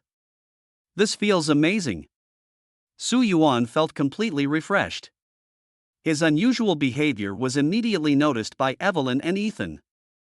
The two stared at Su Yuan carefully, with Evelyn's eyes wide open. You? She asked curiously, why do I feel like you've suddenly changed? It's like, you've suddenly become a different person. I feel the same way, Ethan said, staring at him sharply. Why are you all staring at me? I'm not a monkey in a zoo. What exactly is the effect of that glass of wine? Makes one feel energized. Is it really that simple? Evelyn was clearly dissatisfied with this answer. Su Yuan did indeed look unusually energetic, but she couldn't believe it was that straightforward. Of course. Su Yuan handed the wine glass to Evelyn. Pour another glass and see if it still works. Evelyn excitedly ran off to pour the wine, but came back with a dejected look, complaining, the color of the wine won't change. Only your glass is golden. There's no other way. Su Yuan shrugged.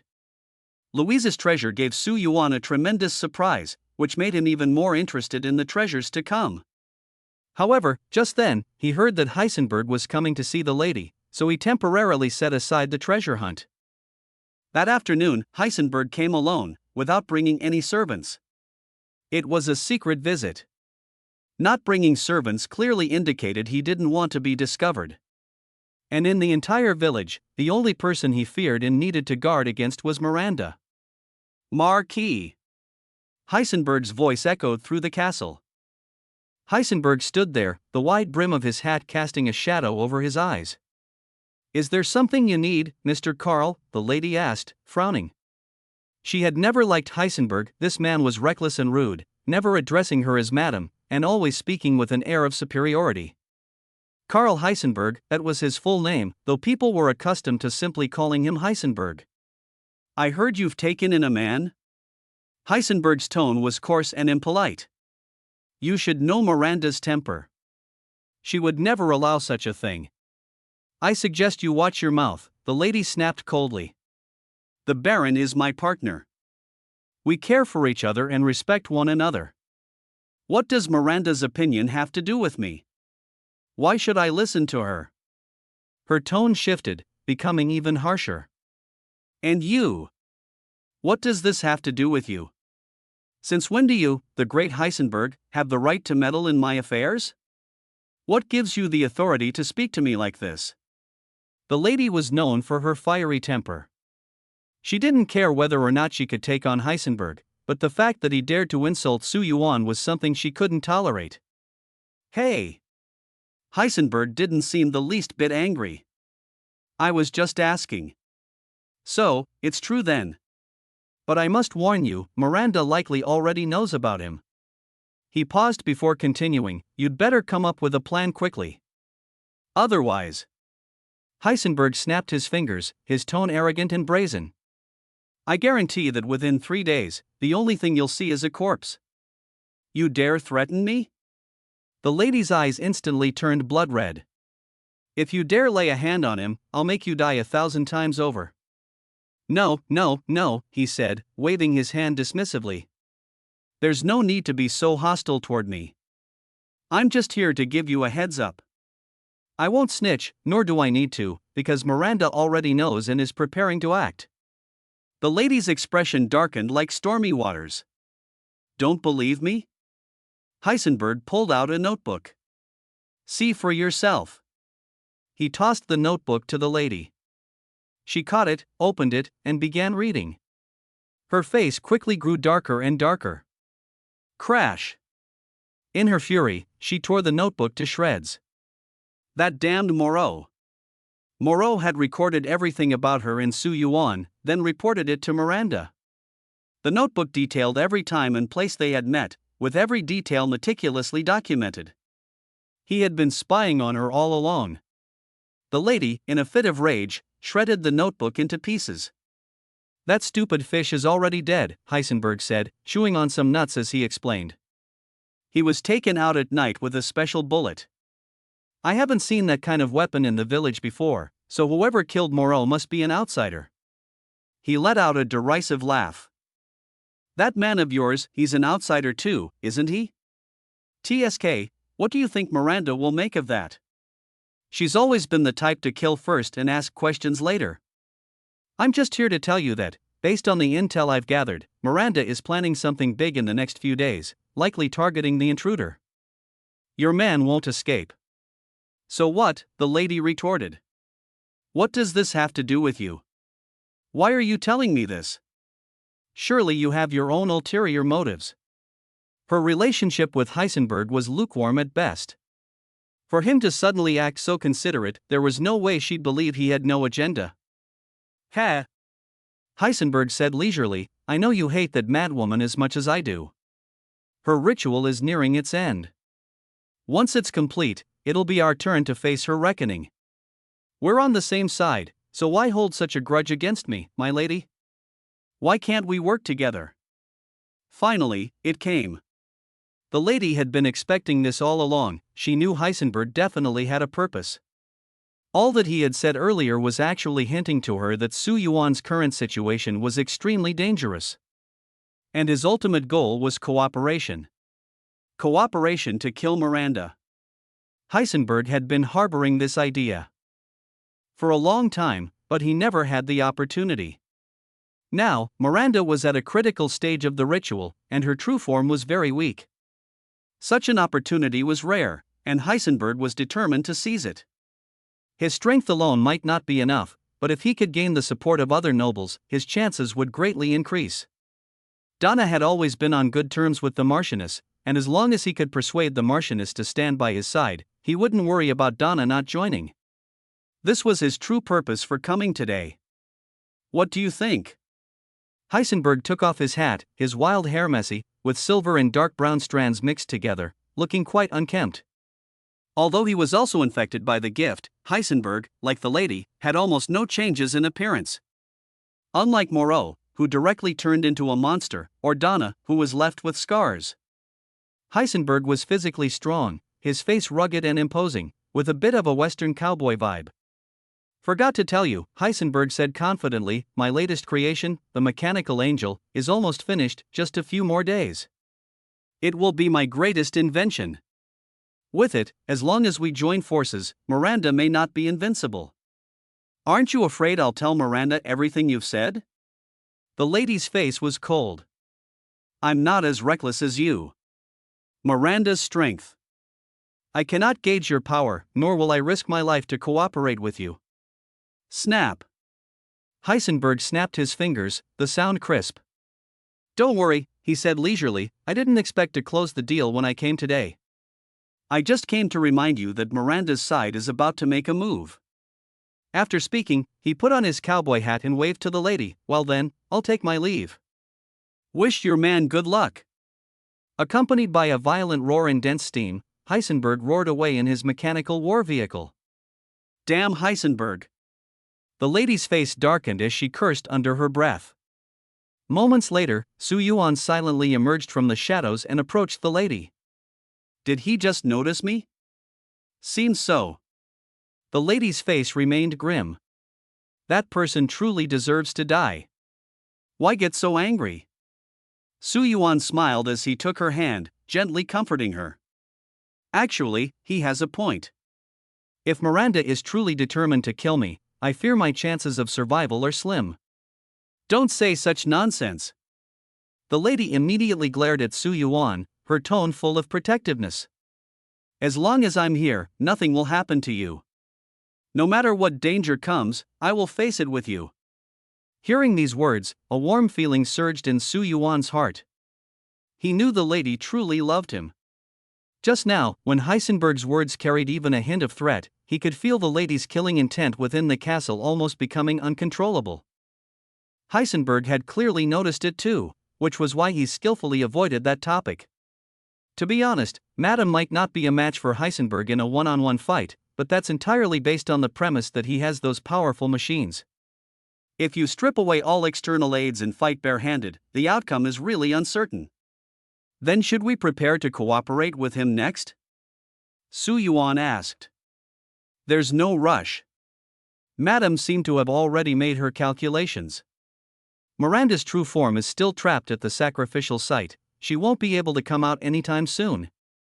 Even if she wants to deal with some intruder, she definitely won't act personally. A trace of contempt flashed in her eyes. As long as she doesn't act, those lackeys alone won't be able to harm my precious darling. Madame's voice was charming and alluring, leaving Su Yuan somewhat helpless. Although this female marquis had long put away all her dominance in front of him, the instinctive desire to protect him that was ingrained in her nature had never changed. Does he really have to be a kept man under her protection? No. Su Yuan thought to himself, it's time to let his wife truly experience his real strength. Let's go.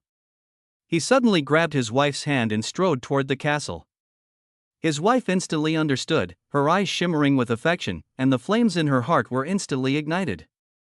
If it weren't for the pressing matters at hand, she might have wanted to lose herself in him forever. This little man was her everything.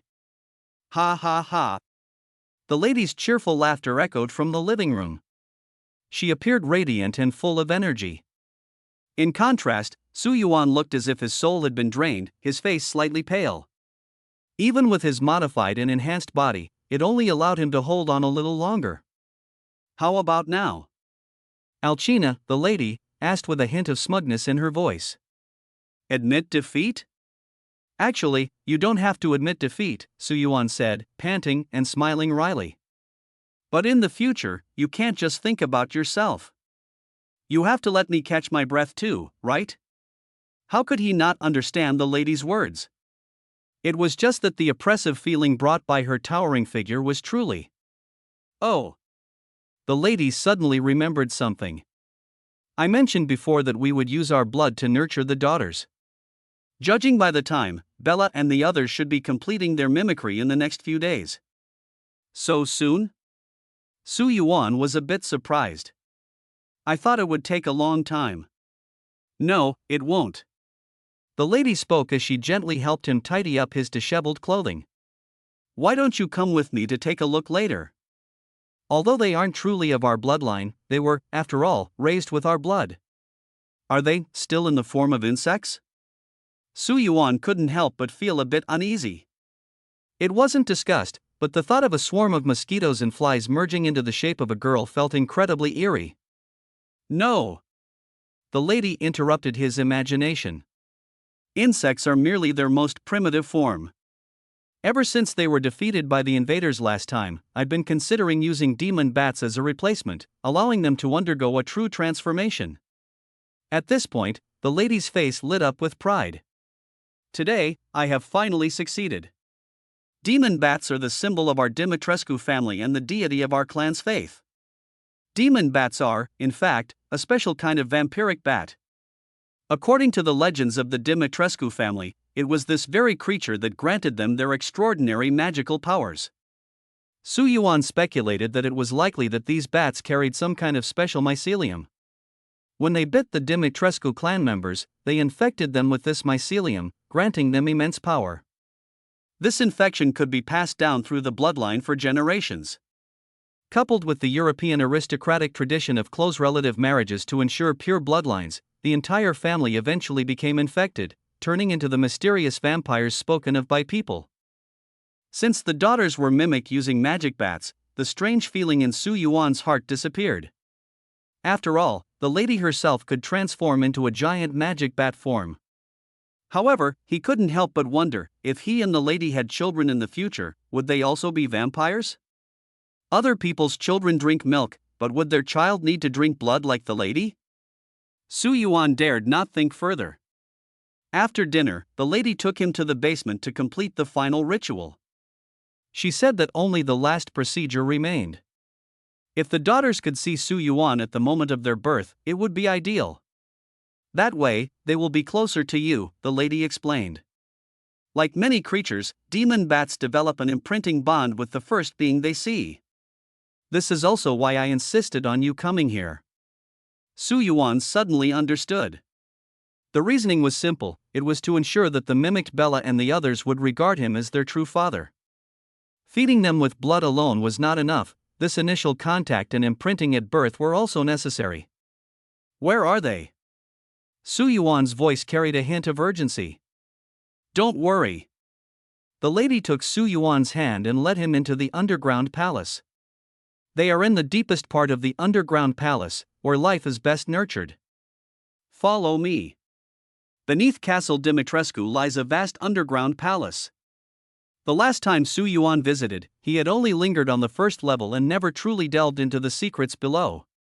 Each level of the underground palace requires a special key to unlock, so secure that even explosives cannot shake it. Before coming, the lady had already handed all the keys to Su Yuan. The significance of this gesture was self-evident, she had entrusted him with control over the entire castle. From now on, every corner of the castle, including the Dimitrescu family's oldest and most sacred place of worship, was completely open to him. The sacred site of this family is entirely different from Miranda's. It is more ancient, and its rituals are even more peculiar. Everything revolves around blood sacrifice, as this family has been intrinsically tied to blood since birth. After passing through multiple checkpoints, they finally reached the 5th underground level, the end of the underground palace. The place of worship is just ahead, the lady pointed to a massive hexagram altar in the distance and reminded, "Watch your step." As soon as she finished speaking, Su Yuan stepped through the door and immediately felt something soft underfoot. Looking down, he realized it was a bat. The bat let out a piercing scream, and in an instant, it was as if a powder keg had been ignited. Countless bats in the space began shrieking in unison. The deafening sound waves converged, almost piercing Su Yuan's eardrums. A trace of anger flashed in the lady's eyes, and she let out a sharp cry as well. The sound seemed to carry supreme authority, and the previously restless and agitated swarm of bats instantly quieted down, trembling as they retreated into the darkness. "Are you all right?" The lady tenderly kissed Su Yuan on the cheek. "These little ones are like that, afraid of strangers. It's your first time here, so they acted this way. I promise, they will never harm you again. I'm fine." Su Yuan felt a slight dizziness but quickly regained clarity. Looking at the countless flickering red dots in the darkness, he asked, "Are those the demon bats?" "Yes." The lady led him to the altar. The altar is made of special blood-red bricks, with its edges forming a standard hexagram. The hexagram symbolizes the stars and serves as the mark of the Dimitrescu family heritage. Inside the altar, it is filled with red liquid that looks like fresh blood. Standing silently within the liquid are 3 young maidens, their eyes tightly shut, as if undergoing a sacred baptism, completely motionless. "Those are our daughters." The lady's voice was filled with excitement. "On the left is Bella, our youngest daughter. In the middle is Cassandra, and next to her is the eldest, Daniela. Please wait a moment, the lady said, walking alone to the center of the altar and performing a strange ritual in front of the three maidens. In the next moment, something unbelievable happened. The bodies of the three young girls slowly disintegrated, transforming into countless fragments, and each fragment turned into a bat. Thousands upon thousands of bats soared into the air from the altar, swirling around the lady in flight.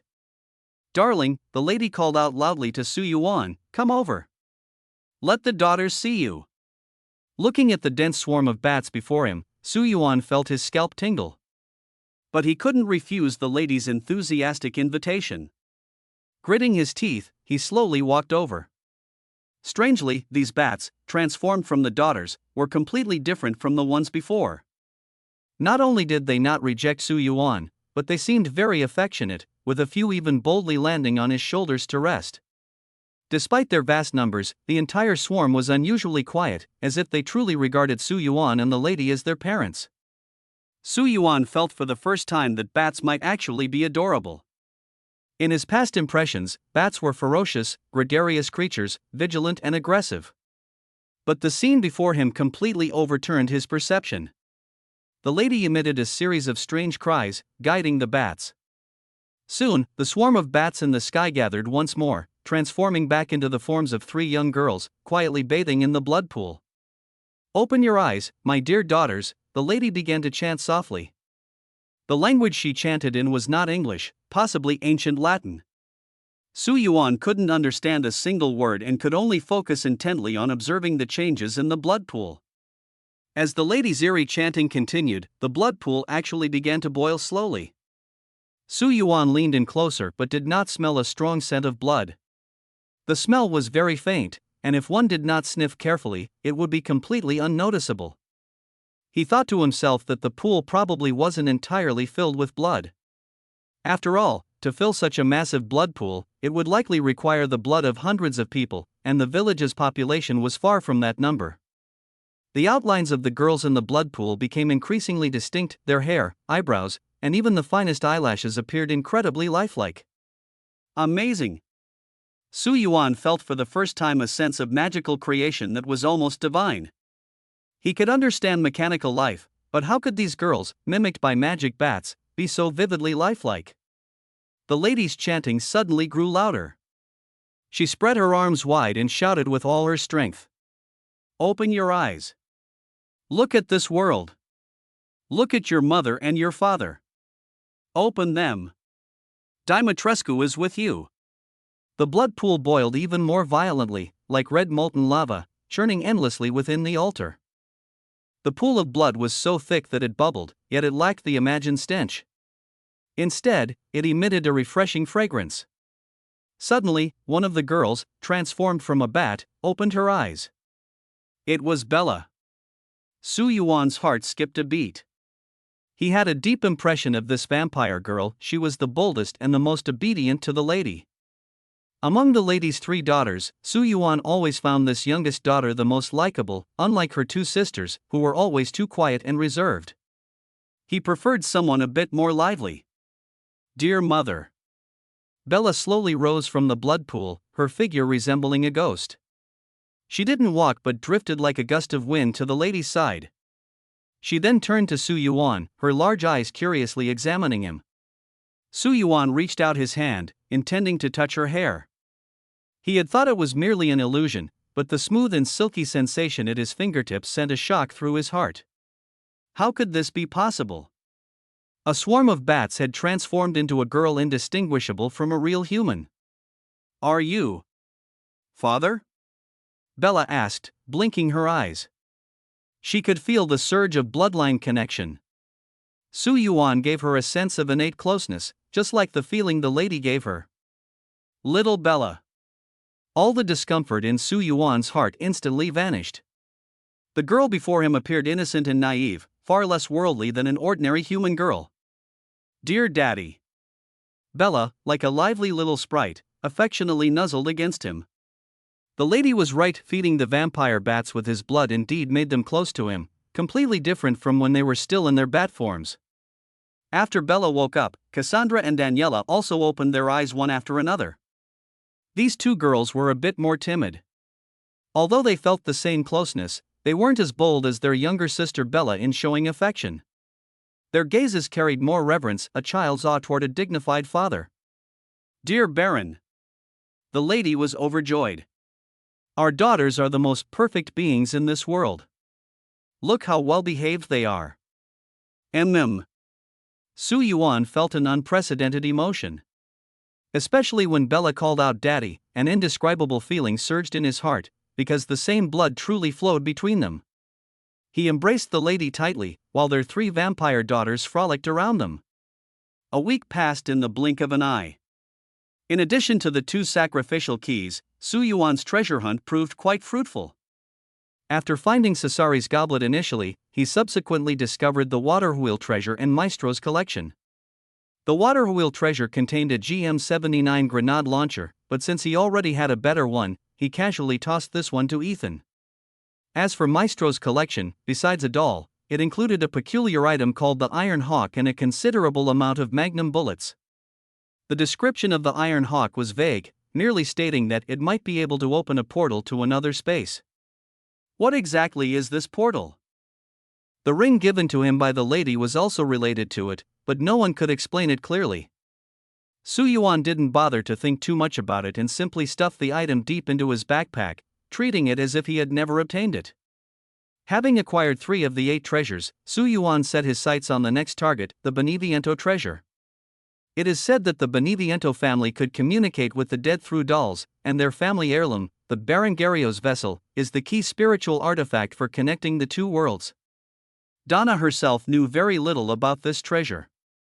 However, Su Yuan felt that since it was the Benevento family's treasure, it was only right to seek Donna's opinion. If she disagreed, he would not touch it; if she agreed, he would take her along. Donna naturally agreed readily. Her feelings for Su Yuan were complex, a mix of gratitude for saving her life and admiration for his strength as a young woman. When Su Yuan proposed searching for the treasure, she agreed without hesitation, not even considering that it was supposed to be her family's inheritance. But in truth, Donna had no blood relation to the Benevento family. Her father was a luthier named Maestro, and her mother was just an ordinary villager. The so-called family treasure had nothing to do with her, so she agreed without a second thought. That morning, Su Yuan arrived at the Benevento castle with his men, and Donna was already waiting at the entrance. "Little Donna." Su Yuan stepped forward to greet her. "How's your injury? Is it all healed?" "It's already healed." Donna indeed looked much more spirited than she had during her recovery days. "That's good." Su Yuan treated her like an ordinary friend, patting her on the shoulder. Donna's body visibly stiffened, seemingly a bit unaccustomed.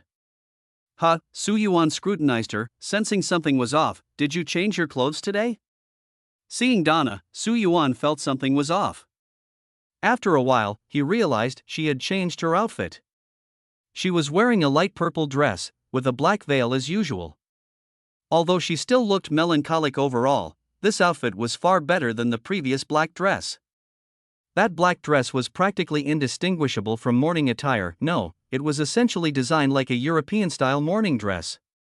"Donna, this outfit is truly beautiful," Su Yuan sincerely praised. "Light purple represents nobility and elegance, it matches your temperament perfectly."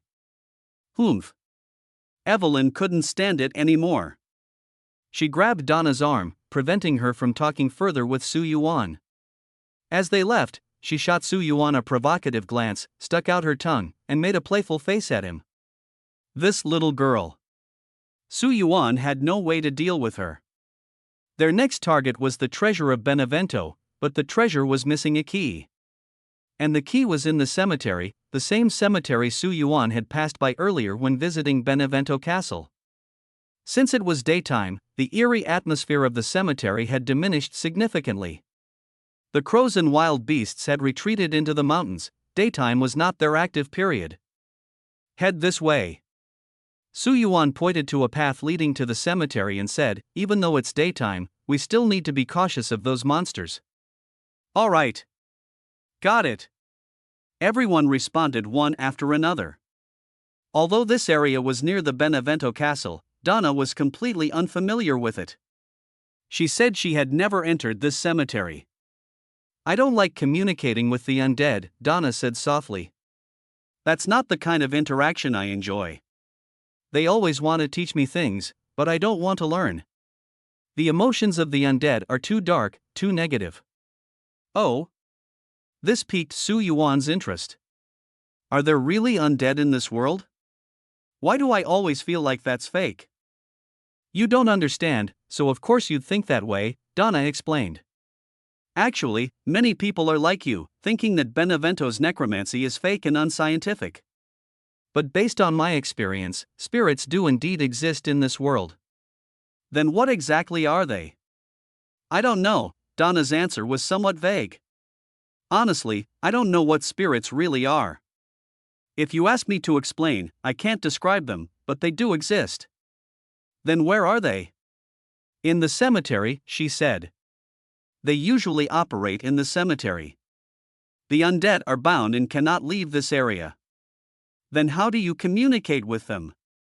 Su Yuan leaned forward, only to be glared at by Evelyn beside Donna.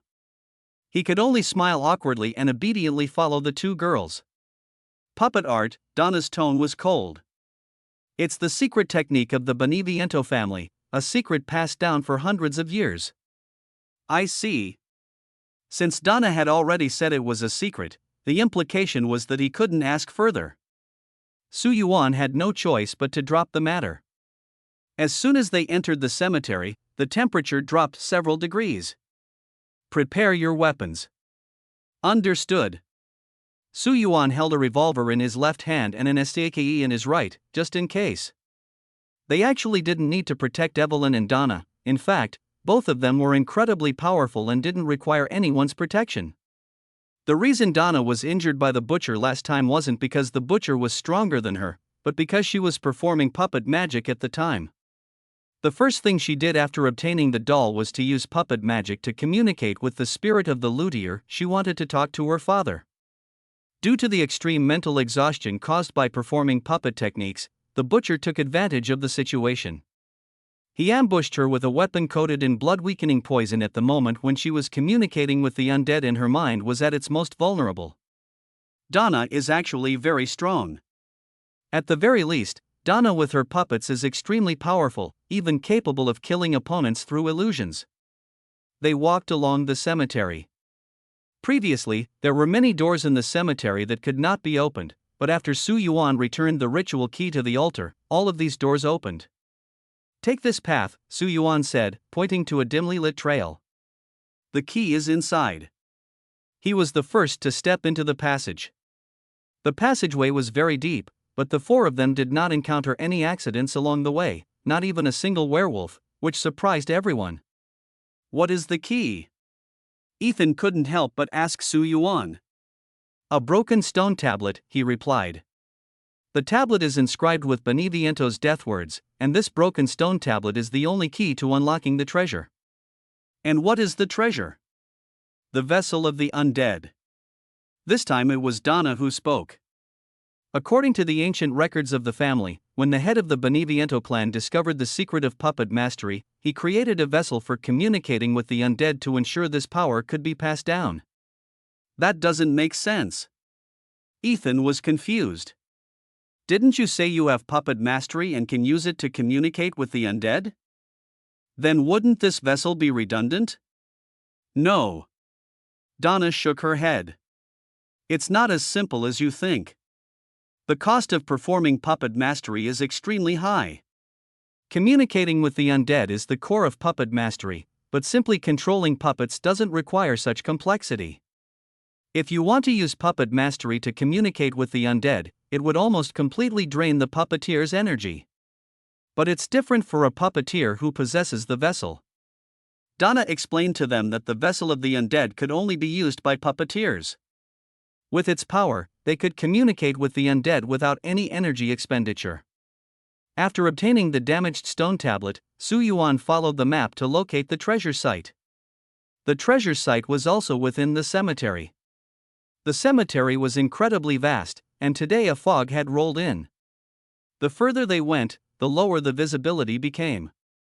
Soon, even the tombstones just a few meters ahead were no longer visible. Be careful! Su Yuan called out in warning. Roar! It sounded as if a beast was roaring ahead. The fog was so thick that only a vague silhouette could be seen through the white mist. The figure was extremely tall, towering over everyone and exuding an overwhelming sense of oppression. A massive wave of pressure came crashing down. The monster before them was at least 3 meters tall. Ethan gasped sharply. This monster was larger than any they had ever encountered. The white mist gradually dissipated, and the monster's outline became clear. In its hand, it held a massive axe, the blade alone almost as large as Evelyn herself. This was definitely not a weapon an ordinary person could wield. No one could lift such a gigantic axe. Boom! It suddenly swung the axe, slamming it fiercely into the ground. Countless tiles were instantly pulverized into dust, and shards of debris flew everywhere. The entire earth trembled violently. My God! Ethan's face turned pale, his voice trembling as he said, "Are you sure we can take it on? I feel like it could chop me into pieces with just one swing." Step back a bit. Su Yuan's gaze grew increasingly serious. A string of data appeared before his eyes. Name, Benevento Wraith. Health, 18,000. Defense, 400. Attack, 350. The detailed description read, "It is a mutated undead that has guarded the treasure for generations, possessing extremely high vitality and defense.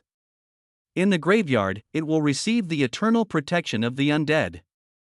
What's even more troublesome is its talent, Undead Protection, which can reduce firearm damage by 50% and melee weapon damage by 20%. However, its weakness is the head. 18,000 health points. Damn it! Su Yuan was dumbfounded. The alpha wolf he had encountered earlier only had 2,000 to 3,000 health points, but this Death Whisperer actually had a staggering 18,000.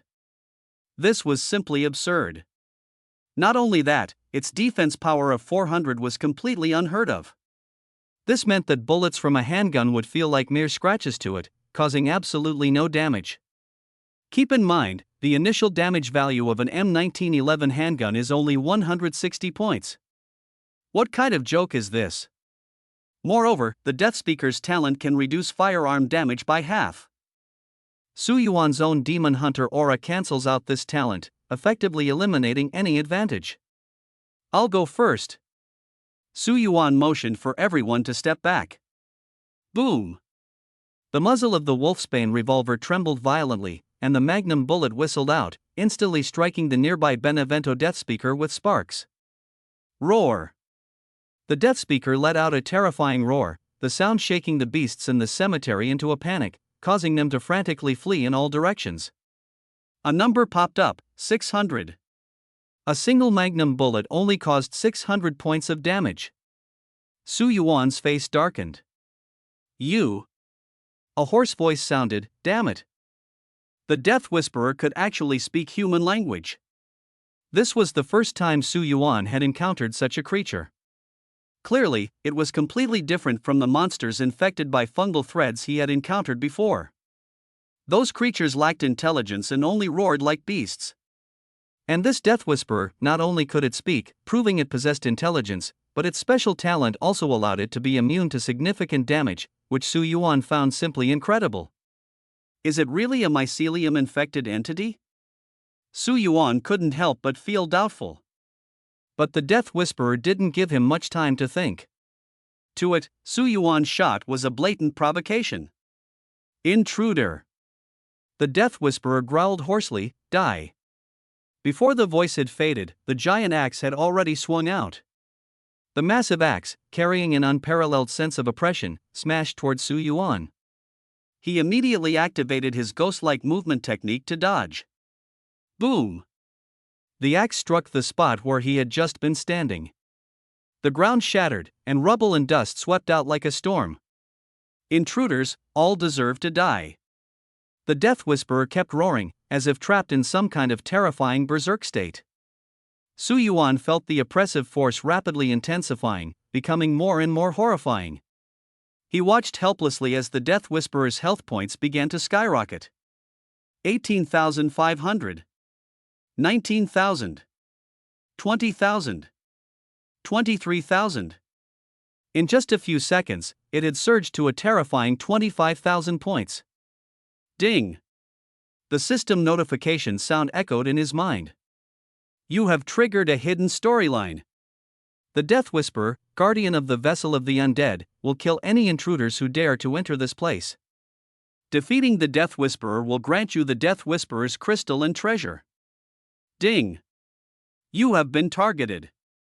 The Death Whisperer has cast a curse on you, and you will enter the Death Whisperer's domain.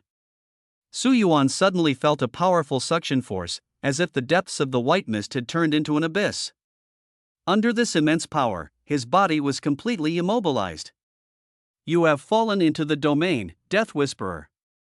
Effect description: within this domain, the speed of any non-undead unit is reduced by 80%, recovery ability is reduced by 50%, and you must kill the Death Whisperer to leave. Damn it! Su Yuan didn't react at all. A series of notification sounds exploded in his mind like popcorn. The Death Whisperer's health was still skyrocketing. 28,000. 30,000. Its body swelled dramatically, and in just a few minutes, it had nearly doubled in size. 30,000 health points. Su Yuan felt his scalp begin to tingle. Ever since entering this realm, he seemed to have been completely cut off from the outside world, unable to see Evelyn and the others anymore. He tried to call out, but strangely, he couldn't make any sound at all. Like a mute. A chilling coldness surged from the soles of his feet straight to the top of his head. He must stay calm. This unfamiliar environment made Su Yuan feel a trace of panic. It was the first time he had encountered such a situation, being inexplicably dragged into a monster's domain and completely isolated from his companions. This Death Speaker was too powerful. 30,000 health points, combined with the dual effects of the domain and undead protection, made it an utterly unsolvable problem. Su Yuan's situation was extremely disadvantageous, and his combat effectiveness was greatly diminished. A deep, rumbling voice like rolling boulders echoed, "Intruder. State your origins. Have you entered my domain to covet my treasure?" Responding to the massive Death Speaker was a deafening gunshot. "You dare court death." The Death Speaker was utterly enraged, swinging its colossal battle axe that matched the enormity of its body, stirring up a fierce gust. But Su Yuan's figure had already vanished. He had entered a stealth state, like a ghost, completely disappearing from the Death Speaker's sight. This inability to catch his opponent left the massive creature increasingly agitated. At that moment, another flash of fire streaked through the air. Su Yuan's second magnum bullet whistled forth, striking the Death Speaker's head with precision. A muffled sound echoed as blood splattered everywhere. However, the Death Speaker's head was simply too large, and the powerful magnum bullet only left an inconspicuous small hole on its scalp. Although blood flowed out, for its enormous body, this finger-sized wound was utterly insignificant. Damn it! Su Yuan, sensing the situation was dire, retreated into the shadows once more. Roar! The Death Whisperer completely lost control. It swung its massive axe wildly, stirring the air in the entire area into a frenzy, creating a terrifying pressure that even made Su Yuan feel suffocated. This oppressive sensation stemmed from the primal fear of colossal beings buried deep within human genes. You deserve to die. You will die. I will offer you as a sacrifice to the undead. The Death Whisperer screamed madly. After guarding the treasure for hundreds of years, this was the first time an intruder had dared to provoke it so brazenly in its domain. Pathetic insect. The Death Whisperer began chanting an eerie incantation. As those strange syllables echoed, Su Yuan was horrified to discover that he could no longer suppress his breath. His concealed state was forcibly broken, leaving him completely exposed before the Death Whisperer. Die! The giant axe, accompanied by a deafening roar as it tore through the air, swung down fiercely. There was no retreat. Su Yuan's body felt as if it were nailed to the spot, completely immobile. He was forced to raise his dagger and activate a close-range blocking technique. However, the power of the axe was beyond imagination. With a thunderous crash, Su Yuan was sent flying like a rag doll, landing heavily on the ground and swallowing a mouthful of dust. This was the most humiliating moment he had ever experienced. Just as the Death Whisperer was about to deliver a fatal blow, an even brighter burst of fire shot into the sky. The deafening roar rivaled thunder, and the air temperature in the entire area instantly rose by several degrees. From the depths of the flames, a fist-sized shell carrying terrifying power struck the Death Whisperer in the blink of an eye. Accompanied by a loud explosion, the massive body of the Death Whisperer was forced back several steps. A horrifying wound with a diameter exceeding 6 centimeters burst open on its body, and blood gushed out like a flood breaking through a dam. Big guy. Go to hell. Su Yuan hoisted a massive grenade launcher and roared as he fired again. Ever since obtaining this max grenade launcher, he had barely used it because the weapon was too cumbersome for close combat. But now, it was the perfect time for it to shine. Another max grenade. The second shot seemed even more powerful, directly blasting the Death Whisperer to its knees. The blood spilling everywhere nearly dyed the entire graveyard red. Even so, Su Yuan's heart was still bleeding. One shell cost 8,000. 2 shells meant 16,000. The rate at which money was being burned was simply outrageous. But now it seemed that the expense was worth it. After 2 grenades hit their target, the offensive of the Death Whisperer noticeably weakened, at least temporarily unable to organize an effective attack. But this was not a long-term solution. Su Yuan only had 6 shells in total, and relying solely on these was unlikely to kill it. He quickly glanced at the data. The Death Whisperer's health had dropped from 30,000 to 24,000. 2 magnum rounds combined with 2 custom grenades had taken away 20% of its health, which was already quite a decent result. Apart from the grenade launcher, his backpack also contained plenty of grenades and landmines. He quickly discovered the Death Whisperer's fatal weakness, slowness. Its massive size brought immense power but also trouble. Its movement speed was halved, making it completely unable to catch up with the agile Su Yuan. Su Yuan also noticed that before each attack, the Death Whisperer would first initiate a kind of mental lock. Earlier, he had been unable to move because his mind had gone completely blank in an instant. He would have to be doubly cautious. The 4th howitzer shell roared out. Su Yuan maneuvered skillfully to engage the Death Whisperer while quickly replenishing his own condition. At this moment, the Death Whisperer's life was less than half remaining. Its massive body was about to be pierced by the shells, covered in wounds of various sizes, some as large as fists, others as small as finger holes. It looked utterly battered and pitiful. In contrast, Su Yuan was almost unscathed, except for a brief moment of disarray at the beginning. Are you kidding? Dozens of bottles of hand sanitizer aren't just for show. This stuff is practically inexhaustible for him now. Every time he goes out, he carries 20 bottles. Who could possibly outlast him? Roar! The Death Whisperer was utterly enraged. It watched helplessly as Su Yuan sprayed an unknown liquid onto his wounds, and within seconds, those ghastly injuries completely healed. The sight left it nearly brain-dead. You despicable intruder, it roared in a hoarse voice. How dare you use such shameless and vile methods? Despicable? Su Yuan hoisted the pitch-black grenade launcher onto his shoulder and sneered. You have the nerve to call me despicable? When you, this ghostly thing, ambushed me with a psychic attack, did you call yourself disgusting? Do you think you're untouchable just because this is your turf? I only shot you once, and you want me dead. Well, I guess I have no choice but to take you out first. The Death Whisperer was so furious that its vision went black, and its massive, decaying body trembled violently. It had never encountered such a shameless human before. That was called one shot? That thing was clearly a cannon. Damn it! The Death Whisperer struggled to get up, but what greeted it was yet another whistling grenade. Boom! Flesh and blood flew everywhere, fragments scattering. The Death Whisperer fell heavily once more, this time collapsing face down and unable to rise again. Its body was utterly mangled, with nearly half of it below the left arm completely shattered, and 3 gaping, bloody holes in its chest that were horrifying to behold. The more severe the injury, the greater the damage caused by the weapon. At this moment, the Death Whisperer's life was hanging by a thread, just a few more magnum bullets would finish it off. The only regret was that Su Yuan had only one grenade left out of the 6 he had.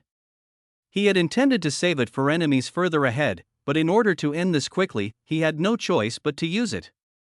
Hey! Su Yuan strode up to the Death Whisperer and kicked it with his foot. Aren't you supposed to be tough? Get up! I said, get up! Despicable human! The Death Whisperer's pebble-sized eyes stared fixedly at Su Yuan, its pupils glowing with an eerie blue light, making it look as bizarre as a doll. Always the same line, your vocabulary is way too limited. Su Yuan sneered. Since you're about to die anyway, I suggest you come up with some more creative last words. This monster had made him so miserable, so of course, he had to mock it thoroughly and make it understand why the flowers are so red. You can't kill me. The Death Whisperer growled through gritted teeth. You don't have the kind of weaponry needed. Your shells can severely wound me, but you cannot completely obliterate me. I am immortal. Boom. Su Yuan couldn't be bothered to argue with it any longer. Whether it could be killed or not, he'd find out by trying.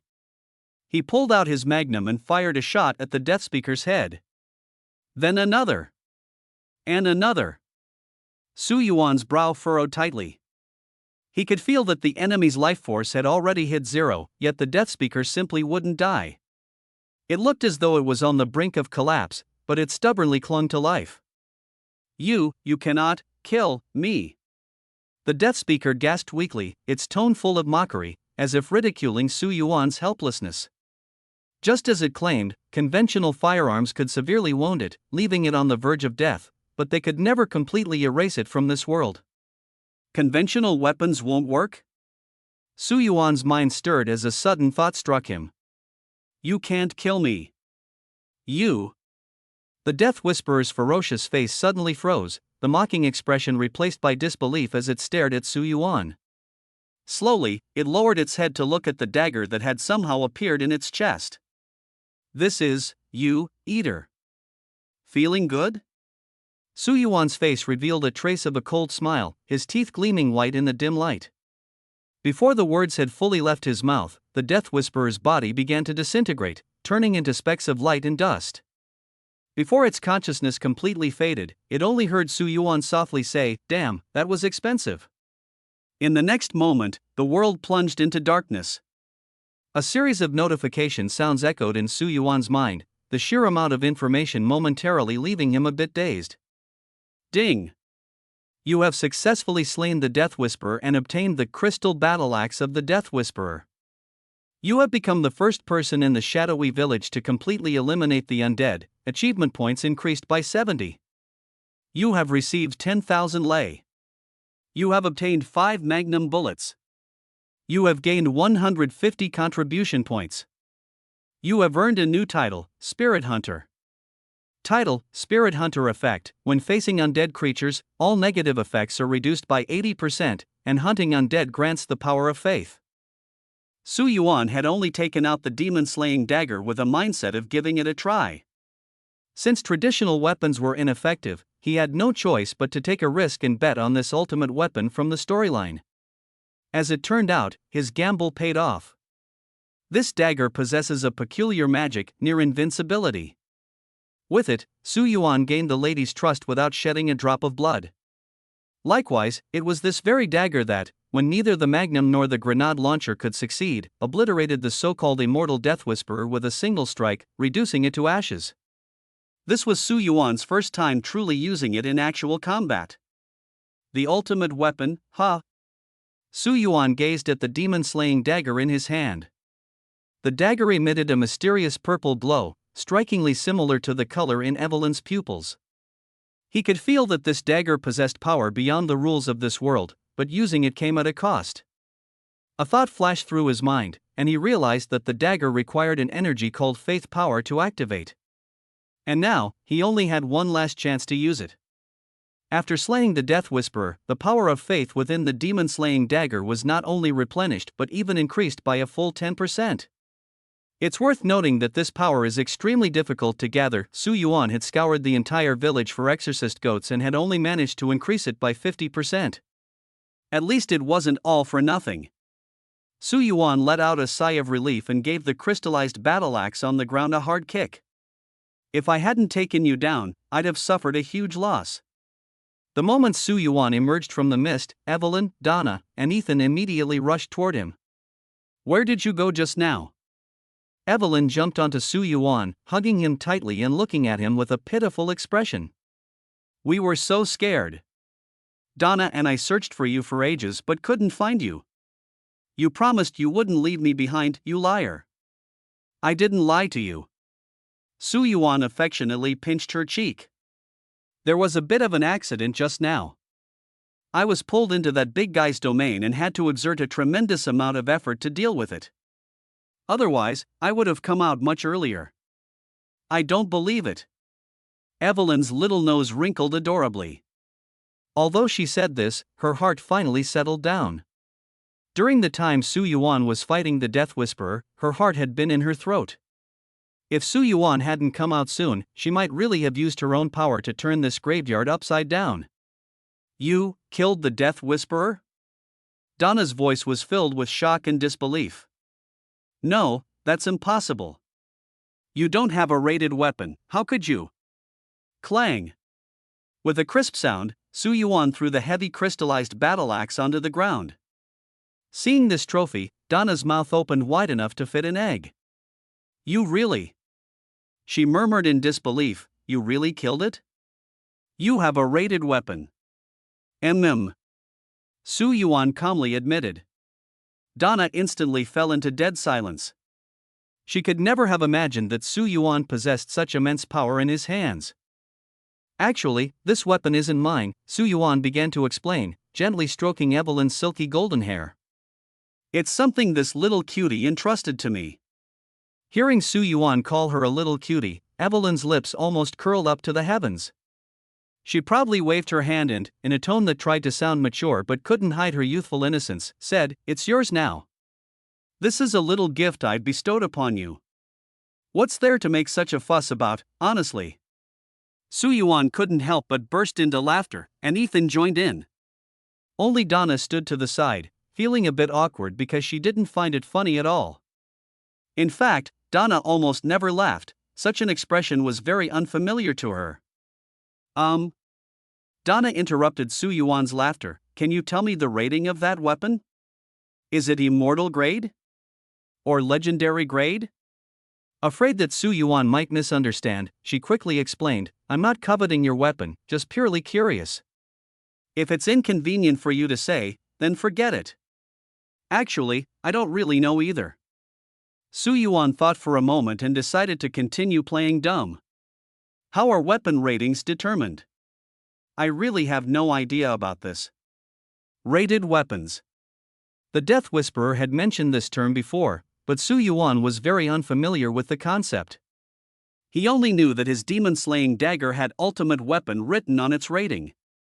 Rated weapons are very mysterious, Donna began to explain to him. Generally speaking, only weapons that have had significant causal effects on world history can be rated. For example, the legendary Iron Cross medal.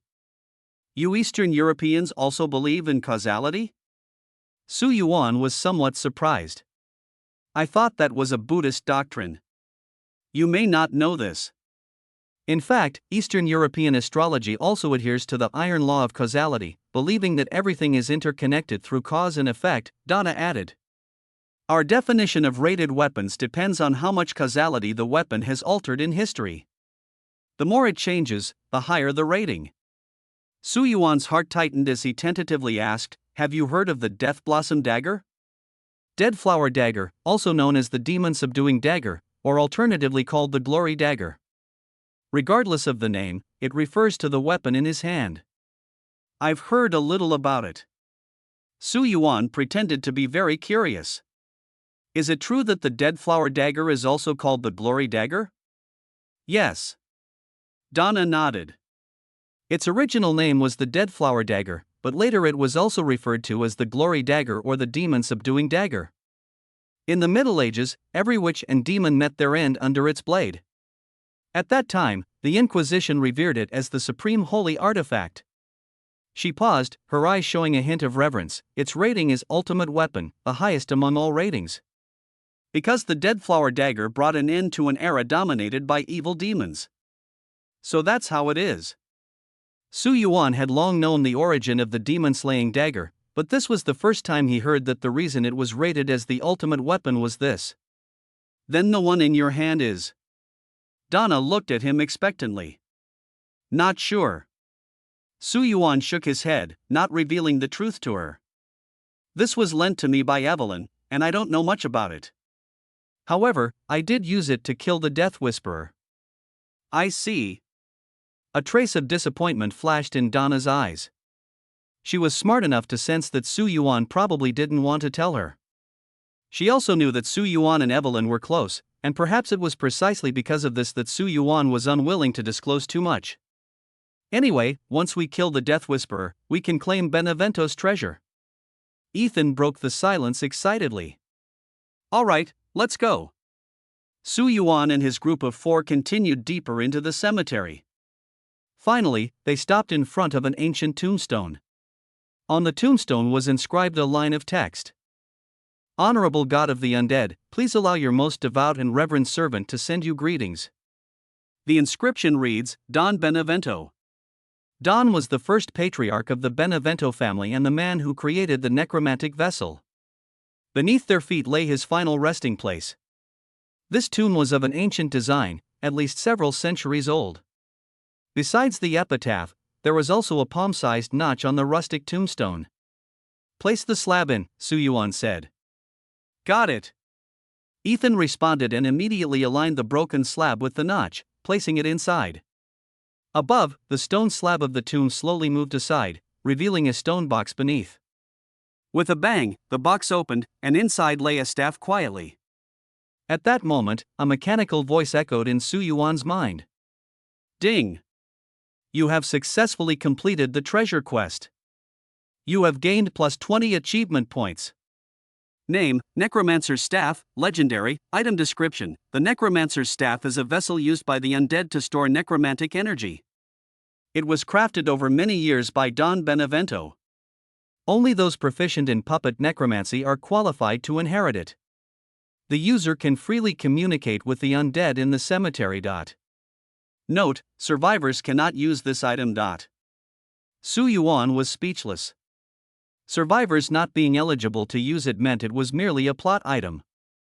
Even so, he felt an overwhelming sense of regret. After all, he had risked his life to defeat the Death Whisperer, thinking there would be some great reward waiting for him, only to find that the treasure he obtained was something he couldn't even use. Sigh. He let out a breath and handed the scepter to Donna. You can use it, but no one else can. Only those proficient in puppet mastery can inherit it. In our hands, this thing is just useless. Thank you. Donna carefully took the scepter, her eyes unable to hide her overwhelming joy. To her, this necromancer's scepter was truly a one-of-a-kind legendary weapon.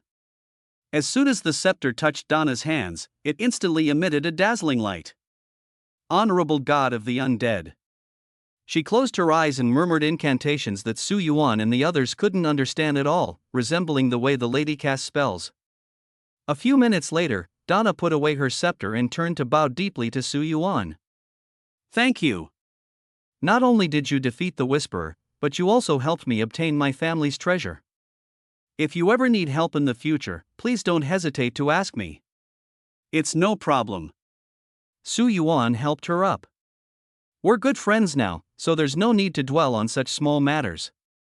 Of course, if I do encounter difficulties, rest assured, I won't hesitate to ask for your help. Donna's face flushed slightly, seemingly lost in thought. Ding. Donna's favorability towards you +5. Favorability reached 85. You have been classified by Donna as a close relationship. Close relationships? Su Yuan was baffled by this prompt. This phrasing made it hard for him not to overthink. Could it be that Donna had feelings for him? Objectively speaking, Donna was indeed very beautiful. Even with a long scar on her face, her features and face shape were exceptionally delicate, with an excellent foundation. If that scar could be removed, her beauty might even surpass that of the madam. However, the madam's most outstanding trait wasn't her looks but her stunning figure. Su Yuan had a favorable impression of Donna, mainly because of her gentle and weak personality, coupled with her pitiful background, which naturally evoked a sense of compassion in him. He had previously told Donna that the scar on her face wasn't incurable, it could be resolved as long as the issue with the gifted mycelium was addressed. And the key to solving this problem lay with Miranda. As long as Miranda was eliminated, everything would fall into place. At this moment, in the sacrificial site, Miranda was manipulating the altar. At the center of the altar lay a baby, appearing to be no more than 1 or 2 weeks old. This was Rose. Her eyes were tightly shut, leaving it unclear whether she was asleep or unconscious. Ha ha ha. Miranda looked at the note in her hand and was so enraged that she burst into laughter. What a pathetic bunch, she roared. Alcina, Donna, Heisenberg, each of you has abandoned me, no longer respecting the mother goddess who granted you life. How pitiful and ridiculous. And then there's the idiot. She changed her tone, mocking, oh no. That ugly idiot is already dead. Compared to that brainless Moreau, I never thought my other children would dare treat me this way. But it doesn't matter. She stared intently at the infant on the altar, her smile gradually turning sinister. I will kill you all. And now, she suddenly hurled the dagger in her hand fiercely at the wall, the blade piercing precisely through the face of one person in a group photo hanging there. The photo was a group portrait of the 4 lords, and the one whose face was pierced was none other than Lady Alcina Dimitrescu. At this moment, in the castle, the lady was playing with Su Yuan and their newborn daughters. It was the 4th day since the daughters had been reborn. Although Bella, Cassandra, and Daniela looked exactly the same as before in appearance and figure, they had no memories left. Strictly speaking, they were 3 entirely new lives. The 3 daughters who had previously been formed by mimicking flies and mosquitoes were completely gone. The lady seemed to be very fond of these new daughters. Little Bella, she called to her youngest daughter. Bella, who was playing with her 2 sisters, immediately ran obediently to her mother and asked sweetly, "Mother, is there something you need from Bella? Go and talk more with your father." The lady took Su Yuan's hand. "He doesn't have much time to spend with you. If you don't talk more now, who knows how long it will be before you see him again." As she spoke, a hint of resentment crept into the lady's tone. Over the past few days, Su Yuan hadn't come to see her. That annoying girl named Evelyn had been clinging to Su Yuan almost all day, which made the lady feel quite uncomfortable. Of course, she could understand. Su Yuan had known Evelyn for a longer time, and it was clear that Su Yuan liked her very much. Driving Evelyn away completely was unrealistic. So, the lady had no choice but to strive to capture his attention.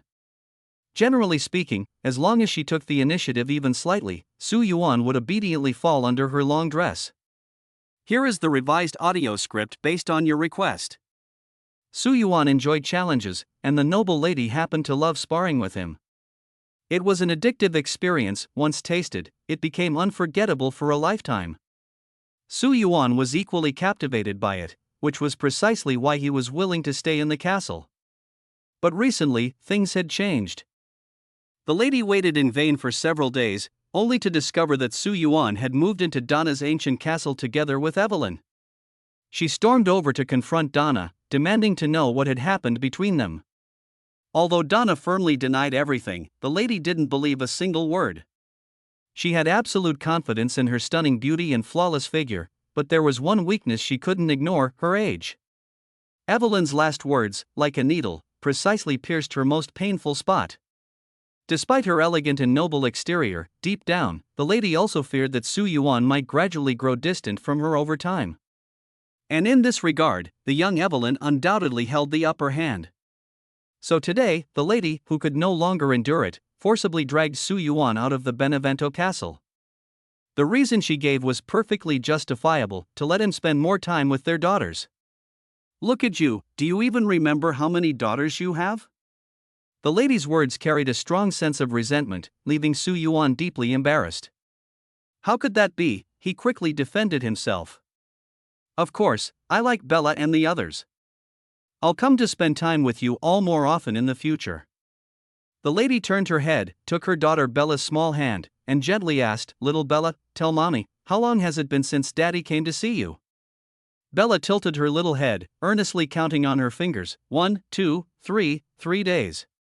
The lady immediately turned back, her eyes filled with both reproach and grievance as she looked at Su Yuan. "Listen to that, even your daughter says so.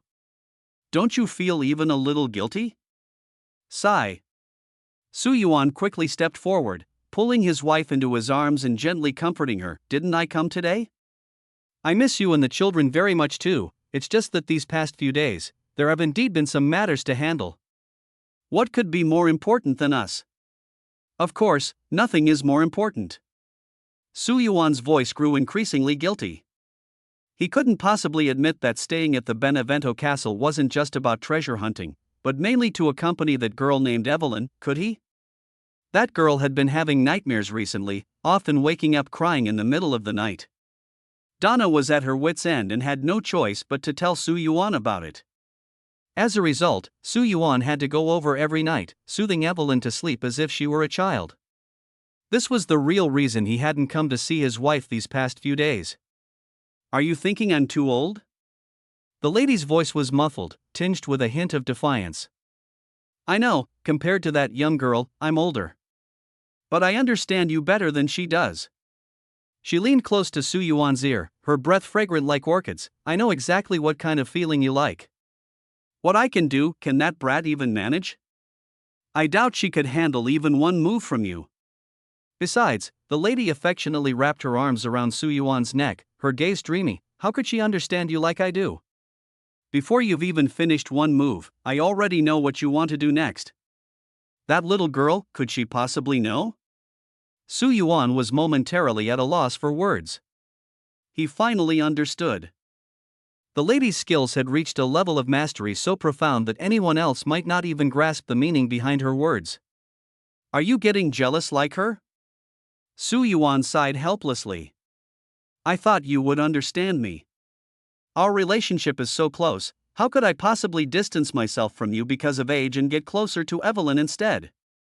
I don't care. The lady's eyes gradually turned red. I've been holding it in for several days. You know I can't live without you now. Today, you must stay, just to keep me and the daughters company. I was already planning to. Before Su Yuan could finish his sentence, the lady's face suddenly turned pale. She abruptly clutched her chest with her hand, the intense pain contorting her face. Pain. She squeezed out a word through gritted teeth. "It hurts so much." What's wrong? Su Yuan was shocked, quickly holding her trembling body. Do you need to drink blood? Quick. Use mine. No. The lady's voice was as faint as a flickering candle in the wind. It's the grace." Grace. These two words echoed like a thunderclap in Su Yuan's mind. The power of the four great nobles all stems from a fungal infection called gift. This fungus is the offspring of the Mold Lord, and the Mold Lord is controlled by a woman named Miranda. Through this method, Miranda firmly controls the four great nobles. Madame said it was the gift that caused her such pain, so the one responsible could only be Miranda. Ah! A piercing, sorrowful howl rang out as massive black wings suddenly unfolded from both sides of the madame's spine, accompanied by the agony of tearing flesh. My dear. I am in such pain.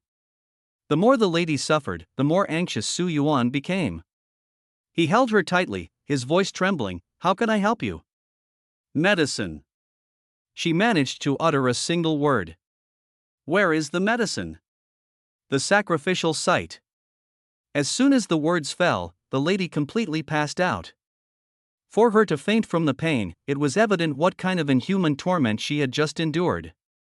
Miranda! Su Yuan lifted his head, his eyes bloodshot, and an unprecedented fury instantly consumed all his reason. He didn't call for anyone, there was only one thought in his mind: go to the sacrificial site. He was well aware that since Miranda had acted, she must have her reasons. The lady had once told him that the 4 great noble families had to take Miranda's specially formulated medicine at regular intervals to suppress the rampant proliferation of the mycelium in their bodies. This medicine was something only Miranda possessed. If Miranda wants to remotely torment them through the grace, the process would be extremely troublesome. But there is another, more direct method, controlling the offspring phages through the Grace Mother. This means that Miranda is very likely at the altar right now, guarding the Grace Mother. Thinking of this, Su Yuan's anger burned even hotter. If he goes to the sacrificial site now, there is a high probability that he will face Miranda head-on. Damn Miranda! Su Yuan's fury was almost enough to ignite him entirely. He left his 3 daughters behind and used all the emergency medicine at hand to alleviate his wife's pain. Although the effect was limited, it could at least make her feel a little better. As for himself, he had to set off immediately to obtain the serum. Miranda had already made her move, and his wife couldn't hold on much longer. Time was now the scarcest resource he had. Just as he was hurrying towards the sacrificial site, a voice stopped him. "Hey! Esteemed guest, you're looking for the antidote, aren't you?" It was that mysterious Duke. Su Yuan had no intention of paying him any attention, but the words antidote made him abruptly stop in his tracks and turn around. "What did you just say?" Su Yuan's gaze was as sharp as a knife, fixed firmly on the Duke. "You have the antidote?" "Of course, I don't." "Get lost." Seeing that Su Yuan was about to leave again, the Duke hurriedly jumped off his carriage, grabbed his hand, and said with a forced smile, "Why are you in such a rush?" "Let me finish. My wife can't wait." Su Yuan's voice was devoid of any warmth. "But even if you go to the sacrificial site now, you might not find what you're looking for," the Duke explained. "Miranda has hidden the serum. Even if you find her, if she refuses to give it to you, what can you do?" "Then I'll kill her." Su Yuan's voice was icy and chilling. "I'm going to kill her sooner or later anyway. Whether it's sooner or later makes no difference." "Calm down," the Duke urged earnestly. "Let's not even discuss whether you can kill her immediately. Even if you could, during the time you're fighting her, can your wife hold on? You know how powerful Miranda is. It's simply unrealistic to think you can deal with her in such a short time." "Your goal is the serum, isn't it? If I don't kill her, how can I get the serum? That's exactly why I stopped you." The Duke's tone became incredibly serious. "Miranda has a batch of serum, but it's not at the sacrificial site. Last month, she bought a batch of materials for making the serum from me, but the delivery location wasn't the sacrificial site." Su Yuan's furious heartbeat finally slowed a bit. He had been too anxious just now. Whenever it involved his wife, he couldn't stay calm. "Stop beating around the bush. Just say it." "The reservoir." The Duke pulled out a map. "That batch of materials was sent to the Morrow family's reservoir. Miranda likely has a secret laboratory there. But Morrow is already dead." "Morrow is dead, but that batch of materials might not have been taken away." "You're gambling." Su Yuan's anger flared up again. "That's my wife's life. I can't afford to lose, do you understand?" "Aren't you gambling right now as well?" the Duke retorted loudly. "What makes you think Miranda is waiting for you at the sacrificial site? What makes you think you can kill her immediately? And what makes you think killing her will guarantee you the serum?" A series of questions left Su Yuan speechless. He hadn't thought that far ahead. His wife's suffering had consumed all his thoughts. "Trust me," the Duke said, his gaze intense. "Going to the reservoir gives you a much higher chance of finding the serum than storming the sacrificial site. You should at least give it a try." He paused, then added, "And you don't need to be overly anxious. Based on my understanding of Miranda's abilities, it will take her a long time to fully control your wife. It won't be possible in just a few days. Your wife isn't in immediate danger for now." Hearing this, the heavy weight in Su Yuan's heart finally eased a little. "How long does Miranda need?" "At least 3 days." The Duke handed the map to Su Yuan. The potion I gave you also has a suppressive effect on this kind of power. Have you used it on her? I have. Good. Now you can calm down and carefully plan your next move. The Duke explained that Miranda had built her secret laboratory deep within Moro's reservoir because Moro was utterly loyal to her. Anyone else might betray her, but not Moro. His feelings for Miranda were complex, a mix of a servant's loyalty and a near-pathological, almost mother-son-like dependence. The Duke was well acquainted with the layout of the reservoir and even marked the precise location of the laboratory on the map. As long as you find the laboratory, the serum shouldn't be hard to locate, the Duke said. Now that Moro is dead, aside from some low-level monsters, there shouldn't be much to stop you at the reservoir. But there's one thing you need to be careful about. What is it? Miranda's doppelganger. Bidding farewell to the Duke, Su Yuan took the map and headed straight for the Moro family's reservoir. The Duke's words echoed in his mind. First, the lady was temporarily safe. The emergency medicine he had left behind could stabilize the situation, buying him precious time. Second, his goal was now clear. Part of the serum was in the secret laboratory within the reservoir, and he had to find it. Lastly, and most critically, Miranda had left 3 clones in the village, and there was likely one near the reservoir. The Duke warned him that while the clones were not as powerful as the original, they were far stronger than any enemy he had encountered before, capable even of transforming into the likeness of others. Moro's territory was located deep within a cavern.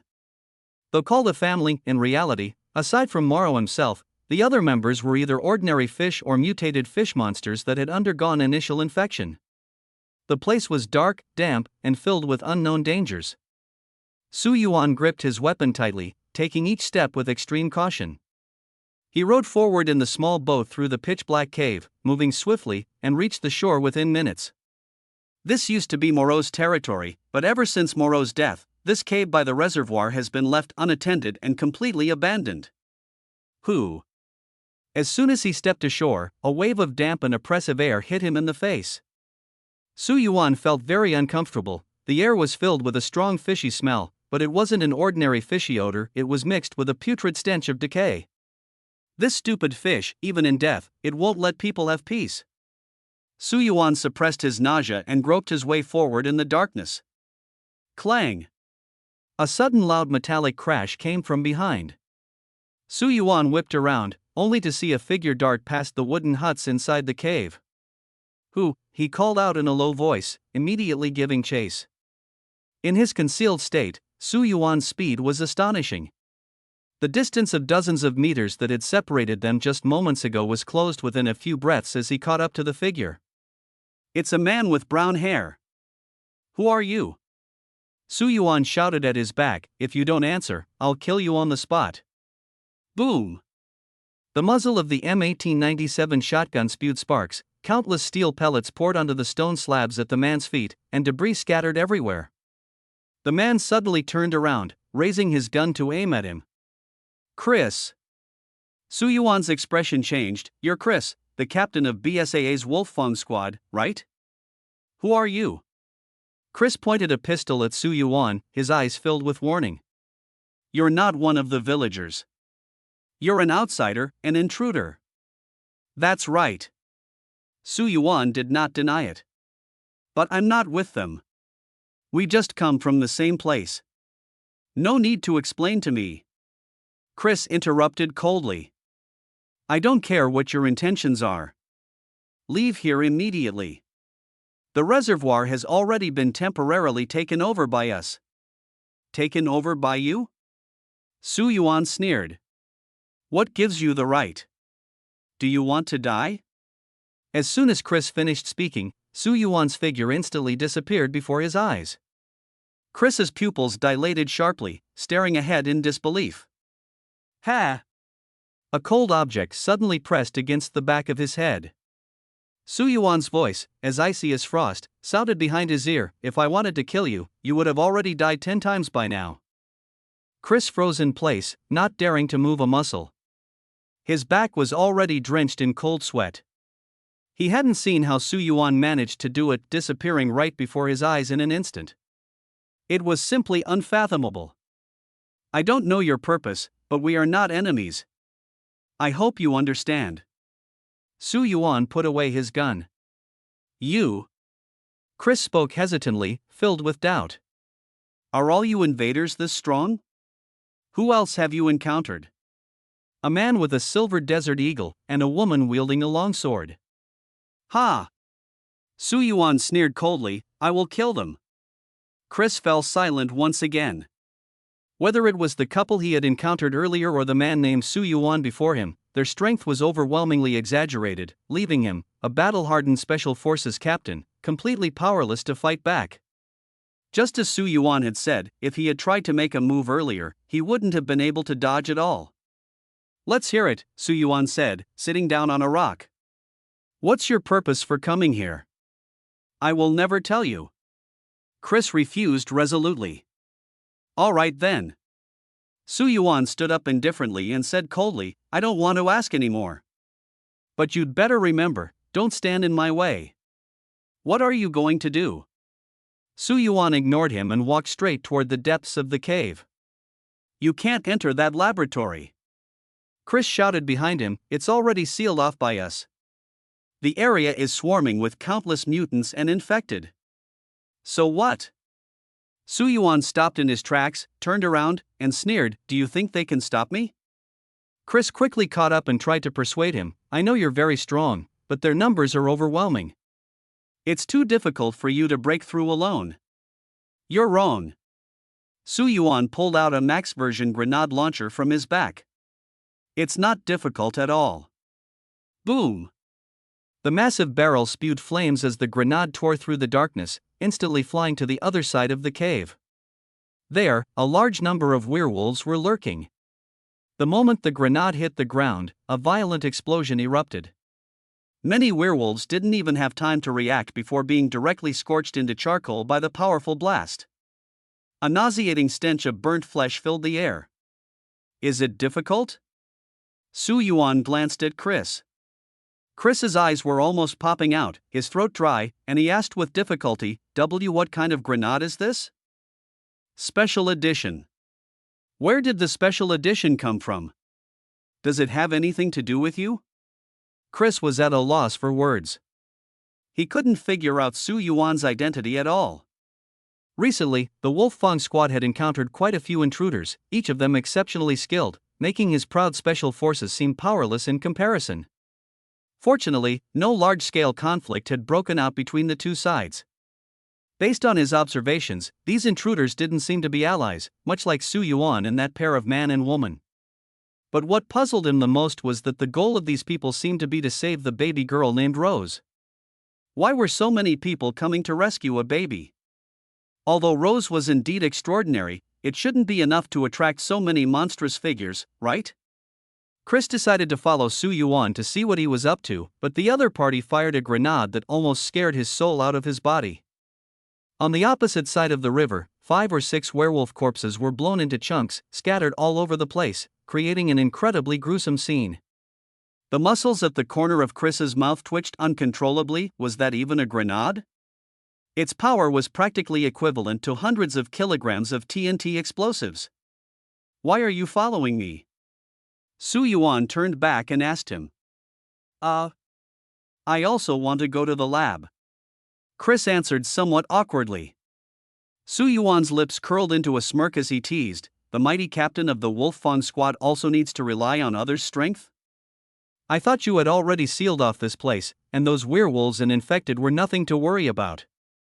So you think our Wolf Fang squad is useless? Chris's face instantly turned bright red. Isn't that the case? Su Yuan didn't even turn his head and continued walking forward. Where are your team members? Relying on you alone, I doubt you'll be able to get into that lab. I certainly have other ways. Then why are you following me? I am not. Chris retorted loudly. I'm following you because I'm afraid you'll destroy the important data in the lab. Those things are crucial to us. I'm not interested in those things. Before the words had even settled, Su Yuan suddenly swung the M1897 shotgun in his hand. The gun roared, and a werewolf on the wooden bridge was blasted backward by the immense impact. In the next instant, Su Yuan's figure vanished like a phantom. When he reappeared, he was already in front of the werewolf, blade raised and striking down. Wow! Red and white splattered everywhere. A single critical strike, resolved instantly. Dealing with these small fry didn't require him to use his powerful magnum handgun. That custom grenade earlier was merely a show of force to put Chris, the so-called leader of the Wolfang squad, in his place. Who exactly are you? Where are you from? Chris couldn't help but ask. Base 027. Su Yuan's reply was brief and cold. He had already turned and charged into the pack of werewolves. The upgraded and enchanted M1897 in his hands seemed like a raging beast, each roar accompanied by deadly steel pellets. The damage was far beyond what it used to be, essentially one shot to blast away, one blade to take down a target. You'd better not just stand there watching. Su Yuan glanced back. If you want to get inside, show me the skills of a special forces captain. I don't want to waste too much time on these things. All right. Chris didn't hesitate for a moment. He knew very well that his team members were outside the village and couldn't provide any support. Relying on himself alone to break into the lab was nearly impossible. He had to leverage the strength of the man in front of him. Chris quickly raised his gun, locking onto the target through the scope. Bang! A bullet whistled out, piercing straight into a werewolf's head with precision. Bang! Another shot. Another headshot. The sniper rifle in his hands was incredibly powerful. Once a bullet hit the head, Su Yuan only needed to finish the target off with a light slash, making it as efficient as his shotgun. Scoping, aiming, holding his breath, pulling the trigger, each movement flowed seamlessly, with only a few seconds between shots. His marksmanship was terrifyingly accurate. Truly a seasoned warrior, he entered combat mode completely in less than a minute. Nice job. Su Yuan gave a thumbs up. You too. Chris's eyes were filled with excitement. He absolutely loved Su Yuan's wild style of charging straight in and solving battles with a knife. Cold weapons, as long as they hit vital points, could inflict damage no less than that of firearms. Despite the large number of werewolves, the monsters on the bridge were quickly cleared out thanks to Su Yuan's speed, as if slicing through melons, and Chris's flawless sniper cover. Well done, buddy. Chris excitedly tried to high-five Su Yuan, but Su Yuan simply holstered his gun and ignored him. Chris's hand awkwardly stopped mid-air. Go straight in, Su Yuan said coldly. I don't have time. I'll go ahead. Chris was a good comrade, but Su Yuan was burning with anxiety. He had to get the serum as soon as possible, his wife was still waiting for him to return. Wait for me. Chris immediately followed. The two arrived at the laboratory door, but Su Yuan suddenly stopped in his tracks, standing motionless, his eyes fixed intently on the inside. Why aren't you going in? Chris curiously leaned forward to look inside, only to see a woman standing in the center of the laboratory, as if she had been waiting for a long time. I've been waiting for you for quite a while, the woman spoke, her voice tinged with a hint of mockery. How is Alcina? Is she in great pain now? Ha ha ha. She burst into unrestrained laughter, the sound echoing throughout the laboratory, piercingly sharp. She deserves it. As my once most beloved daughter, she actually betrayed me for an intruder like you. It's utterly ridiculous. The woman's gaze shifted to Su Yuan, playing with 3 glass test tubes filled with liquid in her hand, shaking them in front of him. Intruder, you want this, don't you? It seems you really need it. Then come and defeat me. She stood before the two of them, her eyes filled with contempt and arrogance. My dear daughter is willing to turn against me for you, so let me see what you're capable of. Both of you, come at me together, hurry up, don't waste my time. Miranda? Chris's expression turned extremely grave as he looked at Su Yuan. What should we do? Su Yuan did not answer. He walked straight to Miranda, calmly gazing at the crazed woman. Why are you making her suffer so much? What did you say? Miranda seemed to think she had misheard. I said, she's in pain. She deserves it. Have you ever felt that kind of pain?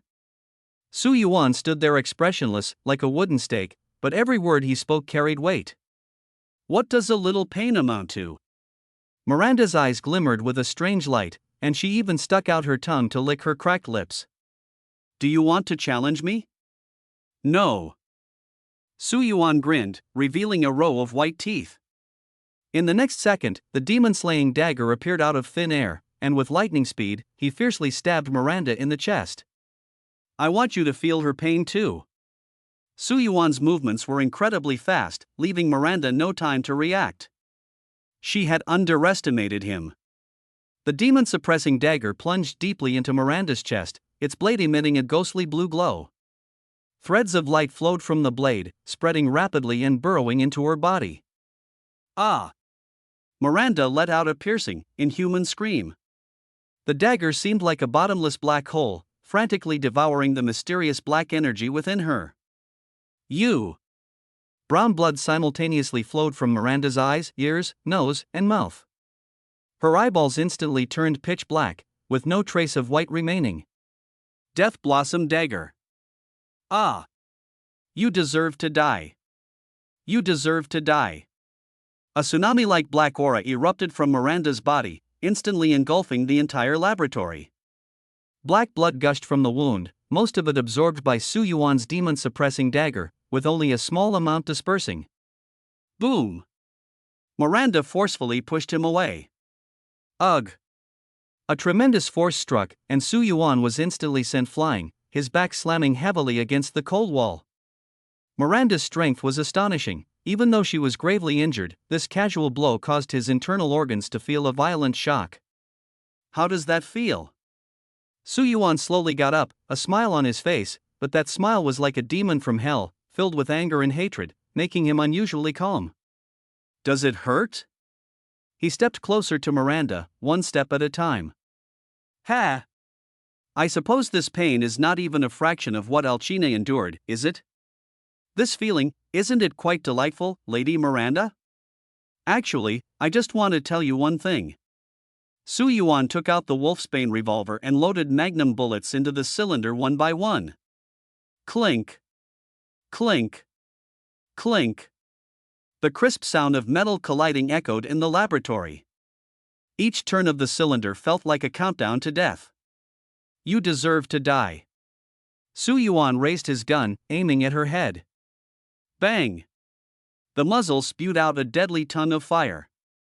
Just as the bullet was about to hit her, the dying Miranda's eyes suddenly flashed with a terrifying brilliance. Her body swelled abruptly, transforming from human form into a giant spider several meters tall. Thud! The bullet struck one of her spider legs, but for her massive body, the tiny bullet hole was insignificant, causing almost no damage. Ah, ah, ah. Miranda coughed violently, spitting blood.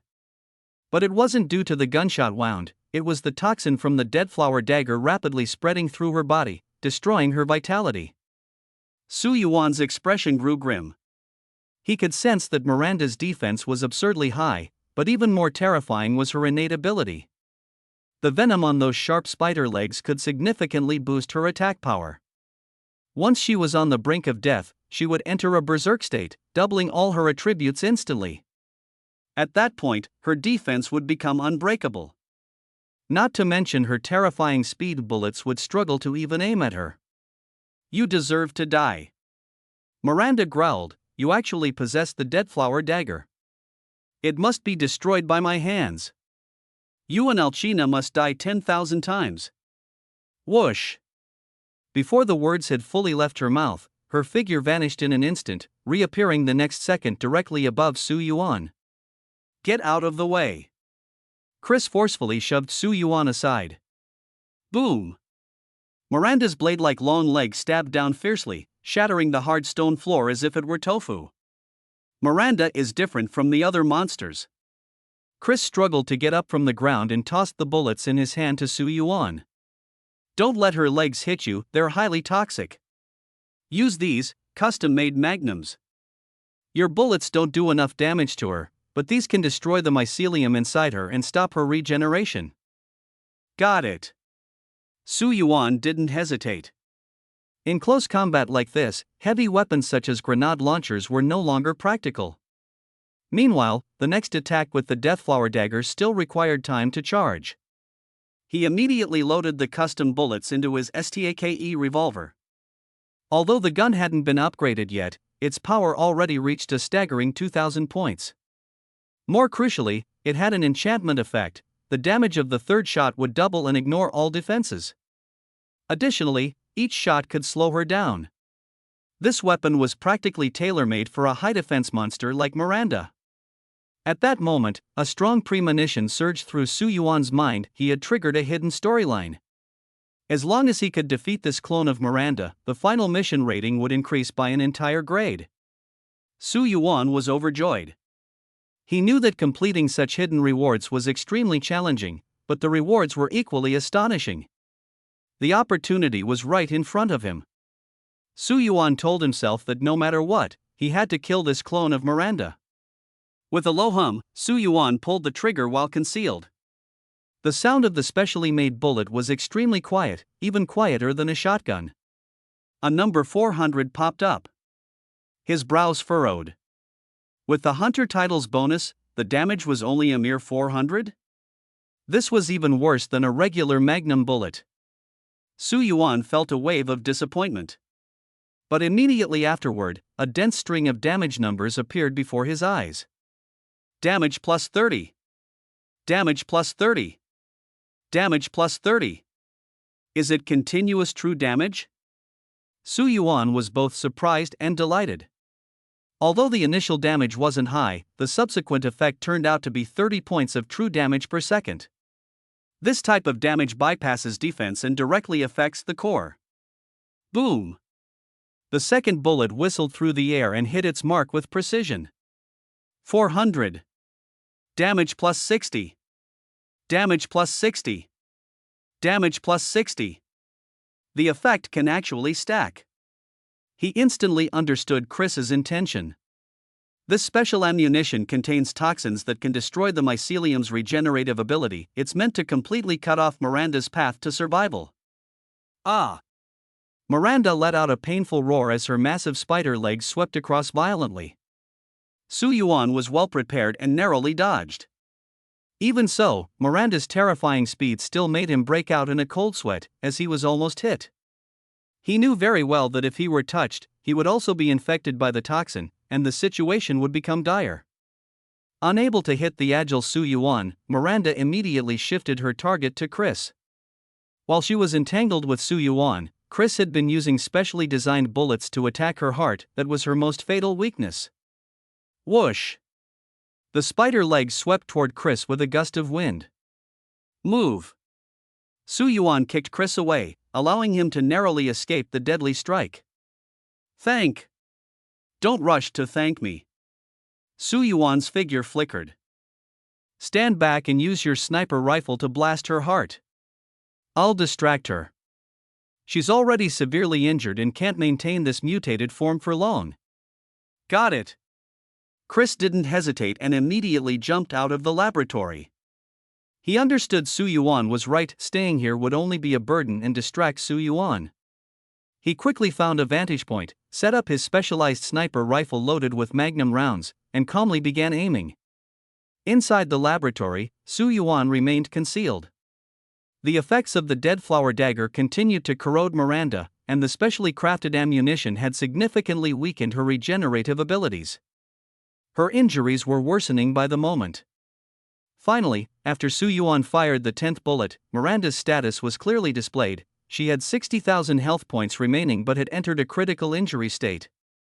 This meant her defense, attack, and speed had all decreased to varying degrees. Damage plus 300. Damage plus 300. Damage plus 300. The poison stacked from 10 bullets was now frantically devouring her health. Her recovery speed was far behind the rate of damage. Here's a big one for you. Su Yuan hoisted the customized grenade launcher, aimed at Miranda's heart, and pressed the launch button. Boom! Ah! Miranda let out a piercing scream. Stop screaming, here's a flashbang. Su Yuan shouted loudly, throwing a flashbang that instantly erupted with blinding white light, illuminating the entire laboratory. Fortunately, he turned around in time and avoided being dazzled. Chris in the distance clearly didn't expect this move and was caught off guard by the intense light, cursing under his breath. Boom! Su Yuan seized the opportunity and fired another grenade. He swiftly dodged and fired a shotgun blast from the hip, the third type of true damage blossoming on Miranda. Enjoying this? Su Yuan grinned menacingly. If not, I'll give you another one. Another flashbang exploded in midair.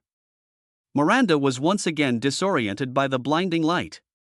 Seizing this rare opportunity, Su Yuan leapt onto her back, pressing the Wolfbane revolver and SAKE pistol firmly against her heart, and frantically pulled the trigger. Boom! Boom! Boom! Flesh and blood flew everywhere as Miranda's health plummeted at an unprecedented speed. The fungal threads within her body were disintegrating, being completely destroyed bit by bit. I'll kill you.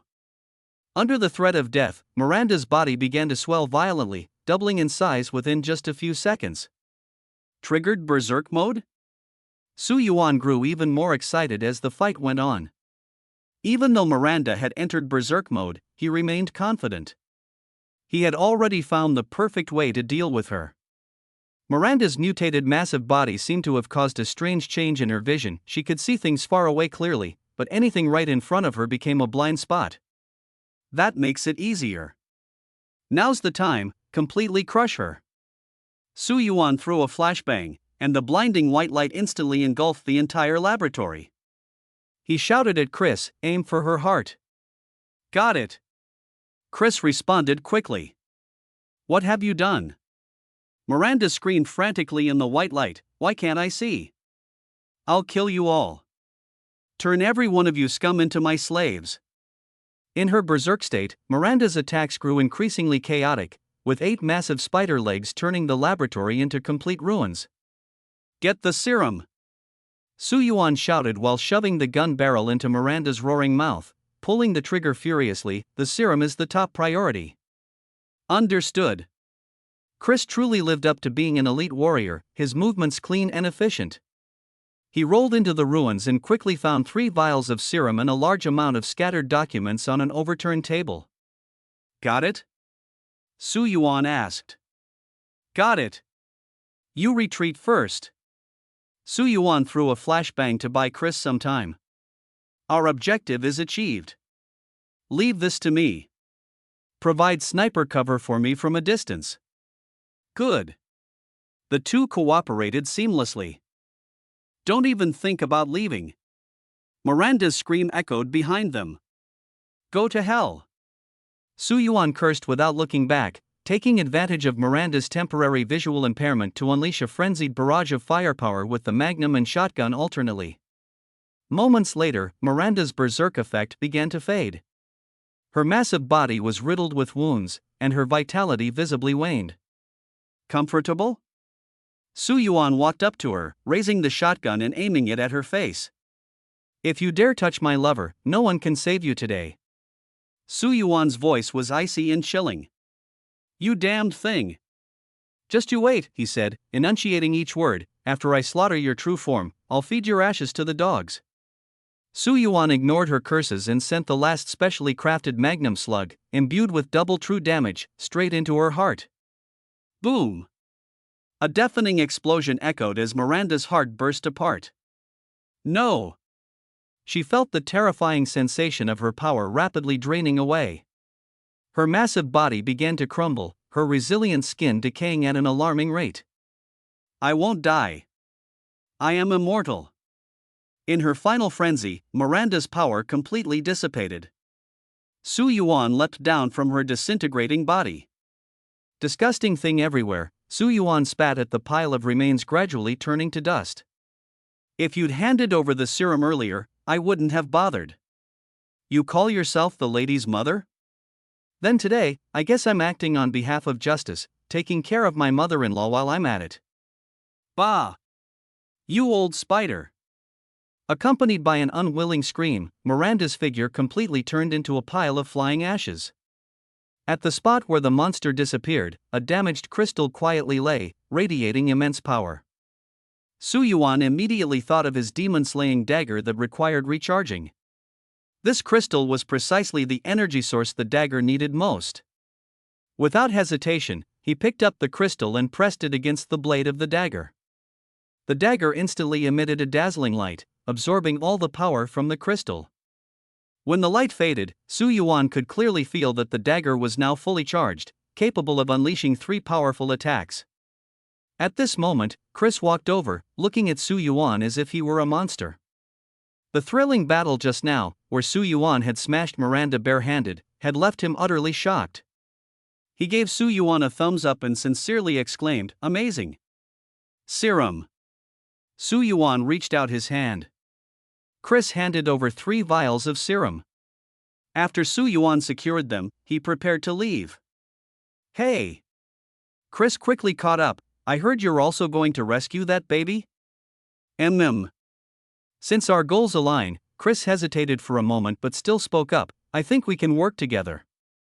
My Wolfang squad can provide you with powerful firepower support."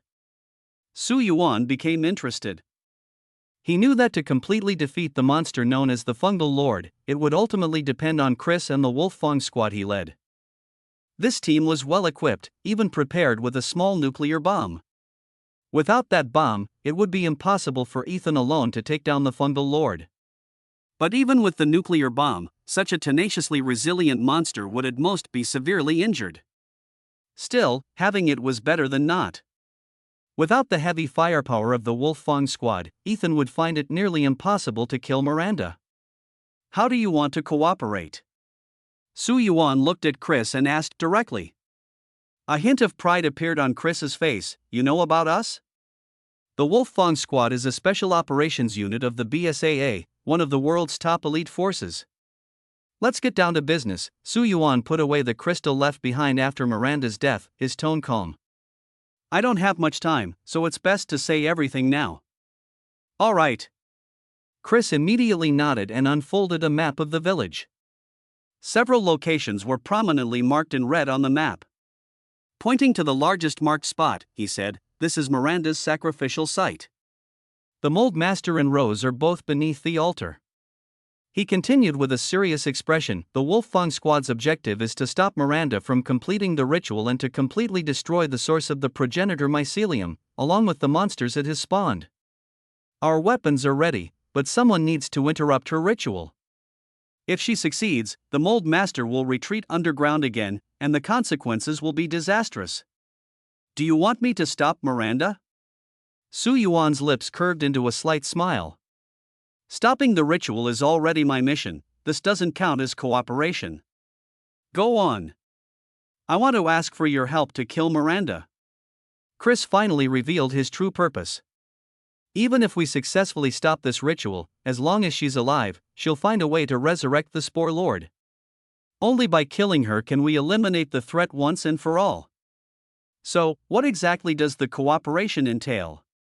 "We will provide supplies," Chris said. "The other members of the Wolfang Squad, including myself, have tasks we must carry out. We need to deal with other threats before detonating the nuke. So, we need you to handle Miranda. You can request any assistance from us, and as long as it's within our power, we will fulfill it." Su Yuan fell silent. This sounded like working for free for the Wolfang Squad. However, in his survival mission, killing Miranda was a mandatory objective, otherwise, the mission would be considered a failure. From this perspective, cooperating with the Wolfang Squad not only allowed him to complete the mission but also secured a large amount of supplies. This deal was worth it. "Okay." Su Yuan made a gesture. Chris let out a long sigh of relief. He had been genuinely worried that Su Yuan might refuse, as the latter had no obligation to help them. "I need weapons," Su Yuan immediately stated his demand. "You saw the situation just now. My weapons are far too weak to deal with an infected of Miranda's level." Chris was stunned. Limited power? That howitzer's power was almost comparable to a small bomb. And then there was that mysterious dagger. He had seen with his own eyes how Su Yuan used it to severely injure Miranda, forcing her to revert to her original form. He still couldn't figure out why a dagger could possess such immense power. And yet, he says he's lacking weapons? I see you seem to have plenty of firearms, howitzers, flash grenades, hand grenades. Chris asked, puzzled. I'm short on magnum bullets, Su Yuan interrupted him, then added, specially made ones. He explained, without specially made magnum bullets, ordinary ammunition has very limited effect on Miranda. If it weren't for your custom bullets earlier, I don't think it would have been so easy to deal with her clones. How many do you want? 500 rounds. The scene fell into dead silence for a moment. After a while, Chris awkwardly spoke up, just to kill one Miranda, do you really need that many custom magnums? Forget it if you won't give them. Su Yuan made a move to get up and leave. Here. I'll give it. Chris was anxious. The mission was urgent, and he could only choose to trust Su Yuan. Do you have flashbangs? Yes. 40. Is there still a Magnum sniper rifle? I need one. Grenade launcher. Gone. Really gone. Chris was on the verge of tears. If it weren't for the team's mission being too overwhelming and not having enough manpower, he wouldn't risk collaborating with outsiders. Miranda was too powerful, even with manpower, going in unprepared would just be a death sentence. Su Yuan was overjoyed. Bullets, firearms, flashbangs, none of these were lacking now. Chris even promised to airdrop supplies for him later. Nothing could be more satisfying than this. With a full load of supplies, he prepared to return to the castle, only to encounter that chubby man, the Duke, near the altar. Hey! The Duke cheerfully blocked his path, his face beaming with a smile. It seems you've successfully obtained the serum. Let me congratulate you first. I have to thank you. Su Yuan spoke with rare sincerity in his tone. Thank you very much for your earlier reminder. If it weren't for your guidance, I would have had a hard time finding these serums. Serving the most esteemed customer of my shop is both my honor and duty, the Duke responded solemnly. Then, as if suddenly remembering something, he turned around and began rummaging through his treasure chest filled with an array of dazzling items. Soon, he pulled out a glass bottle containing a bright red liquid, resembling blood. The blood of the mycelium lord, the Duke said, handing the bottle to Su Yuan. This is the essence of the mycelium lord's flow, highly effective against any fungal infections. Lady Alcina, being controlled by Miranda, must have sustained some damage to her body. He leaned in closer, his voice carrying a hint of allure. As long as the lady drinks this, not only will those injuries heal, but her appearance and figure will also reach new heights. Just imagine, if her body becomes even more supple, wouldn't that give you more room to explore? I think no one could refuse such a wonderful opportunity. Su Yuan's heart started pounding uncontrollably. He was indeed moved.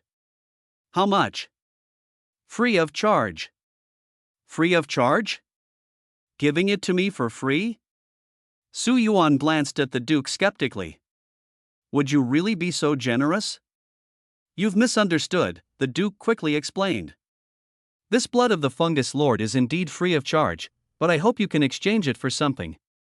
Su Yuan immediately became alert and stared at the Duke. I don't have anything good on me. What do you want? I can't give you something I don't have. That fragmented Miranda crystal. What do you want that thing for? Su Yuan frowned. I've already absorbed all the power inside it. Are you sure you still want it? Of course I want it, the Duke said eagerly. You know my hobby. I've always loved collecting these beautiful crystals. No. Su Yuan refused outright. He clearly remembered that Miranda's crystal was beneficial to all mycelium-infected individuals, and he had originally planned to save it for his wife. As for this so-called blood of the mycelium lord in front of him, who knew if it was real or fake? He had been scammed by this swindler more than once. Don't be so quick to refuse me.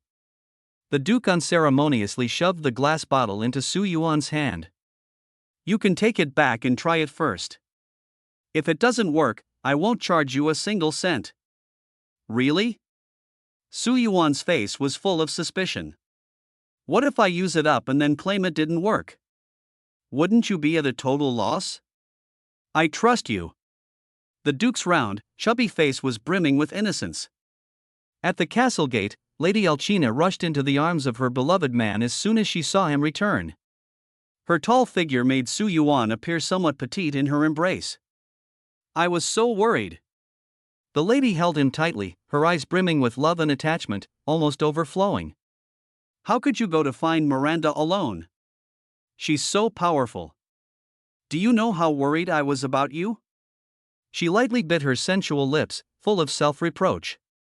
It's all my fault, making you take such a huge risk for me. Don't say such silly things. Su Yuan intertwined his fingers with hers, gazing into her tender, watery eyes, which reflected nothing but his image. Look, 3 vials of serum, I got them all.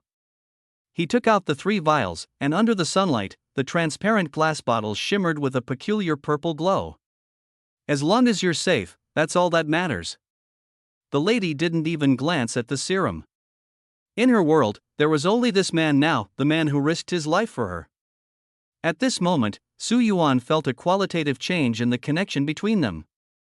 An absolute, unconditional trust quietly took root, as unshakable as divine protection. He understood that from now on, no matter what he said or did, his wife would believe him without reservation, even if it concerned life and death.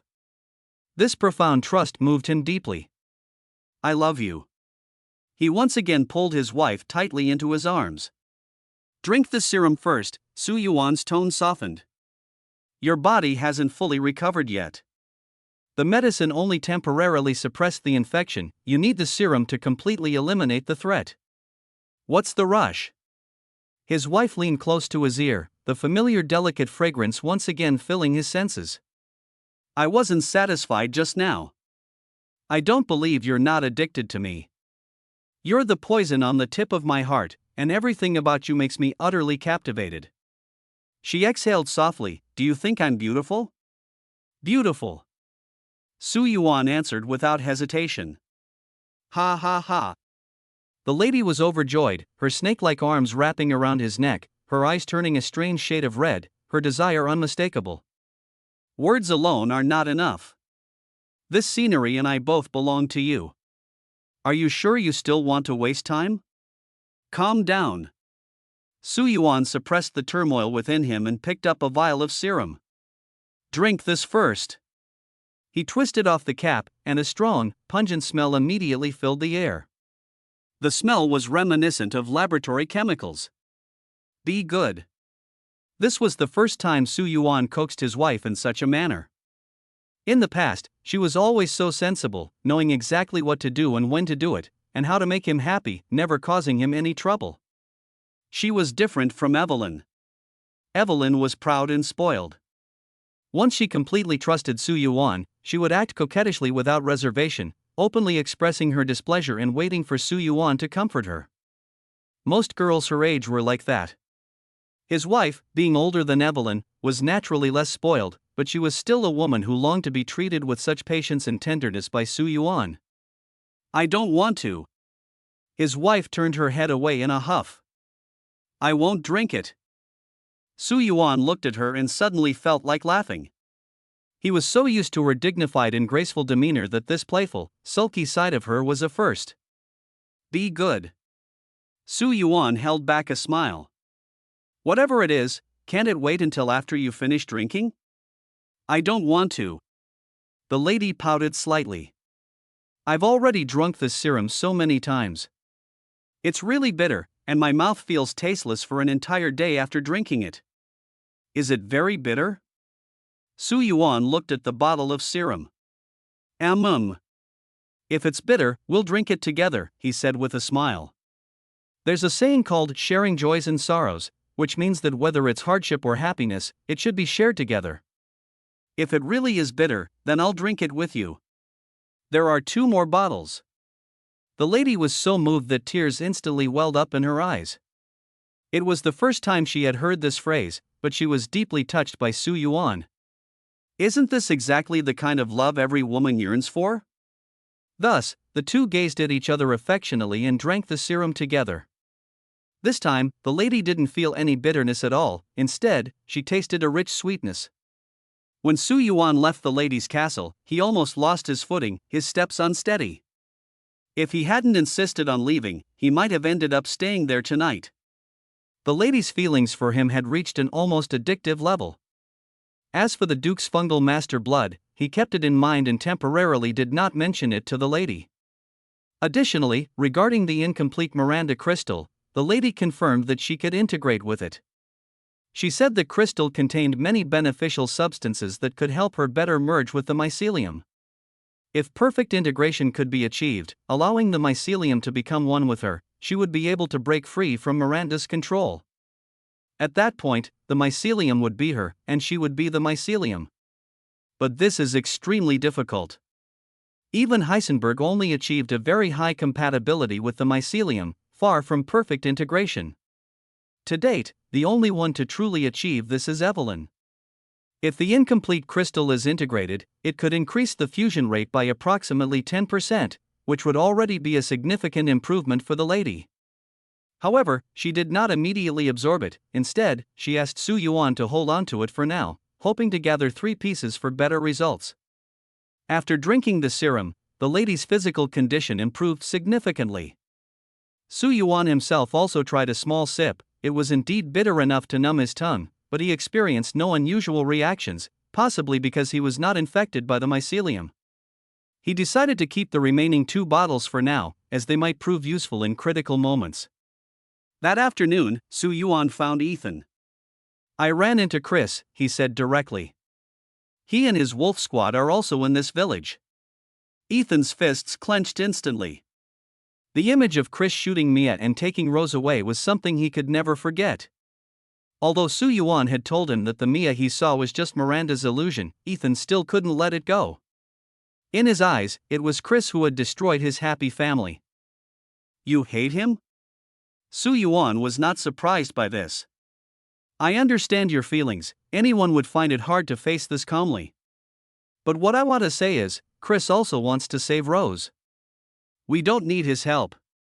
Ethan's eyes were bloodshot, and the veins on the back of his hand bulged. He's a hypocrite. But saving Rose is the priority. Su Yuan handed the choice back to Ethan. You must understand, the most important thing right now is to rescue your daughter safely. With the support of the Wolf Fang squad, our chances are much greater. What do you plan to do? I need to work with Chris. Su Yuan's tone was as calm as possible. I've already arranged it with him. They will provide logistical support. Besides rescuing Rose, we also need to assist them in completely killing Miranda. Ethan remained silent for a long time. You? He began hoarsely, since you've already made the arrangements, what's the point of telling me now? Because you have a mission. Su Yuan's expression finally turned serious. You can refuse, but I want to say, no one is more suited to carry out this mission than you. What is the mission? To lure out Miranda's true form. Su Yuan explained, Miranda has a total of 3 clones. I've already dealt with one, leaving 2. One of them is that old witch, and the identity of the other is still unclear for now. The witch has already been held up by Chris's wolf squad. Su Yuan's voice was calm and clear as he analyzed the current situation for Ethan step by step. The most loyal family under Miranda, the Moreau family, has been eliminated. Among the remaining 3 families, Lady Dimitrescu and Donna are on our side, while Heisenberg, he's always been Miranda's mortal enemy. He paused, looked at Ethan, and emphasized his words, you see, Miranda doesn't have many people left to rely on now. But she would never sit and wait for death. So, we need someone to lure her out, so we can safely rescue Rose from the sacrificial site. The moment he heard the name Rose, Ethan's eyes instantly turned red. Without a moment's hesitation, he asked hoarsely, tell me, what should I do? His gaze was filled with determination. As long as I can save my dear Rose, I'm willing to do anything. He was just an ordinary father, and now his only thought was to save his daughter. Even if there was only a sliver of hope, he would seize it. Do you trust me? Su Yuan looked straight into his eyes. I can't trust anyone but you, can I? Ethan's voice carried a hint of despair. All right. Suyuan began to explain his plan. Miranda has just lost a clone, so she must be extremely cautious now. Trying to lure her out directly won't be easy. However, you're different from others. I'm different? Ethan looked a bit confused. How am I different? I'm just an ordinary person, not as strong as you guys, and I don't have the special abilities like Madame or Donna. You're not ordinary. Suyuan interrupted him. What I'm about to tell you, you need to prepare yourself mentally for. Because the truth is complicated, and it might even be terrifying for you. Suyuan decided to tell Ethan everything. These things would have to be said sooner or later, so it was better to let him understand now what to do next. Even if Suyuan didn't say it, following the original trajectory, Ethan would still learn the whole truth after meeting Miranda. Ethan let out a long breath, and after a long time, finally calmed the turmoil in his heart. He said expressionlessly, "Go ahead. At this point, there's nothing I can't accept anymore. I just want Rose to live well, and that's enough. What about Mia?" Suyuan couldn't help but ask, "From the first day you arrived in this village, I noticed you seem to only care about Rose, but you haven't mentioned Mia even once. Don't you care about her? She's your beloved wife, isn't she?" This question had been bottled up inside Suyuan for a long time. He remembered that, in the beginning, Ethan thought Mia had been killed by Chris, so it was understandable that he no longer inquired about her. But later, he clearly knew Mia was still alive. In that doll factory, Ethan had already learned that Mia wasn't dead, but had been captured by Miranda and was being held somewhere in this village. Yet after that, he still never mentioned her, his mind and heart entirely focused on his daughter Rose. If it weren't for accidentally finding Mia in the underground factory at the end, Ethan might not have even taken the initiative to search for her. Suyuan couldn't figure it out. Did Ethan no longer love Mia? I told you, Mia is still alive. Last time in the doll factory, you should have seen it too. She was just imprisoned by Miranda. Suyuan's tone carried strong confusion. But you've never even asked about her safety.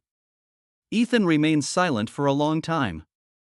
Then, his voice was terrifyingly low. Does it matter? You're asking me? Suyuan almost burst out laughing. Mia is your wife, Mr. Ethan. The person who should care about her the most, shouldn't that be you? You should ask yourself why you remain indifferent to your wife's life or death. Ethan slowly crouched down, curling up in the corner of the wall, his hands painfully clutching his hair. Mia, she'll be fine. You're guessing? Suyuan's tone was full of mockery. For such a life and death matter, you're relying solely on your own feelings, is that it? No. Ethan suddenly raised his head, shouting hoarsely, "Because Chris will protect her." Who? Chris. Ethan's voice suddenly choked. I'd been kept in the dark by the two of them. Mia deceived me, she's not an ordinary woman at all. This time, it was Suyuan's turn to be speechless. Ethan was right, Mia had indeed deceived him. Mia and Miranda both once worked for an organization called the Alliance. Miranda was a mentor within the Alliance, responsible for researching the origins and evolution of mycelium. Mia, on the other hand, served as the Alliance's custodian.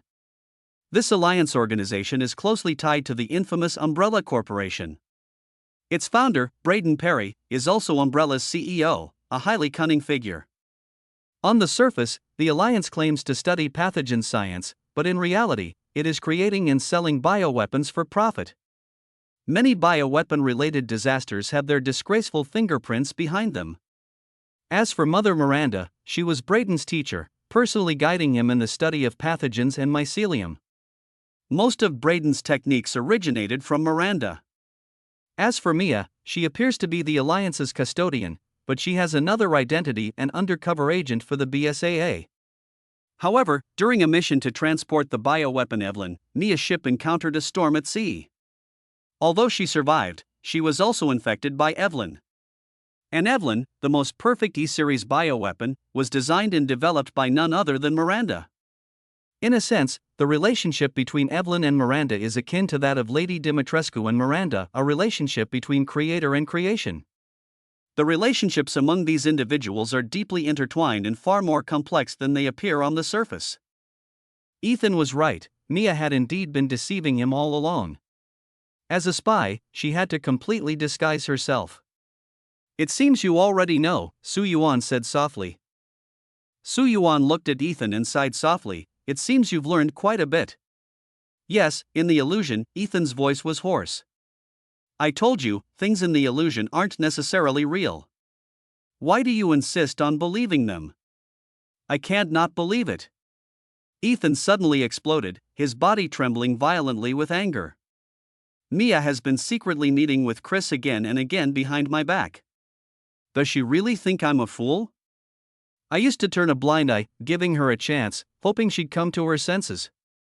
His voice grew louder, filled with the pain of betrayal. But did she change? What on earth are they talking about? What could they possibly be discussing that I, her husband, shouldn't know? Ethan paced back and forth in the room like an enraged lion. In fact, his marriage with Mia had already hit a rough patch before their daughter Rose was kidnapped. Their arguments almost always revolved around what had happened in Louisiana years ago. He wasn't entirely unaware of Mia and Chris's secret meetings, she had just underestimated him. No man could tolerate his wife secretly associating with another man. Once the seed of doubt is planted, it can never be eradicated. The trust between them as husband and wife had long been lost. Even the birth of their daughter Rose couldn't mend the rift, instead, it only made their arguments more intense over trivial matters. Calm down first. Su Yuan feared Ethan might completely lose control. He tried to soothe him. Even if Mia lied to you, some lies might be well-intentioned. There are things you might be better off not knowing them might only bring you trouble. You're wrong. Ethan shouted back, his eyes bloodshot. Zoe has already told me everything. Mia works for a secret organization. She knew Chris long before she met me. Whatever they had in the past, I didn't want to dig into it. But even after we got married, she still has this ambiguous relationship with that man. Chris. Ethan gritted his teeth and spat out the name. He's nothing but a complete hypocrite. Su Yuan was utterly stunned. Ethan and Chris were mortal enemies? How was that possible? In his understanding, the two were supposed to be allies fighting side by side. I can't help but doubt. Ethan's roar interrupted Su Yuan's thoughts. You tell me, how can I not doubt? I admit, in Louisiana, it was Chris and his team who saved me, but their initial target wasn't me, it was Mia. Su Yuan was speechless. He hadn't paid much attention to Ethan's emotions these past few days and hadn't realized the negative energy had accumulated to this extent. Ugh. Ethan seemed to realize he had lost control. He slumped against the wall, defeated. Sorry, He instinctively reached into his pocket, but found nothing, which only made him more irritable. Here. Su Yuan noticed his thoughts and tossed him a pack of cigarettes. Where did you get this? Bought it from the Duke. Ethan hadn't smoked in a long time. He hurriedly pulled out a cigarette and held it between his lips, only to realize he didn't have a lighter. Just as he was about to say, fire, Su Yuan pulled out his handgun, aimed at the empty chamber, and pulled the trigger. Bang! A loud noise echoed. Taking advantage of the still-hot gun barrel, Su Yuan lit his own cigarette and then used the same method to light Ethan's. Ethan stared at the scene, dumbfounded. Thanks. He took the lit cigarette, squatted in the corner of the wall, and silently took a deep drag. Ah! Ethan exhaled a long puff of smoke, his emotions seemingly more stable. Haven't smoked in a long time. Feeling better? Su Yuan leaned against the wall and asked quietly. I'm used to it. Ethan pressed the cigarette butt into the ground, his gaze becoming resolute again. I don't care about all that nonsense now. To me, Rose is everything. I must get her back. Su Yuan was silent for a few seconds, then slowly spoke, his tone becoming particularly cautious. Ethan, I want to ask you something. Do you still remember your experience at the baker's house a few years ago? The time when you followed Zoe's clues and rescued her and Mia? Of course I remember. Ethan squinted his eyes, lost in thought. That incident was like a nightmare that haunted me for years. Most of the arguments between Mia and me were because of it. Before you were rescued, Su Yuan carefully organized his words. Do you still remember? Do you remember what happened at the very end? Ethan furrowed his brows, trying hard to recall the last thing. I remember being knocked out by Baker with a stick, and then I knew nothing. After that, I was rescued. Su Yuan's heart tightened. He knew things were far from that simple. Ethan wasn't rescued, he was dead. He was beaten to death with a stick by his father-in-law, Jack Baker. That old man really hit hard. Looking at Ethan's puzzled expression, Su Yuan's face turned grave, as if he were deliberating over words that were hard to say. Is something wrong? Ethan sensed something amiss, and an ominous feeling surged in his heart. Ethan. Su Yuan gritted his teeth and finally made up his mind. I think there's something you must know. Actually, you were killed by that blow from Baker. Ethan was momentarily stunned, as if he hadn't heard clearly. What nonsense are you talking about? It's true. Su Yuan's tone was unequivocal. You were already seriously injured at the time, losing too much blood. Beck's final blow directly took your life. He looked at Ethan's incredulous expression and emphasized, you were really beaten to death by him. Ethan said nothing, just stared at Su Yuan with a look as if he were staring at a madman. I knew you wouldn't believe me. Su Yuan took a deep breath and began to explain, listen, you really did die at that time. The reason you're able to be so lively now is because you've been completely taken over by the mycelium. He stared into Ethan's eyes and asked word by word, let me ask you, have you felt anything strange about your body? After getting injured, do your wounds heal unusually fast? Do you often dream of bizarre scenes at night? You always encounter all kinds of strange events, don't you? Every word Su Yuan said struck Ethan's heart like a hammer. Ethan's pupils suddenly contracted, eventually shrinking to the size of pinholes. All the abnormalities he had deliberately ignored now surged into his mind. You did die, Ethan. Su Yuan said in a deep voice. All the anomalies you've felt over these years are real. You're no longer an ordinary person. The recovery ability of ordinary people is nowhere near comparable to yours.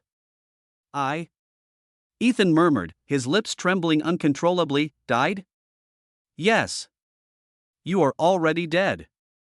Su Yuan's voice was like a thunderclap on a clear day. From the moment you were knocked unconscious by Baker, the real Ethan was already dead. After your death, you were infected by the mycelium, which fused with your body, turning you into what you are now. Ethan had doubted himself countless times. He always felt that something was very wrong with his body, especially the way his wounds healed at an astonishing speed. He remembered once cutting a large gash on his hand while slicing ham, and within less than 2 minutes, the wound had vanished without a trace. He even thought he was hallucinating. Could it be, as Su Yuan said, that he was already dead? Ethan's face instantly turned pale. Staggering, he shook his head. No. Impossible. How could a dead person live like a normal human? I don't believe it. Dead people can't come back to life? Su Yuan retorted loudly, have you forgotten the Baker family? When you first met them, they were already dead. But they could still talk, eat, and sleep. And Lady Dimitrescu and Donna, they both died once and were reborn through the mold. You are no different from them in essence. You are already dead. This final sentence completely shattered Ethan's psychological defenses. His legs gave out, and he collapsed heavily to the ground. I'm dead. He repeated in a daze, I actually died. Then I'm not Ethan. Who am I?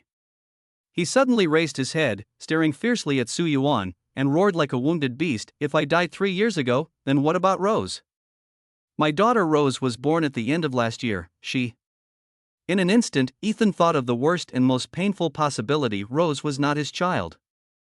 This thought twisted his expression, leaving him in agony. No. Don't misunderstand. Su Yuan saw the look in his eyes and immediately knew he was overthinking. quickly explaining, Rose is indeed your and Mia's daughter. You absolutely don't need to doubt this. Rose is my daughter. Exactly. Su Yuan, afraid he might overthink, affirmed, only you could possibly have such a daughter. Why?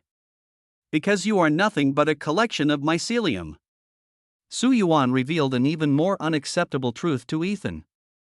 Rose has also been infected by the mycelium, and all the mycelium in her body comes from you. Mia had already cleared the mycelium from her body through the serum. She is a normal person. But you, Ethan, you are not. Ethan's head buzzed. He had always thought of himself as having a strong mental fortitude, but when the truth was laid bare before him, the overwhelming impact left him panicked and completely at a loss. Mia, Evelyn, Zoe, they are all still alive. But he himself had already died. The most tragic part is that, for the past 3 years, he had been living in a lie. He had doubted his own body, but he had never considered that he had already died that very night. Then what exactly is he now? Ethan's eyes grew moist, and tears finally rolled down uncontrollably. The room was silent, with only the stifled sound of his solitary sobbing breaking the stillness. After an unknown amount of time, Ethan raised his bloodshot eyes and accepted Su Yuan's plan. To him, the life of a dead man was a small price to pay if it could ensure his daughter's safety. He was well aware of how powerful the enemy named Miranda was. However, Su Yuan also assured him that although the plan was risky, he wouldn't actually be walking to his death. Su Yuan and his Wolf Fang squad would provide protection from the shadows. Only you can draw Miranda out, Su Yuan said with a hint of apology in his tone. Miranda wants to use Rose and Mia to perform the ritual. You are the person closest to them, and your presence will inevitably have a critical impact on that ritual. Ethan's face showed no change, he simply accepted the fatal mission calmly. Set the time for tomorrow night. All right. Su Yuan patted his shoulder and solemnly promised, rest assured, I will definitely fulfill what I just promised you. You and Rose will be safe, trust me. I trust you.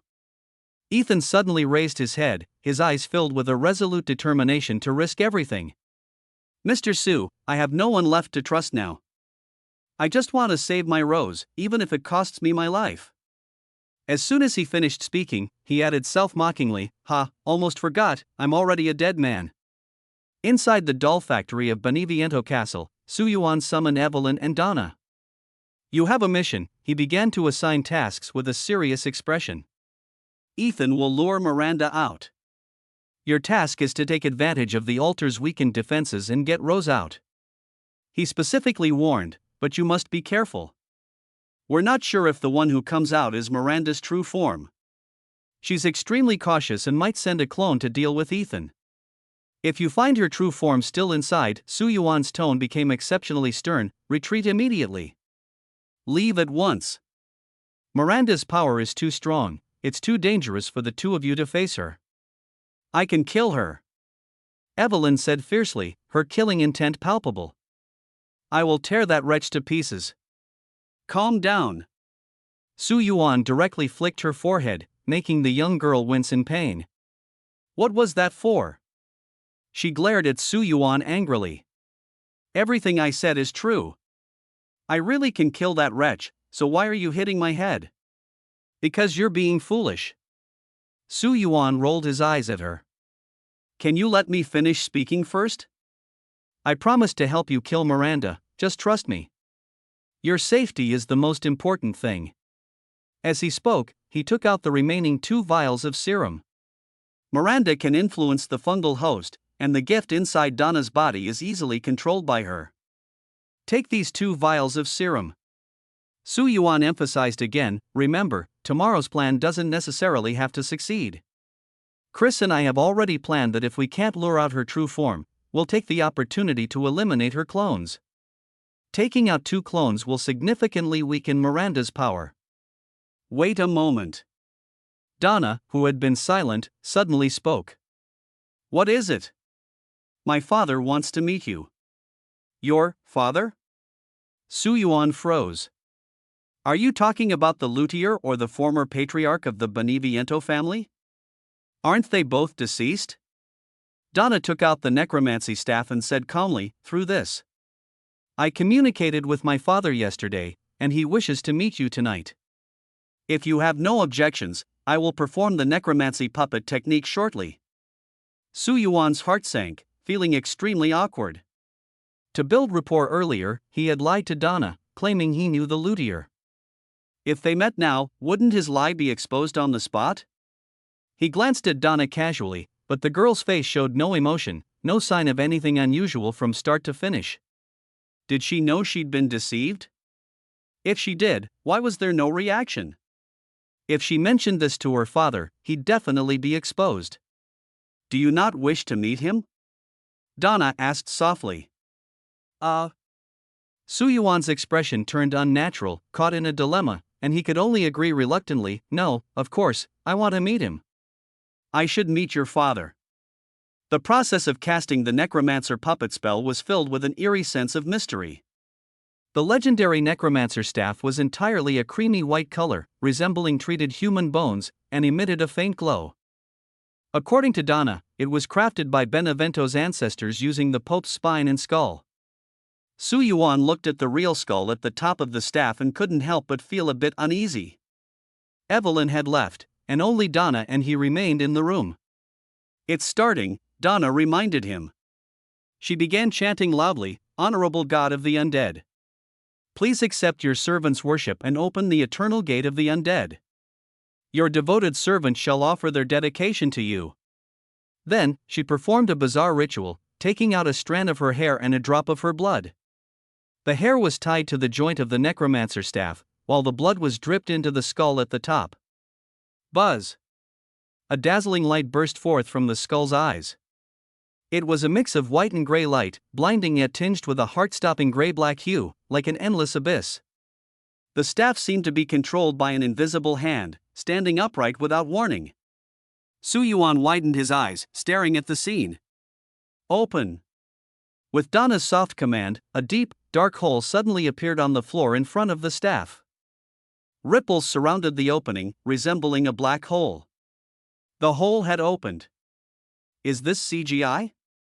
Su Yuan was completely stunned. Living in the modern era, even though he had witnessed the overwhelming capabilities of AI, he had never felt as bewildered as he did now. Everything happening before him was entirely beyond his comprehension. "My father is here." Donna's words snapped Su Yuan out of his daze. He quickly looked up, only to see a black figure that had somehow appeared directly ahead. The figure was dressed in a long robe, with a wide hood covering the entire face, making it impossible to discern any features. "You can talk to my father." Donna slowly stood up and opened the door. She had already stepped 1 foot over the threshold but paused for a few seconds, turning back to remind him, "You don't need to worry, he can't harm you." Once summoned, the undead is merely a phantom and has no ability to affect reality. After speaking, she closed the door. Bang! The wooden door shut, and the room instantly became eerily quiet.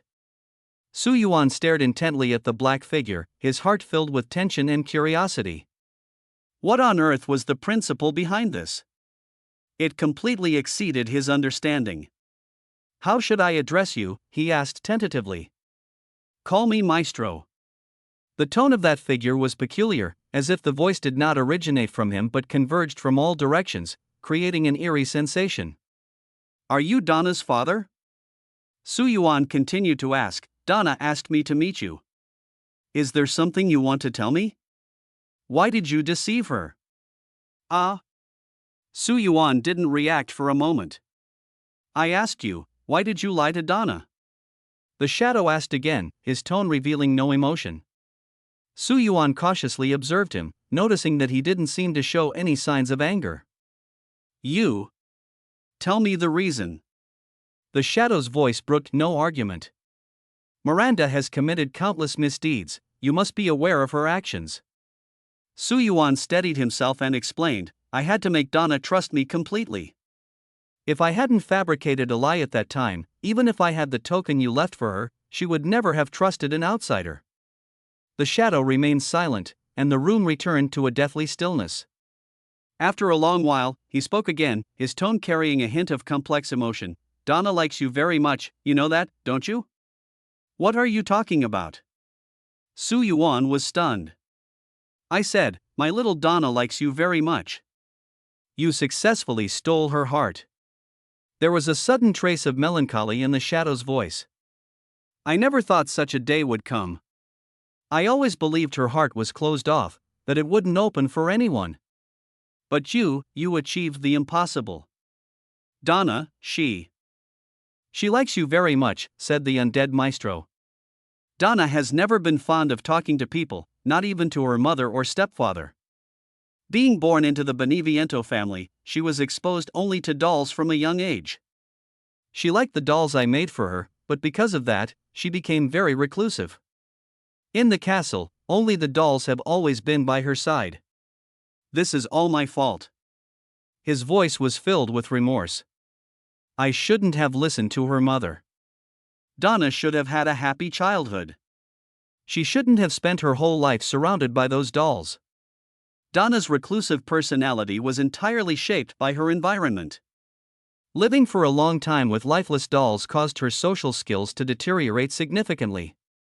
But she wasn't meant to be this way. Maestro once had the chance to take Donna away and live with her, but Donna's biological mother stopped him. That woman told him that Donna had to stay with the Beneviento family to inherit the vast fortune. Donna's mother was actually very shrewd.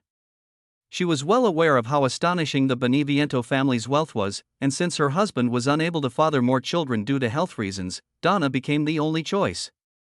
Moreover, Donna displayed an extraordinary talent for puppetry, even surpassing the then head of the family. She was seen as the family's hope, which further solidified her position. The undead maestro sighed, her mother and I should never have been so cruel. Donna had the right to enjoy a beautiful childhood. Then, about the gift. Su Yuan wanted to know why Donna was chosen by Miranda and implanted with that thing. It's all that wretch's fault. The voice of the undead maestro was instantly filled with anger. She worships Miranda to an extreme degree, praying to her at the church every single day. Miranda noticed Donna's talent, and when she was 7 years old, she bestowed her with the gift. Donna's mother? Who else but that wretch, he growled. If it weren't for this, Donna wouldn't be wearing a veil all the time.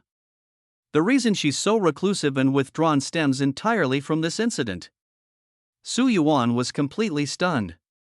He had thought that Donna, like the other two nobles, had accepted Miranda's gift during the great flu epidemic that swept through the village in order to survive.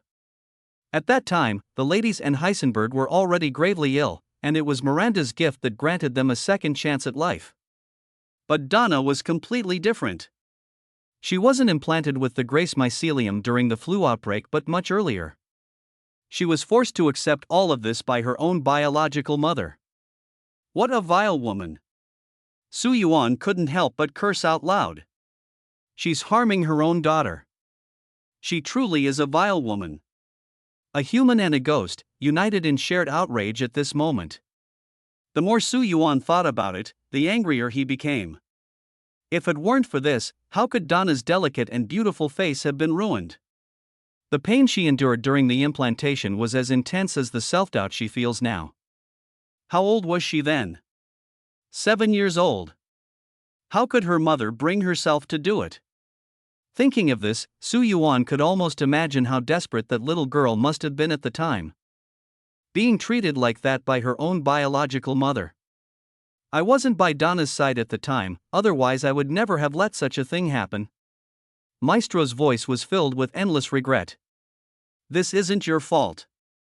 But this is ultimately my regret. The way I am now is probably the retribution I deserve. The undead maestro chuckled self-deprecatingly. God wants me to atone for this. You shouldn't think like that, Su Yuan comforted softly. At least you can still see Donna now. She will surely be very happy to see you. I don't want her to see me again. This sentence left Su Yuan momentarily unresponsive, and he couldn't help but ask, "What are you talking about?" I am merely a spirit of the dead, Maestro's voice was filled with sorrow. The dead have their destined place to go. Necromancy can only summon me temporarily, my time here is limited. He sighed deeply. I do miss my little Donna dearly. When she was young, she was like an angel. Now, seeing her like this leaves me with endless regret and unresolved longing. At that moment, a mechanical notification sounded in Su Yuan's mind. You have triggered a hidden storyline, the wish of the spirit maestro. Task details: Donna's scars and pain weigh heavily on the spirit maestro's heart. Earn the maestro's trust and successfully heal Donna. Task reward: title Whisperer of the Dead. Title effect: enables communication with the dead without the need for any arcane rituals or necromantic tools. Hidden storyline mission? Su Yuan was slightly taken aback. The mission reward seemed somewhat trivial, but his gaze fell on Donna's name.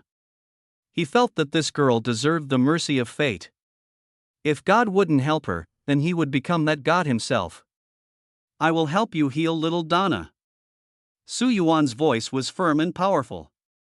Rest assured, I will also help her walk out of the shadows and live under the sunlight once again.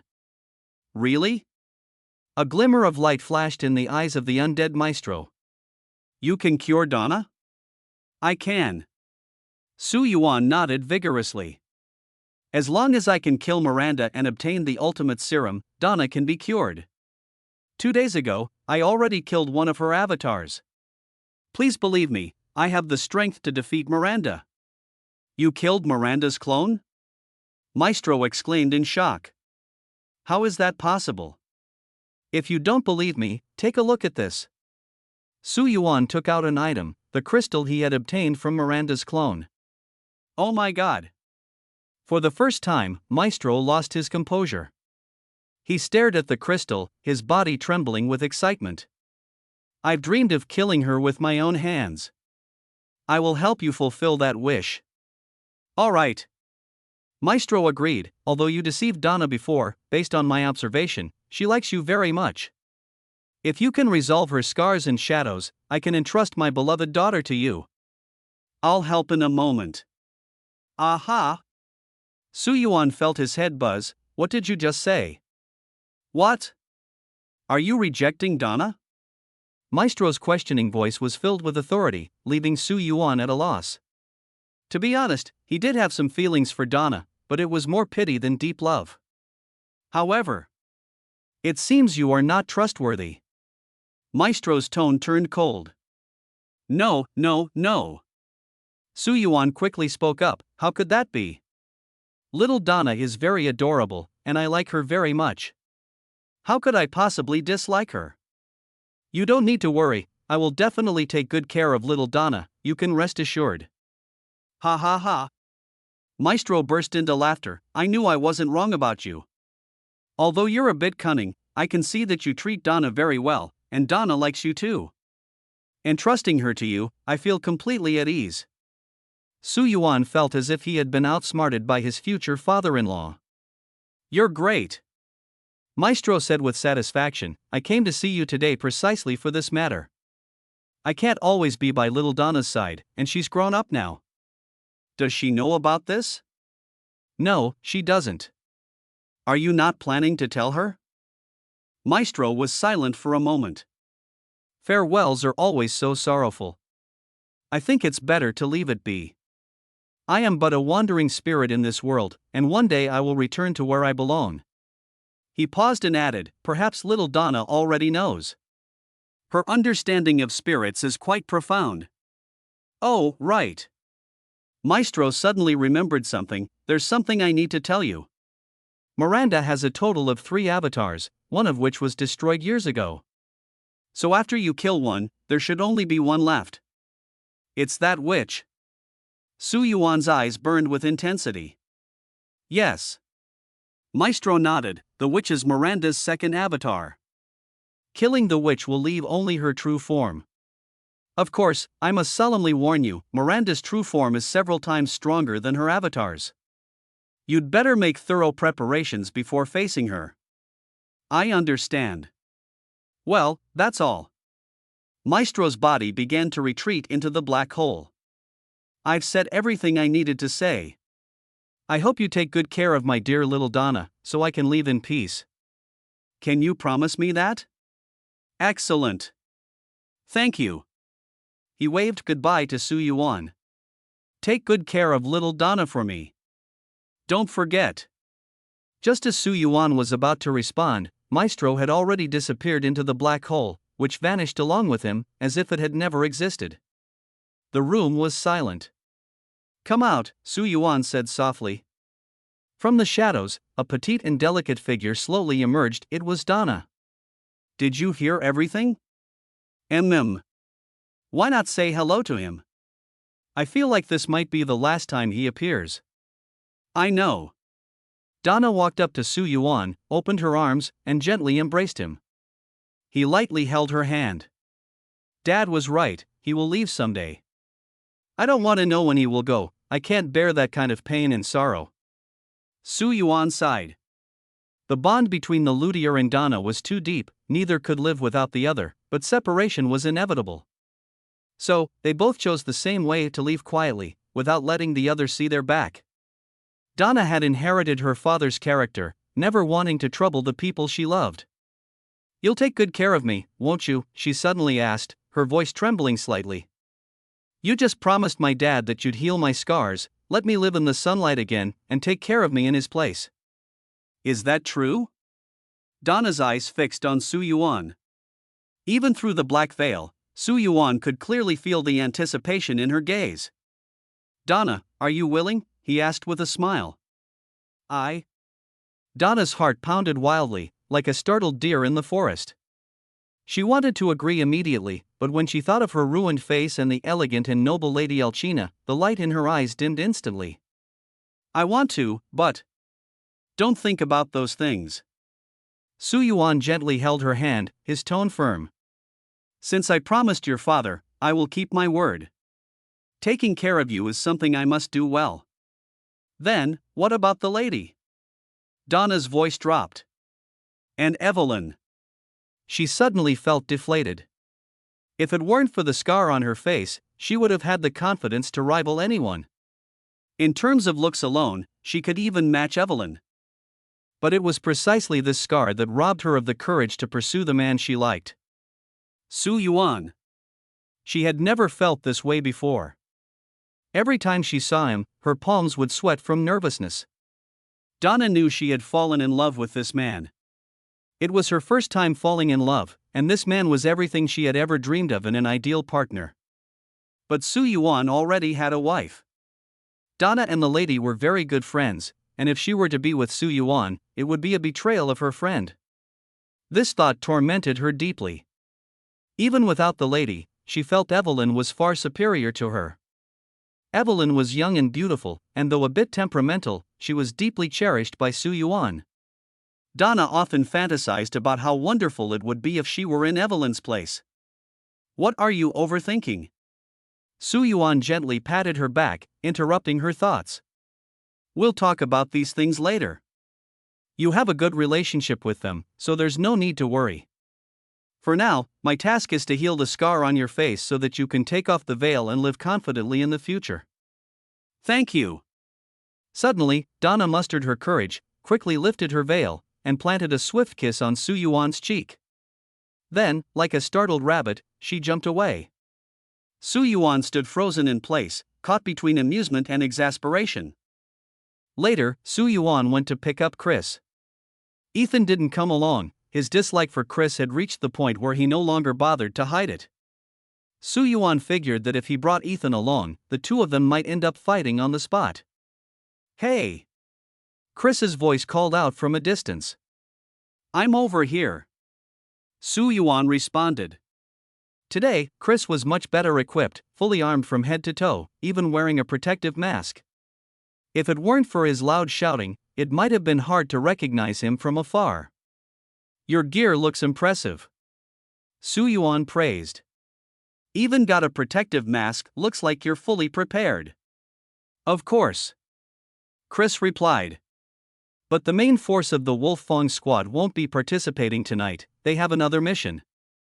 Su Yuan guessed that the so-called other mission was likely the deployment of a nuclear bomb, but he didn't point it out.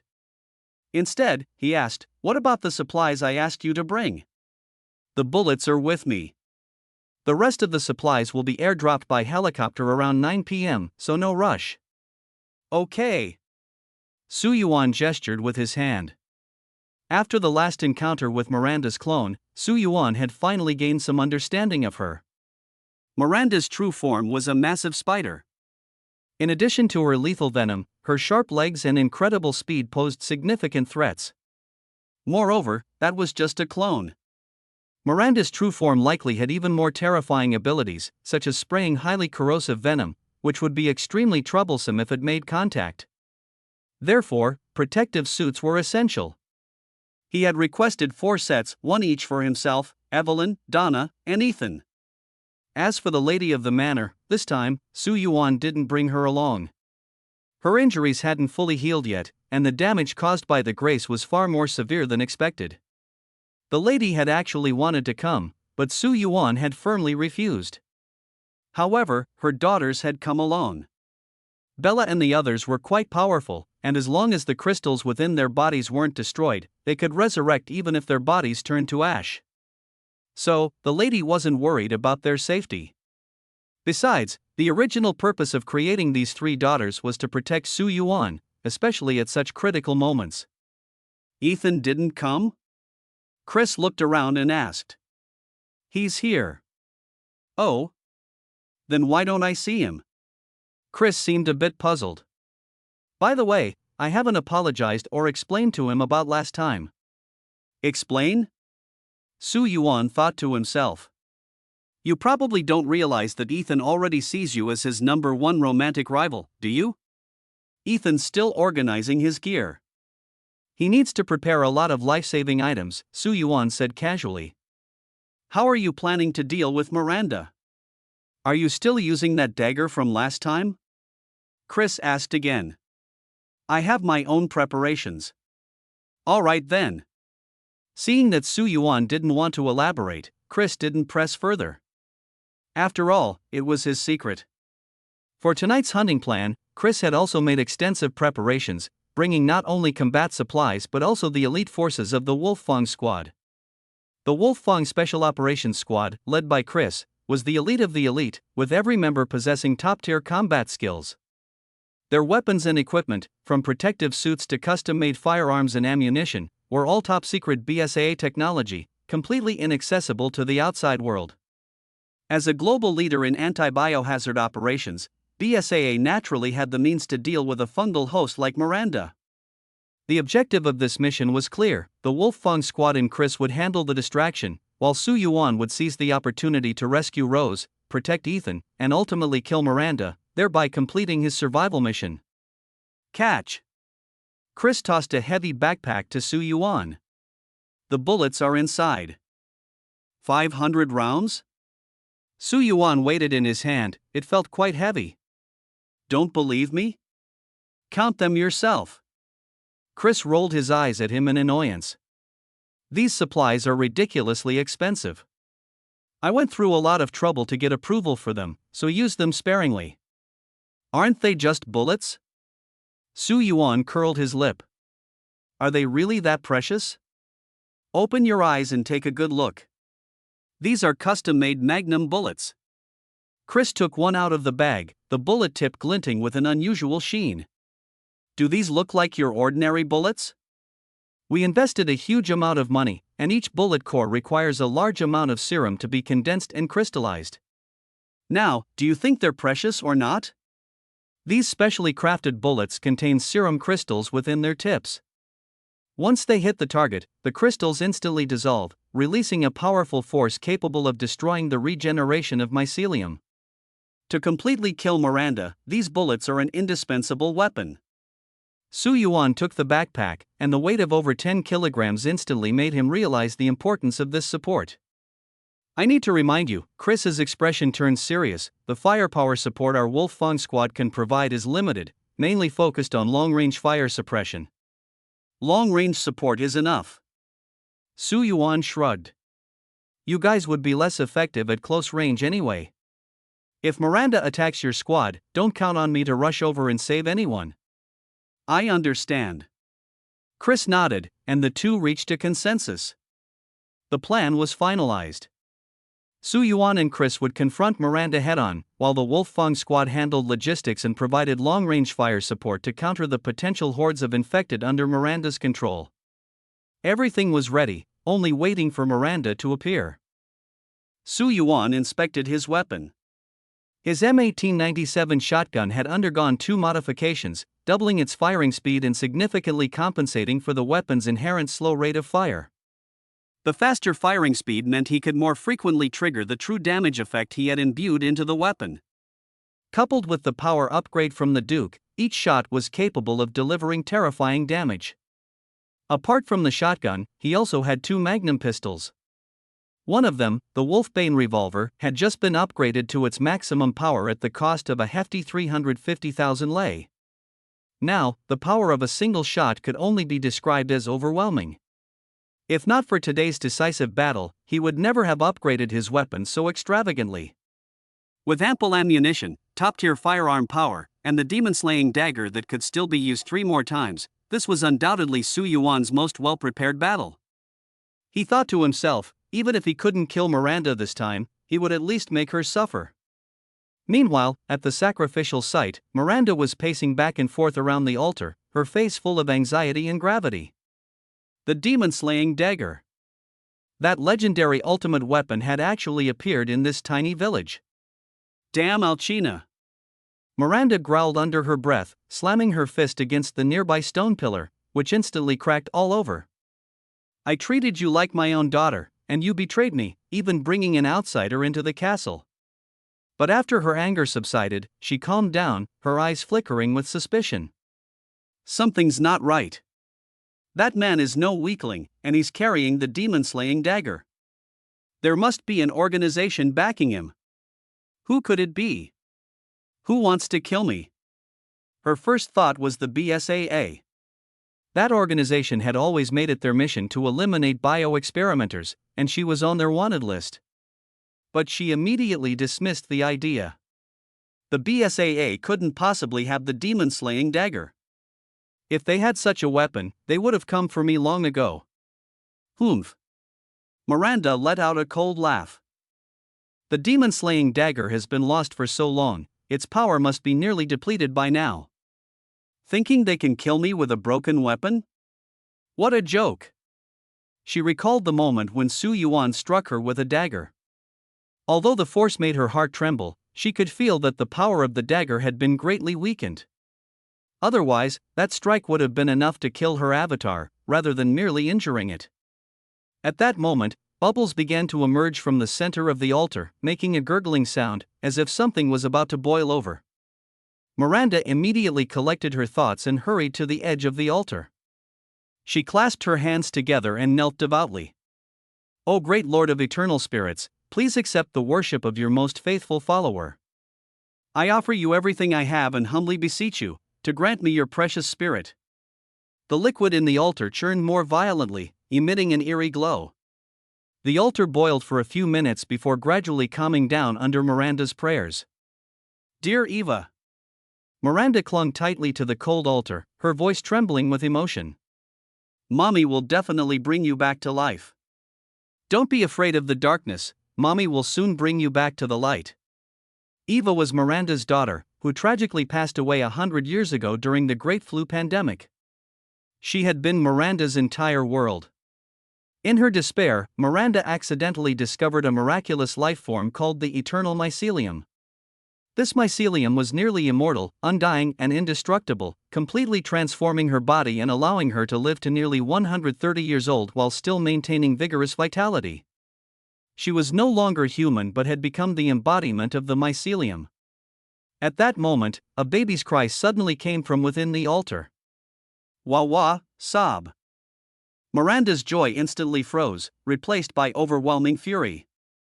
Not dead yet? How annoying. Her gaze turned grim. Mia is locked in the underground cage by me, there's no way she could wake her. The only one who could awaken this damned voice is a close relative. How nauseating it sounds. The crying grew louder. It wasn't her daughter Eva's voice, but Rose's. Miranda's expression turned extremely grim. It's Ethan. She realized instantly. That bastard is here too. Miranda certainly remembered Ethan. In order to obtain the perfect vessel, Rose needed to resurrect her daughter. She had once transformed into Ethan's wife Mia, deceiving him to gain his trust. During that time, she shared a bed with Ethan as if they were husband and wife, completely disguising herself as a spouse, ensuring the man did not suspect anything. Although she harbored no romantic feelings, as everything was solely for the purpose of resurrecting her daughter, the experience was still complex. Logically speaking, if Eva's soul were to be placed into Rose's body, then Eva's new father would be Ethan. Her future daughter would carry Ethan's blood. Miranda's feelings toward Ethan were deeply conflicted. If she had wanted to kill him back then, there had been countless opportunities in Ethan's home, yet she hadn't done so. Ha! She let out a cold laugh. I spared you last time, and you still dare to come knocking at my door. Miranda donned the cloak symbolizing her status as the mother goddess, and all the believers in the village would kneel and pray upon seeing it. I will kill you with my own hands, she said coldly. Let this baby girl be utterly despairing, so that my dear Eva can be perfectly reborn. With that, Miranda turned and left the altar. Meanwhile, in the open space outside the altar, Su Yuan's face darkened. Are you sure this will work? He questioned the Duke beside him. Ethan's voice is practically hoarse from singing, and I haven't seen Miranda come out. Hey! The Duke rubbed his hands awkwardly. Believe me, Mr. Ethan is Rose's closest blood relative. As long as he sings the lullaby loudly here, Rose below will definitely feel it. As soon as Rose makes a sound, Miranda will surely realize it's Mr. Ethan. Why? Because Miss Mia is locked up, and the only one who can wake Rose is Mr. Ethan. This explanation sounded reasonable, so Su Yuan stopped urging.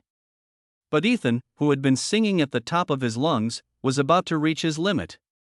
He desperately shot pleading glances at Su Yuan, but Su Yuan pretended not to notice. Baby. My dear baby. Ethan's voice was completely hoarse. Suddenly, with a loud buzz, the ground began to shake violently. A pentagonal crack opened in the center of the sacrificial site, and the place where the sacrificial key was placed collapsed entirely downward. She's here. The Duke's face changed drastically as he hurriedly gathered his belongings. What are you doing? Su Yuan grabbed him and asked curiously, she probably doesn't even know you're here, so why are you running? It must be Miranda. Only she can activate the altar from inside. The Duke twisted his plump body, but at this moment, he was surprisingly agile, scurrying into his carriage like a fat mouse. If I don't run now, it'll be too late. Well then, Mr. Su and Mr. Ethan. The Duke's voice came from the carriage. Good luck to you both. I have matters to attend to, so I'll be leaving first. Before his words had fully landed, he gave a strong push with his feet, and the carriage sped off wildly, leaving only a trail of dust behind. Su Yuan was completely dumbfounded. He had thought this fat man might show some backbone today and fight alongside them, but as soon as there was the slightest sign of trouble, he fled faster than anyone else. Rumble, rumble. The trembling of the earth continued. From beneath the cracked altar, an elevator slowly rose. Inside the elevator stood a woman dressed in peculiar black attire, resembling a raincoat but with a more unique design. She wore a hood and exuded an icy aura, Miranda herself. The elevator was firmly enclosed by a wire mesh, and in the dim light, Su Yuan couldn't make out many details. He could only see a tall woman wearing a strangely shaped flat hat that completely obscured her face. Screech, the elevator let out a piercing screech and came to an abrupt halt. Click. The woman pressed a button, and the elevator doors opened in response. She slowly walked up to Su Yuan and Ethan, removing the hat from her head. Moonlight poured down, illuminating her face. Miranda! Ethan's eyes instantly turned red as he roared and tried to rush forward, but was firmly held back by Su Yuan beside him. Give me back my rose, he shouted angrily. You complete lunatic! Your own daughter is already dead, yet you want to use someone else's daughter as a sacrifice to bring her back. Eva is not dead. Miranda's gaze turned vicious. I'll say it again, she's not dead. I will bring her back to me. The three stood in confrontation, forming a tense triangle. Ethan and Miranda glared at each other furiously, while Su Yuan took the opportunity to calmly observe the woman. Her skin was unnaturally pale, perhaps accentuated by her all-black attire. Though tall and slender, she was alarmingly thin, with a strikingly bony frame. Her arms, exposed to the air, had skin tightly clinging to the bones, making her appear gaunt and skeletal. What made Su Yuan shudder even more was the intricate black mark on her forehead, and her eyes, completely black pupils without any whites, reflecting only a faint, lifeless glimmer under the moonlight. I still remember you. Miranda's gaze suddenly shifted to Su Yuan. You are Alchina's man. Last time, it was you who used that ultimate weapon from history, the demon-slaying dagger, to kill my avatar. Correct guess. Su Yuan grinned, revealing his pearly white teeth. Too bad there's no prize. Ha ha ha. Miranda let out a wild, unrestrained laugh. And that little rat hiding in the corner, I see you. Are you sure you don't want to come out for a stroll? If you don't come out now, you might never get the chance. As soon as the words fell, Chris was forced to step out from the shadows. Miranda looked mockingly at the three people in front of her and sneered, I see.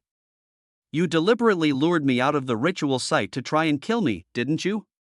You think that by killing one of my weak avatars, you can use the same method to take me down this time? How laughable. There was not a trace of fear on her face. Do you know why I came out? She asked herself, answering her own question with venom in her voice. Because I know someone wants to kill me, to strip Eva of her right to be reborn? You're insane. Ethan interrupted her angrily once again. Your daughter has been dead for a long time. Do you think you're God? Trying to bring her back to life? Shut up. Miranda, like an enraged lioness, fixed her hawk-like gaze on Ethan and said through gritted teeth, This is my final warning to you. My Eva never left me. She is indeed dead, Chris coldly added. Eva died in the Great Flu pandemic of the last century. It's clearly written in the local population records, Eva Miranda died of the pandemic, not even a year old at the time. You shut up too. Miranda turned to Chris, her expression unusually fierce. I know you as well, the BSAA's undercover agent sent to the Alliance. You and that vile woman are both traitors to the Alliance. The Alliance itself is evil. Chris pulled out his Desert Eagle, aiming the barrel directly at Miranda. It's nothing but a den of filth. For your own gain, you conducted biochemical experiments on human bodies. So what? Miranda spread her arms, her face full of disdain. Do you think the BSAA is clean? Preaching morality and justice, waving the banner of righteousness, how are you any different from the Alliance? Oh, I almost forgot, weren't all of you in the BSAA once part of the Alliance? What, you think changing your name can whitewash your past? Chris's face turned extremely grim. Miranda was right, the core members of the BSAA, including Chris himself, had all been part of the Alliance. The Alliance's original mission was to scientifically study pathogens for the benefit of humanity. But under the influence of capital, that mission became nothing more than empty words, and internal conflicts escalated. Miranda's team began to recklessly create bioweapons, their most prized creation being Evelyn, known as the perfect E-Series test subject. Later, the BSAA attempted to seize this ultimate test subject, triggering chaos within the Alliance. Miranda and her team were forced to break away. Now, years later, she had returned to this village. Yes, the Miranda who had been in the Alliance back then was not her true self but merely a clone. Long ago, she had already. Su Yuan had long divided himself into three. He left his true self and one clone in the Eerie village, while sending another to the Alliance. Miranda's research on mycelium began very early, even before the outbreak of the biochemical crisis. She had already conducted extensive human mycelium experiments and cultivated what she called her gift. I'm not like you. Chris's tone was filled with hostility. We are also not like you monsters. Now the entire village is dead, and all of this was just for your experiments. Miranda, your crimes are unforgivable. And then? Miranda's smile carried an eerie undertone. I merely granted them eternal life. Look at those villagers, mere 100-year lifespans are but a fleeting moment. But after merging with the eternal mycelium, they can become immortal. Nothing can truly be eternal, Su Yuan suddenly spoke. You don't understand, Miranda said disdainfully, your current level of civilization is too low. Even if humans manage to leave the solar system, all you'll ultimately face is endless darkness and emptiness. No creature can exist eternally, not even a super AI host. What are you talking about? I'm just telling you a fact. Su Yuan pointed at Miranda's body. Your current life is merely granted by the mycelium, but the mycelium itself will also die. It's nothing more than a cluster of resilient carbon-based organisms. Even silicon-based organisms face extinction, let alone these carbon-based ones. Su Yuan's voice turned cold. The Eva you want to resurrect will ultimately be nothing more than a mixture of mycelium. Mycelium is not omnipotent. For a life that has been dead for over 100 years, it cannot conjure an Eva out of thin air. She's dead, truly and completely dead. You are alive now only because you were infected with the mycelium before you died. It is the mycelium that replaced your life, preserving all your memories and appearance, but your life no longer belongs to you. You are merely the mycelium, not Miranda. Shut up. Miranda, as if her tail had been stepped on, instantly went berserk. She pulled out a red dagger and stepped closer to Su Yuan. You're lying. You ignorant outsider, you have no idea how powerful the mycelium lord is. It is the eternal and immortal super lifeform on this planet. Her blind faith in the mycelium lord had reached a fanatical level. There's no need to waste words on her, Chris said. She's already lost her mind. Tonight, we just need to deal with her completely. We'll handle the mycelium lord later. Deal with me? Miranda's eyes turned blood red. Then come and try. Boom. Her body began to swell rapidly, a sharp and hard shell enveloping her entirely. Several spider legs, each 4 to 5 meters long and as thick as utility poles, suddenly plunged into the ground. Her powerful limbs tore apart her cloak, and Miranda had transformed into a monster. Ethan's lips trembled. This was the first time he had witnessed the birth of such a super mutant with his own eyes. Before this, the most powerful infected being he had encountered was a werewolf. He had never seen such a terrifying scene. Die, all of you. One of Miranda's spider legs swept across violently. Get out of the way. Su Yuan shoved the two aside and instantly entered a state of deep concealment. Boom. The spider leg, like a massive blade, slammed fiercely into the spot where they had just been standing. Debris scattered, and a huge trench appeared on the ground, tens of centimeters wide and nearly 2 meters deep. The hard granite on both sides of the trench had been instantly split in two, the cuts as smooth as butter sliced by a sharp knife. On the edges of the rock, traces of purple-black liquid could still be seen, sizzling as it corroded the stone. Ethan gasped, "Oh my God." Chris's face was equally grim. That was far too close. If it hadn't been for Su Yuan, the ones being sliced apart would have been the two of them. Get out of here now. Su Yuan raised his revolver. Miranda's power is too strong, and I can't afford to be distracted by worrying about your safety. Go meet up with Evelyn and the others first. Go! He forcefully pushed the two of them away. Ethan and Chris looked ashamed. They knew that staying here would only distract Su Yuan. Take care of yourself. Don't worry. The two did not hesitate and immediately turned to prepare to leave the battlefield. Trying to leave? Miranda's figure instantly appeared in front of them, and her massive spider legs descended from above. Far away near the altar, Su Yuan's face turned pale. He had never expected Miranda's speed to be this exaggerated. She was as fast as a phantom. Su Yuan didn't even see how the towering monster, as tall as 2 floors, moved. Everything happened in the blink of an eye. By the time he realized it, it was already too late.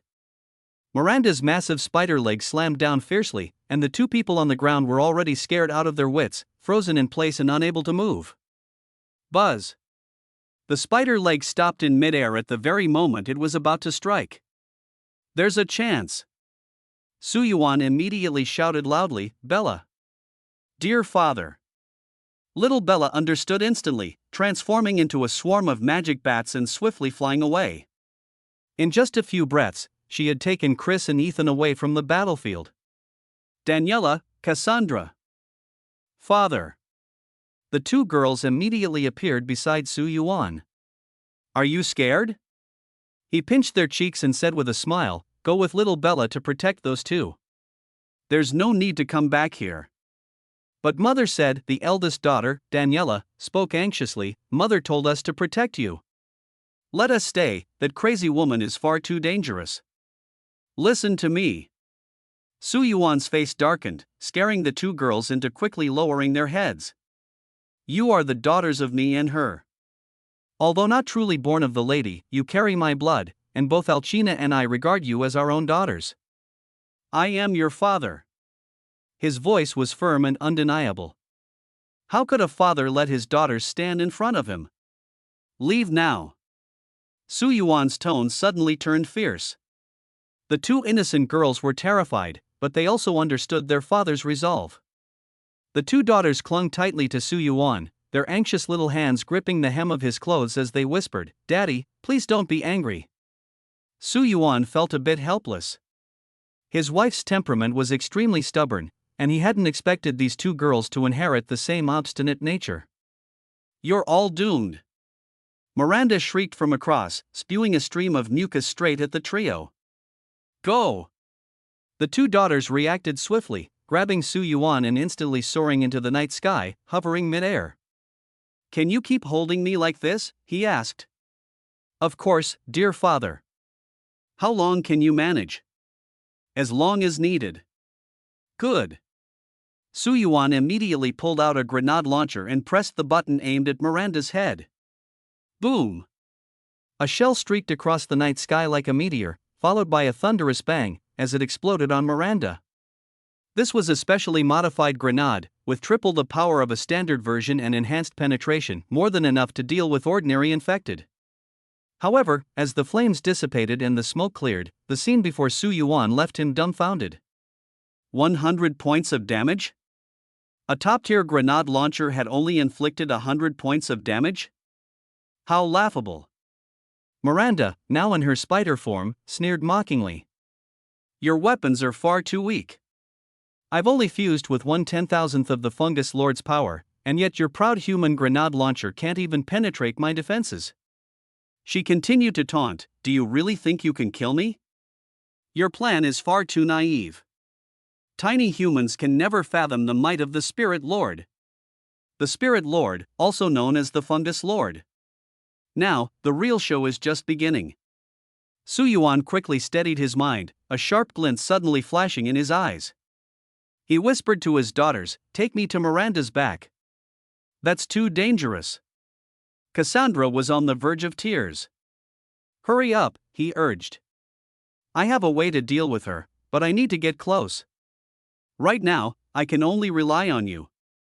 Urged on by Su Yuan repeatedly, Cassandra and Daniela had no choice but to put him on Miranda's back. They were incredibly fast, even if they encountered Miranda, the three daughters could easily escape with him. But their mother overlooked one thing: Su Yuan had never intended to escape. His motto had always been, life and death are nothing to fear, fight if you disagree. Give me a flashbang. A military flashbang, slightly smaller than a fist, exploded above Miranda's head, the dazzling white light instantly illuminating the entire night sky for nearly half a minute. In this desolate night, the sky above the entire village was as bright as day. Screech! Miranda let out a shrill scream. Bang! Bang! Su Yuan seized the opportunity, picked up two magnum pistols, and fired wildly at Miranda's seemingly most vulnerable face. 120. 120. Looking at the damage numbers that popped up, Su Yuan's lips twitched wildly. As expected of the ultimate boss, close-range shooting only did this much damage. It felt like not even enough to tickle Miranda. But then, the situation changed. Damage plus 20. Damage plus 20. Damage plus 20. The Special Magnum's additional effect kicked in. Although the effect was weakened considerably, it was still useful. With the sheer number of bullets, the damage was still considerable. It's that stuff again. Miranda awoke from her daze, her crimson spider eyes fixed on Su Yuan, her eyeballs like large glass balls filled with red liquid, devoid of any human features. Did the BSAA give it to you? Bang! Su Yuan completely ignored her. The third enchanted magnum bullet whistled through the air, exploding violently in Miranda's face. Enchantment, 4,800. It was true damage. Squeak! Miranda let out another sharp cry. Looks like you have a secret weapon, I can feel its threat. But if that's all, you're still doomed today. Let me tell you something, Su Yuan said calmly, aiming at Miranda's eyes. Villains all die from talking too much. You're asking for it. Miranda spat out a mouthful of purple slime. Su Yuan instantly tried to enter stealth mode, but before he could maintain it for long, a notification sound rang out. You have entered Miranda's domain, spiderweb. Domain effect: in her spider form, Miranda will weave a giant spider web. Within its range, no creature can conceal its life force. Upon touching the web, the target will be slowed by 99%, their status will decrease by 0.5% per second, and Miranda's venom damage will increase by 100%. Su Yuan's expression finally changed. 99% slow? Isn't that equivalent to being imprisoned? Miranda's speed was already extremely fast, each stealth dodge required a significant amount of his stamina. If it weren't for the Duke's food supplies, he wouldn't have lasted long. Worse still, his status decreases by 0.5% per second. This meant that if the battle became too close and they tried to outlast each other, he simply couldn't compete with Miranda. Stealth had failed, and his status was constantly weakening. Wait a minute. A thought suddenly flashed through Su Yuan's mind. He remembered the bottle of hand sanitizer. Will it work? He subconsciously glanced at his attributes. Su Yuan wasn't in good shape. Although his Witcher aura was still active, his stamina had already depleted by nearly 200 points. Miranda, that super-infected being, was just too troublesome. He panted heavily, glancing at the first aid spray in his hand. It looked like a bottle of hand sanitizer. The instructions said it was for external use to treat wounds. External use? What about internal use? This crazy idea, once it appeared, could no longer be shaken off. He steeled himself. Rather than being worn down, why not take a gamble? Su Yuan twisted open the cap and tilted his head back, downing the entire bottle of hand sanitizer. At that moment, a mechanical prompt sounded in his mind. New achievement unlocked, Rule Breaker. Description: you defy authoritative explanations, dare to innovate, and seek the boundaries of truth even at the risk of your life. Su Yuan's face instantly darkened. What the heck? Rule Breaker? He was almost infuriated to death by this title. Risking his life? Drinking a bottle of emergency medicine would really kill him? It's not actual hand sanitizer. Besides, this isn't called innovation, it's called being adventurous. He was speechless when a series of new notification sounds suddenly rang out. Status plus 50. Status plus 50. Status plus 50. It really worked. Su Yuan was ecstatic. He had made the right bet. Emergency medicine could indeed be used internally, externally for treating wounds, and internally to restore physical condition. He glanced back at the 50 bottles of emergency medicine packed in his backpack, and his confidence instantly surged. He shouted at Miranda in her spider form, "I'm going to kill you today no matter what. If you've got guts, don't run. Whoever runs is a coward." Meanwhile, on the other side of the battlefield, Evelyn and Donna took advantage of Miranda being tightly entangled by Su Yuan and quietly slipped into the underground depths of the altar via the elevator. There is a familiar aura here, Evelyn frowned. It's the Mold Master, she immediately realized. It's right here. What is the Mold Master? Donna asked, puzzled. The gift inside your body is its offspring. The Mold Master is the original mother of all gifts. Donna was somewhat confused. Evelyn explained that the Mold Master reproduces through spore propagation, which is highly efficient. A single Mold Master can give rise to a Mother of Gifts, and the Mother of Gifts can, in a very short time, create countless offspring to infect other organisms. This fungus has a parasitic relationship with its host. When controlled, the basic life functions of the organism remain unaffected.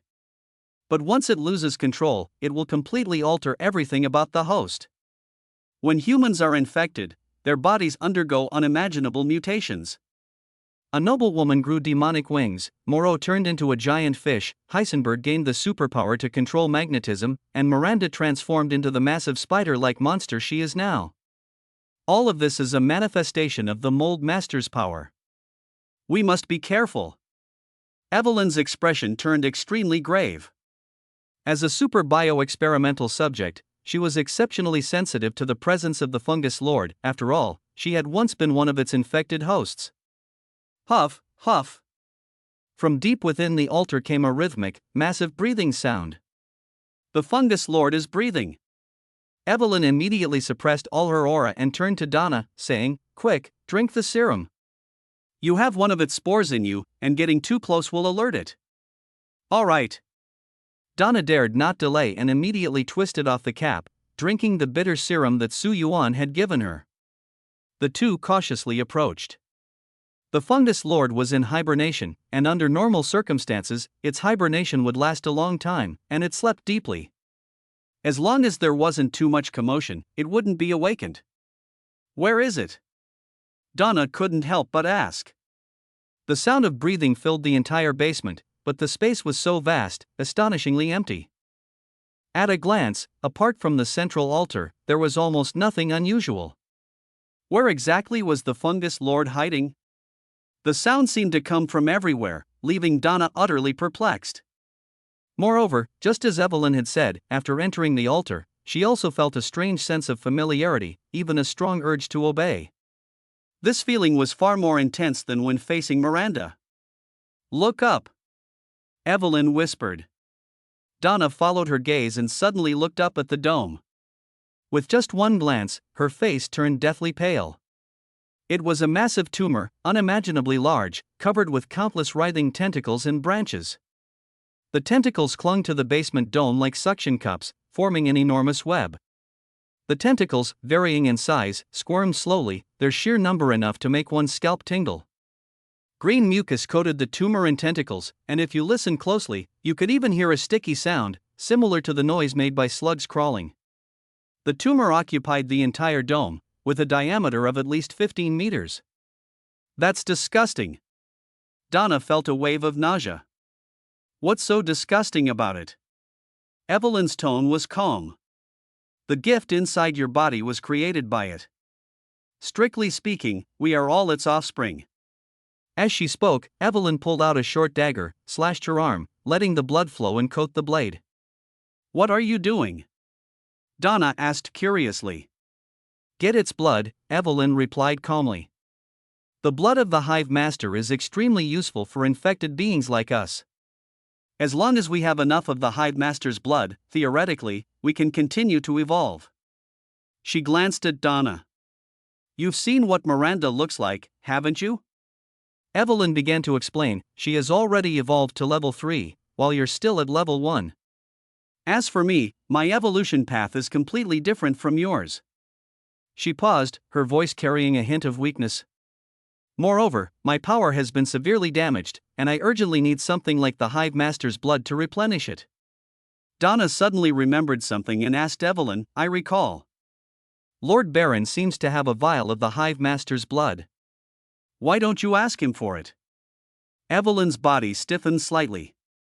"Compared to me, that vile woman probably needs it more," she said coldly. "The blood of the fungus lord can allow her to transform once again. I'm not an immature child, I won't fight her over this." Donna was stunned after hearing this. Evelyn had always been the type to fight for whatever she wanted, never backing down. But Donna understood that everything Evelyn did ultimately stemmed from her desire to gain more love from Su Yuan. People are selfish who would willingly share the person they love. Yet, even so, Evelyn displayed remarkable restraint in this matter. "Go check the altar," Evelyn instructed. "See how the baby is doing. If everything's fine, prepare to bring her out. I'll go collect some of this big guy's blood." With that, Evelyn took a dagger and swiftly made a cut on the massive tentacle of the fungus lord, using a glass bottle she carried to collect the flowing blood. Won't it wake up? Donna asked worriedly. No, my blood can paralyze it. Its essence is very close to mine. Donna glanced a few times, then turned and walked toward the altar ahead. The altar was enormous and looked very new, likely built not long ago. Although Miranda had been searching for a suitable vessel for a long time, she had only recently found Rose. This altar was hastily constructed after finding Rose. Donna had never been here before. In the past, when Miranda convened meetings of the nobility, it was either in her own castle or in the secret chamber of the village church. This sacrificial ground was a place no one was allowed to approach except Miranda herself. Donna had only heard her mention it a few times. Miranda's authority was absolute, and no one could defy her orders. Even Heisenberg, who always liked to challenge her, only dared to complain verbally and never truly disobeyed her commands. Those who dared to go against her were already dead. Glug, glug. The sound of bubbling liquid came from the altar, like a pot of water about to boil. Donna walked to the edge of the altar and found that it was over 2 meters high, making it impossible for her to see inside from below. So, she had no choice but to climb up along the rough edges. She was also curious, was the baby named Rose inside this giant cauldron? Donna cautiously poked her head over after climbing to the top. Ah! A terrified scream pierced the silence. Miranda! She's Miranda! Meanwhile, on the other side of the battlefield. Gulp! Su Yuan drank another bottle of emergency medicine, instantly restoring his heavily depleted state to full, and his whole demeanor became revitalized once again. Initially, Miranda didn't care. The damage caused by Su Yuan was negligible compared to her exaggerated health points. Even the enchanted magnum bullets were nothing more than a tickle. However, as time went on, the situation changed. Su Yuan utilized his agile movements to continuously attack, firing a total of 90 specially made magnum bullets. With a life value depletion of 1,800 points per second, he finally caught Miranda's attention. Although this damage wasn't enough to kill her for now, if it continued, she couldn't ignore it. Miranda became agitated. She had no idea how much of this ammunition, capable of suppressing the regeneration of the fungal threads within her body, Su Yuan still had. The reason infected beings possess such strong regenerative abilities is that fungal threads can proliferate at an extremely rapid pace, quickly repairing damaged tissues. Suppressing the fungal threads effectively weakened her recovery ability. You've successfully provoked my anger. Miranda roared ferociously, her face twisted in rage. A little rat that only knows how to hide and scurry, I want to see how long you can keep running. Poof.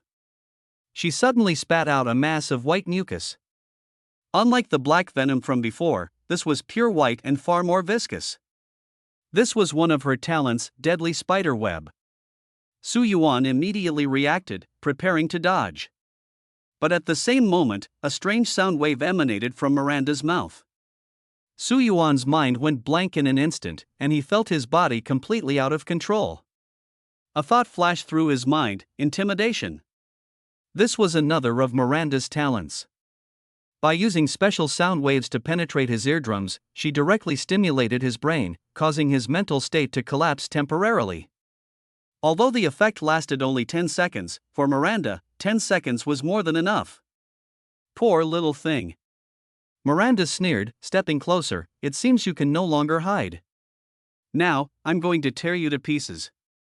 A sharp spider leg suddenly stabbed downward. Daniela!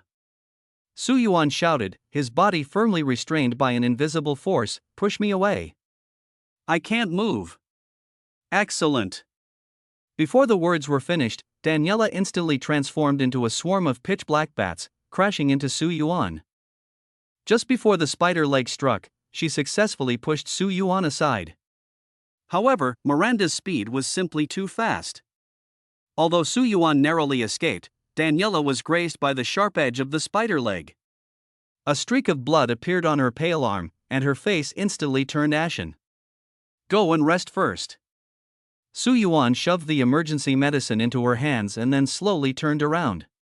His gaze fixed on Miranda, filled with undisguised killing intent. "You're courting death." The next second, Su Yuan's figure vanished into the darkness. Using the power of the ring and the aura, he completely merged with the night, disappearing without a trace.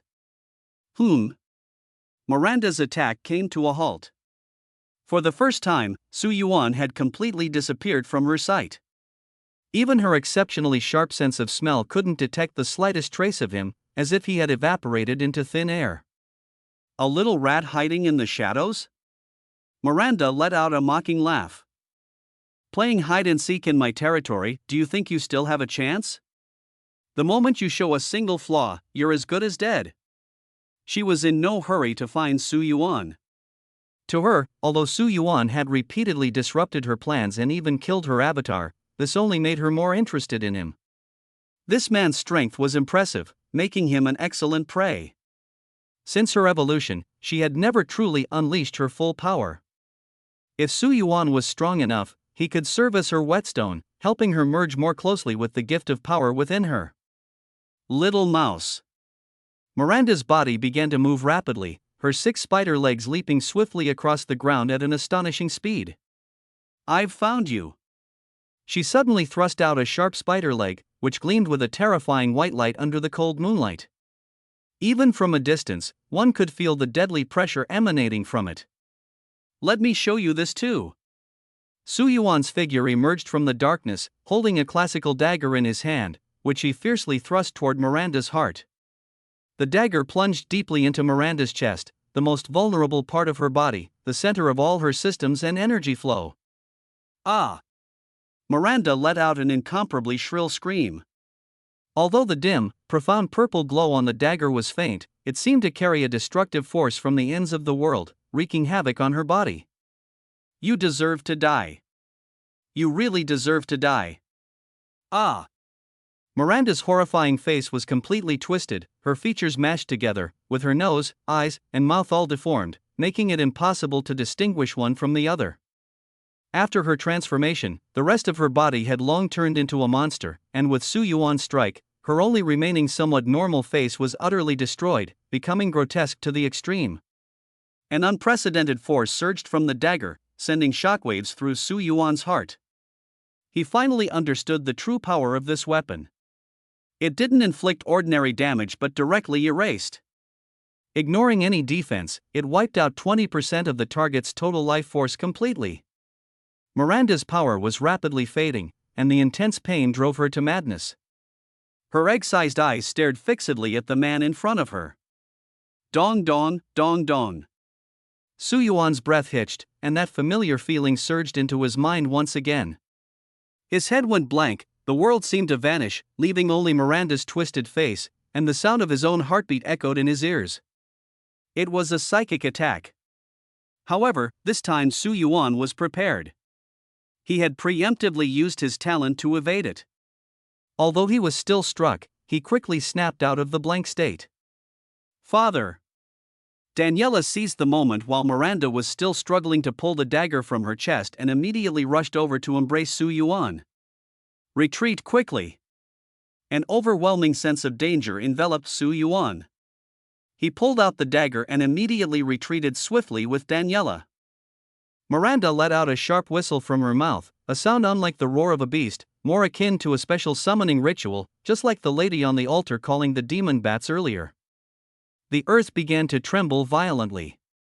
The stone slabs cracked inch by inch, as if some enormous creature was imprisoned underground, awakening with a surging force, its massive body shaking the entire land. Daddy, Cassandra, the most timid, fearfully hid in Su Yuan and her sister Daniela's arms. "We must leave immediately." Su Yuan's right eyelid twitched uncontrollably. "The fungus lord is likely awakening. With it here, there's no way we can kill Miranda now." He explained hastily, Miranda relies on the mycelium lord, making her almost invincible. The mycelium lord will continuously provide her with power, rendering any of our attacks meaningless. Now we can only count on the Wolf Fong squad. Then what should we do now? Go down and meet up with Evelyn and the others. Su Yuan was anxious and restless. It seemed that the fatal strike just now had completely enraged Miranda, prompting her to awaken the Mycelium Lord at all costs. Each awakening of the Mycelium Lord required an enormous amount of nutrients. Su Yuan had always suspected that Miranda infected the entire village population to provide sustenance for the Mycelium Lord. Now it appeared that this suspicion was entirely correct. Their relationship was one of mutual exploitation. The full-force strike of the demon-slaying dagger made Miranda feel the threat of death, forcing her to use this trump card prematurely. Once the Fungus Lord awakens, no one can hope to kill Miranda. With the Fungus Lord at her back, she is like Odin leaning against the World Tree in Norse mythology, invincible. To the underground altar. Su Yuan's heart was filled with fear. His greatest concern was Evelyn's safety. He had forgotten to tell them that the Fungus Lord was lurking beneath the altar. Now that Miranda had awakened it, the two girls who went to rescue Rose were facing unimaginable danger. Got it. The two daughters obeyed immediately, holding on to Su Yuan as they flew toward the underground altar. The ground began to collapse on a massive scale, with enormous stones colliding and producing deafening roars. The violent impact sent waves of rubble and dirt flying, with sand and stone swirling in the air, plunging the world into darkness. A fierce wind whipped up a storm of dust, obscuring all light, even making the moon and the sky appear blurry and indistinct. Fly down. Su Yuan could barely open his eyes, his face constantly battered by sand and gravel, with a sharp piece of debris even cutting his cheek. Can you still see clearly? He shouted loudly, but the howling wind instantly drowned out everything, even his own voice was inaudible to himself. We can see clearly. Go down first. Got it, Dad. Daniela's voice grew weaker and weaker, leaving only the roar of the storm in Su Yuan's ears. His two vampire daughters clung to him as they descended rapidly. When the three finally reached the underground altar, it had already turned into a bombed-out wasteland. Evelyn! Su Yuan shouted at the top of his lungs, are you still there? Donna! Can you hear me? With every shout, sand poured into his mouth, causing him to cough violently. Suddenly, a massive boulder fell from above. Cassandra reacted swiftly, pulling Su Yuan back to safety. Father, be careful. Thank you. Su Yuan's mind was somewhat dazed. Miranda's mental attack was truly ferocious, 100 times stronger than the gorewolf he had encountered before. Even though he had already escaped her grasp, the residual shockwaves of that mental assault still left him dizzy and disoriented, otherwise, he wouldn't have failed to notice the danger above him earlier. Find the two of them first. Su Yuan shouted. Miranda has played us all. The Fungus Lord was never dormant. Its trunk has been absorbing nutrients all along, which means it has been revived for at least several days. Damn it! He was filled with regret. Su Yuan had indeed underestimated Miranda and overestimated his own ability to control the situation. He had thought that even if he couldn't kill Miranda, he could at least severely wound her again. But now he understood that as long as the Wolf Fong squad couldn't deal with the Fungus Lord, he would never be able to truly stop Miranda. This was the real reason she had survived for a century, evading countless assassination attempts. The origin of this disaster could be traced back to 5 years ago.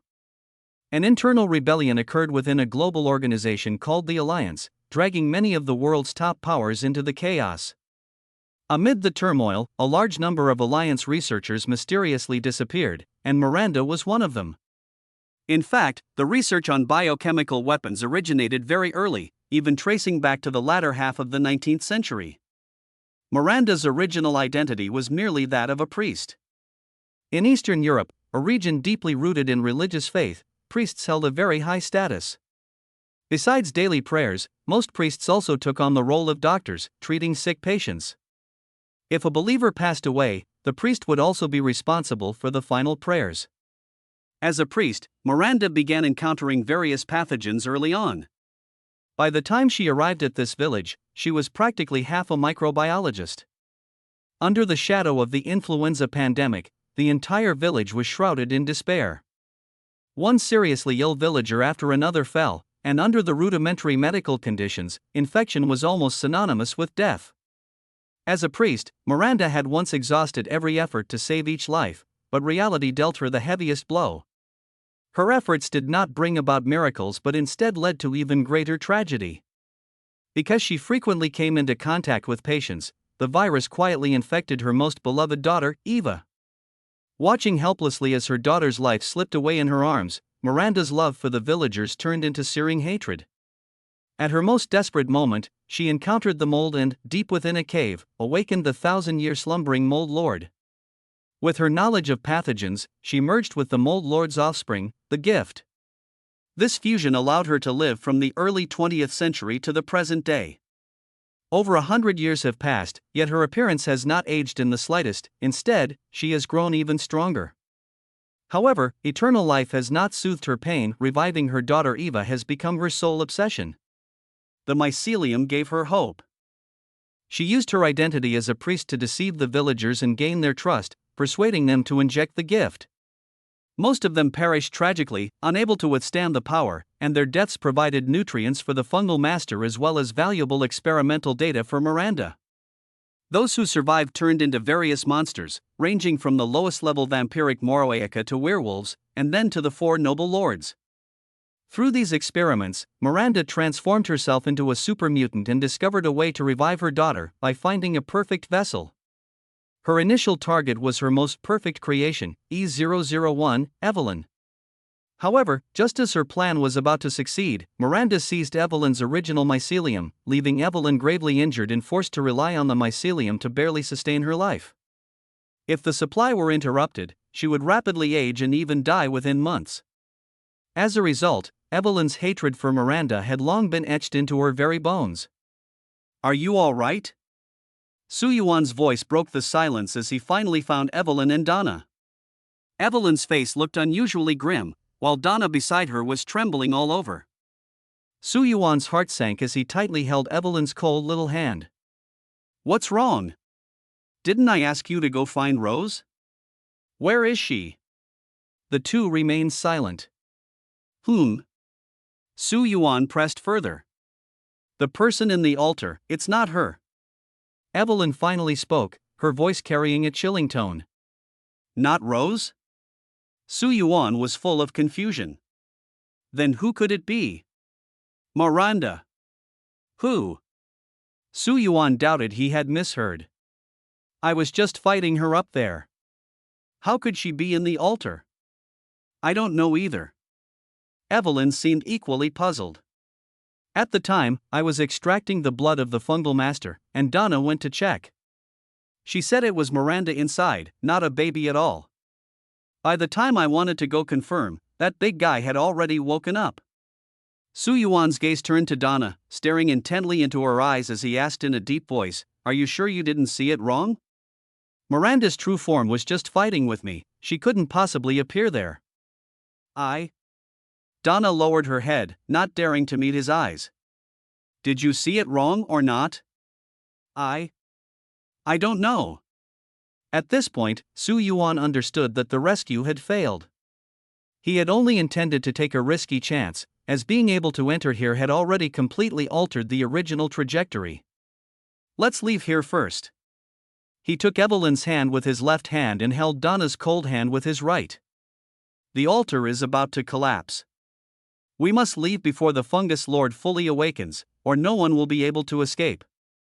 "Okay." Evelyn obediently nodded. But Donna's reaction was very unusual. She kept avoiding Suyuan's gaze, as if hiding something. However, now was not the time to ask questions. Boom! A loud bang resounded, and the entire sacrificial ground shook violently. "Trying to leave?" A cold and arrogant voice came from above. Miranda looked down at them condescendingly, her eyes filled with disdain. "So, all of you came today, huh? Little Donna, and Evelyn." She let out a strange and piercing laugh. "My little Donna, did you just have another hallucination? Were you very frightened? Do you still remember what the mother goddess once told you?" Suyuan's expression changed drastically. He turned around abruptly, only to see Donna trembling even more violently. She clung tightly to Su Yuan's hand, as if grasping the last straw to save her life. Donna's palms were drenched in sweat from nervousness. What's wrong? Su Yuan asked her in a low voice. I'm sorry. Donna's voice carried a hint of sobbing, almost breaking. I didn't know. I just saw that the person in the altar was Miranda. She deceived me. I'm sorry. Su Yuan fell silent. It seemed Donna had fallen victim to an illusion. Since Miranda controlled the gift source, influencing Donna through it was a piece of cake. This was something he had overlooked. It's not your fault. He gently removed Donna's veil, wiped away her tears, and said softly, it's the gift manipulating your body. You're not to blame, so stop blaming yourself. I'm sorry. Donna leaned against Su Yuan's shoulder, choking with sobs. I could have saved Rose. I've let everyone down. It's okay, Su Yuan encouraged her, we'll always find another chance. This was just an attempt. If we fail, we'll try again. Another chance?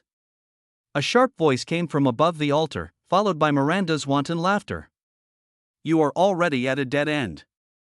Whether you can leave here alive is questionable, yet you dare dream of another chance? I'll kill you today.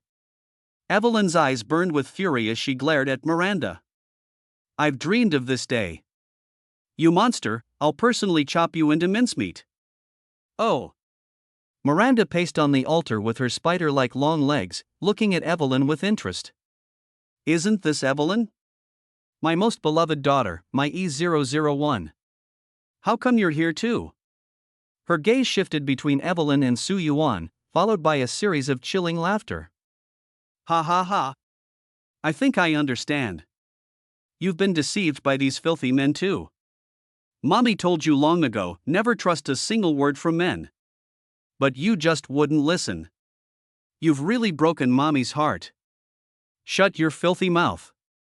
Evelyn trembled with rage. If it weren't for me, you'd have rotted away in the cultivation chamber long ago.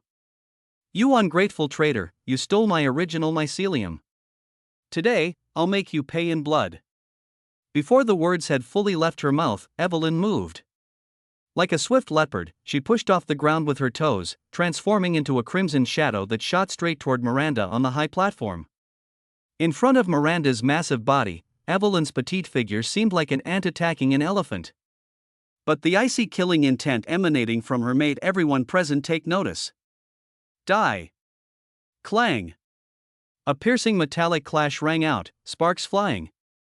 Evelyn's crimson dagger struck Miranda's spider leg with force. Bang! The hard shell shattered instantly, and the blade plunged into the flesh. Ah! Miranda let out a shrill scream, her massive body trembling violently, reacting exactly as she had when Su Yuan had struck her earlier. Scarlet Moon! Damn it! How do you have this dagger? It hurts. The power of this small red knife was terrifying. Su Yuan was startled and immediately tried to analyze the weapon, but his mind was filled with a series of unknowns.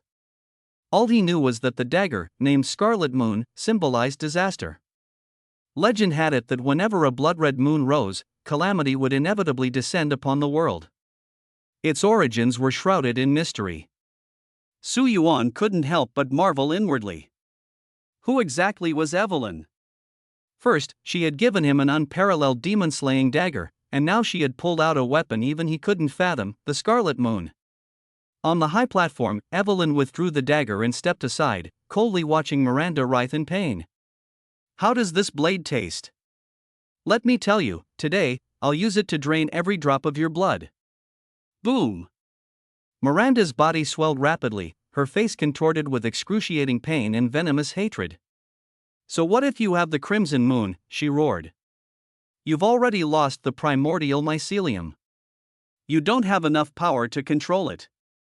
Then let's find out. Evelyn's face was slightly pale, clearly drained from wielding the dagger, but her gaze grew colder. You should feel honored to die by this blade. As soon as she finished speaking, Miranda suddenly opened her mouth wide and spewed a jet of pitch-black venom, shooting toward Evelyn like an arrow. Evelyn's figure flickered as she gracefully floated backward, but the venom still splashed onto the hem of her dress. The fabric was immediately corroded, leaving a large hole and emitting wisps of black smoke. Miranda let out a piercing screech, a sound that seemed capable of tearing through one's soul. "Watch out, it's a mental attack," Su Yuan shouted. Evelyn was momentarily stunned, but Su Yuan's warning snapped her back to her senses. She quickly darted behind a nearby stone pillar. Boom! A sharp spider leg slashed through the entire pillar, shattering it into pieces that scattered in all directions. Taking advantage of the opening, Daniela and Cassandra worked together to hoist Su Yuan onto the high platform. He landed steadily behind Evelyn, the two standing back to back, their left hands tightly clasped together. "My dear," Evelyn said, her smile appearing especially serene under the moonlight. "I knew you'd come to fight alongside us." "And what if I hadn't?" Su Yuan teased. "Then your sweetheart would have been bullied." She pouted, her light purple eyes looking pure and innocent under the moonlight. Su Yuan couldn't hold back any longer. Despite the battlefield around them, he leaned down and kissed her lips. He was momentarily lost in the sweetness, but Evelyn grew anxious. She shyly bit his lower lip, snapping him out of his reverie. "Stop fooling around," she whispered. "Miranda isn't dead yet." "Oh," Su Yuan replied, thick-skinned, straightening up. With their fingers interlocked, he and Evelyn faced the terrifying enemy together. He. Miranda didn't rush to attack. Instead, she scrutinized the two of them with a wary gaze, sneering coldly. What an amusing little couple. A dead flower dagger and a crimson moon. Who cares what kind of dagger it is? Su Yuan brandished the light purple blade. As long as it can kill you, that's all that matters. One red, one purple, under the night sky, the two daggers gleamed with a dark, ominous light. Though they hadn't yet clashed, the fierce and unparalleled auras emanating from them had already begun to battle in the air, like two ancient beasts locked in a standoff. Attack together. Su Yuan and Evelyn exchanged a glance, their coordination seamless. In an instant, their figures vanished into the night, one to the left and one to the right, launching a pincer attack on Miranda. Awakening spell. Miranda refused to be passively attacked. As they approached, a series of massive and mysterious Latin incantations poured out of her mouth, and a faint airflow began to swirl around her. Buzz. The ground started to tremble slightly. The already fragmented battlefield shook violently once again. Donna, Daniela, and Cassandra beneath the high platform all had the ability to protect themselves, so Su Yuan and Evelyn didn't need to worry about them. However, the massive commotion still caught their attention. "This is the awakening spell," Evelyn explained to Su Yuan, a very ancient spell, somewhat similar to the Beneviento family's puppet magic, but much more powerful. It can directly communicate with or even manipulate the undead to attack. Manipulate the undead? Su Yuan's eyes widened. Yes. Are those undead strong? Hard to say. Evelyn pondered for a few seconds.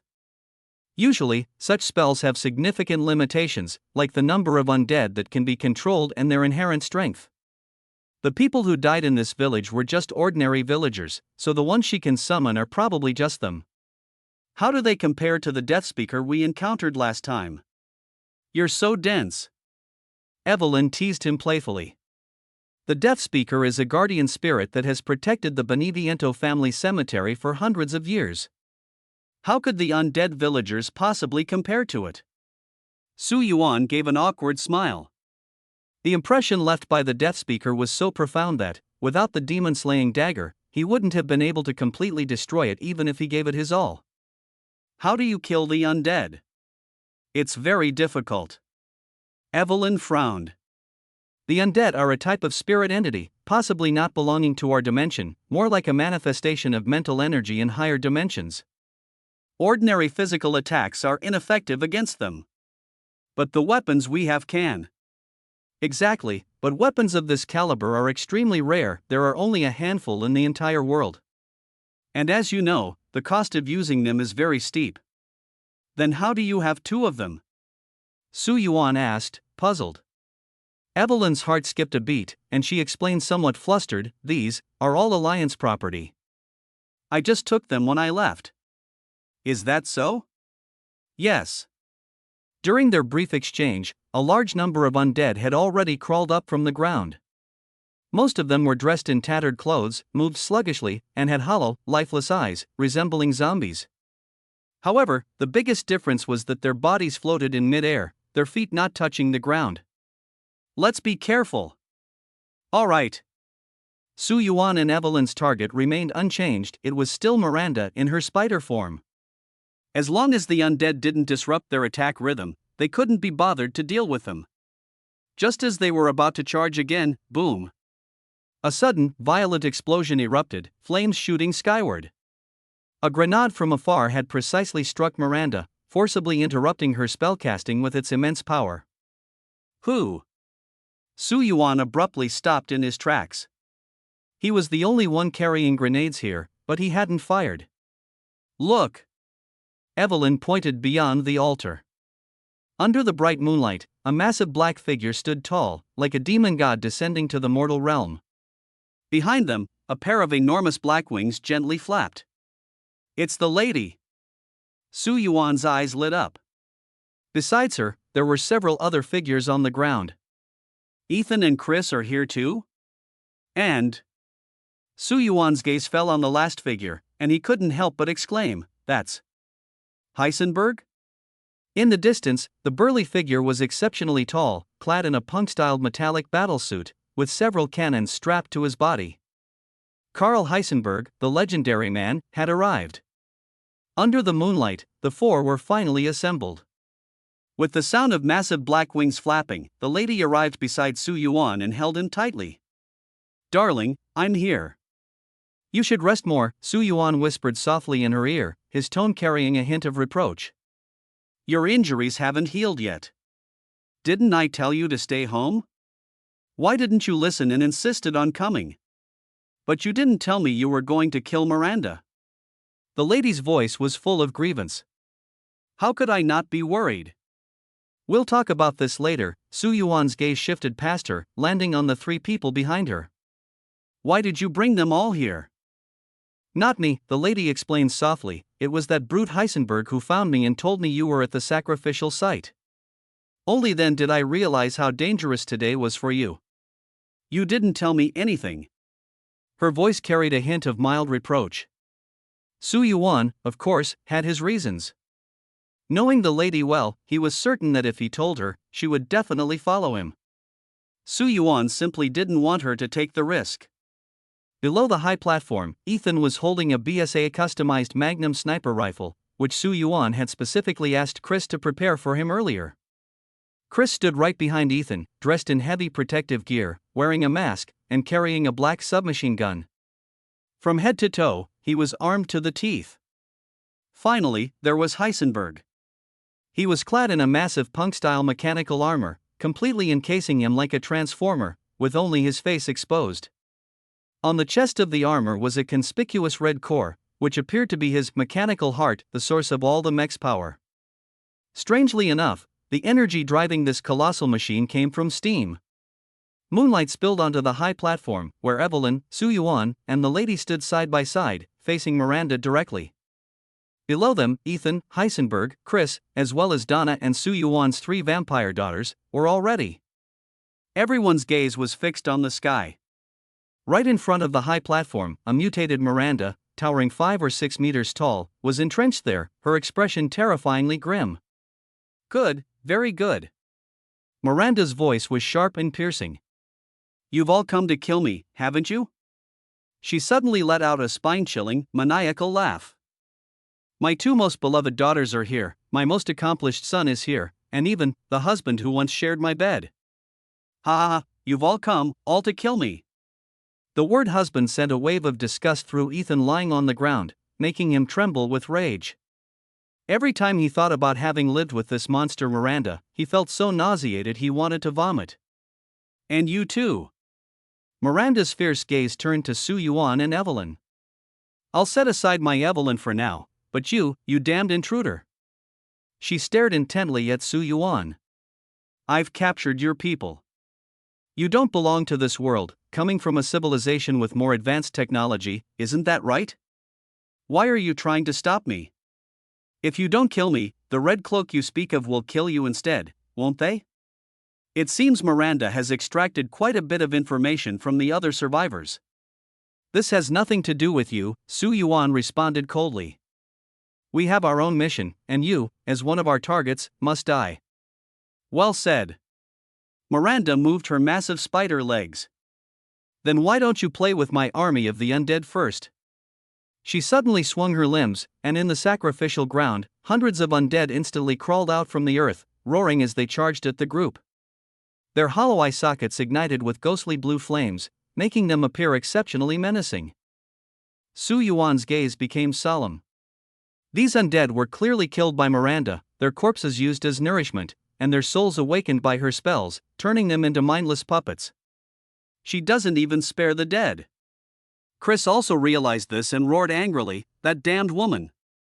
She's playing with fire. Using so many people as fertilizer and puppets, doesn't she fear retribution? What do we do? Ethan looked at the swarming monsters, feeling a bit helpless. Don't panic.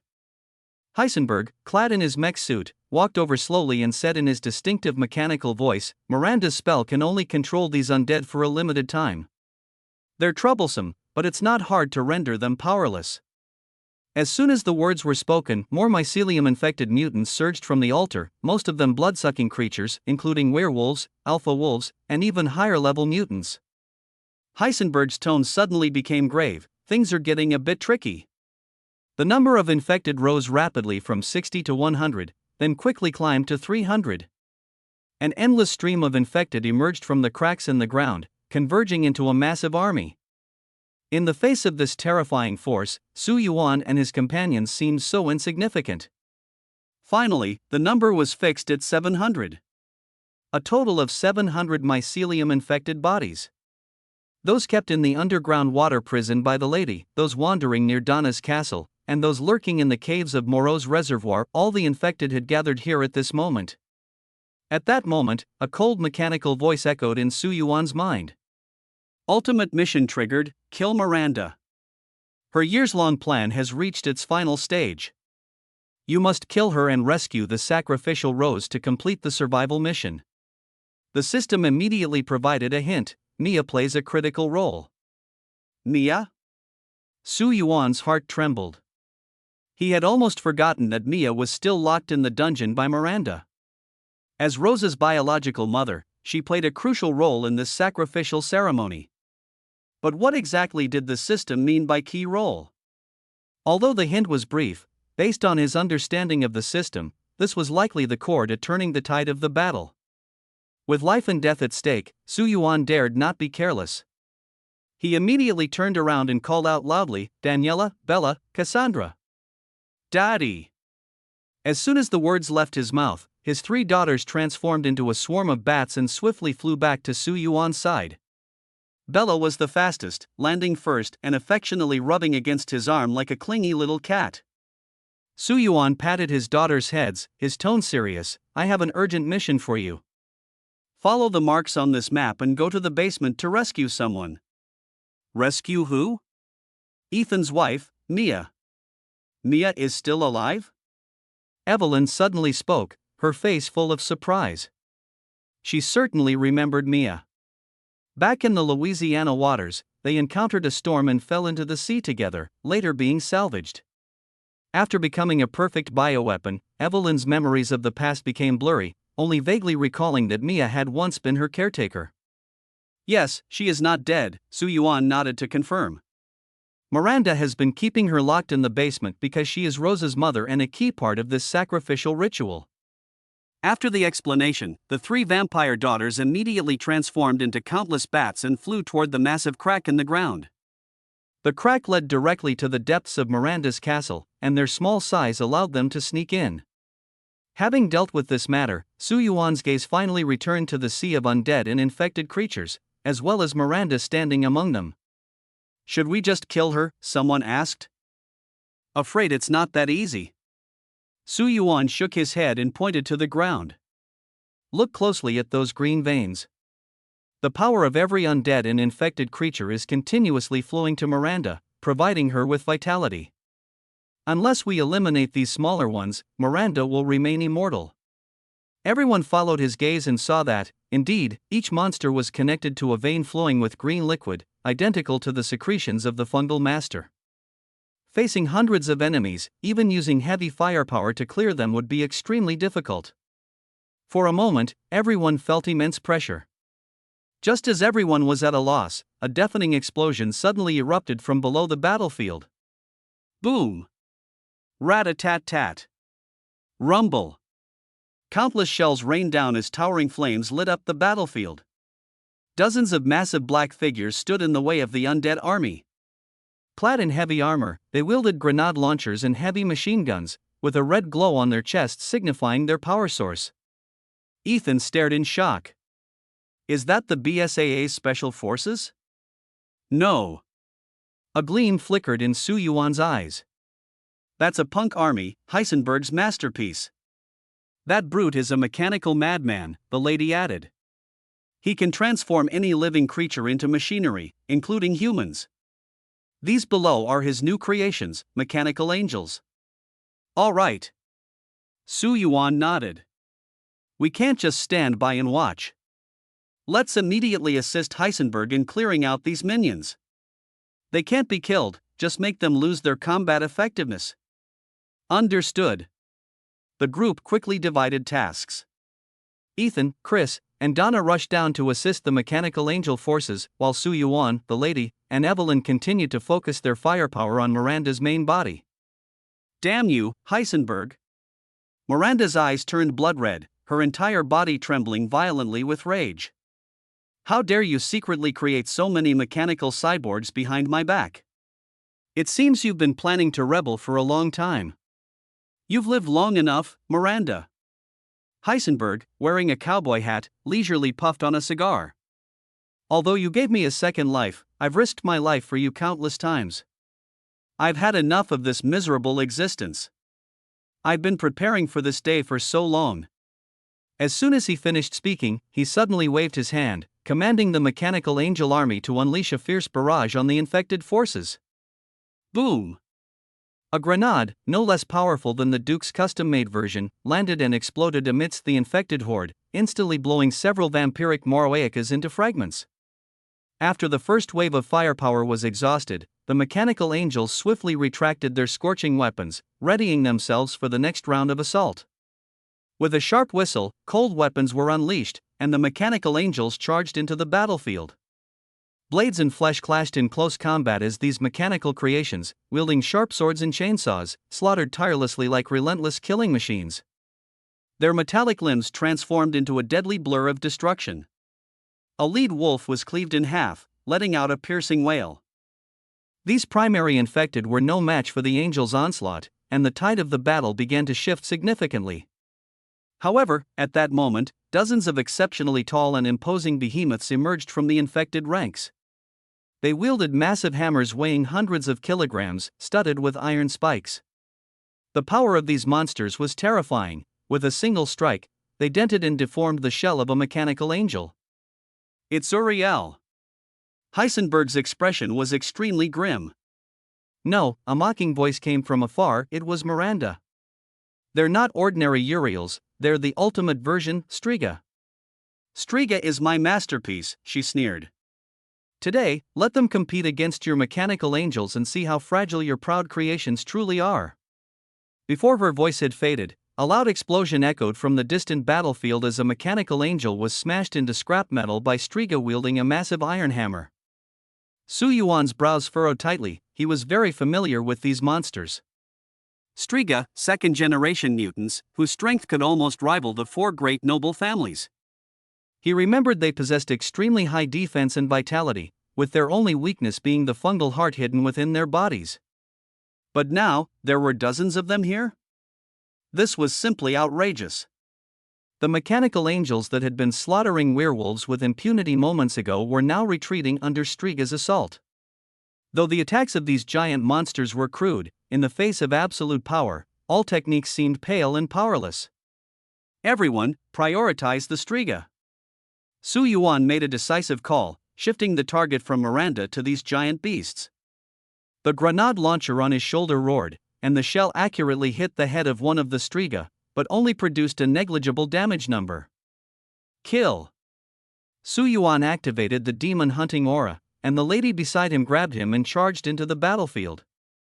The black wings on her back suddenly spread wide as she unleashed her true power, transforming into the Valkyrie of the night, a hunter of the striga. Die, she commanded coldly. She descended like a vengeful goddess, her massive wings radiating terrifying energy waves under the moonlight, each feather sharp as a blade.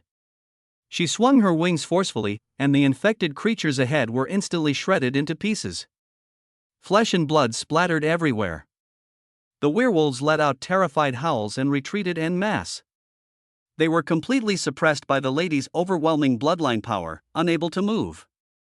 Though these werewolves also carried vampire lineage, the lady's bloodline was incomparably pure, almost at the level of the progenitor. At this moment, she was the vampire queen. Get lost, scum! She hovered in midair, gently flapping the demonic wings behind her, exuding an unparalleled aura. Your filthy bodies taint my eyes. She looked down disdainfully at the werewolves below, who cowered on the ground, trembling under her majestic rebuke. Kneel! The lady suddenly commanded sharply. Her massive black wings fully unfurled under the moonlight, with the moon in the sky serving as her perfect backdrop.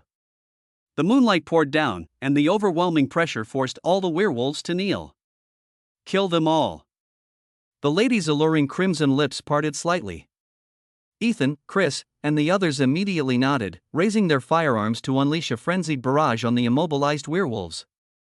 Countless bullets and grenades utterly annihilated them.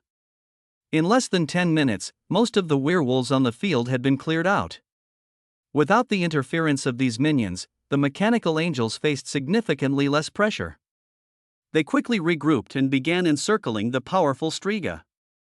Unable to win in one-on-one combat, they swarmed together, always finding an opportunity. Follow me.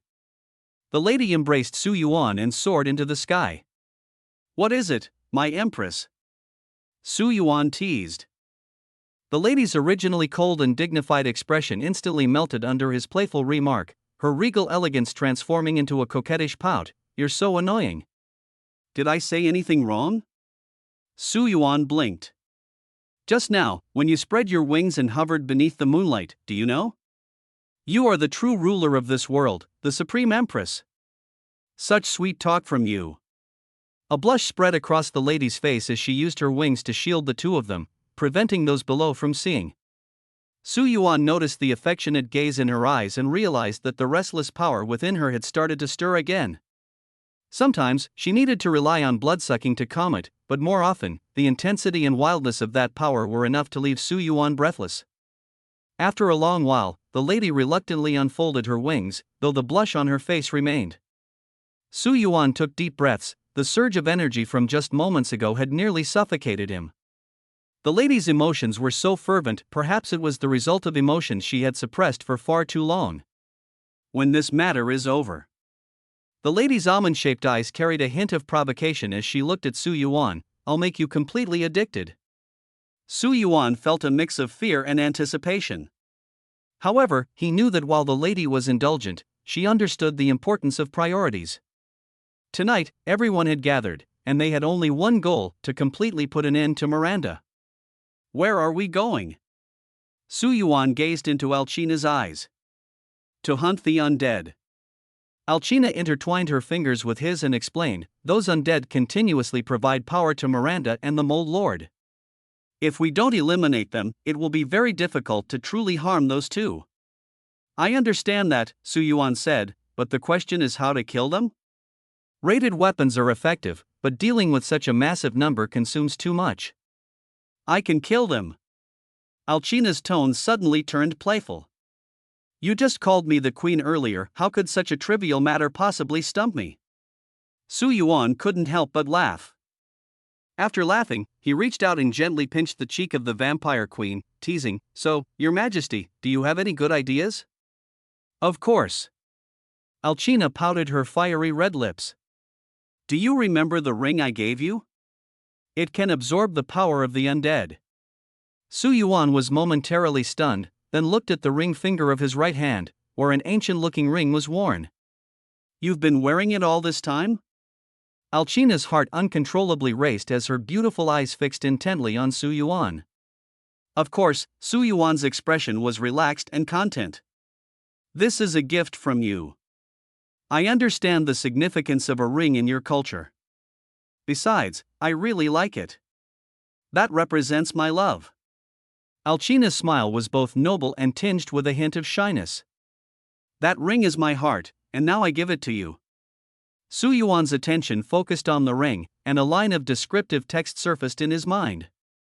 Name, Ring of Faith. Effect, absorption, draws power from the undead to replenish faith energy. Absorption. Su Yuan's lips curved slightly upward. So the undead can also provide faith energy. No wonder killing the Death Whisperer earlier could recharge my demon-slaying dagger. But he immediately noticed a problem. This ring, it seems I can't use it? He could see the effect description, but there were no hints on how to activate it. Wait a moment. Archina took the ring, gently bit her fingertip, and let a drop of blood fall onto the ring. Then, she suddenly leaned close to Su Yuan's neck. What are you doing? Borrowing a bit of your blood. Can't you just use your fingers? But I just want to do it this way. Su Yuan had no choice but to reluctantly acquiesce to her actions. Although Alcina claimed she would only take a little, in reality, she indulged in the sensation, unwilling to let go for a long time. Finally, she reluctantly released her mouth. Then, using the blood droplets mixed with both of their blood on her lips, she gently smeared them onto the ring of faith. Something strange happened. The originally dim and lifeless ring suddenly burst forth with dazzling light, accompanied by a distant chime of a bell that resonated with a hum. As the light faded, the ring was completely transformed, radiating a blood-red glow. A new description surfaced in Su Yuan's mind. Name, Faith Ring, Eternal. Effect 1, Absorption, absorbs the power of the undead to replenish faith energy. Effect 2, Containment, can accommodate any living being within the ring, limit 0/3. Requires a large amount of faith energy to activate. Usage conditions, requires both parties to drip blood and simultaneously chant the Dimitrescu incantation, with trust level reaching 100%. Su Yuan was so stunned by the transformation that he was rendered speechless. Eternal level, a rating he had never heard of before. But what shocked him even more was the ring's effect called containment. Allowing any living being to enter the ring. Doesn't this mean he could bring Alcina, Evelyn, and Donna with him wherever he goes? And what if this ring could take them out of this world? He gasped sharply, feeling as if he had uncovered an earth-shattering secret. This ring! He exclaimed in amazement, such a divine object, it's simply astonishing. For you! Alcina put the ring back on his finger and said sweetly, this is our family ring. Father said it should be given to someone you love. I belong to you, so this is my gift to you. Of course, you'll have to give me a beautiful ring in return someday. All right.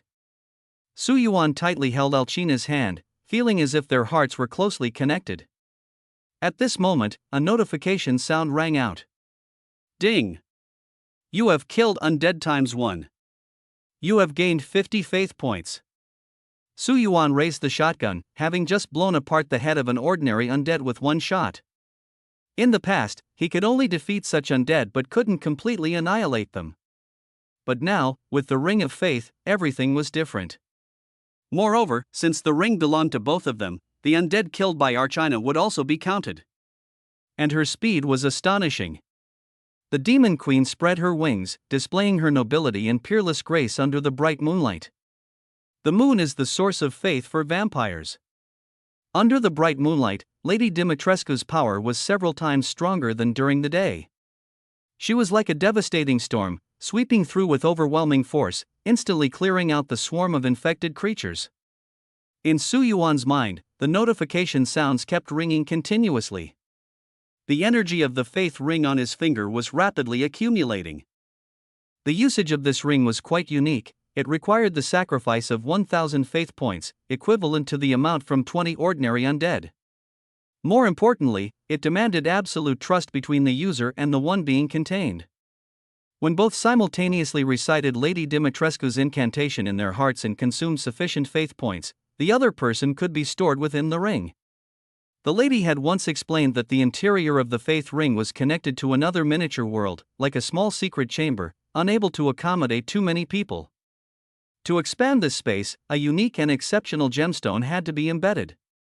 Su Yuan once possessed such a cat's eye stone, but unfortunately, he had already given it to Evelyn. Ding! A mechanical sound suddenly rang out. Faith value has reached 8,000, hitting the storage limit. Would you like to transfer? It can be transferred? Su Yuan immediately thought of his demon-subduing dagger. Yes, he answered without hesitation. Please select a transfer target. Currently available options: Deathflower Dagger, Scarlet Moon, Necromancer's Staff. Su Yuan was stunned. Isn't the Crimson Moon in Evelyn's hands? And Donna's Necromancer Staff isn't with me either. The mechanical prompt repeated emotionlessly, please select a transfer object. Under the AI's persistent urging, he had no choice but to select the only item on him, the demon-subduing dagger. Please select transfer points. The ring's storage limit was 8,000 points, but it had already accumulated 10,000 points. Su Yuan had no other choice but to transfer the extra 2,000 points to the dagger. 2,000 points. Transferring. Light flowed on the dagger for about 2 minutes before gradually fading. Su Yuan eagerly checked the dagger's attributes. Name: Demon-Slaying Dagger. Effect: Ultimate Strike, capable of ignoring any defense and directly erasing 20% of the target's total health. New effect: Demon Breaking Combo, when used in conjunction with Crimson Moon, can inflict 10% permanent damage on the target, but requires a significant amount of faith points. Current usable times: 4. The usage count increased by 2. It seems Su Yuan's guess was correct. 1,000 faith points are just enough to charge this weapon once. Joint attack, huh? Su Yuan murmured to himself, a trace of anticipation flashing in his eyes. Meanwhile, in another place, Miranda watched helplessly as her undead and infected minions fell one after another, causing a storm of shock in her heart. She wasn't surprised by the deaths of the infected, but what truly stunned her was that the undead puppets, said to be killable only by top-tier weapons, were completely slaughtered by Su Yuan and Lady Dimitrescu. Out of hundreds of ordinary undead, she could now sense fewer than 50 remaining. They actually have weapons of that caliber in their hands. Miranda's face turned extremely grim. You're still daring to be distracted? Heisenberg's laser cannon roared toward her, but it was blocked by Miranda's hardened shell, leaving only a scorched mark. Get out of my way. Miranda coldly reprimanded, I don't want to tangle with you here. You know very well that if it weren't for waiting for the revival of the Mold Lord, I would never tolerate your insolence. Ha ha ha.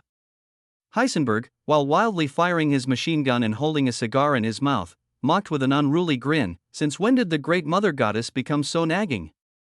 Since I've chosen to stand here, there's no turning back. Before the words had even faded, his speed suddenly increased. The massive mech soared into the sky and then came crashing down from over 10 meters high. Just die already, mother goddess. Heisenberg sneered with a twisted grin. The enormous drill bore fiercely into Miranda's body, sending out a series of blinding sparks. Heisenberg's strength was indeed formidable. Even when facing the mutated form of Miranda herself, he could hold his ground without being at a disadvantage. But that was all he could manage. He was acutely aware that his ability to barely sustain the fight relied entirely on the mech, and the mech's energy was not infinite. Once the energy core was depleted, his power would be greatly diminished. Pitiful mechanical insect. Miranda mocked. Since you're so eager to die, don't blame me for disregarding the bond between mother and child. Her massive body suddenly trembled, and a tremendous force violently flung Heisenberg, who was clinging to her, away. Heisenberg's mech crashed heavily into the stone pillars, shattering several of them into powder. Boom! He finally landed on the ground, creating a 2-meter-wide crater and stirring up a cloud of dust. Cough, cough. Amid the swirling dust, the enormous figure stood up once again. Heisenberg looked somewhat disheveled. Although the mech appeared largely undamaged, a closer look revealed that the mechanical heart at his chest was faintly flickering with a weak glow. Awesome! Heisenberg twisted his neck, letting out a roar. He shouted loudly towards Su Yuan in the distance, "I need some help. If you don't come soon, that old spider Miranda is going to tear me into scrap metal. Bring your woman along too." The lady was somewhat annoyed after hearing this.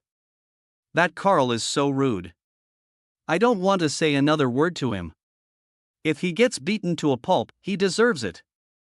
"We don't need to bother with him." Su Yuan holstered his revolver. "Heisenberg still has a backup plan. We'll wait until Chris's supplies arrive before making a move." "How much longer?" "At most a quarter of an hour." Su Yuan had just asked Chris. The helicopter had already taken off from the nearest helipad and was expected to arrive within 20 minutes. "What about the fungus lord?" The lady's face showed concern. "Now the fungus lord has burrowed underground to absorb nutrients and will soon break through the surface." "If we can't kill it." "Don't worry." Su Yuan appeared indifferent. "As long as we can rescue Rose and kill Miranda, that's enough." "The mycelium is not our concern. Even if we can't kill it, it has nothing to do with us. When the time comes, I'll take you away from this hellhole." "Really?"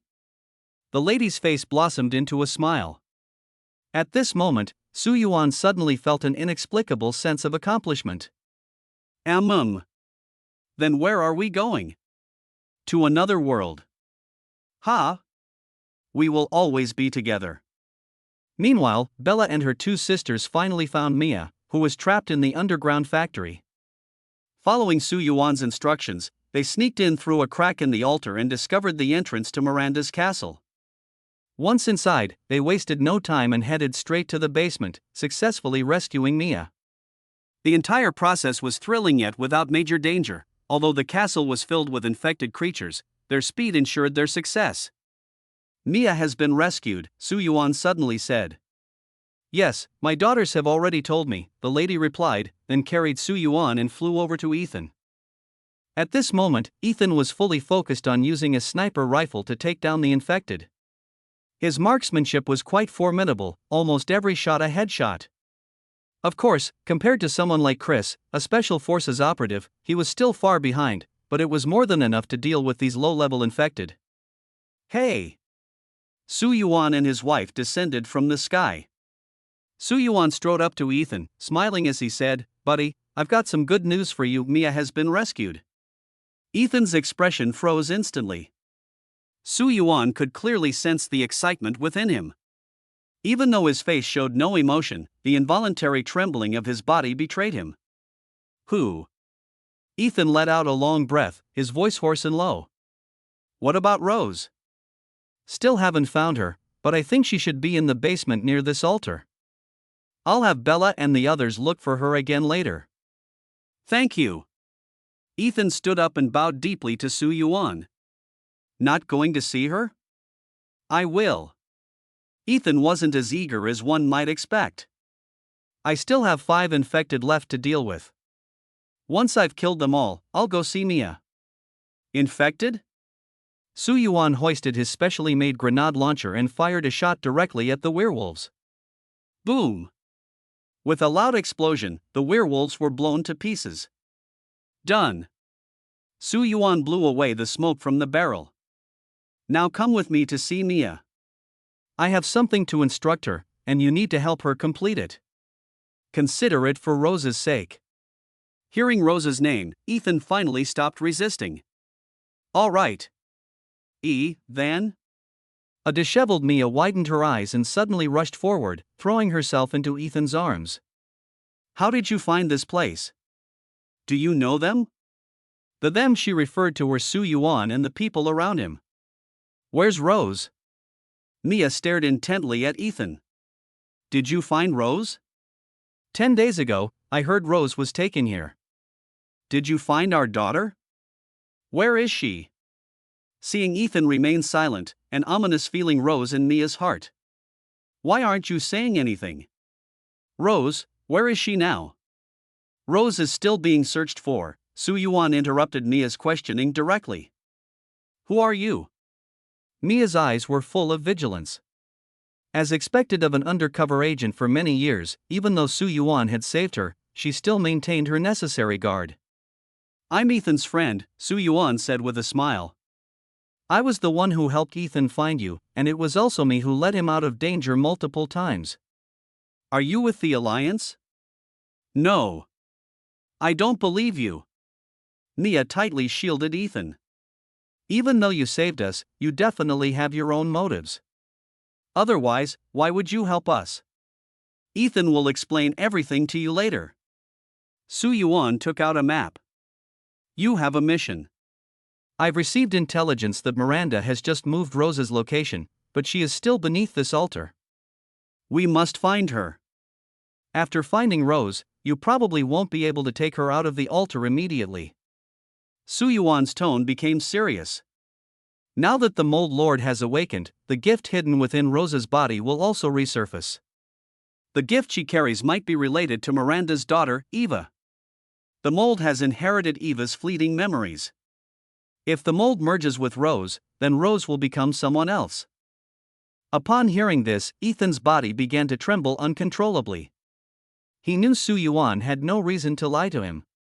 Rose's situation was extremely critical now, and he was desperate to jump down the altar to find her. However, the experiences of the past few days had made him much calmer. What are you talking about? Mia clearly couldn't accept this reality. She rushed in front of Su Yuan and demanded, "How could this happen to my Rose?" I don't have time to explain to you, Su Yuan said flatly. I need to reiterate to you once again, Rose is your daughter. My task is only to rescue her.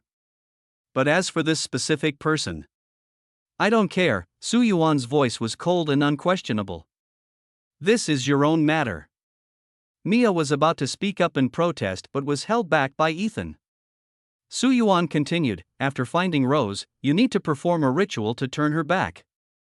I'll have Donna teach you exactly how to do it. Do you understand? Ethan restrained the emotional Mia and bowed deeply to Su Yuan. We are truly grateful for your help. Su Yuan sighed lightly in his heart, stepped forward, and patted Ethan on the shoulder. I can't go down with you. Chris's ammunition supplies have arrived, and I must deal with Miranda as soon as possible. All right, Ethan's gaze was resolute.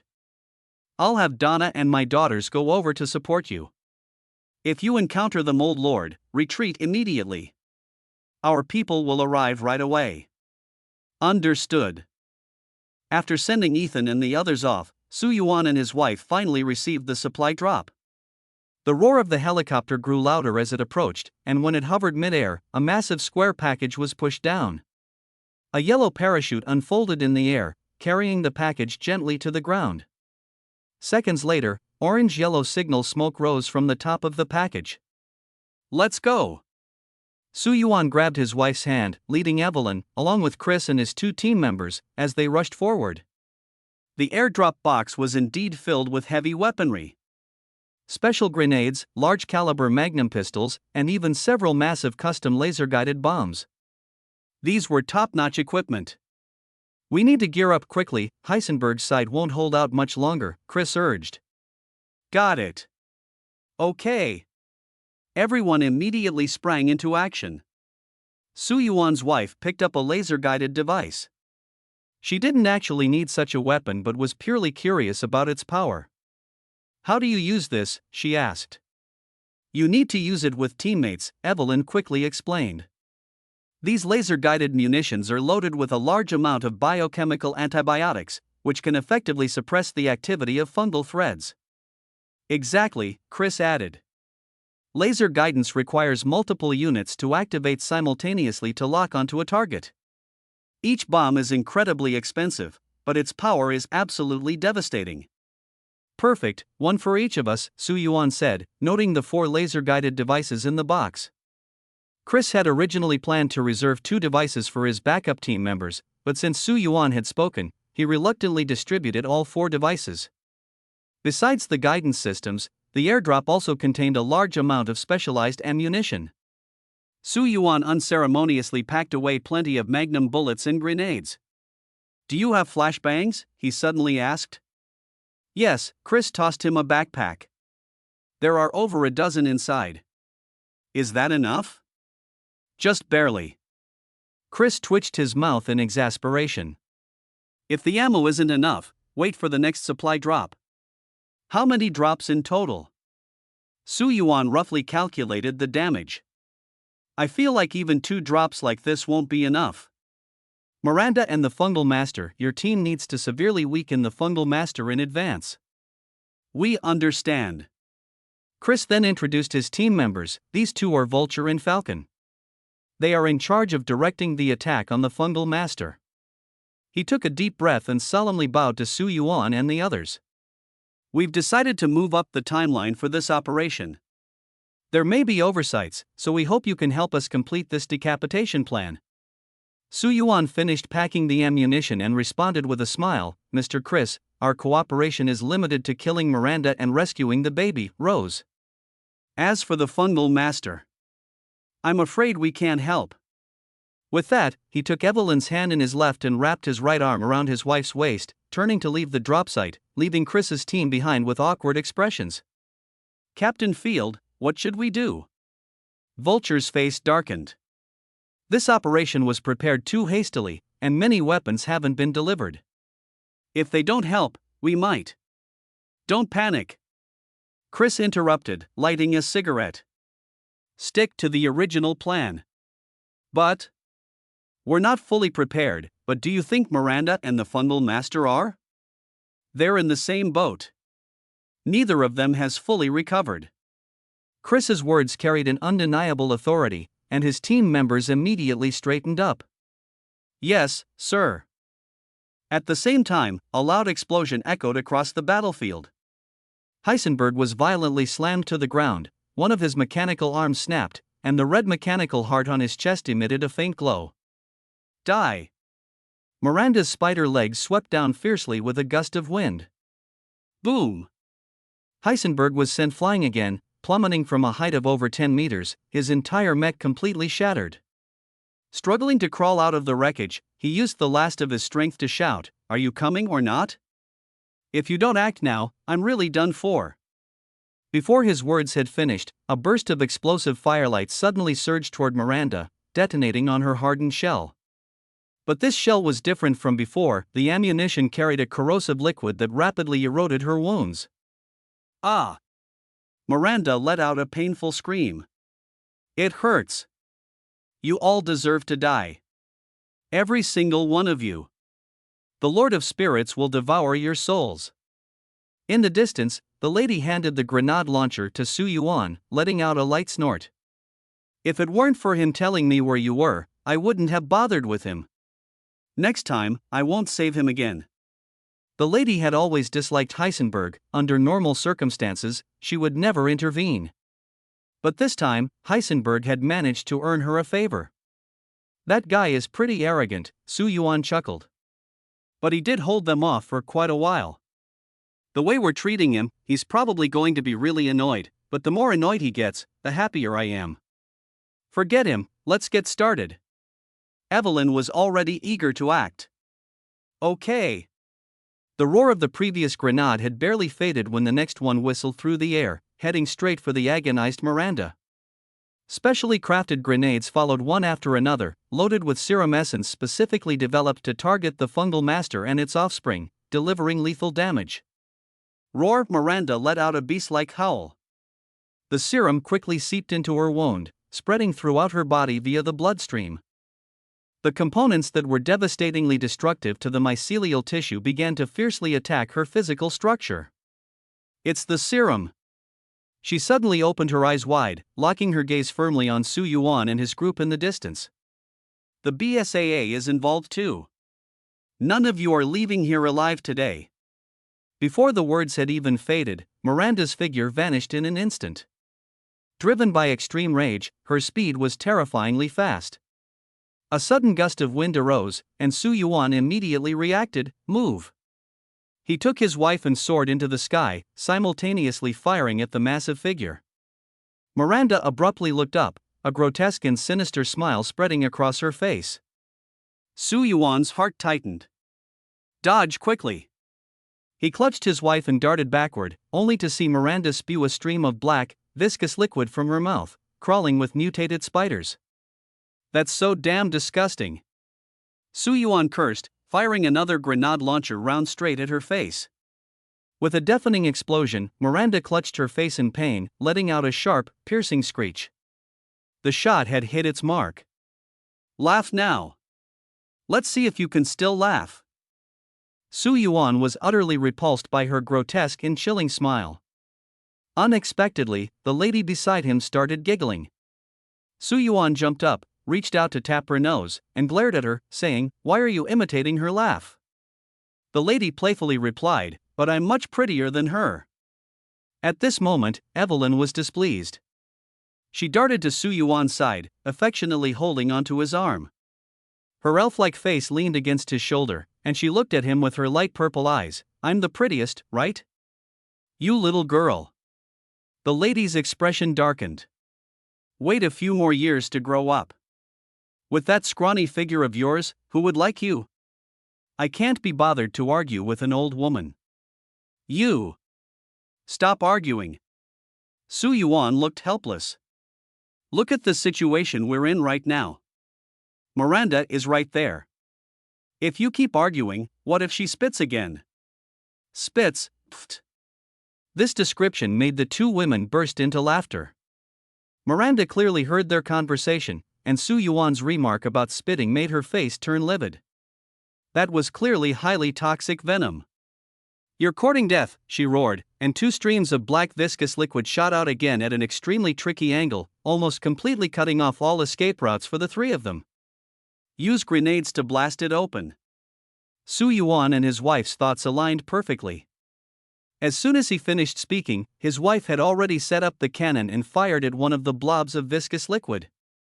The shell seemed to crash into cotton, with the massive impact force being absorbed layer by the liquid, only barely managing to disperse it in the end. "I'm going down." Su Yuan left the shells for the lady and jumped onto Miranda's back together with Evelyn. A trace of resentment flashed in the lady's eyes mid-air, but it was quickly replaced by overwhelming fury. "Miranda!"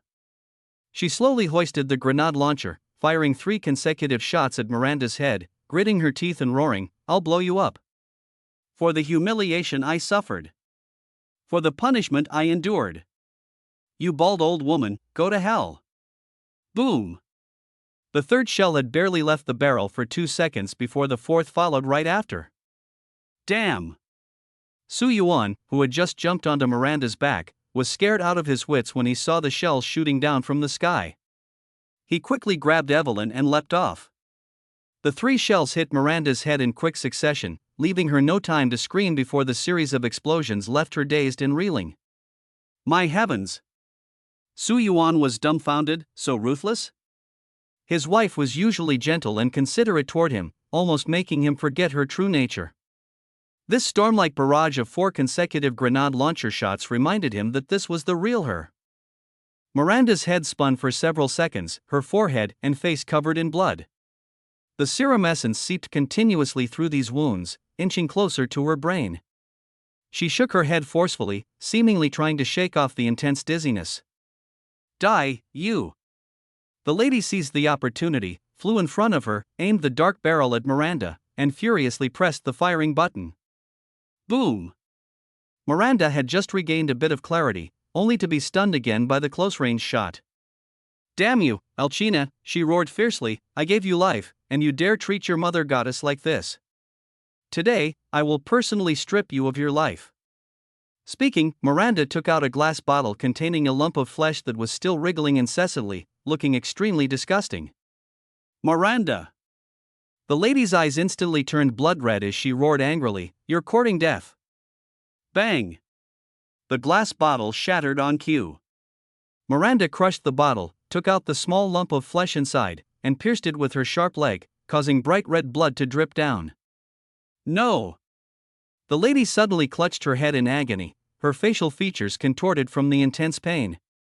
Her entire body trembled uncontrollably, and she even lost control of her wings, plummeting from the sky. Our China. Su Yuan's face instantly changed dramatically. He immediately shouted to Evelyn beside him, "You take care of madam, I'll seize the gifted matriarch back." All right. This time, Evelyn didn't act out. Although she usually bickered with madam, she knew when to be serious. Seeing madam in such pain, Evelyn felt uncomfortable as well. She understood that if madam was hurt, Su Yuan would suffer, and what Evelyn feared most was seeing Su Yuan in pain. Miranda's ability to control the four great nobles fundamentally lay in her grasp of the source of their power, the gifted matriarch. The power of each noble originated from a corresponding matriarch, and Miranda firmly controlled these four matriarchs, enslaving them as a result. At this moment, Lady Dimitrescu's agony stemmed precisely from this. The scenario Su Yuan feared most had ultimately come to pass. Poor Alcina. Miranda's face was a bloody mess, with flesh and blood covering her spider-like visage, appearing grotesque and terrifying under the moonlight. She looked at the fallen lady with a gaze full of provocation and mockery, letting out a chilling laugh. Since she chose to oppose me, she should have expected this outcome. However, just a few minutes later, the lady's previously agonized expression gradually regained its rosy hue, with only the bloodstains at the corner of her mouth serving as evidence of her earlier ordeal. Are you all right? Evelyn, standing nearby, showed rare concern for her. I just gave you an entire bottle of the Lord's blood. It took me a lot of effort to get it, so once you're better, make sure to repay me with a bottle. The lady's expression was one of astonishment as she felt the surging power within her. "I feel full of strength, and all my wounds are healed." That's the sovereign's blood. Evelyn looked heartbrokenly at the now empty glass jar. That entire jar of the sovereign's blood hadn't even warmed in her hands before it all ended up in the lady's stomach. The sovereign's blood? Either way, you owe me. I don't care. Evelyn pouted but still explained, "Now that you've absorbed the sovereign's blood, Miranda can no longer control you with her gift. The power of the sovereign's blood is far greater than her gift. It will help you merge with the mycelium rather than enslave you." Really? Doubt filled the lady's eyes. She had been enslaved by Miranda for so long, trying countless methods to seek liberation, but every attempt ended in failure. After so many years of struggle with no results, could freedom truly be achieved so easily? That serum was diluted with the progenitor's blood. Evelyn extended her hand and helped the lady, who was still lying on the ground, to her feet. You don't need to doubt my words. I know this matter better than any of you. If you don't believe me, try it yourself. Can you still sense the presence of the progenitor? Upon hearing this, the lady immediately tried to sense the source of the power that had always bound her. However, the connection that had once followed her like a shadow had now vanished without a trace, leaving her mental world in complete silence. How is this possible? She stared blankly at her own hands. "I can't feel the presence of the progenitor at all, and my power has increased several times over. I feel like I could now take on Heisenberg's pile of scrap metal head-on and blow it to pieces." Isn't that obvious? Evelyn grew increasingly distressed as she thought about it. Do you know how hard it is to produce progenitor's blood? Even if the progenitor absorbed nutrients nonstop every day, it would still take at least a few hundred years to produce just one bottle. I'm heartbroken. From now on, you're not allowed to insult me anymore. I went to such great lengths to save you, and if you dare insult me again, I'll. Evelyn wanted to say "I'll beat you to death," but the words lost their momentum as they reached her lips. She wouldn't dare to actually lay a hand on the lady, or else Su Yuan would definitely reprimand her. Oh, by the way. She suddenly remembered something. Su Yuan seems to have a bottle of the fungus master's blood too. I thought he would give it to you. Haven't you drunk it? The lady shook her head. He mentioned it to me, but he couldn't explain the specific effects clearly. He was worried it might have negative consequences for me, so he didn't let me use it. How did he get that bottle? He said it was given to him by the Duke. Evelyn remained silent.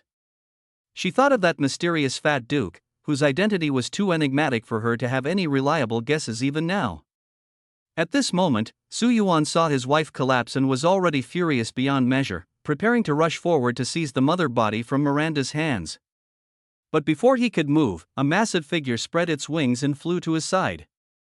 You? Su Yuan looked at his unharmed wife, completely stunned. Weren't you seriously injured just now? How could you be fine now? Is the potion I gave you that effective? I remember it wasn't like this last time. Last time, his wife was also injured because of the mother body. Su Yuan had given her many potions, which were effective but never to the extent of instant recovery.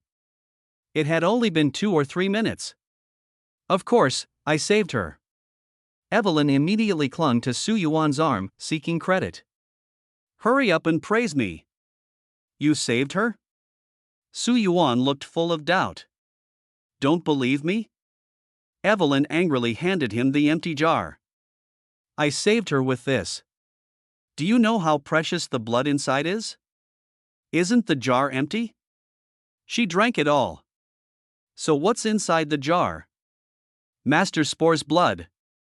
Su Yuan was completely bewildered. He also had a bottle of Master Spore's blood himself. Back then, the Duke had said it would be of great help to the madam, but because he didn't trust the Duke, he had left the bottle to gather dust in his backpack. Could it be that Master Spore's blood really had such miraculous effects? Had he wrongly accused that fat profiteer? I am no longer under the control of the mother body, the madam suddenly spoke, her voice trembling with excitement. The effects of this Master Spore's blood are incredible. Evelyn was right. After drinking it, not only have I recovered, but I have also gained freedom. Are you sure? Su Yuan's mouth dropped open in shock. The sovereign fungus blood is that powerful? Su Yuan twisted open a bottle of potion and took a big gulp. He needed to calm down. After hearing Evelyn's explanation of the origin of the sovereign fungus blood, he almost spat out the potion in his mouth. That bottle of blood was actually so precious? If that's really the case, why would that Duke have it? And why would he use something so valuable to trade for Miranda's crystal with him? Given that swindler's personality, wouldn't this mean that Miranda's crystal is even more precious than the sovereign fungus blood, which takes centuries to produce a single bottle? And where did the Duke even get this thing? He couldn't figure it out. How was this possible? Miranda watched helplessly as the lady flew back to the battlefield, her wounds completely vanished, restored to perfection. The sight was like a massive wave, shattering her inherent confidence. How is this possible? She stared fixedly at the lady's body, unable to accept the reality. This is absolutely impossible. When the mother body is injured, the subbody is bound to suffer severe damage. Such wounds are extremely difficult to heal. How could you recover instantly? Old hag, Evelyn glanced at her disdainfully. What are you pretending for? Have you forgotten how your serums were made? Weren't they refined from the blood of the fungal master? Healing her with the fungal master's blood, how hard could it be? The fungal master's blood. These words exploded in Miranda's mind like a bomb. Damn it! Rage filled Miranda's eyes with bloodshot fury, and the surrounding air instantly became hot and oppressive. A scorching gale raged above the altar. No more waiting, let's go straight in. Su Yuan shouted. He grabbed Evelyn, leaped onto Miranda's back, and flung a flashbang directly at her face. Immediately after, he plunged the short knife in his hand with force. The ultimate strike. Squeak! Miranda let out a sharp, piercing scream. That cursed dagger again. She twisted her massive body frantically. The power of the demon-slaying dagger rampaged through her mutated form, the force of faith destroying a large amount of mycelium. Its terrifying destructive power even suppressed the regeneration of the mycelium. Attacked together in a moment. Evelyn swiftly darted to Su Yuan's side. My Crimson Moon and your Deathflower Dagger can combine for a strike, boosting the destructive power by several levels. Su Yuan immediately recalled the special effect known as the Demon Breaking Combo. After a joint attack with the Crimson Moon, it will deal 10% permanent damage to the target. This means that if Miranda currently has 400,000 health points, one joint attack will permanently reduce her maximum health by 40,000, which can never be restored. Even if she fully recovers later, her maximum health will only be 360,000. How many more times can you use the Crimson Moon? Su Yuan asked. Evelyn was stunned for a moment. 2 more times. Wait. Su Yuan revealed the Faith Ring and quickly transferred 2,000 points of faith power to the Crimson Moon. He put the ring away and exhaled. That should be enough. Now you can use it 4 times, right? Evelyn's beautiful eyes widened as she carefully examined the scarlet moon in her hand. Unable to resist, she asked, "How did you do it? How could the usage count of a rated weapon possibly increase? This defies logic." She was well aware of the immense power of rated weapons, and precisely because of this, their usage count was strictly limited. But how had Su Yuan managed to increase the count? Evelyn's gaze focused on the blood-red ring in Su Yuan's hand, frowning as she said, "What is this red ring? Can it collect the power needed for rated weapons and transfer it?" "Yes," Su Yuan remarked with emotion, "the Faith Ring is indeed extraordinary, so extraordinary it's hard to believe. Let's try a combined attack." "Excellent." Su Yuan and Evelyn moved swiftly, one in front and one behind, dodging at high speed. Although Miranda's senses could detect their presence, the two of them kept circling around her massive form, severely limiting her attack angles. She knew the enemies were nearby but couldn't pinpoint their exact locations. Whoosh! In the distance, the lady provided fire support. Chris's team was also assisting from afar, but their primary target was the fungal master, so they could only offer some tactical harassment against Miranda. As for that guy named Heisenberg, after his armor was destroyed, he had slipped away at some point. "Wait until I get behind her before attacking," Su Yuan shouted. Although Miranda was fast, her massive size had become a burden in this situation, making it difficult for her to strike the agile Su Yuan and Evelyn. Even so, Su Yuan didn't dare to let his guard down. Miranda's attack power reached thousands of points, and even with the demon hunting aura reducing half the damage, he couldn't withstand more than a few hits. At this moment, the magical tool known as the flashbang once again proved its effectiveness. Buzz! A flashbang exploded right in front of Miranda, and the blinding white light instantly rendered her sightless. "Not this again," she cried out in agony, clutching her face. "I'm going to kill all of you. I can't see." Ah! The intense light caused Miranda's already limited vision to fall into temporary darkness. Now's the time. Su Yuan would never let this opportunity slip by. He exchanged a glance with the lady in the air, signaling her to attack Miranda's head. The lady immediately raised the specially designed grenade launcher, searching for the best shooting angle in midair. Meanwhile, Su Yuan and Evelyn launched a fierce close-range assault on the front battlefield. Su Yuan spun and flipped, leaping over Miranda's head. He raised the wolfsbane revolver and fired fiercely at her heart. Bang! An enchanted bullet hit its mark precisely. The critical effect caused by the deadflower dagger earlier was now extended. With a crisp notification sound, a mechanical voice echoed across the battlefield, "Current target is temporarily weakened, all damage will increase by 30%. No! Miranda let out a piercing wail. My immortal body! How is this possible? I can feel my power slipping away, this is impossible. Now's the time. This was simply a heaven-sent opportunity. Evelyn and Su Yuan, hand in hand, moved as swiftly as phantoms. In just a few seconds, they had rushed from Miranda's massive back to her face. Attack the mycelium heart. Excellent. Without another word, Evelyn and Su Yuan raised their respective weapons and fiercely stabbed into Miranda's massive, pulsating heart made of mycelium. The pale purple deathflower dagger and the blood-red crimson moon simultaneously erupted with dazzling halos of light. A voice that transcended the laws of the world resounded, "You have triggered absolute damage." This power would directly erase a certain percentage of the target's life, and this portion of damage could never be healed. A massive crimson number slowly floated up from Miranda, 60,000. Roar! Miranda's body began to collapse layer by layer, her terrifying screams echoing across the sky. Centered on her wounds, her body rapidly fell into decay. Damn it! My body is collapsing. No! She frantically flailed her limbs, her massive spider legs smashing violently onto the stone slabs of the sacrificial ground, instantly pulverizing the hard stone into dust. Let's fall back for now. Su Yuan immediately pulled Evelyn into hiding. Her current state is extremely unstable, and close combat is too dangerous. Evelyn immediately understood. The combined strike from the two just now had an astonishing effect, directly wiping out 1/10 of Miranda's health. 60,000 points of damage. This meant Miranda's total health was as high as 600,000. This was the most outrageous number Su Yuan had ever seen. Not to mention, Miranda also had thousands of points in defense, making ordinary bullets completely ineffective against her. Fortunately, Su Yuan had the Demon Hunter's aura enhancing him, greatly boosting his attack power, otherwise, that strike just now could never have caused such terrifying damage. Meanwhile, Chris's battle was still ongoing.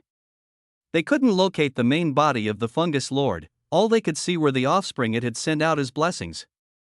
In moments of crisis for the main body, these offspring would transfer all their power back to it, like a sacrificial offering.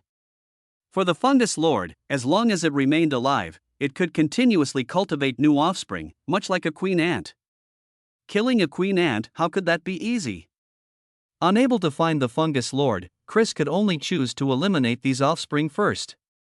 If they could clear them all out, it would significantly weaken the Fungus Lord's supply source. It was like a war. If you wanted to break through the main camp, you first had to cut off its supply lines. The efficiency of the Wolf Fang squad was extremely high. Armed with weapons specifically designed to counteract the mycelium, dealing with these nearly defenseless gifts was as easy as cutting through melons and vegetables. Boom! Another cluster of gift subbodies turned to ashes amidst the flames. How many are left? About 200 large gifts. Very good. An hour passed, and the well-trained Wolf Fang squad had already cleared about 400 large gifts. The ground began to shake violently, signaling that the fungus master hidden deep underground had sensed a severe crisis. Its supply line being cut off made it extremely uneasy. How's the situation on Miranda's side? Chris asked. Reporting, sir, Miranda is severely injured, the team member codenamed Vulture reported. Those people possess highly destructive weapons, like two strange short blades. We've observed that the mutated Miranda has already had 3 legs severed by them and should be completely dealt with soon. No, it won't happen. Chris shook his head, lit a cigarette, took a deep drag, and slowly exhaled the smoke. Miranda isn't that easy to kill. Even if her main body is injured, as long as the Mold Master has the chance to supply her, she can regenerate her limbs at any time. Then doesn't that mean she's unkillable? The Vulture frowned. No, Chris sneered, you misunderstood me. I said, as long as the Mold Master can provide supplies, Miranda won't die. What we need to do now is force the Mold Master to show itself. A glint of cold light flashed in his eyes. Miranda is just bait, a lure to draw out the Mold Master's core. Order the Wolf Fang squad to provide support immediately after handling all the blessings and begin the hunt for Miranda. We must capture the Fungus Lord this time, we absolutely cannot let it escape again. After speaking, he crushed the cigarette but forcefully. Clang! On the battlefield, a spider leg measuring 5 or 6 meters long had been forcibly torn off, with dark red blood staining the entire altar. This was already the 5th leg. The mutated Miranda originally had 6 legs, but now Su Yuan had dismantled her down to just 1. Blood gushed from the severed joint of the spider leg, and Miranda's screams grew increasingly shrill and feeble. At this moment, she had almost completely lost her ability to fight and could only await her fate. All of this was thanks to those 2 powerful ultimate weapons and the tireless 4 combined assaults. With the addition of the Madam and the Wolf Fang squad's support, Miranda had no chance to resist. Her strength was almost entirely derived from the Fungus Lord, and once she lost its backing, she was no longer immortal. What a pity, the Fungus Lord also feared the power of these ultimate weapons. That mysterious force, capable of completely erasing its vitality, filled it with a profound sense of terror. There is no creature in the world that is eternal and indestructible. The mold is considered one of the most resilient life forms in this world, but it will eventually perish. No! With Miranda's final piercing scream, her last spider leg was forcibly torn off. Heisenberg took the lead in this surgery, wielding a massive mechanical chainsaw while letting out a series of deep, maniacal laughs. My revered mother goddess, I never thought that someone as lofty as you would have a day like this.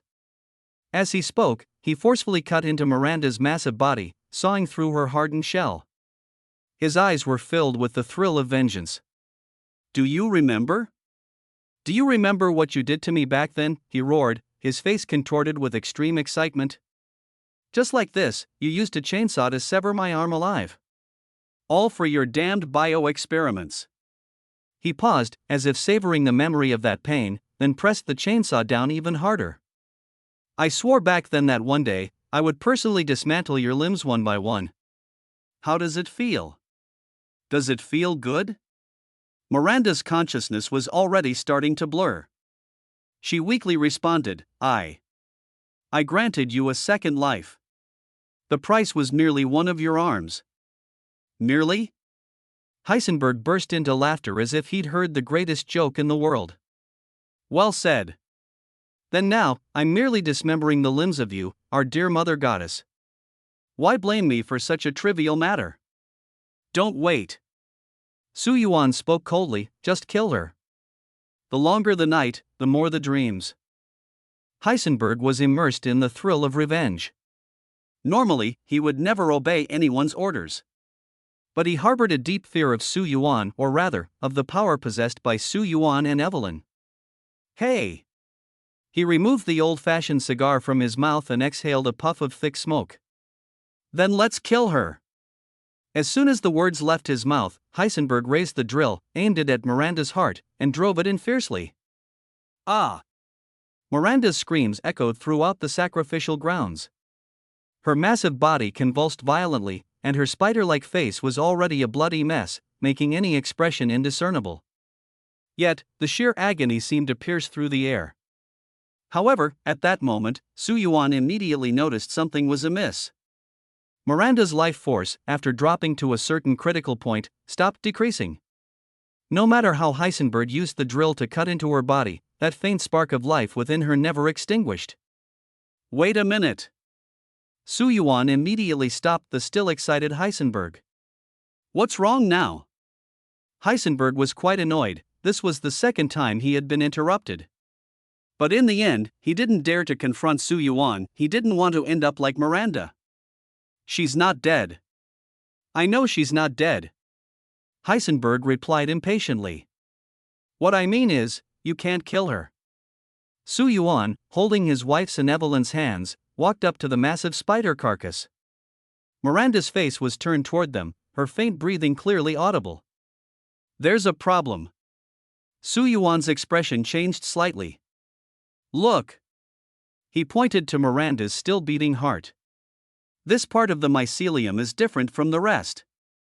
It seems to still be absorbing nutrients. Everyone followed the direction he was pointing and saw that although Miranda's heart was beating extremely weakly, it was stable and continuous, completely unaffected by external interference.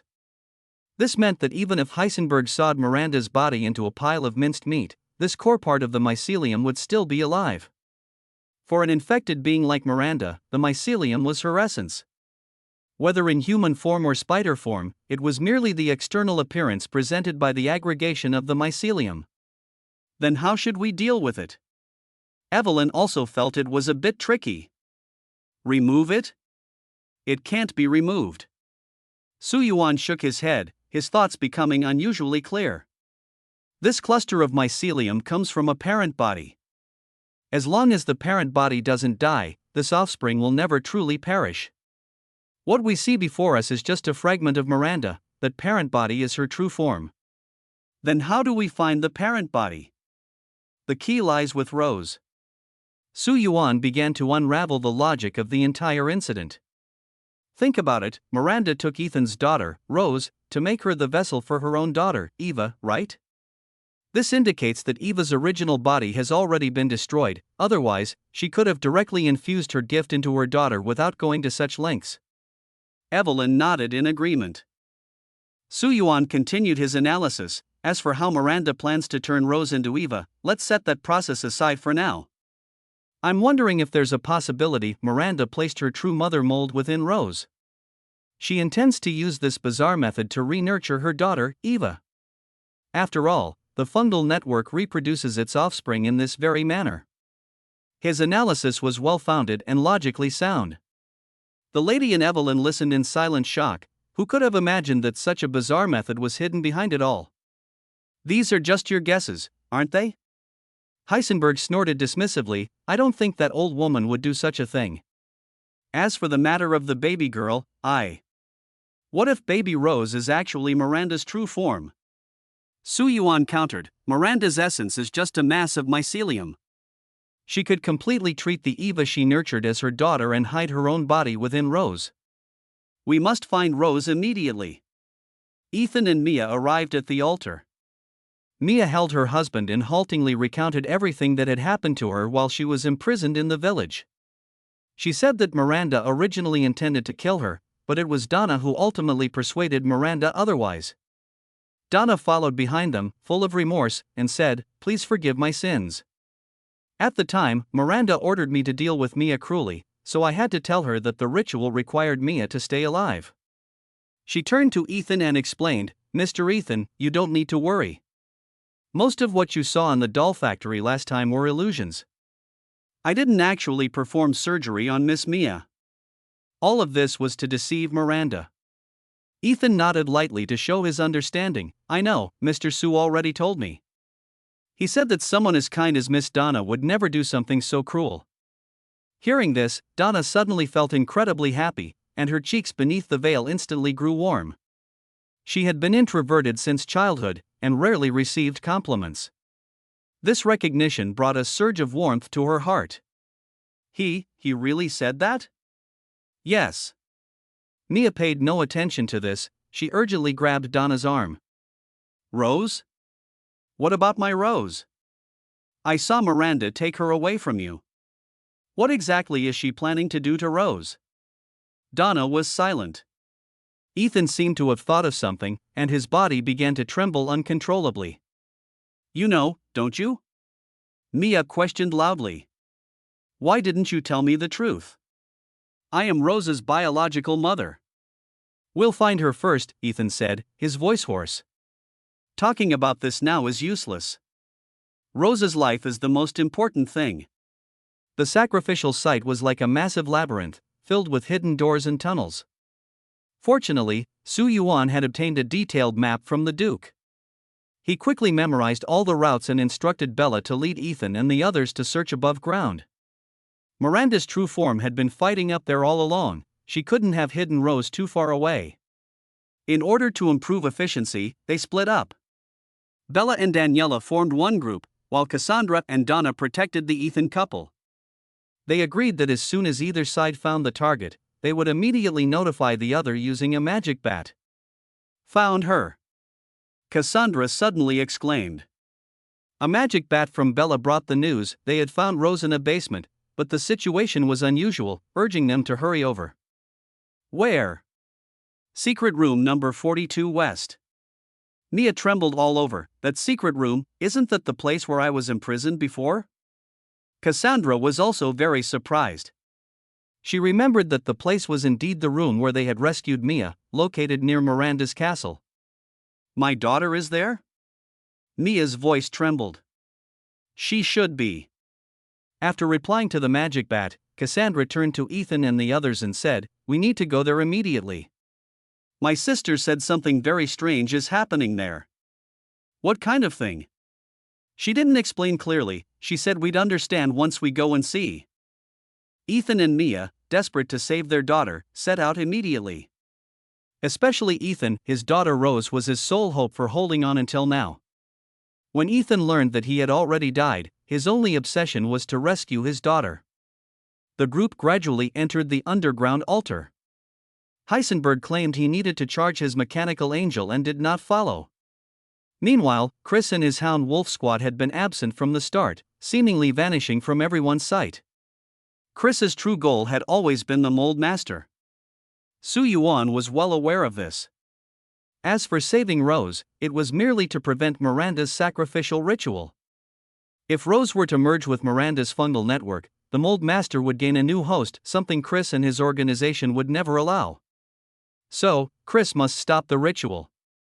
As for Rose's life or death, he doesn't care at all. In his eyes, a human life is insignificant. Because of this, although Su Yuan cooperated with him, he never revealed the entire plan. Now that Chris has disappeared, Su Yuan naturally has to be even more vigilant. How should we search? Evelyn looked around the vast space. Searching room by room would be too time-consuming. My powers have mostly recovered, so I can directly use the mycelium to sense. How much has recovered? Half.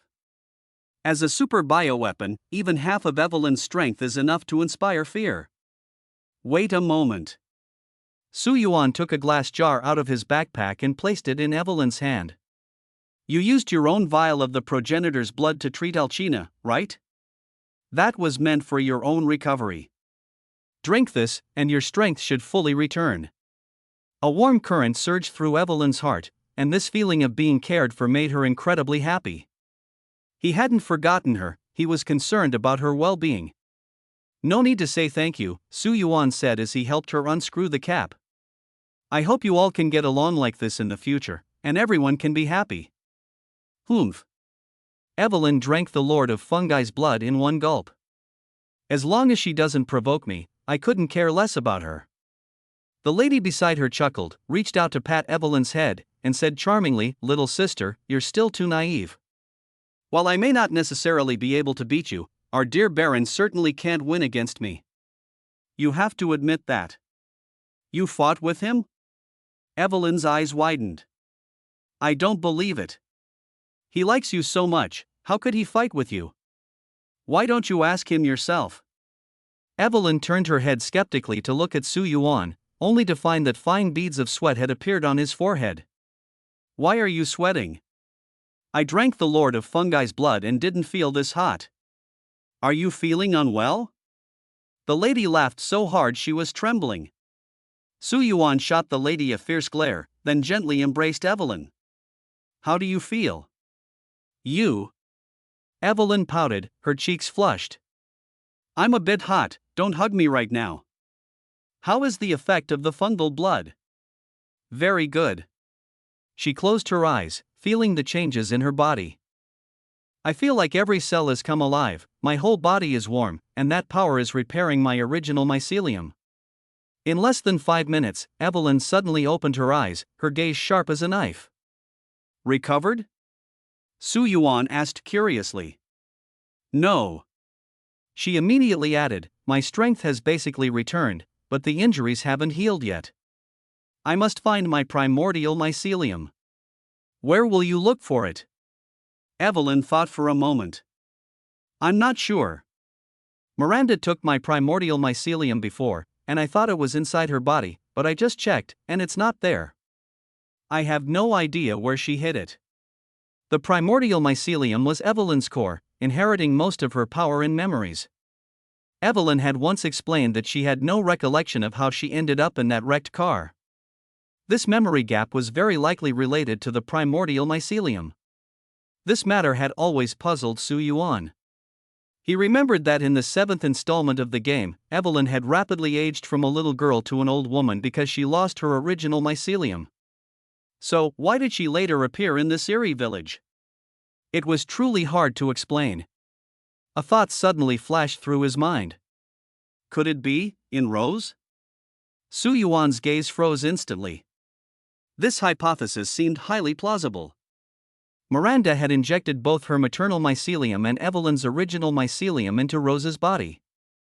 In this way, Rose could possess Evelyn's memories and partial powers while remaining under Miranda's control. Could this be her ultimate goal? Just as Su Yuan was deep in thought, he received a message from the vampire daughter. Go! His expression changed abruptly. West 42. What happened? The lady tightly grasped Su Yuan's hand, what's going on? The mycelium lord is there.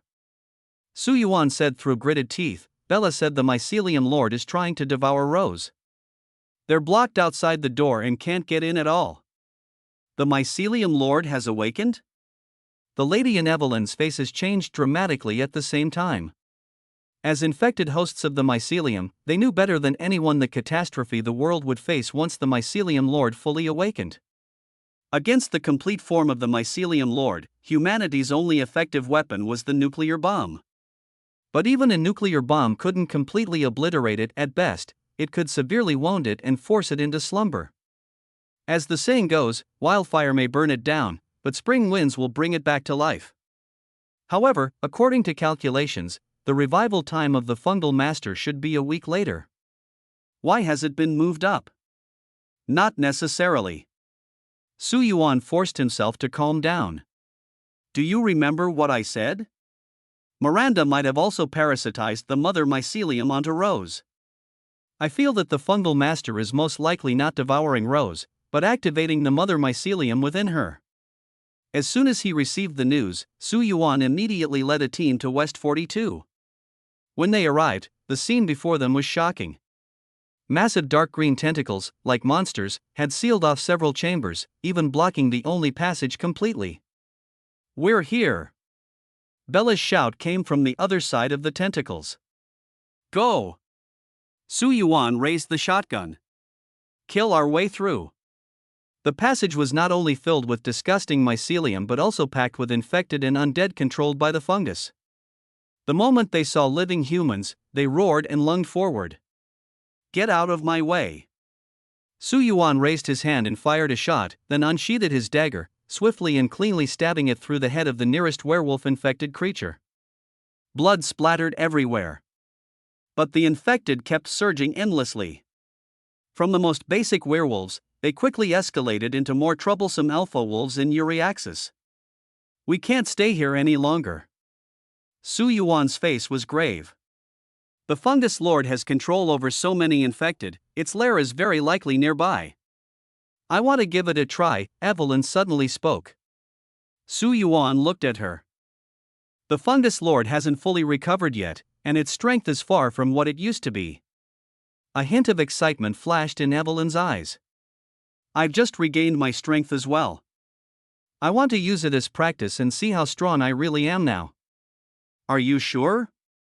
Su Yuan hesitated slightly. "I'm worried about your safety. If something feels wrong, you must come back immediately, understand?"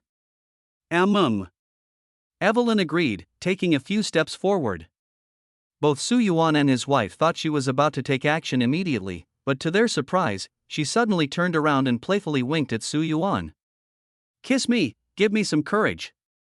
Su Yuan had no choice but to step forward and kiss her on her flushed cheek and lips. At the very next second, with a loud boom, a bright green vine suddenly burst out of the ground. The commotion was enormous. The vine was as thick as Su Yuan's waist, appearing out of nowhere and startling him. "Ha ha ha."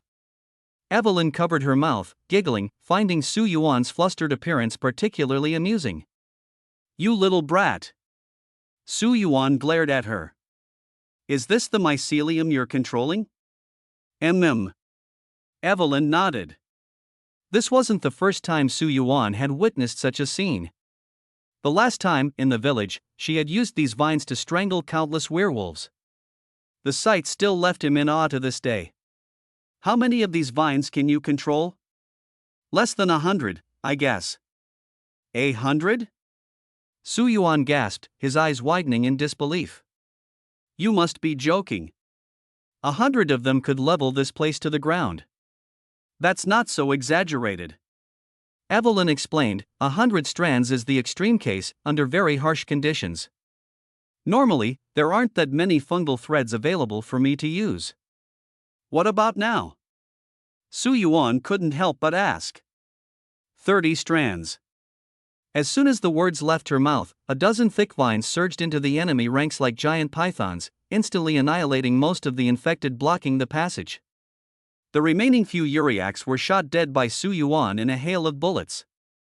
Evelyn originally intended to challenge the fungus lord directly, but the opponent seemed very cautious, merely using tentacles to tightly guard the entrance to the secret chamber, neither attacking nor allowing anyone to approach. They successfully broke through the defenses and reunited with Bella and the others. Where's Ethan? Su Yuan only saw Mia but didn't spot the man named Ethan. He went in. Bella and Daniela's faces were filled with guilt. Bella lowered her head and said, "I'm sorry, Dad, I didn't fulfill your instructions.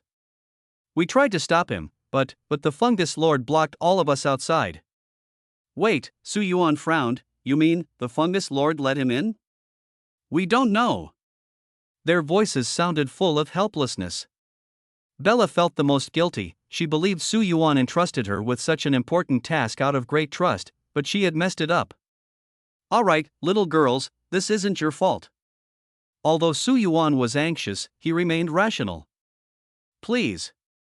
Mia suddenly rushed over, grabbing Su Yuan's arm tightly. Her face was streaked with tears, her hair disheveled, and her voice hoarse. Please save my husband. I know you're powerful, and you're his friend too. Please help me rescue Ethan and Rose. She cried her heart out. Her daughter had not yet been rescued, and now her husband was trapped as well. This double blow completely broke her down. She could tell that whether it was Donna, Evelyn, or the winged lady, everyone listened to Su Yuan.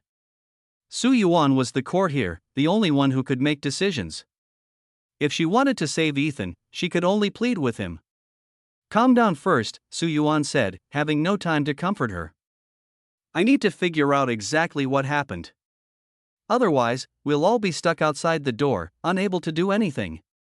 So, Bella quickly recounted what had happened earlier.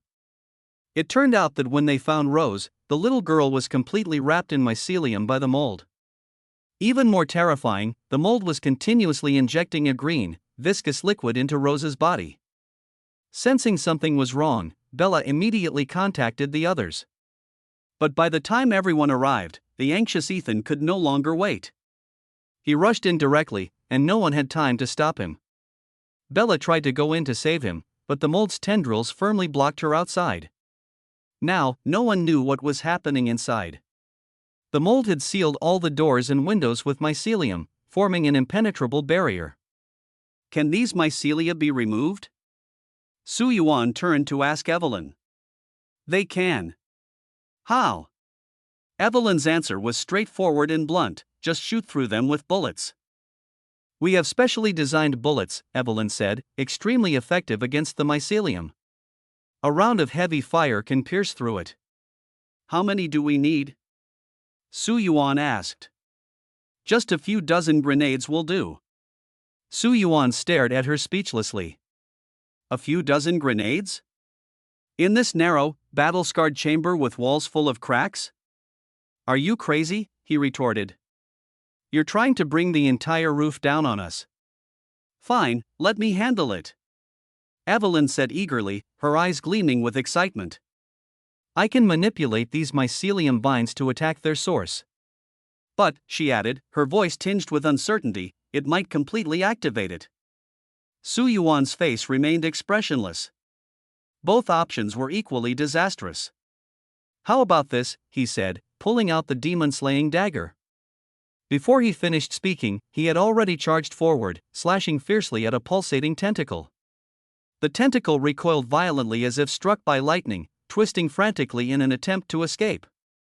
The part Su Yuan had severed instantly decayed, crumbling into a pile of dry powder. With the massive tentacle cleared, light finally illuminated the scene inside. Su Yuan saw Ethan and a woman tightly bound by the mycelium, surrounded by an eerie arrangement of objects, as if part of some dark ritual. The woman had her back to him, her face obscured. But judging by her figure and attire, jeans and a white fitted top, she was not someone he recognized. Who is that? Su Yuan murmured. Her? Evelyn stood on tiptoe, trying to get a better look, but she was too short. Su Yuan simply picked her up. Do you know her? I've never seen her before. Evelyn stared at the figure, feeling an uncanny sense of familiarity. She was certain she had seen her before. But where? After losing her original mycelium source, parts of her memory had become hazy. Short hair, jeans, white top. Suddenly, her eyes lit up. At that moment, the woman twisted in pain, revealing half of her face. It was her. Zoe! Evelyn whispered. Zoe Baker. An old friend. Zoe? Su Yuan was stunned. Zoe Baker, the protagonist of the Louisiana incident 5 years ago, the youngest daughter of the Baker family. He remembered that after Mia and Evelyn were shipwrecked, they were rescued by the Baker family. However, Evelyn's mycelium spiraled out of control, infecting everyone. Only Mia and Zoe retained a shred of sanity. Zoe had repeatedly helped Ethan escape danger and even told him how to make the serum. But in the end, Ethan, faced with only 1 dose of serum, selfishly chose to save his wife Mia, abandoning Zoe, who had saved his life multiple times. She must have been heartbroken. Later, he heard that Zoe was rescued by Chris's team. How is she here? Su Yuan found it unbelievable. I don't know. Mentioning the past, Evelyn's face turned pale. Su Yuan held her hand tightly, comforting her softly. It's all in the past. I know you didn't mean it, your powers were out of control back then. Evelyn nestled in his arms, her complexion gradually regaining its color as she listened to his gentle words. We need to figure out how to get inside, Su Yuan said, setting Evelyn down. The gap he had cut with the dagger was already starting to heal, while more mycelium tentacles continued to tightly bind the door. Let me try, Donna suddenly suggested. Why? Because this is Miranda's ritual, she explained. The ceremony requires someone to replace Miranda, to play the role of the mother. So she needs a suitable woman, and Mia is her target. Zoe and Mia were infected by the same type of mycelium.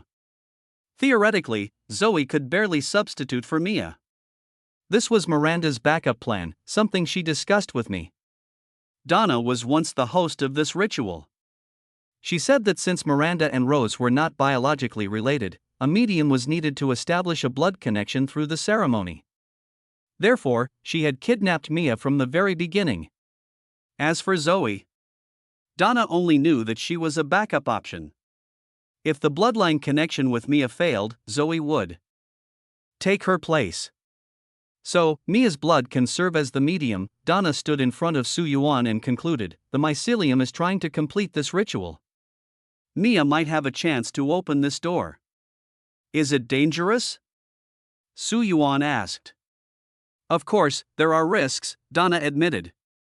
This was also the reason she hadn't rushed to let Mia try earlier. She wasn't sure if it would succeed, and she had no idea what the consequences of failure might be. I want to try.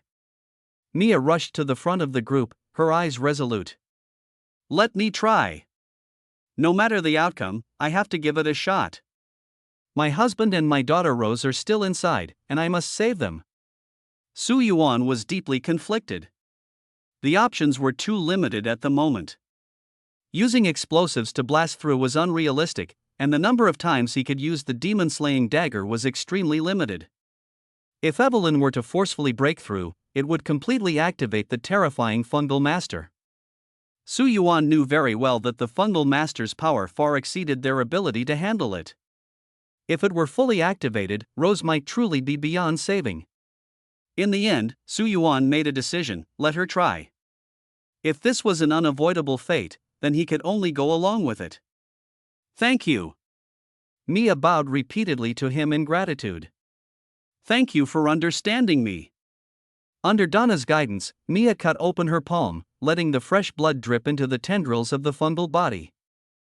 Meanwhile, Donna chanted strange incantations in a low voice and used Mia's blood to draw intricate runes on her arm. In an instant, the fungal master erupted with a brilliant light. In the dim underground passage, the dark green glow, though not blinding, exuded an endless depth and mystery. Wow! The mycelium tendrils entwining the iron gate actually began to slowly loosen. It really works! Su Yuan and Evelyn widened their eyes, staring intently at this incredible scene. Clang!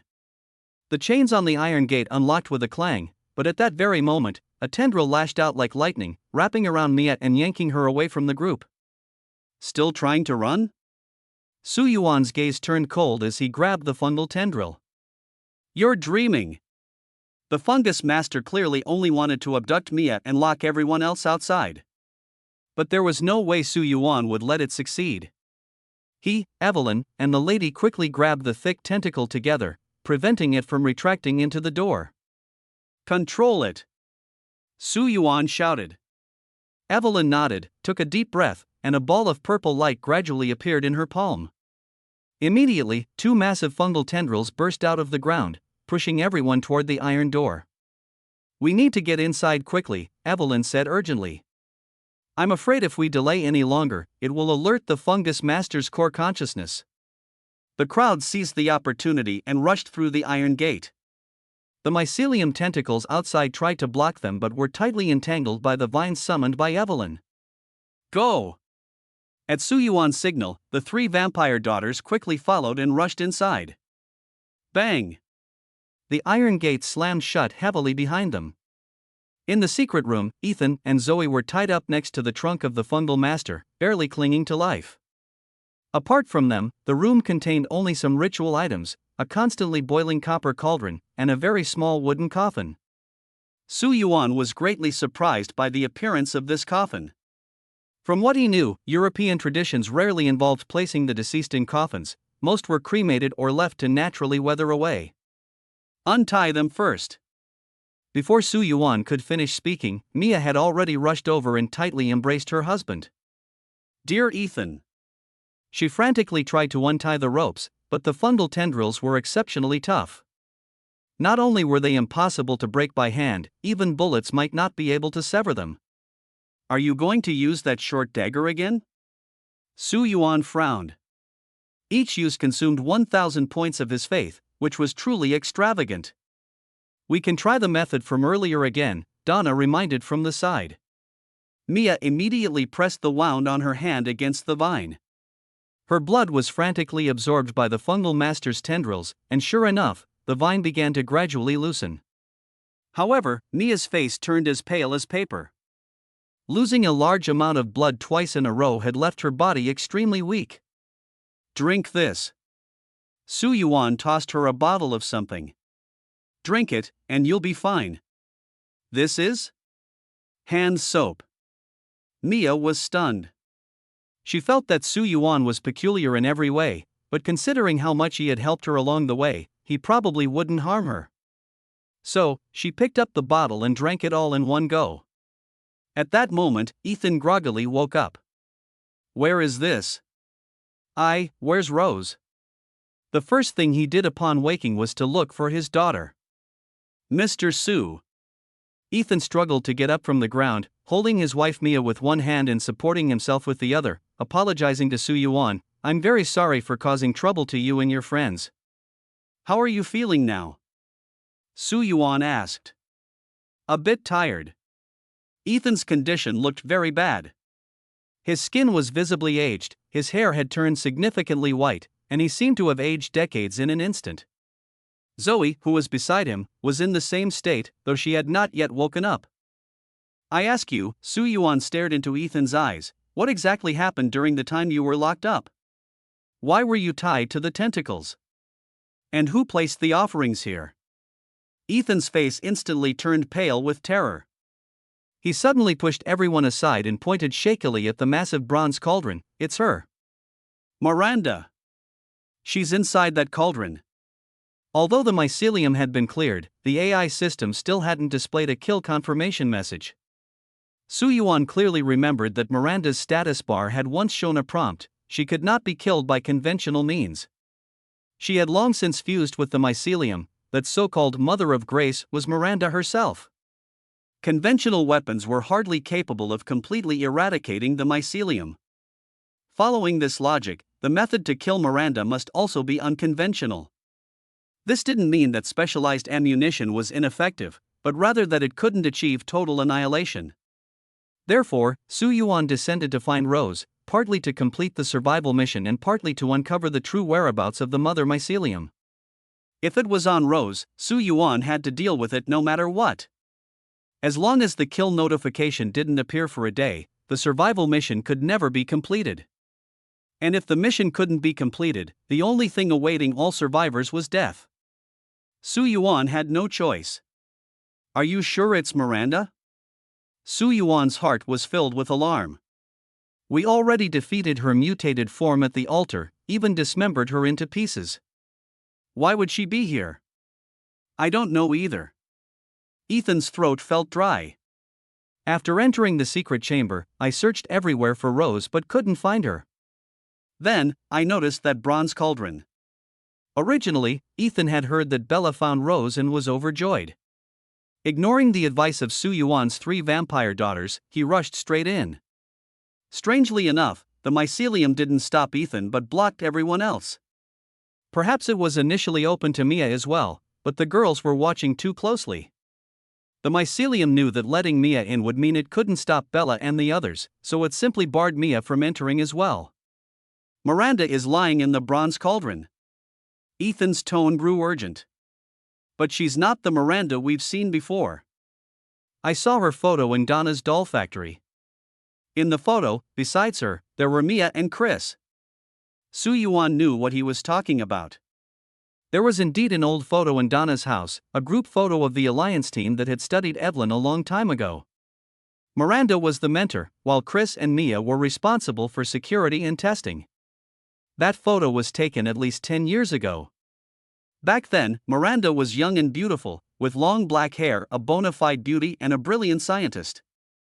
But it was all an illusion in the end.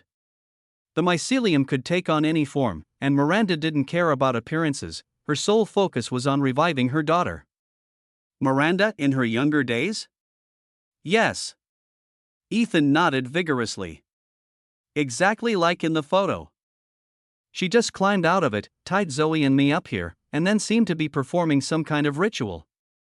After that, my consciousness started to blur. I saw that face last night too, Donna suddenly interjected. I forgot to explain it clearly to you at the time. What I saw in the bronze cauldron was her original appearance, which is why I was so terrified. Su Yuan pondered for a moment before continuing to ask Ethan, why is Zoe here? I don't know. I didn't see her when I arrived. Miranda brought her here later, but she's been unconscious ever since she came in. Got it. Su Yuan slowly stood up. Let's go and see what's really going on. Evelyn and the lady stayed close to him, determined to be with him no matter what. Donna hesitated for a long time but finally mustered the courage to follow. The bronze cauldron was placed right in the center of the secret chamber, the same black bronze cauldron that had been beneath the altar before. Su Yuan had seen it. In the original storyline, Rose had been immersed in it. Gurgle, gurgle, gurgle. Approaching the bronze cauldron, Su Yuan could clearly hear the bubbling sound coming from inside. The sound was not like boiling water, not as loud, but more like a pot of thick porridge boiling over, with the viscous liquid making the bubbling sound seem muffled and oppressive. Whoosh! Su Yuan suddenly drew the dead flower dagger, and Evelyn simultaneously unsheathed the crimson moon. The 2 ultimate weapons emitted a terrifying aura that made hearts race. Without a moment's hesitation, he stepped forward and leaned his head into the bronze cauldron. In an instant, his gaze froze. A woman was quietly lying in a bronze cauldron. She wore a black long dress, her face serene, and her delicate features were breathtakingly beautiful, rivaling even the lady's beauty and comparable to Evelyn. Her fair skin stood out starkly against the crimson liquid, and Su Yuan even noticed her eyelashes trembling slightly, as if she might wake up at any moment. You've arrived?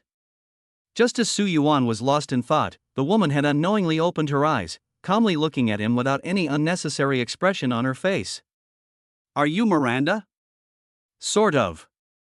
The woman's tone was indifferent. You killed my mother, and now you're here to kill me, right? Su Yuan knew that the mother she referred to was the mutated spider monster, the host of the mycelium. If you are Miranda, then yes, I do intend to kill you. And the reason? The woman's gaze was eerily calm. I don't consider myself a good person, but I have no connection with you invaders. Why must you press me so relentlessly? This is not something I can decide. Su Yuan found himself speaking as if he were conversing with a friend. If we don't kill you, we will die. Are you certain? There is no chance of survival, he said. People from your era cannot imagine the level of those super AI mainframes.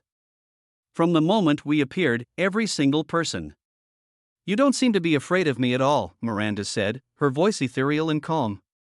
Su Yuan looked at her coldly. This AI that had dominated human civilization for 150 years, hailed as the most powerful supercomputer in history. In front of her, every human implanted with a chip from birth was as transparent as glass. Advanced civilization? Su Yuan sneered inwardly. This was nothing short of a colossal joke. He came from the city of ruins, a corner forgotten by time. There, things were no different from hundreds of years ago: cars burning fossil fuels, workers relying on physical labor, sewers that hadn't been repaired in decades. In that place, human lives were as cheap as weeds, dying only to collapse on the streets and become food for rats, without anyone sparing a glance. To those wealthy people living in the clouds, the residents of the city of ruins were no different from ancient people of centuries past, not even considered the same species. As a member of that abandoned world, Su Yuan felt all of this more deeply than anyone else. You don't seem nervous at all, Miranda continued. Seeing me is like seeing an ordinary person. You're even willing to talk to me this much. Why? No reason. Su Yuan's gaze was as deep as an ancient well. I'm not killing you because I hate you, he said slowly, though, of course, you have indeed done plenty of things that anger both gods and men, and you've hurt my Alcina so badly twice. At the mention of Alcina's name, a faint blush unexpectedly appeared on Miranda's face. That's about enough talking. Su Yuan raised the Death Blossom dagger in his hand. I need your life to complete my mission. Now, let me cleanse all your sins. I still have something to say. Miranda suddenly smiled faintly. That smile was beautiful, devoid of any trace of malice, completely different from her previously frenzied, mutated appearance. Actually, you can't kill her, she said softly. I am bound to the fungal lord. As long as the fungal lord isn't completely eradicated by you, she won't die. Even if only a single hypha remains, she can rise again from the ashes. Are you threatening me? Su Yuan's gaze turned icy cold. I hate being threatened the most. No, Miranda said with a smile, you misunderstood. I was merely stating a fact. As long as I don't want to die, no one can kill that me. So what? So, I ask you to kill me. As she spoke, she voluntarily leaned her fair neck closer to the blade of the dagger. You can kill me right now. All of my primordial mycelium has already returned to this body. Go ahead, the power of the Death Blossom dagger is enough to completely erase me from this world. What exactly are you trying to do? Su Yuan's brows furrowed tightly. Actively seeking death? What kind of scheme was Miranda plotting? I'm not lying to you. Her face showed no trace of emotion as she calmly faced her fate. The mutated form you fought so hard to kill earlier was actually an illusion created by the fungus lord. As for me, I've been lying here the whole time. For decades, the fungus lord's blessing fused with my original mycelium, transforming into the Miranda you see. You could say she is me, but I am not her. Are you trying to absolve yourself of your crimes? Not at all. Miranda's tone remained calm. As I said, strictly speaking, she is also Miranda. We are both Miranda. But the difference is, you can't kill her, yet you can kill me. Su Yuan remained silent. This explanation was becoming increasingly complicated. According to her logic, the fungus master had fused her primordial power with his own to create the monster they had encountered earlier. So, were there two Mirandas? And not just clones, the one before him and the mutated one were both the original bodies, except the mutated one was under the fungus master's control. Kill me, Miranda spoke again. All of this started because of me.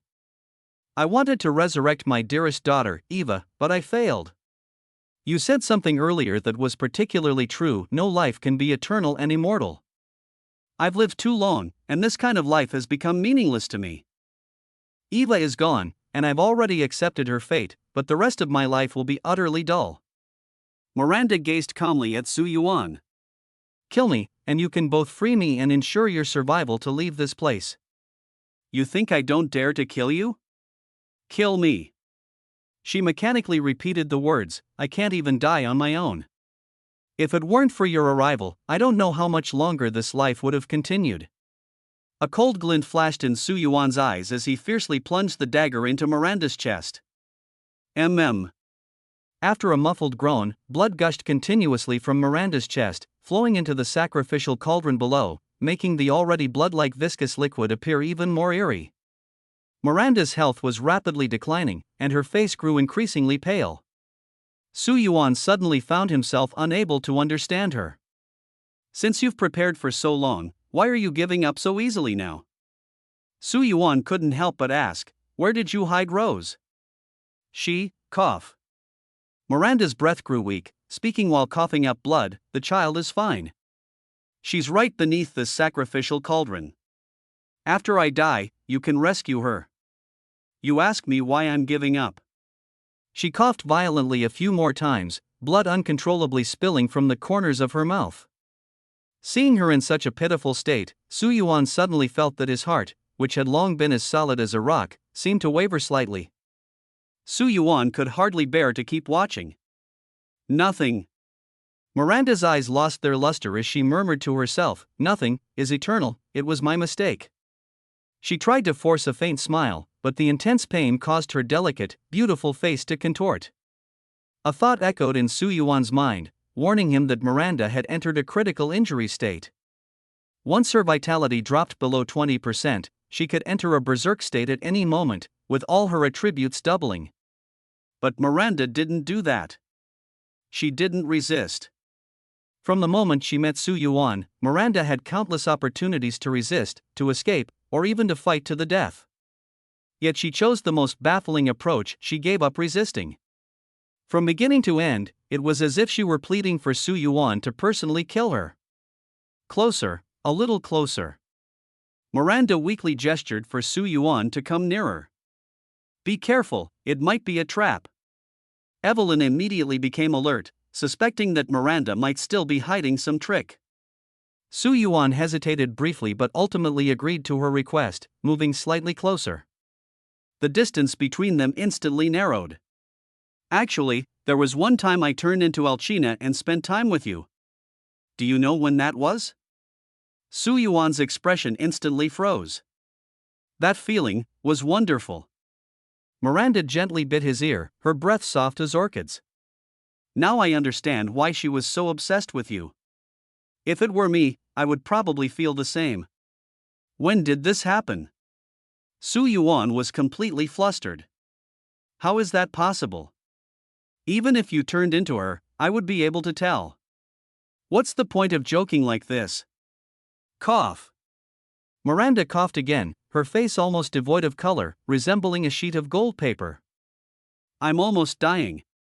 Her voice carried a trace of desolation. Why would I deceive you about such a thing? I possess Alcina's gift of the mother body, transforming into her appearance is effortless for me. You? Did you really not feel anything? A blush suddenly appeared on Miranda's face, but it quickly turned into a long sigh. Ah, what a pity. My body is very special. Otherwise, after that time, we should have been able to conceive Eva. That way, Eva would have a father too. Su Yuan's mind went blank. This plot was even more bizarre than a primetime soap opera. Miranda had transformed into the lady's appearance and entwined with him one night, just to conceive a new Eva? Is that even possible? His face turned completely dark. Although he still harbored doubts about this statement, as Miranda said, a dying person indeed had no reason to make such a joke. To die at your hands would actually be a relief for me, she suddenly said. Though there are still some regrets, what is destined cannot be changed by anyone. After I die, please go to the bedroom in my castle and find a blue necklace under the pillow. That is the last gift I can leave for you. Thank you for the love you gave me that day. Actually, I also really like hearing people say they love me. Miranda's blood began to flow uncontrollably, and Su Yuan suddenly felt an inexplicable irritation. Perhaps it was influenced by these words, or maybe his heart was too soft, but in any case, he didn't want to watch any longer. His senses sounded an alarm. Miranda's life force was rapidly fading, now less than 1%. Don't go. She somehow mustered the strength to grab the corner of Su Yuan's clothes, her voice incredibly weak. Remember to get that blue necklace, and put my original mycelium inside it. Cough. I also wish to have luck like Alcina. That necklace will protect me. Before she could finish speaking, her hand fell limp. The system notification sounded, announcing his success. This time, Miranda was truly dead. Yet, Su Yuan couldn't feel any joy in his heart. A series of system notifications echoed in his mind. He obtained the brilliant crystal left behind by Miranda after her death, unlocked the Terminator achievement, and received a faith stone imbued with unimaginable power, which, once embedded, would generate a large amount of faith points daily. In addition, he gained a massive amount of money, ammunition, and supplies, and the mission progress finally advanced to 90%. According to the system's feedback, this time he truly killed Miranda's main body, not just one of her clones as before. But Su Yuan wasn't as happy as he had imagined. If Miranda hadn't said those final words, he might already be jumping for joy, as the mission was basically complete, with only some finishing touches left. Really, killed her? Evelyn's face was full of disbelief. Miranda fought with us for so long, and now she willingly let herself be killed? What was she after in the end? It's truly unbelievable. The lady sighed deeply. I even feel like this is just a dream. I thought we would have to go through a fierce battle, but unexpectedly, she just died like that. No one could figure it out, the whole thing was simply too bizarre. Why was Miranda willing to die? What exactly did she say to Su Yuan when she called him over at the end? Why did she not resist at all when Su Yuan stabbed her with that deadly dagger? All of this became a mystery. Moreover, everyone noticed that Su Yuan's expression seemed somewhat off. Ethan's face was filled with confusion. He had no idea what had just happened, only a vague sense that it was somehow related to Miranda. He grabbed Su Yuan's hand, his voice trembling with agitation. Where's Rose? Did Miranda say where Rose is? Su Yuan's gaze fell on the ancient sacrificial vessel in the center of the room, and he replied calmly, she's inside that sacrificial cauldron. Inside here? Ethan's eyes were filled with disbelief. You can search for yourselves. I have something else to attend to. After saying this, Su Yuan withdrew his hand and left the secret chamber alone. The remaining people exchanged helpless glances. They had no choice but to search the cold sacrificial cauldron for any trace of Rose. Evelyn and the lady exchanged a look and immediately followed Su Yuan. Donna also wanted to follow, but she hesitated. She looked down at herself, then came to a realization at this moment, she was not yet qualified to share in Su Yuan's concern. Her gaze became resolute. The gifted mother. As long as she could find her own gifted mother, the ugly scar on her face could be healed. This scar was her eternal pain and the root of her inferiority. Outside the secret room, Evelyn quickly caught up and grabbed Su Yuan's hand. Where are you going? To Miranda's castle? Yes, to help her with something. Su Yuan's voice carried a hint of barely noticeable melancholy. Evelyn seemed to sense his emotions. She intertwined her fingers with his, holding his hand tightly, and said softly, no matter where you go, I will always be with you. I believe you have your reasons for doing this. Me too. A warm body hugged Su Yuan from behind, it was his wife. She let Su Yuan feel that soft comfort, then coquettishly pecked him lightly on the lips. I will stay with you too. With the companionship of the two, Su Yuan's mood improved significantly. Holding their hands, he walked together toward the most magnificent castle in the village, Mother Miranda's castle. This place symbolized Miranda, and all her followers were required to come here to worship and feel the protection of the mother in their hearts. Because Su Yuan held Miranda's crystal, the infected creatures guarding the castle did not attack them.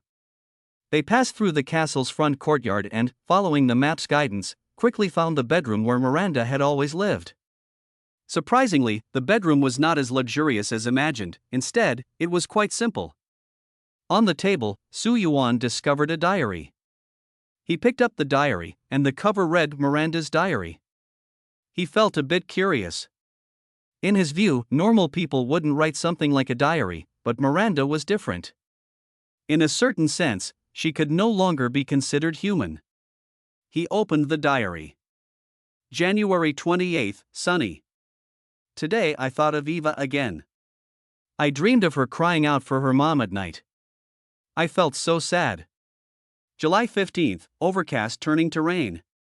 The mold master controlled that fungal body again. I hate this awful feeling. Why does it do everything using my identity? August 26, rainy. The mold master used that body to capture two people, one named Mia and the other a baby girl named Rose. The mold master said Rose could become Eva's vessel. Is that true? September 24, the weather was great. His name is Su Yuan? I feel a sense of familiarity.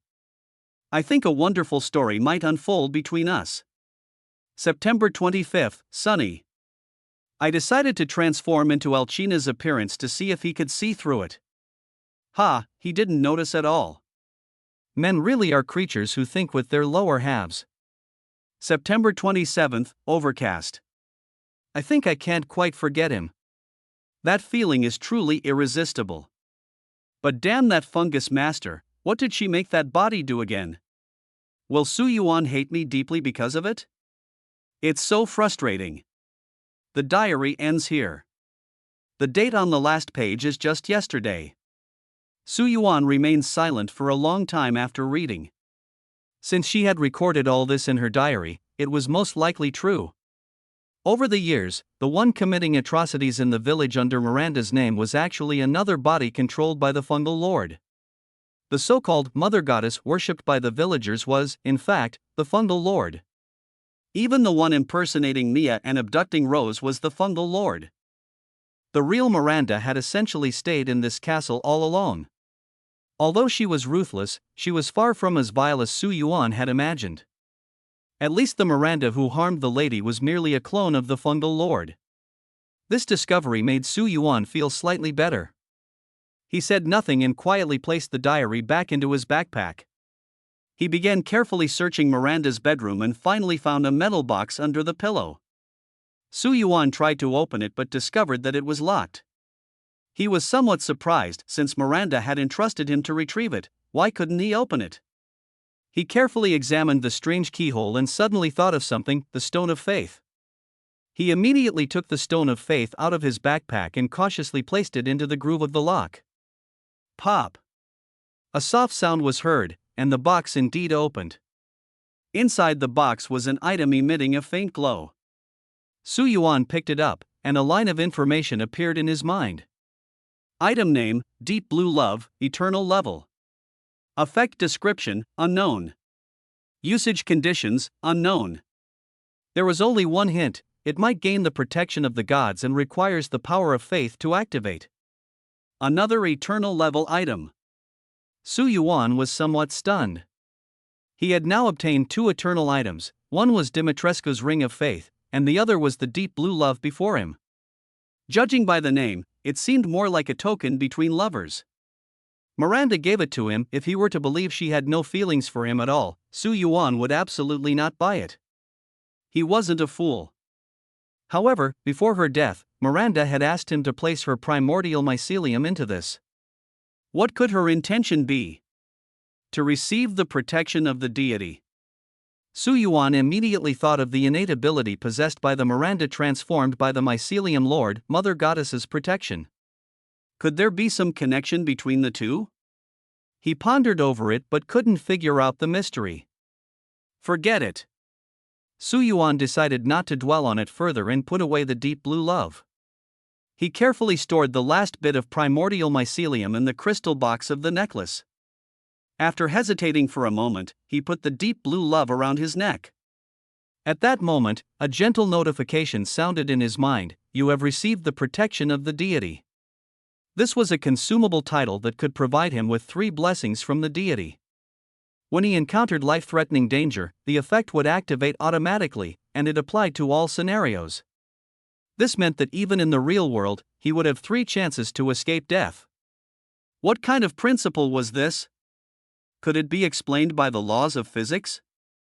Su Yuan's heart surged with turbulent waves, but he quickly forced himself to calm down. After experiencing so many incredible events, he was almost numb.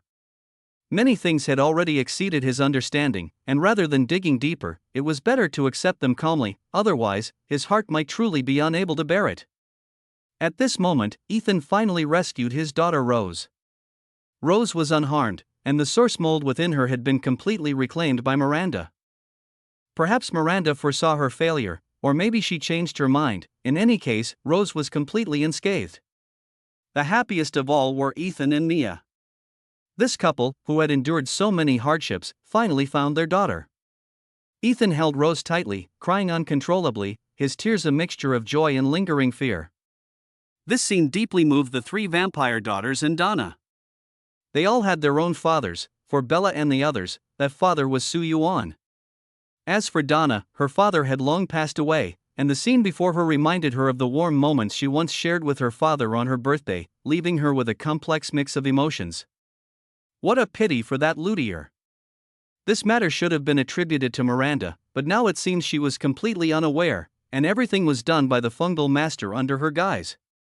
That fungal master took the opportunity to retreat underground after Miranda's death.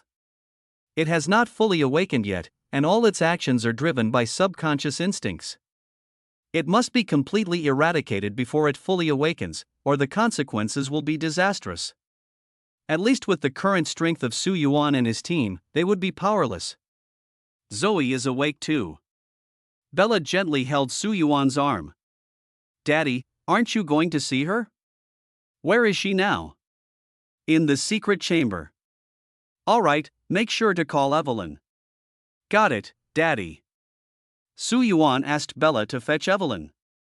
Zoe and Evelyn were old acquaintances, and although their relationship wasn't exactly pleasant, it was still necessary to understand what had happened.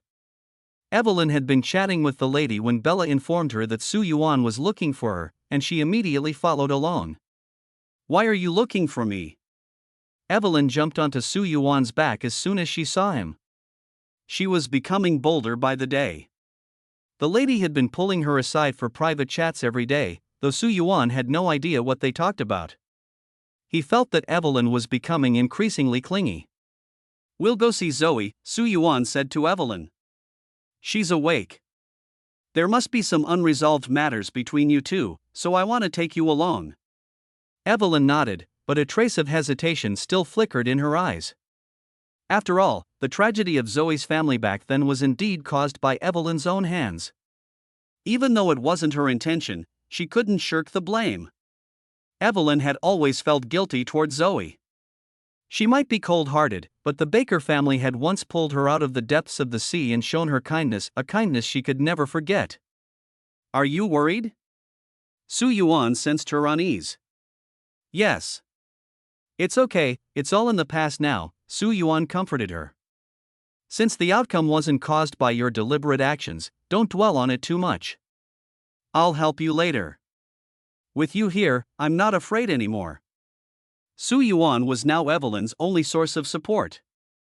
Inside the secret room, Zoe was sitting alone on a chair, while her 3 vampire daughters stood closely by her side. This was Su Yuan's request, to have them watch over Zoe and ensure nothing happened to her. Click. Su Yuan walked in holding Evelyn's hand. Daddy! Bella's face lit up with joy as she ran over and clung to Su Yuan's other arm. You all did a great job. He patted Bella's head. Go back now, and have a chat with your mom. She just asked me to call you back. Okay. Bella and the others obediently left. Only 3 people remained in the secret room. Su Yuan and Evelyn walked up to Zoe and said, Zoe Baker, I think we need to talk about something interesting. Who are you? Zoe stared intently at Su Yuan. When her gaze shifted to Evelyn beside him, her emotions visibly grew agitated. If it weren't for the shotgun behind Su Yuan, she might have already made a move. Su Yuan. I don't know you. I know, but that's okay. It's enough that I know you. Su Yuan brought over 2 chairs from the side, handing one to Evelyn and sitting down on the other himself. You don't need to be nervous, he said. This is our first meeting, but I just saved you from danger. Even if you don't trust me, there's no need to be so overly cautious, right? Zoe didn't speak, but Su Yuan noticed that her gaze kept darting toward Evelyn from time to time. It seemed the conflict between these two was far from ordinary. Why are you here? Su Yuan asked. Shouldn't you still be in Louisiana? How do you know where I am? Zoe immediately countered, her tone filled with suspicion. I was just guessing. Zoe's eyes turned sharp, her suspicion of Su Yuan growing deeper. He was clearly an Easterner, so how could he know her name? Moreover, he seemed to know quite a lot. You're not with the BSAA? Zoe asked warily, her hand instinctively moving toward the weapon at her waist. I recognize your gear. Those are BSAA custom weapons. Where did you get them? Su Yuan smiled as if suddenly enlightened. It seems you eventually joined the BSAA. Makes sense after all, Chris and his team saved you. With your skills, choosing to join them is only natural. Who exactly are you? Zoe's gaze grew intense, her entire body tensing up. My name is Su Yuan. You can think of me as a temporary partner of the BSAA. As for this gear, Chris lent it to me. I don't believe it. Believe it or not. Su Yuan had no intention of arguing with her further. Since you're with the BSAA, I can roughly guess your objective. I'll let you go now. If you still have questions, go ask Chris for clarification. In his view, Zoe's purpose for being here was nothing more than one of 2 things, either Miranda or the troublesome fungal root. You're wrong. Zoe suddenly spoke, interrupting his train of thought. It's true they saved me, but I never joined the BSAA. That's not the goal I'm pursuing. Oh? Su Yuan's interest was piqued. Then go on. If you're not with the BSAA, where are you from? Alliance. Zoe calmly uttered 2 words. Su Yuan paused for a moment, then smiled indifferently and said, if you want to make up a reason to deceive me, you'd better come up with something more believable. This claim is too far-fetched, I can't find any reason to believe it. I'm not lying. Zoe's gaze was serene yet resolute. 3 years ago, I joined the Alliance with the sole purpose of finding the fungus master controlling Evelyn. I know that the one who truly killed my family wasn't Evelyn, but the thing manipulating her from behind. She paused, her voice tinged with a complex emotion. But even so, Evelyn's hands are still stained with my family's blood. Between us, there is still enmity. Aren't you afraid I'll kill you? Su Yuan's gaze instantly turned cold as he pulled a shotgun from behind, the barrel faintly aimed at Zoe. Evelyn is mine now. Since you still harbor hatred toward her, that makes you a threat. He tightly held Evelyn's hand, his tone unwavering. I won't hesitate to kill you because you're a menace. Zoe remained silent, but there was not the slightest hint of fear in her eyes. Unlike those meticulously dressed women, she wore simple clothes and exuded a clean and decisive aura. She was bold enough to openly express her hatred for Evelyn right in front of Su Yuan. Was she not afraid of death? Su Yuan observed her with intrigued interest. I can help you, Zoe suddenly spoke, breaking the stalemate. I came here because I found a way to completely eliminate the mold master. You should know that conventional methods can't kill it. Even the BSAA's nuclear bombs can only put it into temporary slumber. Her words were filled with confidence, but I have a way to kill it for good. Whether you're with the BSAA or not, we can work together. This is an opportunity for both you and me. I don't want to invite trouble, Su Yuan said as he stood up, preparing to leave the secret room. My mission is basically complete. The mold master is not within my scope of responsibility. If you want to discuss cooperation, you might as well go find Chris, he might be interested. He truly had no interest.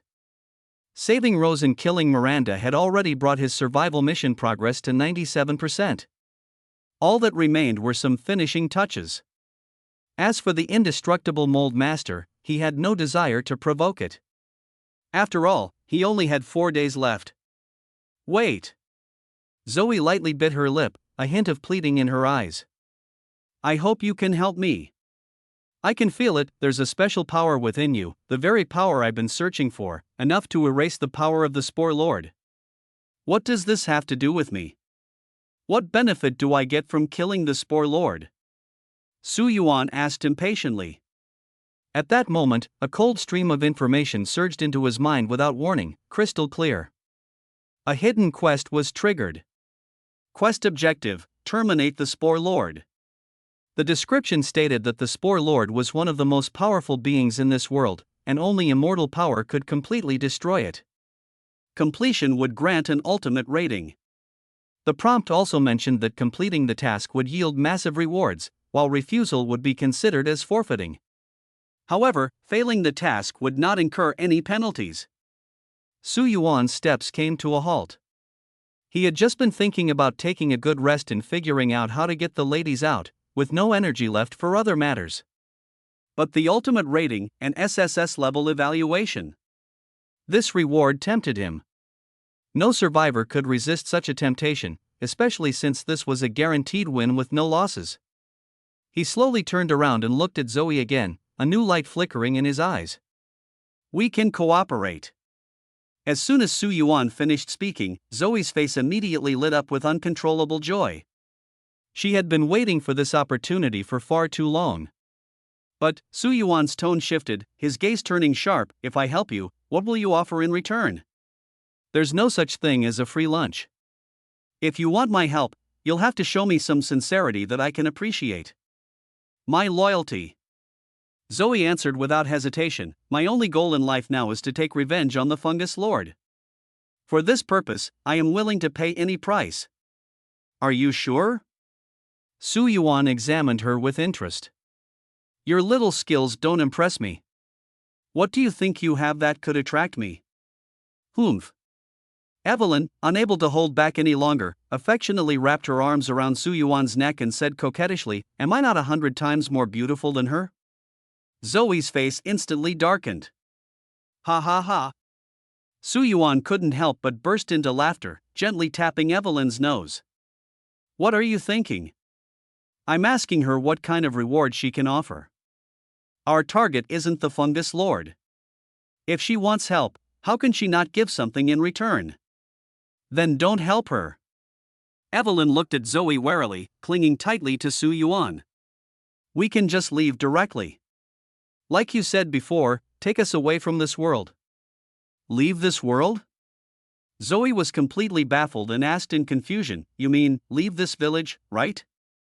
How could anyone leave the world? Of course you wouldn't understand, Evelyn said smugly. And you don't need to understand. Anyway, we'll be leaving with Su soon, and we won't be coming back. Zoe found the conversation between the two people strange, almost incomprehensible. She no longer paid attention to Evelyn and took out a small black box from her pocket, handing it to Su Yuan. I can give you this. She seemed to have made up her mind. Inside is my original fungal thread. You can use it to control everything about me, even my life. This is the only valuable price I have left. To avenge her family, Zoe infiltrated the Alliance for years. After locating the fungal master, she devoted herself to researching the ultimate weapon that could completely destroy it. The moment she saw the dagger on Su Yuan, she recognized it as the legendary Deathflower dagger, said to be capable of killing gods. Aren't you afraid I'll go back on my word? Su Yuan was somewhat surprised. If I get your original fungal thread, I could kill you instantly. Are you gambling on my character? No, Zoe's eyes dimmed, I have no other choice. If the Lord of Fungi escapes again this time, there will truly be no chance. The ultimate weapon on you is my only hope. For revenge, she had already abandoned everything. Where is that thing? Su Yuan asked. Follow me. Zoe led Su Yuan into Miranda's laboratory. Su Yuan had some impression of this place, he had seen it before when retrieving Deep Blue Love, but he hadn't gone in for a closer look. "There's a war vehicle inside," Zoe explained. This war vehicle was left behind by the Alliance. To be precise, it was a superweapon deliberately given to Miranda by the Alliance to counter the Mold Master. It had been sealed in the laboratory for a long time, and Miranda had never used it. Few people knew of its existence. Chris was aware of it but didn't know its exact location.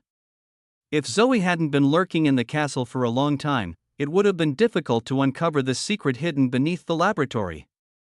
"The power of this war vehicle is immense," Zoe continued. "The ammunition inside is specially made, similar to what the BSAA provided to you, but it's on a completely different level. BSAA's ammunition is mainly effective against the gifted, and while it has some effect on the Mold Master, it pales in comparison to the Alliance's specially crafted ammunition." Hearing this, Su Yuan's memory was awakened. In the original storyline, Ethan was the one who drove a war chariot and fought a bloody battle with Heisenberg. At the time, he thought it was left behind by BSAA, because when the chariot was found, Chris was right next to it. Unexpectedly, it turned out to be a weapon of the Alliance. How interesting. The relationship between the Alliance and the Mold Master is truly complex.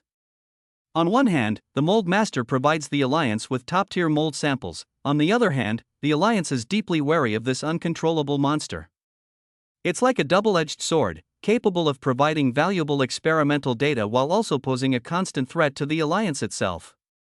This is why the Alliance secretly developed weapons specifically targeting the Mold Master. "Look!" Zoe pointed ahead. Su Yuan followed her gaze and was instantly stunned by the scene before him, gasping in shock. "Damn! That big?" A true behemoth appeared before his eyes. This thing was nearly 2 stories tall, completely different from the car-sized war vehicle he had in mind. Compared to the steel giant, that one was nothing more than a toy. This thing was more awe-inspiring than 2 tanks stacked together, like a mechanical beast ready to pounce, exuding an unparalleled sense of intimidation. "How do you even drive this?" Su Yuan's heart surged with excitement, eager to try it out immediately, but having never driven such a monster before, he felt a bit uncertain. "It's very simple," Zoe said as she nimbly climbed onto the massive tire and skillfully pried open the war vehicle's door. "Come on up." Su Yuan was filled with anticipation. Holding Evelyn in his arms, he lightly pushed off the ground, and his entire body soared upward, effortlessly landing on a 3-meter-high tire. This astonishing jumping ability left Zoe, who was watching nearby, utterly dumbfounded. "Wow!" Evelyn exclaimed excitedly as she looked at the massive war vehicle. "I want to try playing with it too." "Don't move around." Su Yuan lightly tapped Evelyn on the head. "Behave yourself. I'm really afraid you'll end up demolishing this castle." He wasn't joking. Evelyn was a force of destruction, and Su Yuan was genuinely worried she might accidentally collapse the Mother Goddess's castle. Especially with this super steel war vehicle in front of them, which looked incredibly powerful. If it started firing, it might truly wreak havoc on everything. Evelyn pouted in dissatisfaction. "You stingy guy, humph." Su Yuan chuckled, rubbing her face, and led her into the cockpit. "Do you know how to drive this thing?" he asked Zoe. "I do," Zoe replied, skillfully pulling the vehicle's control lever. "I taught myself back in the Alliance."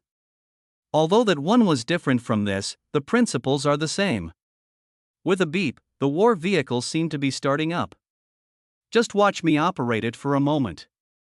Actually, you only need to remember 5 key points: starting, stopping, firing, shutting down, and turning. It's very simple. Watching Zoe expertly maneuver the vehicle, Su Yuan felt an itch in his heart. He was too eager to see what this steel beast could do. What man wouldn't love to command such a monstrous war machine? "Let me try," Su Yuan said impatiently. "All right." Zoe demonstrated the basic operations just once. She wasn't worried that Su Yuan wouldn't remember them, as it was indeed simple, just a few levers and buttons. Zoe moved to the co-pilot seat, while Su Yuan eagerly took the main driver's seat. "This is amazing," he exclaimed, genuinely impressed by the vehicle. "This thing doesn't even need to fire, just ramming into those infected would crush them to death." It was truly a steel beast. Su Yuan suddenly pulled down the start lever. Buzz. Rumble. The massive body of the vehicle began to move slowly, causing the entire laboratory to shake violently, as if hit by a powerful earthquake. The vehicle headed toward the laboratory's door, but the door was far too small for it to exit normally. Su Yuan made a decisive move and simply rammed the vehicle straight into the door. With a loud clang, the steel-reinforced door was instantly smashed to pieces. This is exhilarating. Su Yuan forcefully pushed the forward lever, and the mechanical war vehicle, like a tiger descending a mountain, crushed the twisted door into a thin sheet of metal in one go.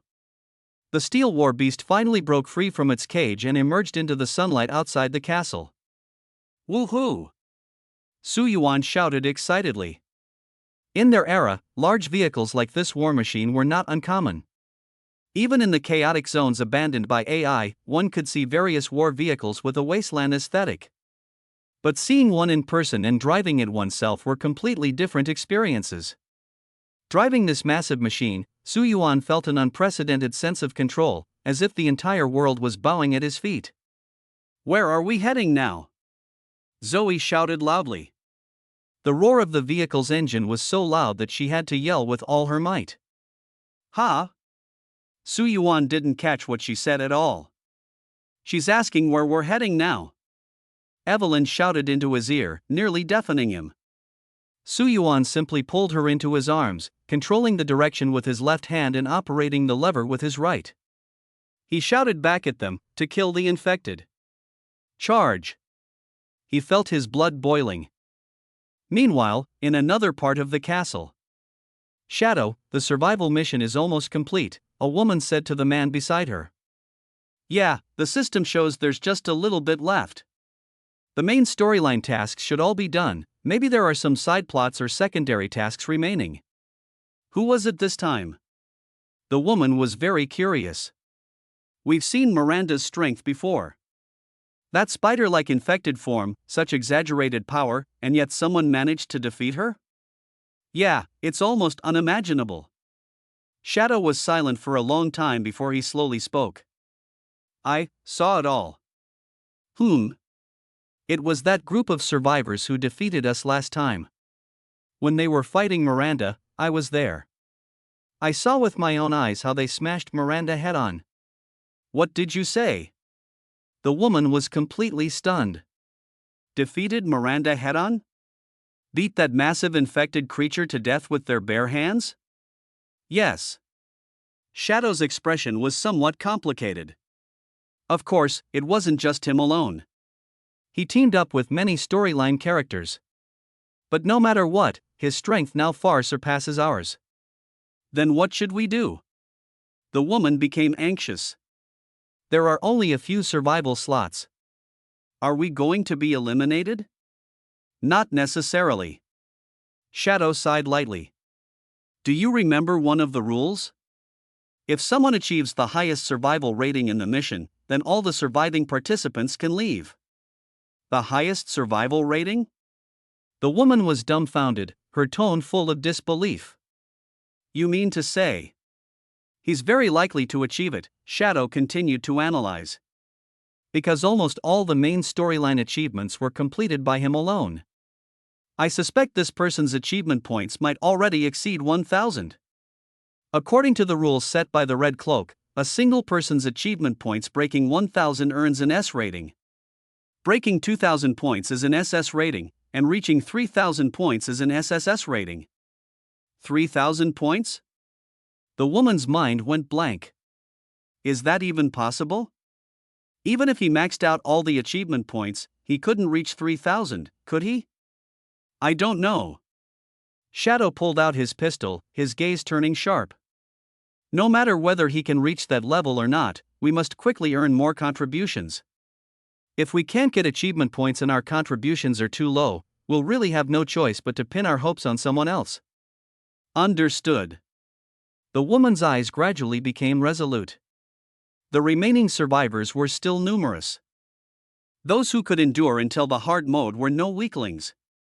Some had extremely high combat power, like that guy called the Butcher.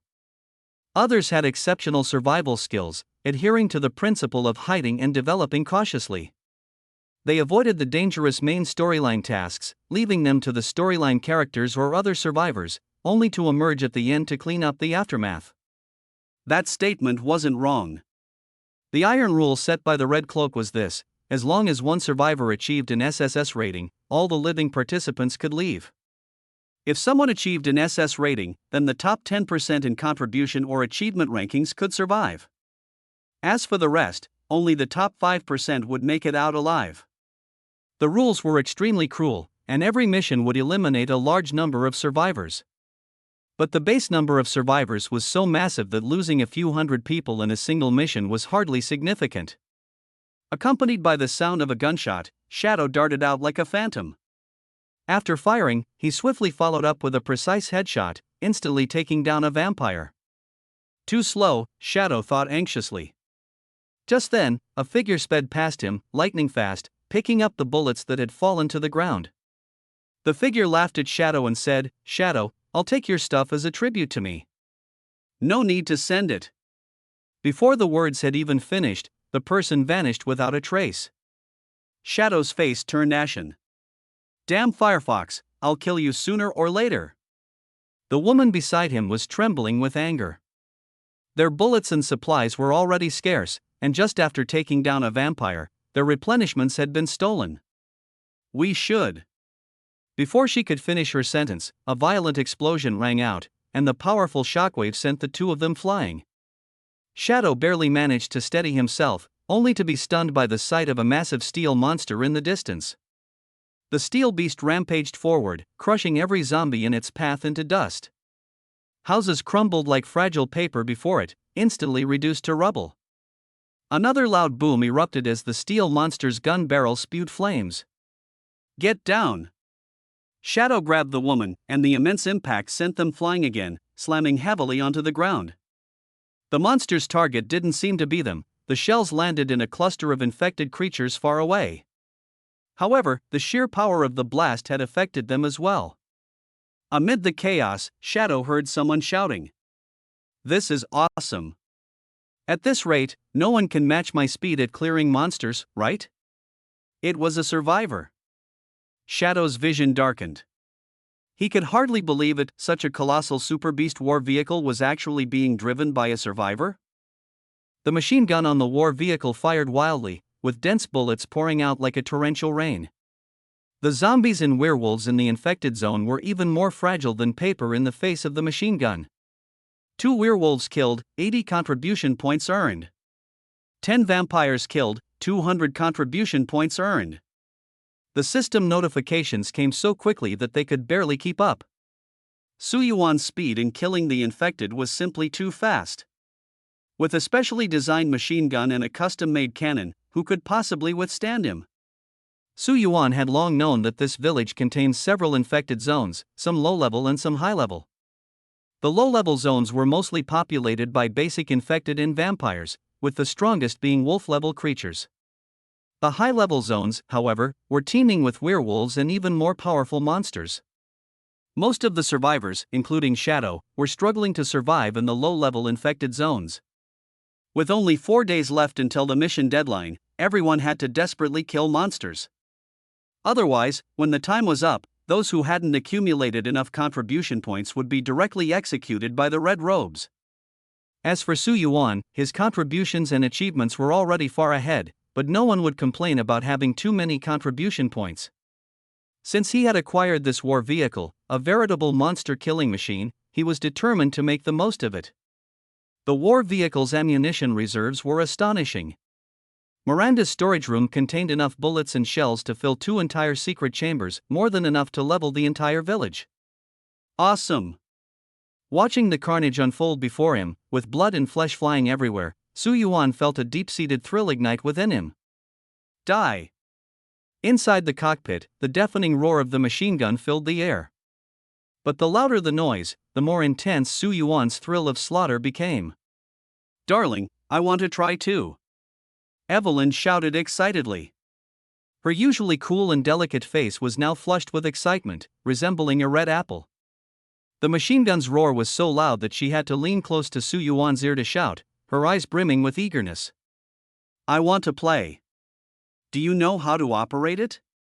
You handle the steering, I'll just press the fire button. Su Yuan hesitated for half a minute but eventually agreed. Be careful. Isn't that what you're here for? With one hand on the fire button, Evelyn's small hand barely covered the war vehicle's firing mechanism. She pressed down hard. In an instant, the entire war vehicle shook violently. What the hell? Su Yuan felt the recoil was completely off. Even when he had fired the grenade launcher earlier, it hadn't felt like this. Now, it was as if they were on a roller coaster, shaking uncontrollably. What on earth had just been fired? This is bad. Zoe's face turned pale in the back. It's a missile. What? Su Yuan nearly fainted on the spot, his left hand trembling as it gripped the steering wheel. This thing has missiles? In the distance, a house was blown apart with a deafening explosion. It wasn't just destroyed, it was blasted into the air, leaving a crater several meters in diameter on the ground. The dozen or so werewolves around the house were instantly vaporized, leaving not even a trace behind. This. Shadow swallowed hard. It wasn't just him, 5 or 6 other nearby survivors all stared wide-eyed, their faces frozen in shock. That was a missile? He finally realized that it couldn't possibly have been a grenade. A grenade simply wouldn't have such an exaggerated effect. That single shot had almost buried them all alive. Fortunately, the explosion was far enough away. If it had been any closer, they would have been obliterated. I'm numb, Shadow muttered blankly. This thing can actually fire missiles. Is there anything it can't destroy? A woman's voice was filled with disbelief. The one driving it, is that the survivor? Yeah, it's the guy I mentioned before, the one who took down Miranda head-on. How does he deserve to have that kind of mech war vehicle? The woman was almost screaming, her voice full of jealousy and anger. We're still worrying about a few handgun bullets, and he gets to drive that thing and do whatever he wants? This is completely disrupting the balance. The Shadow remained silent, saying nothing. Although he also felt this situation was absurd beyond imagination, he did not complain. Survival missions were always full of unknowns, and he had seen things even more bizarre than this. Despite being equally shocked inside, he quickly regained his composure. Stop thinking about it, the Shadow said coldly to the woman. I've told you before, he's not on the same level as us. Having such an opportunity isn't just about luck, his strength far surpasses ours. But I still can't accept it, the woman shouted. He's driving a mech war vehicle, and that thing can even launch missiles. In this mission, who could possibly be his opponent? This is too fake. It's completely disrupting the world's balance. No one could remain calm. That man was already unfathomably powerful, and now he had an invincible war machine. Was he planning to take all the credit for himself? So what? The Shadow's voice suddenly turned icy and chilling. Burning grass, you'd better understand your place. No matter how unbalanced you feel inside, it's completely useless. Your thoughts are utterly irrelevant. I was just venting. Burning grass's momentum immediately weakened. Enough. The Shadow seemed very impatient. This area has probably already been cleared by him. Let's be sensible and head to the next low-level infected zone to earn our contribution points. Oh. Meanwhile, in the tank's cockpit, Su Yuan lightly tapped Evelyn's forehead, both amused and exasperated. Stop pressing random buttons. Luckily, this was just a missile. I'm really afraid you'd even dare to press the nuclear launch button. Evelyn playfully stuck out her tongue. But to be honest, this truly gave Su Yuan a huge surprise. This tank could actually launch missiles. With such a powerful weapon, who could possibly stop him? Su Yuan even felt that, even if the legendary fungus lord were to awaken, he'd dare to take it on. This war vehicle is absolutely thrilling. Zoe had once told him that the vehicle's energy source was not traditional fossil fuel but rather the Alliance's unique mycelium energy, harnessing the immense power contained within the mycelium to drive it. This eliminated the need for a massive fuel tank, allowing the vehicle to carry an enormous amount of weaponry. Initially, missiles were not part of the design, but later, due to the excessive empty space, the Alliance decided after repeated discussions to install a missile launch system on the vehicle. Their sole objective was clear: to control the mycelium master that could go berserk at any moment. Otherwise, why would the Alliance spend tens of millions of dollars to create such a massive hunk of iron? This is so awesome. Su Yuan was driving this level of war machine for the first time, and his excitement was beyond words. These vampires and werewolves are no match at all. I want to try out the more advanced Yuriaxiu. Indeed, with this ultimate weapon, Su Yuan had no reason to stay in the low-level infection zones wasting ammunition. He was fully capable of dominating the most dangerous high-level infection zones. Let's go! At a command, the massive mechanical war vehicle slowly turned around and withdrew from the area it had personally bombed into ruins. After a long time, some survivors gradually emerged from the wooden cabin. They stared in shock at the apocalyptic scene before them, utterly dumbfounded. I can't believe it, this game actually has cheat-like war vehicles? With this thing, isn't it just easy killing? This is so unrealistic. Using a war vehicle to bomb vampires is such a waste. With equipment like this, wouldn't it be better to wreak havoc in the advanced infection zones? Not only does he hog all the meat, but he doesn't even leave us a sip of soup. Is this even something a human would do? The survivors discussed heatedly, all agreeing that Su Yuan's war vehicle was practically a rule-breaking exploit. A missile-launching monster, who in this village could possibly stand against it head-on? At this moment, in the advanced infection zone, the butcher had just finished a grueling battle, defeating a powerful Ieyasu. The fight had lasted a long time, and he barely managed to win by relying on his formidable combat skills and weapon advantage, but it cost him 2 entire magazines of bullets.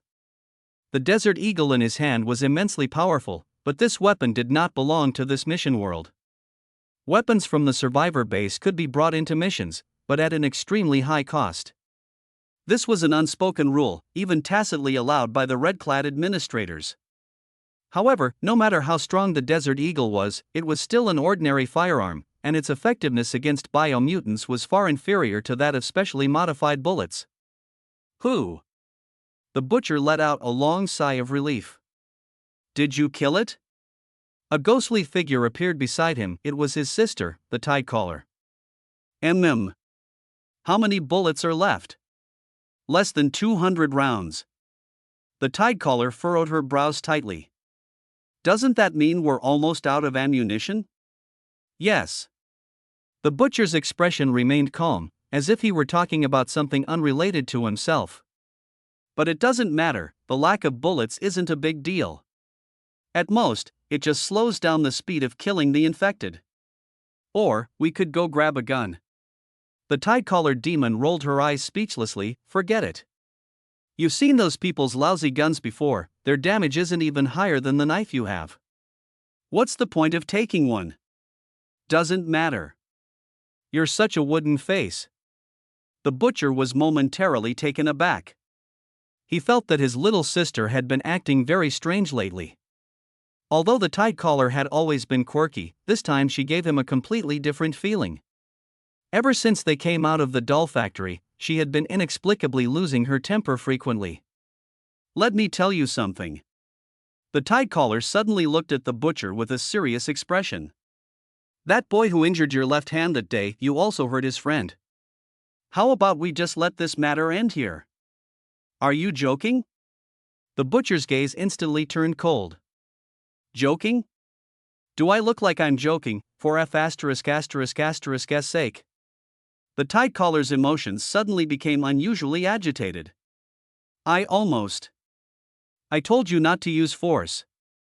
That puppeteer didn't even resist, yet you insisted on shooting. The butcher's face was extremely grim.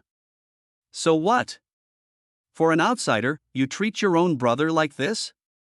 Lu Qianro, I think you've gone mad. Who told you that Su Yuan is an outsider? Do you know him? When I was seriously injured back then, it was this kid who gave me a piece of bread and some water.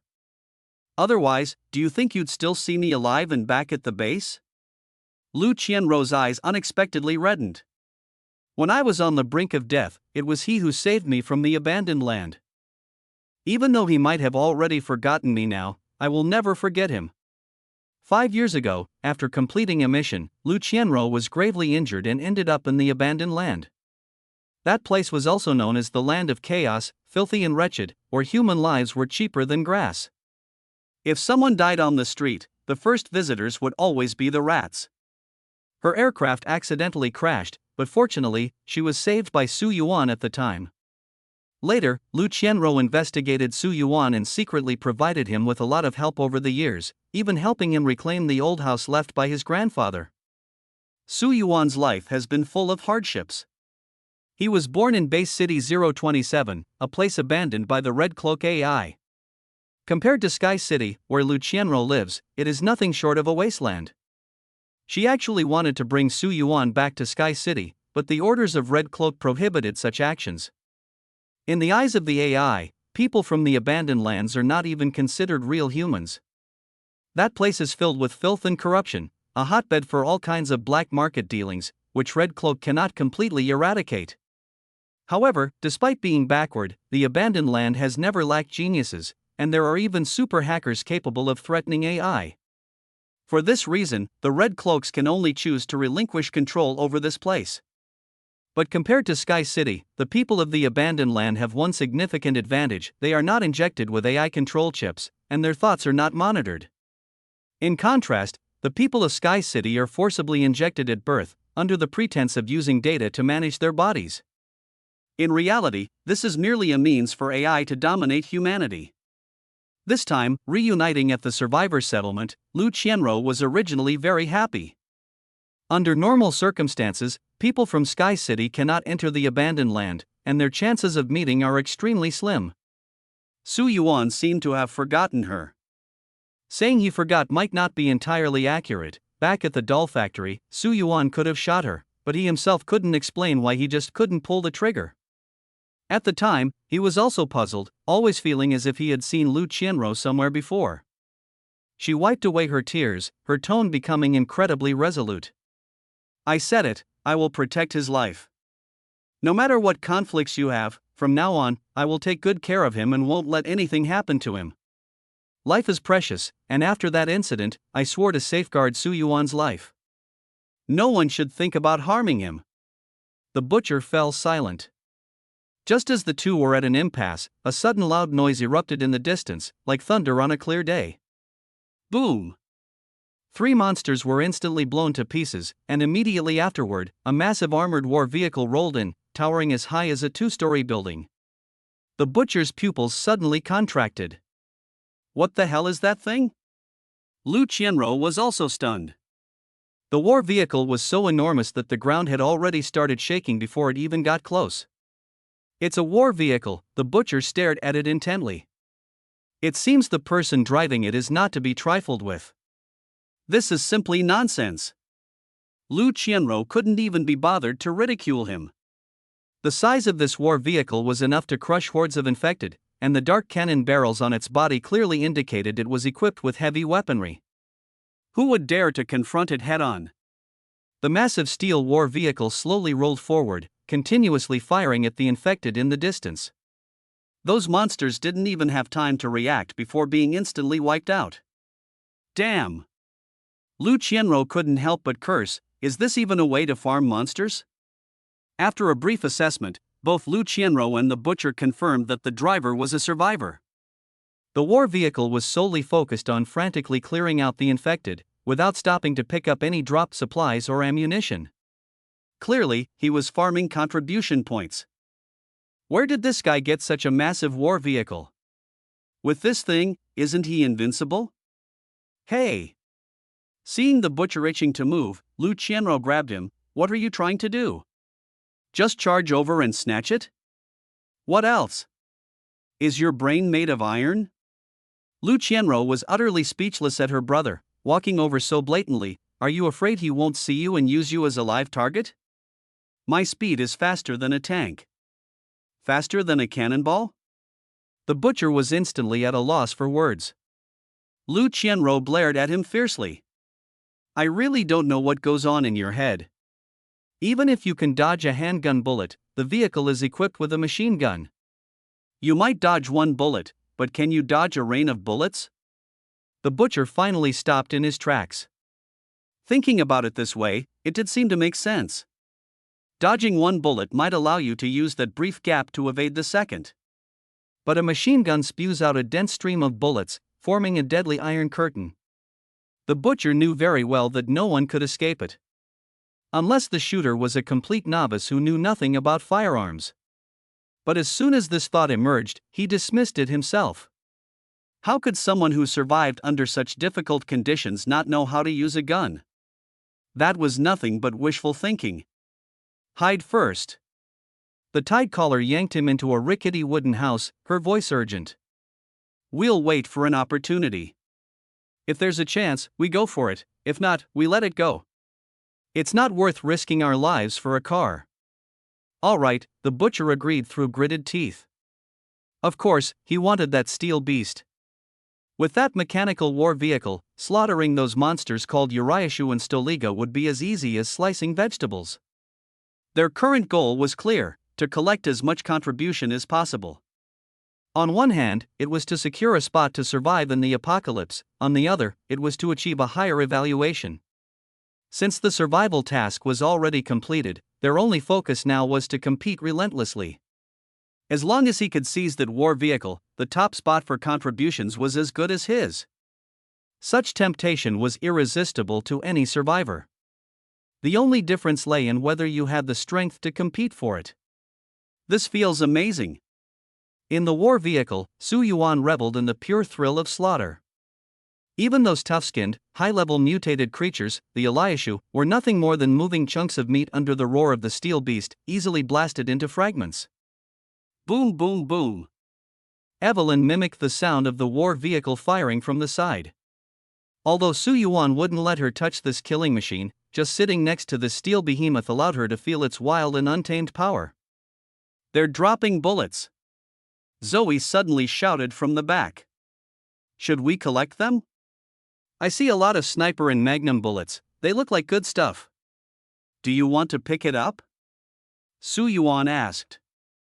I just think it's a waste. Zoe's frugality was ingrained in her bones. Oh. Su Yuan responded, opening the hatch of the war vehicle.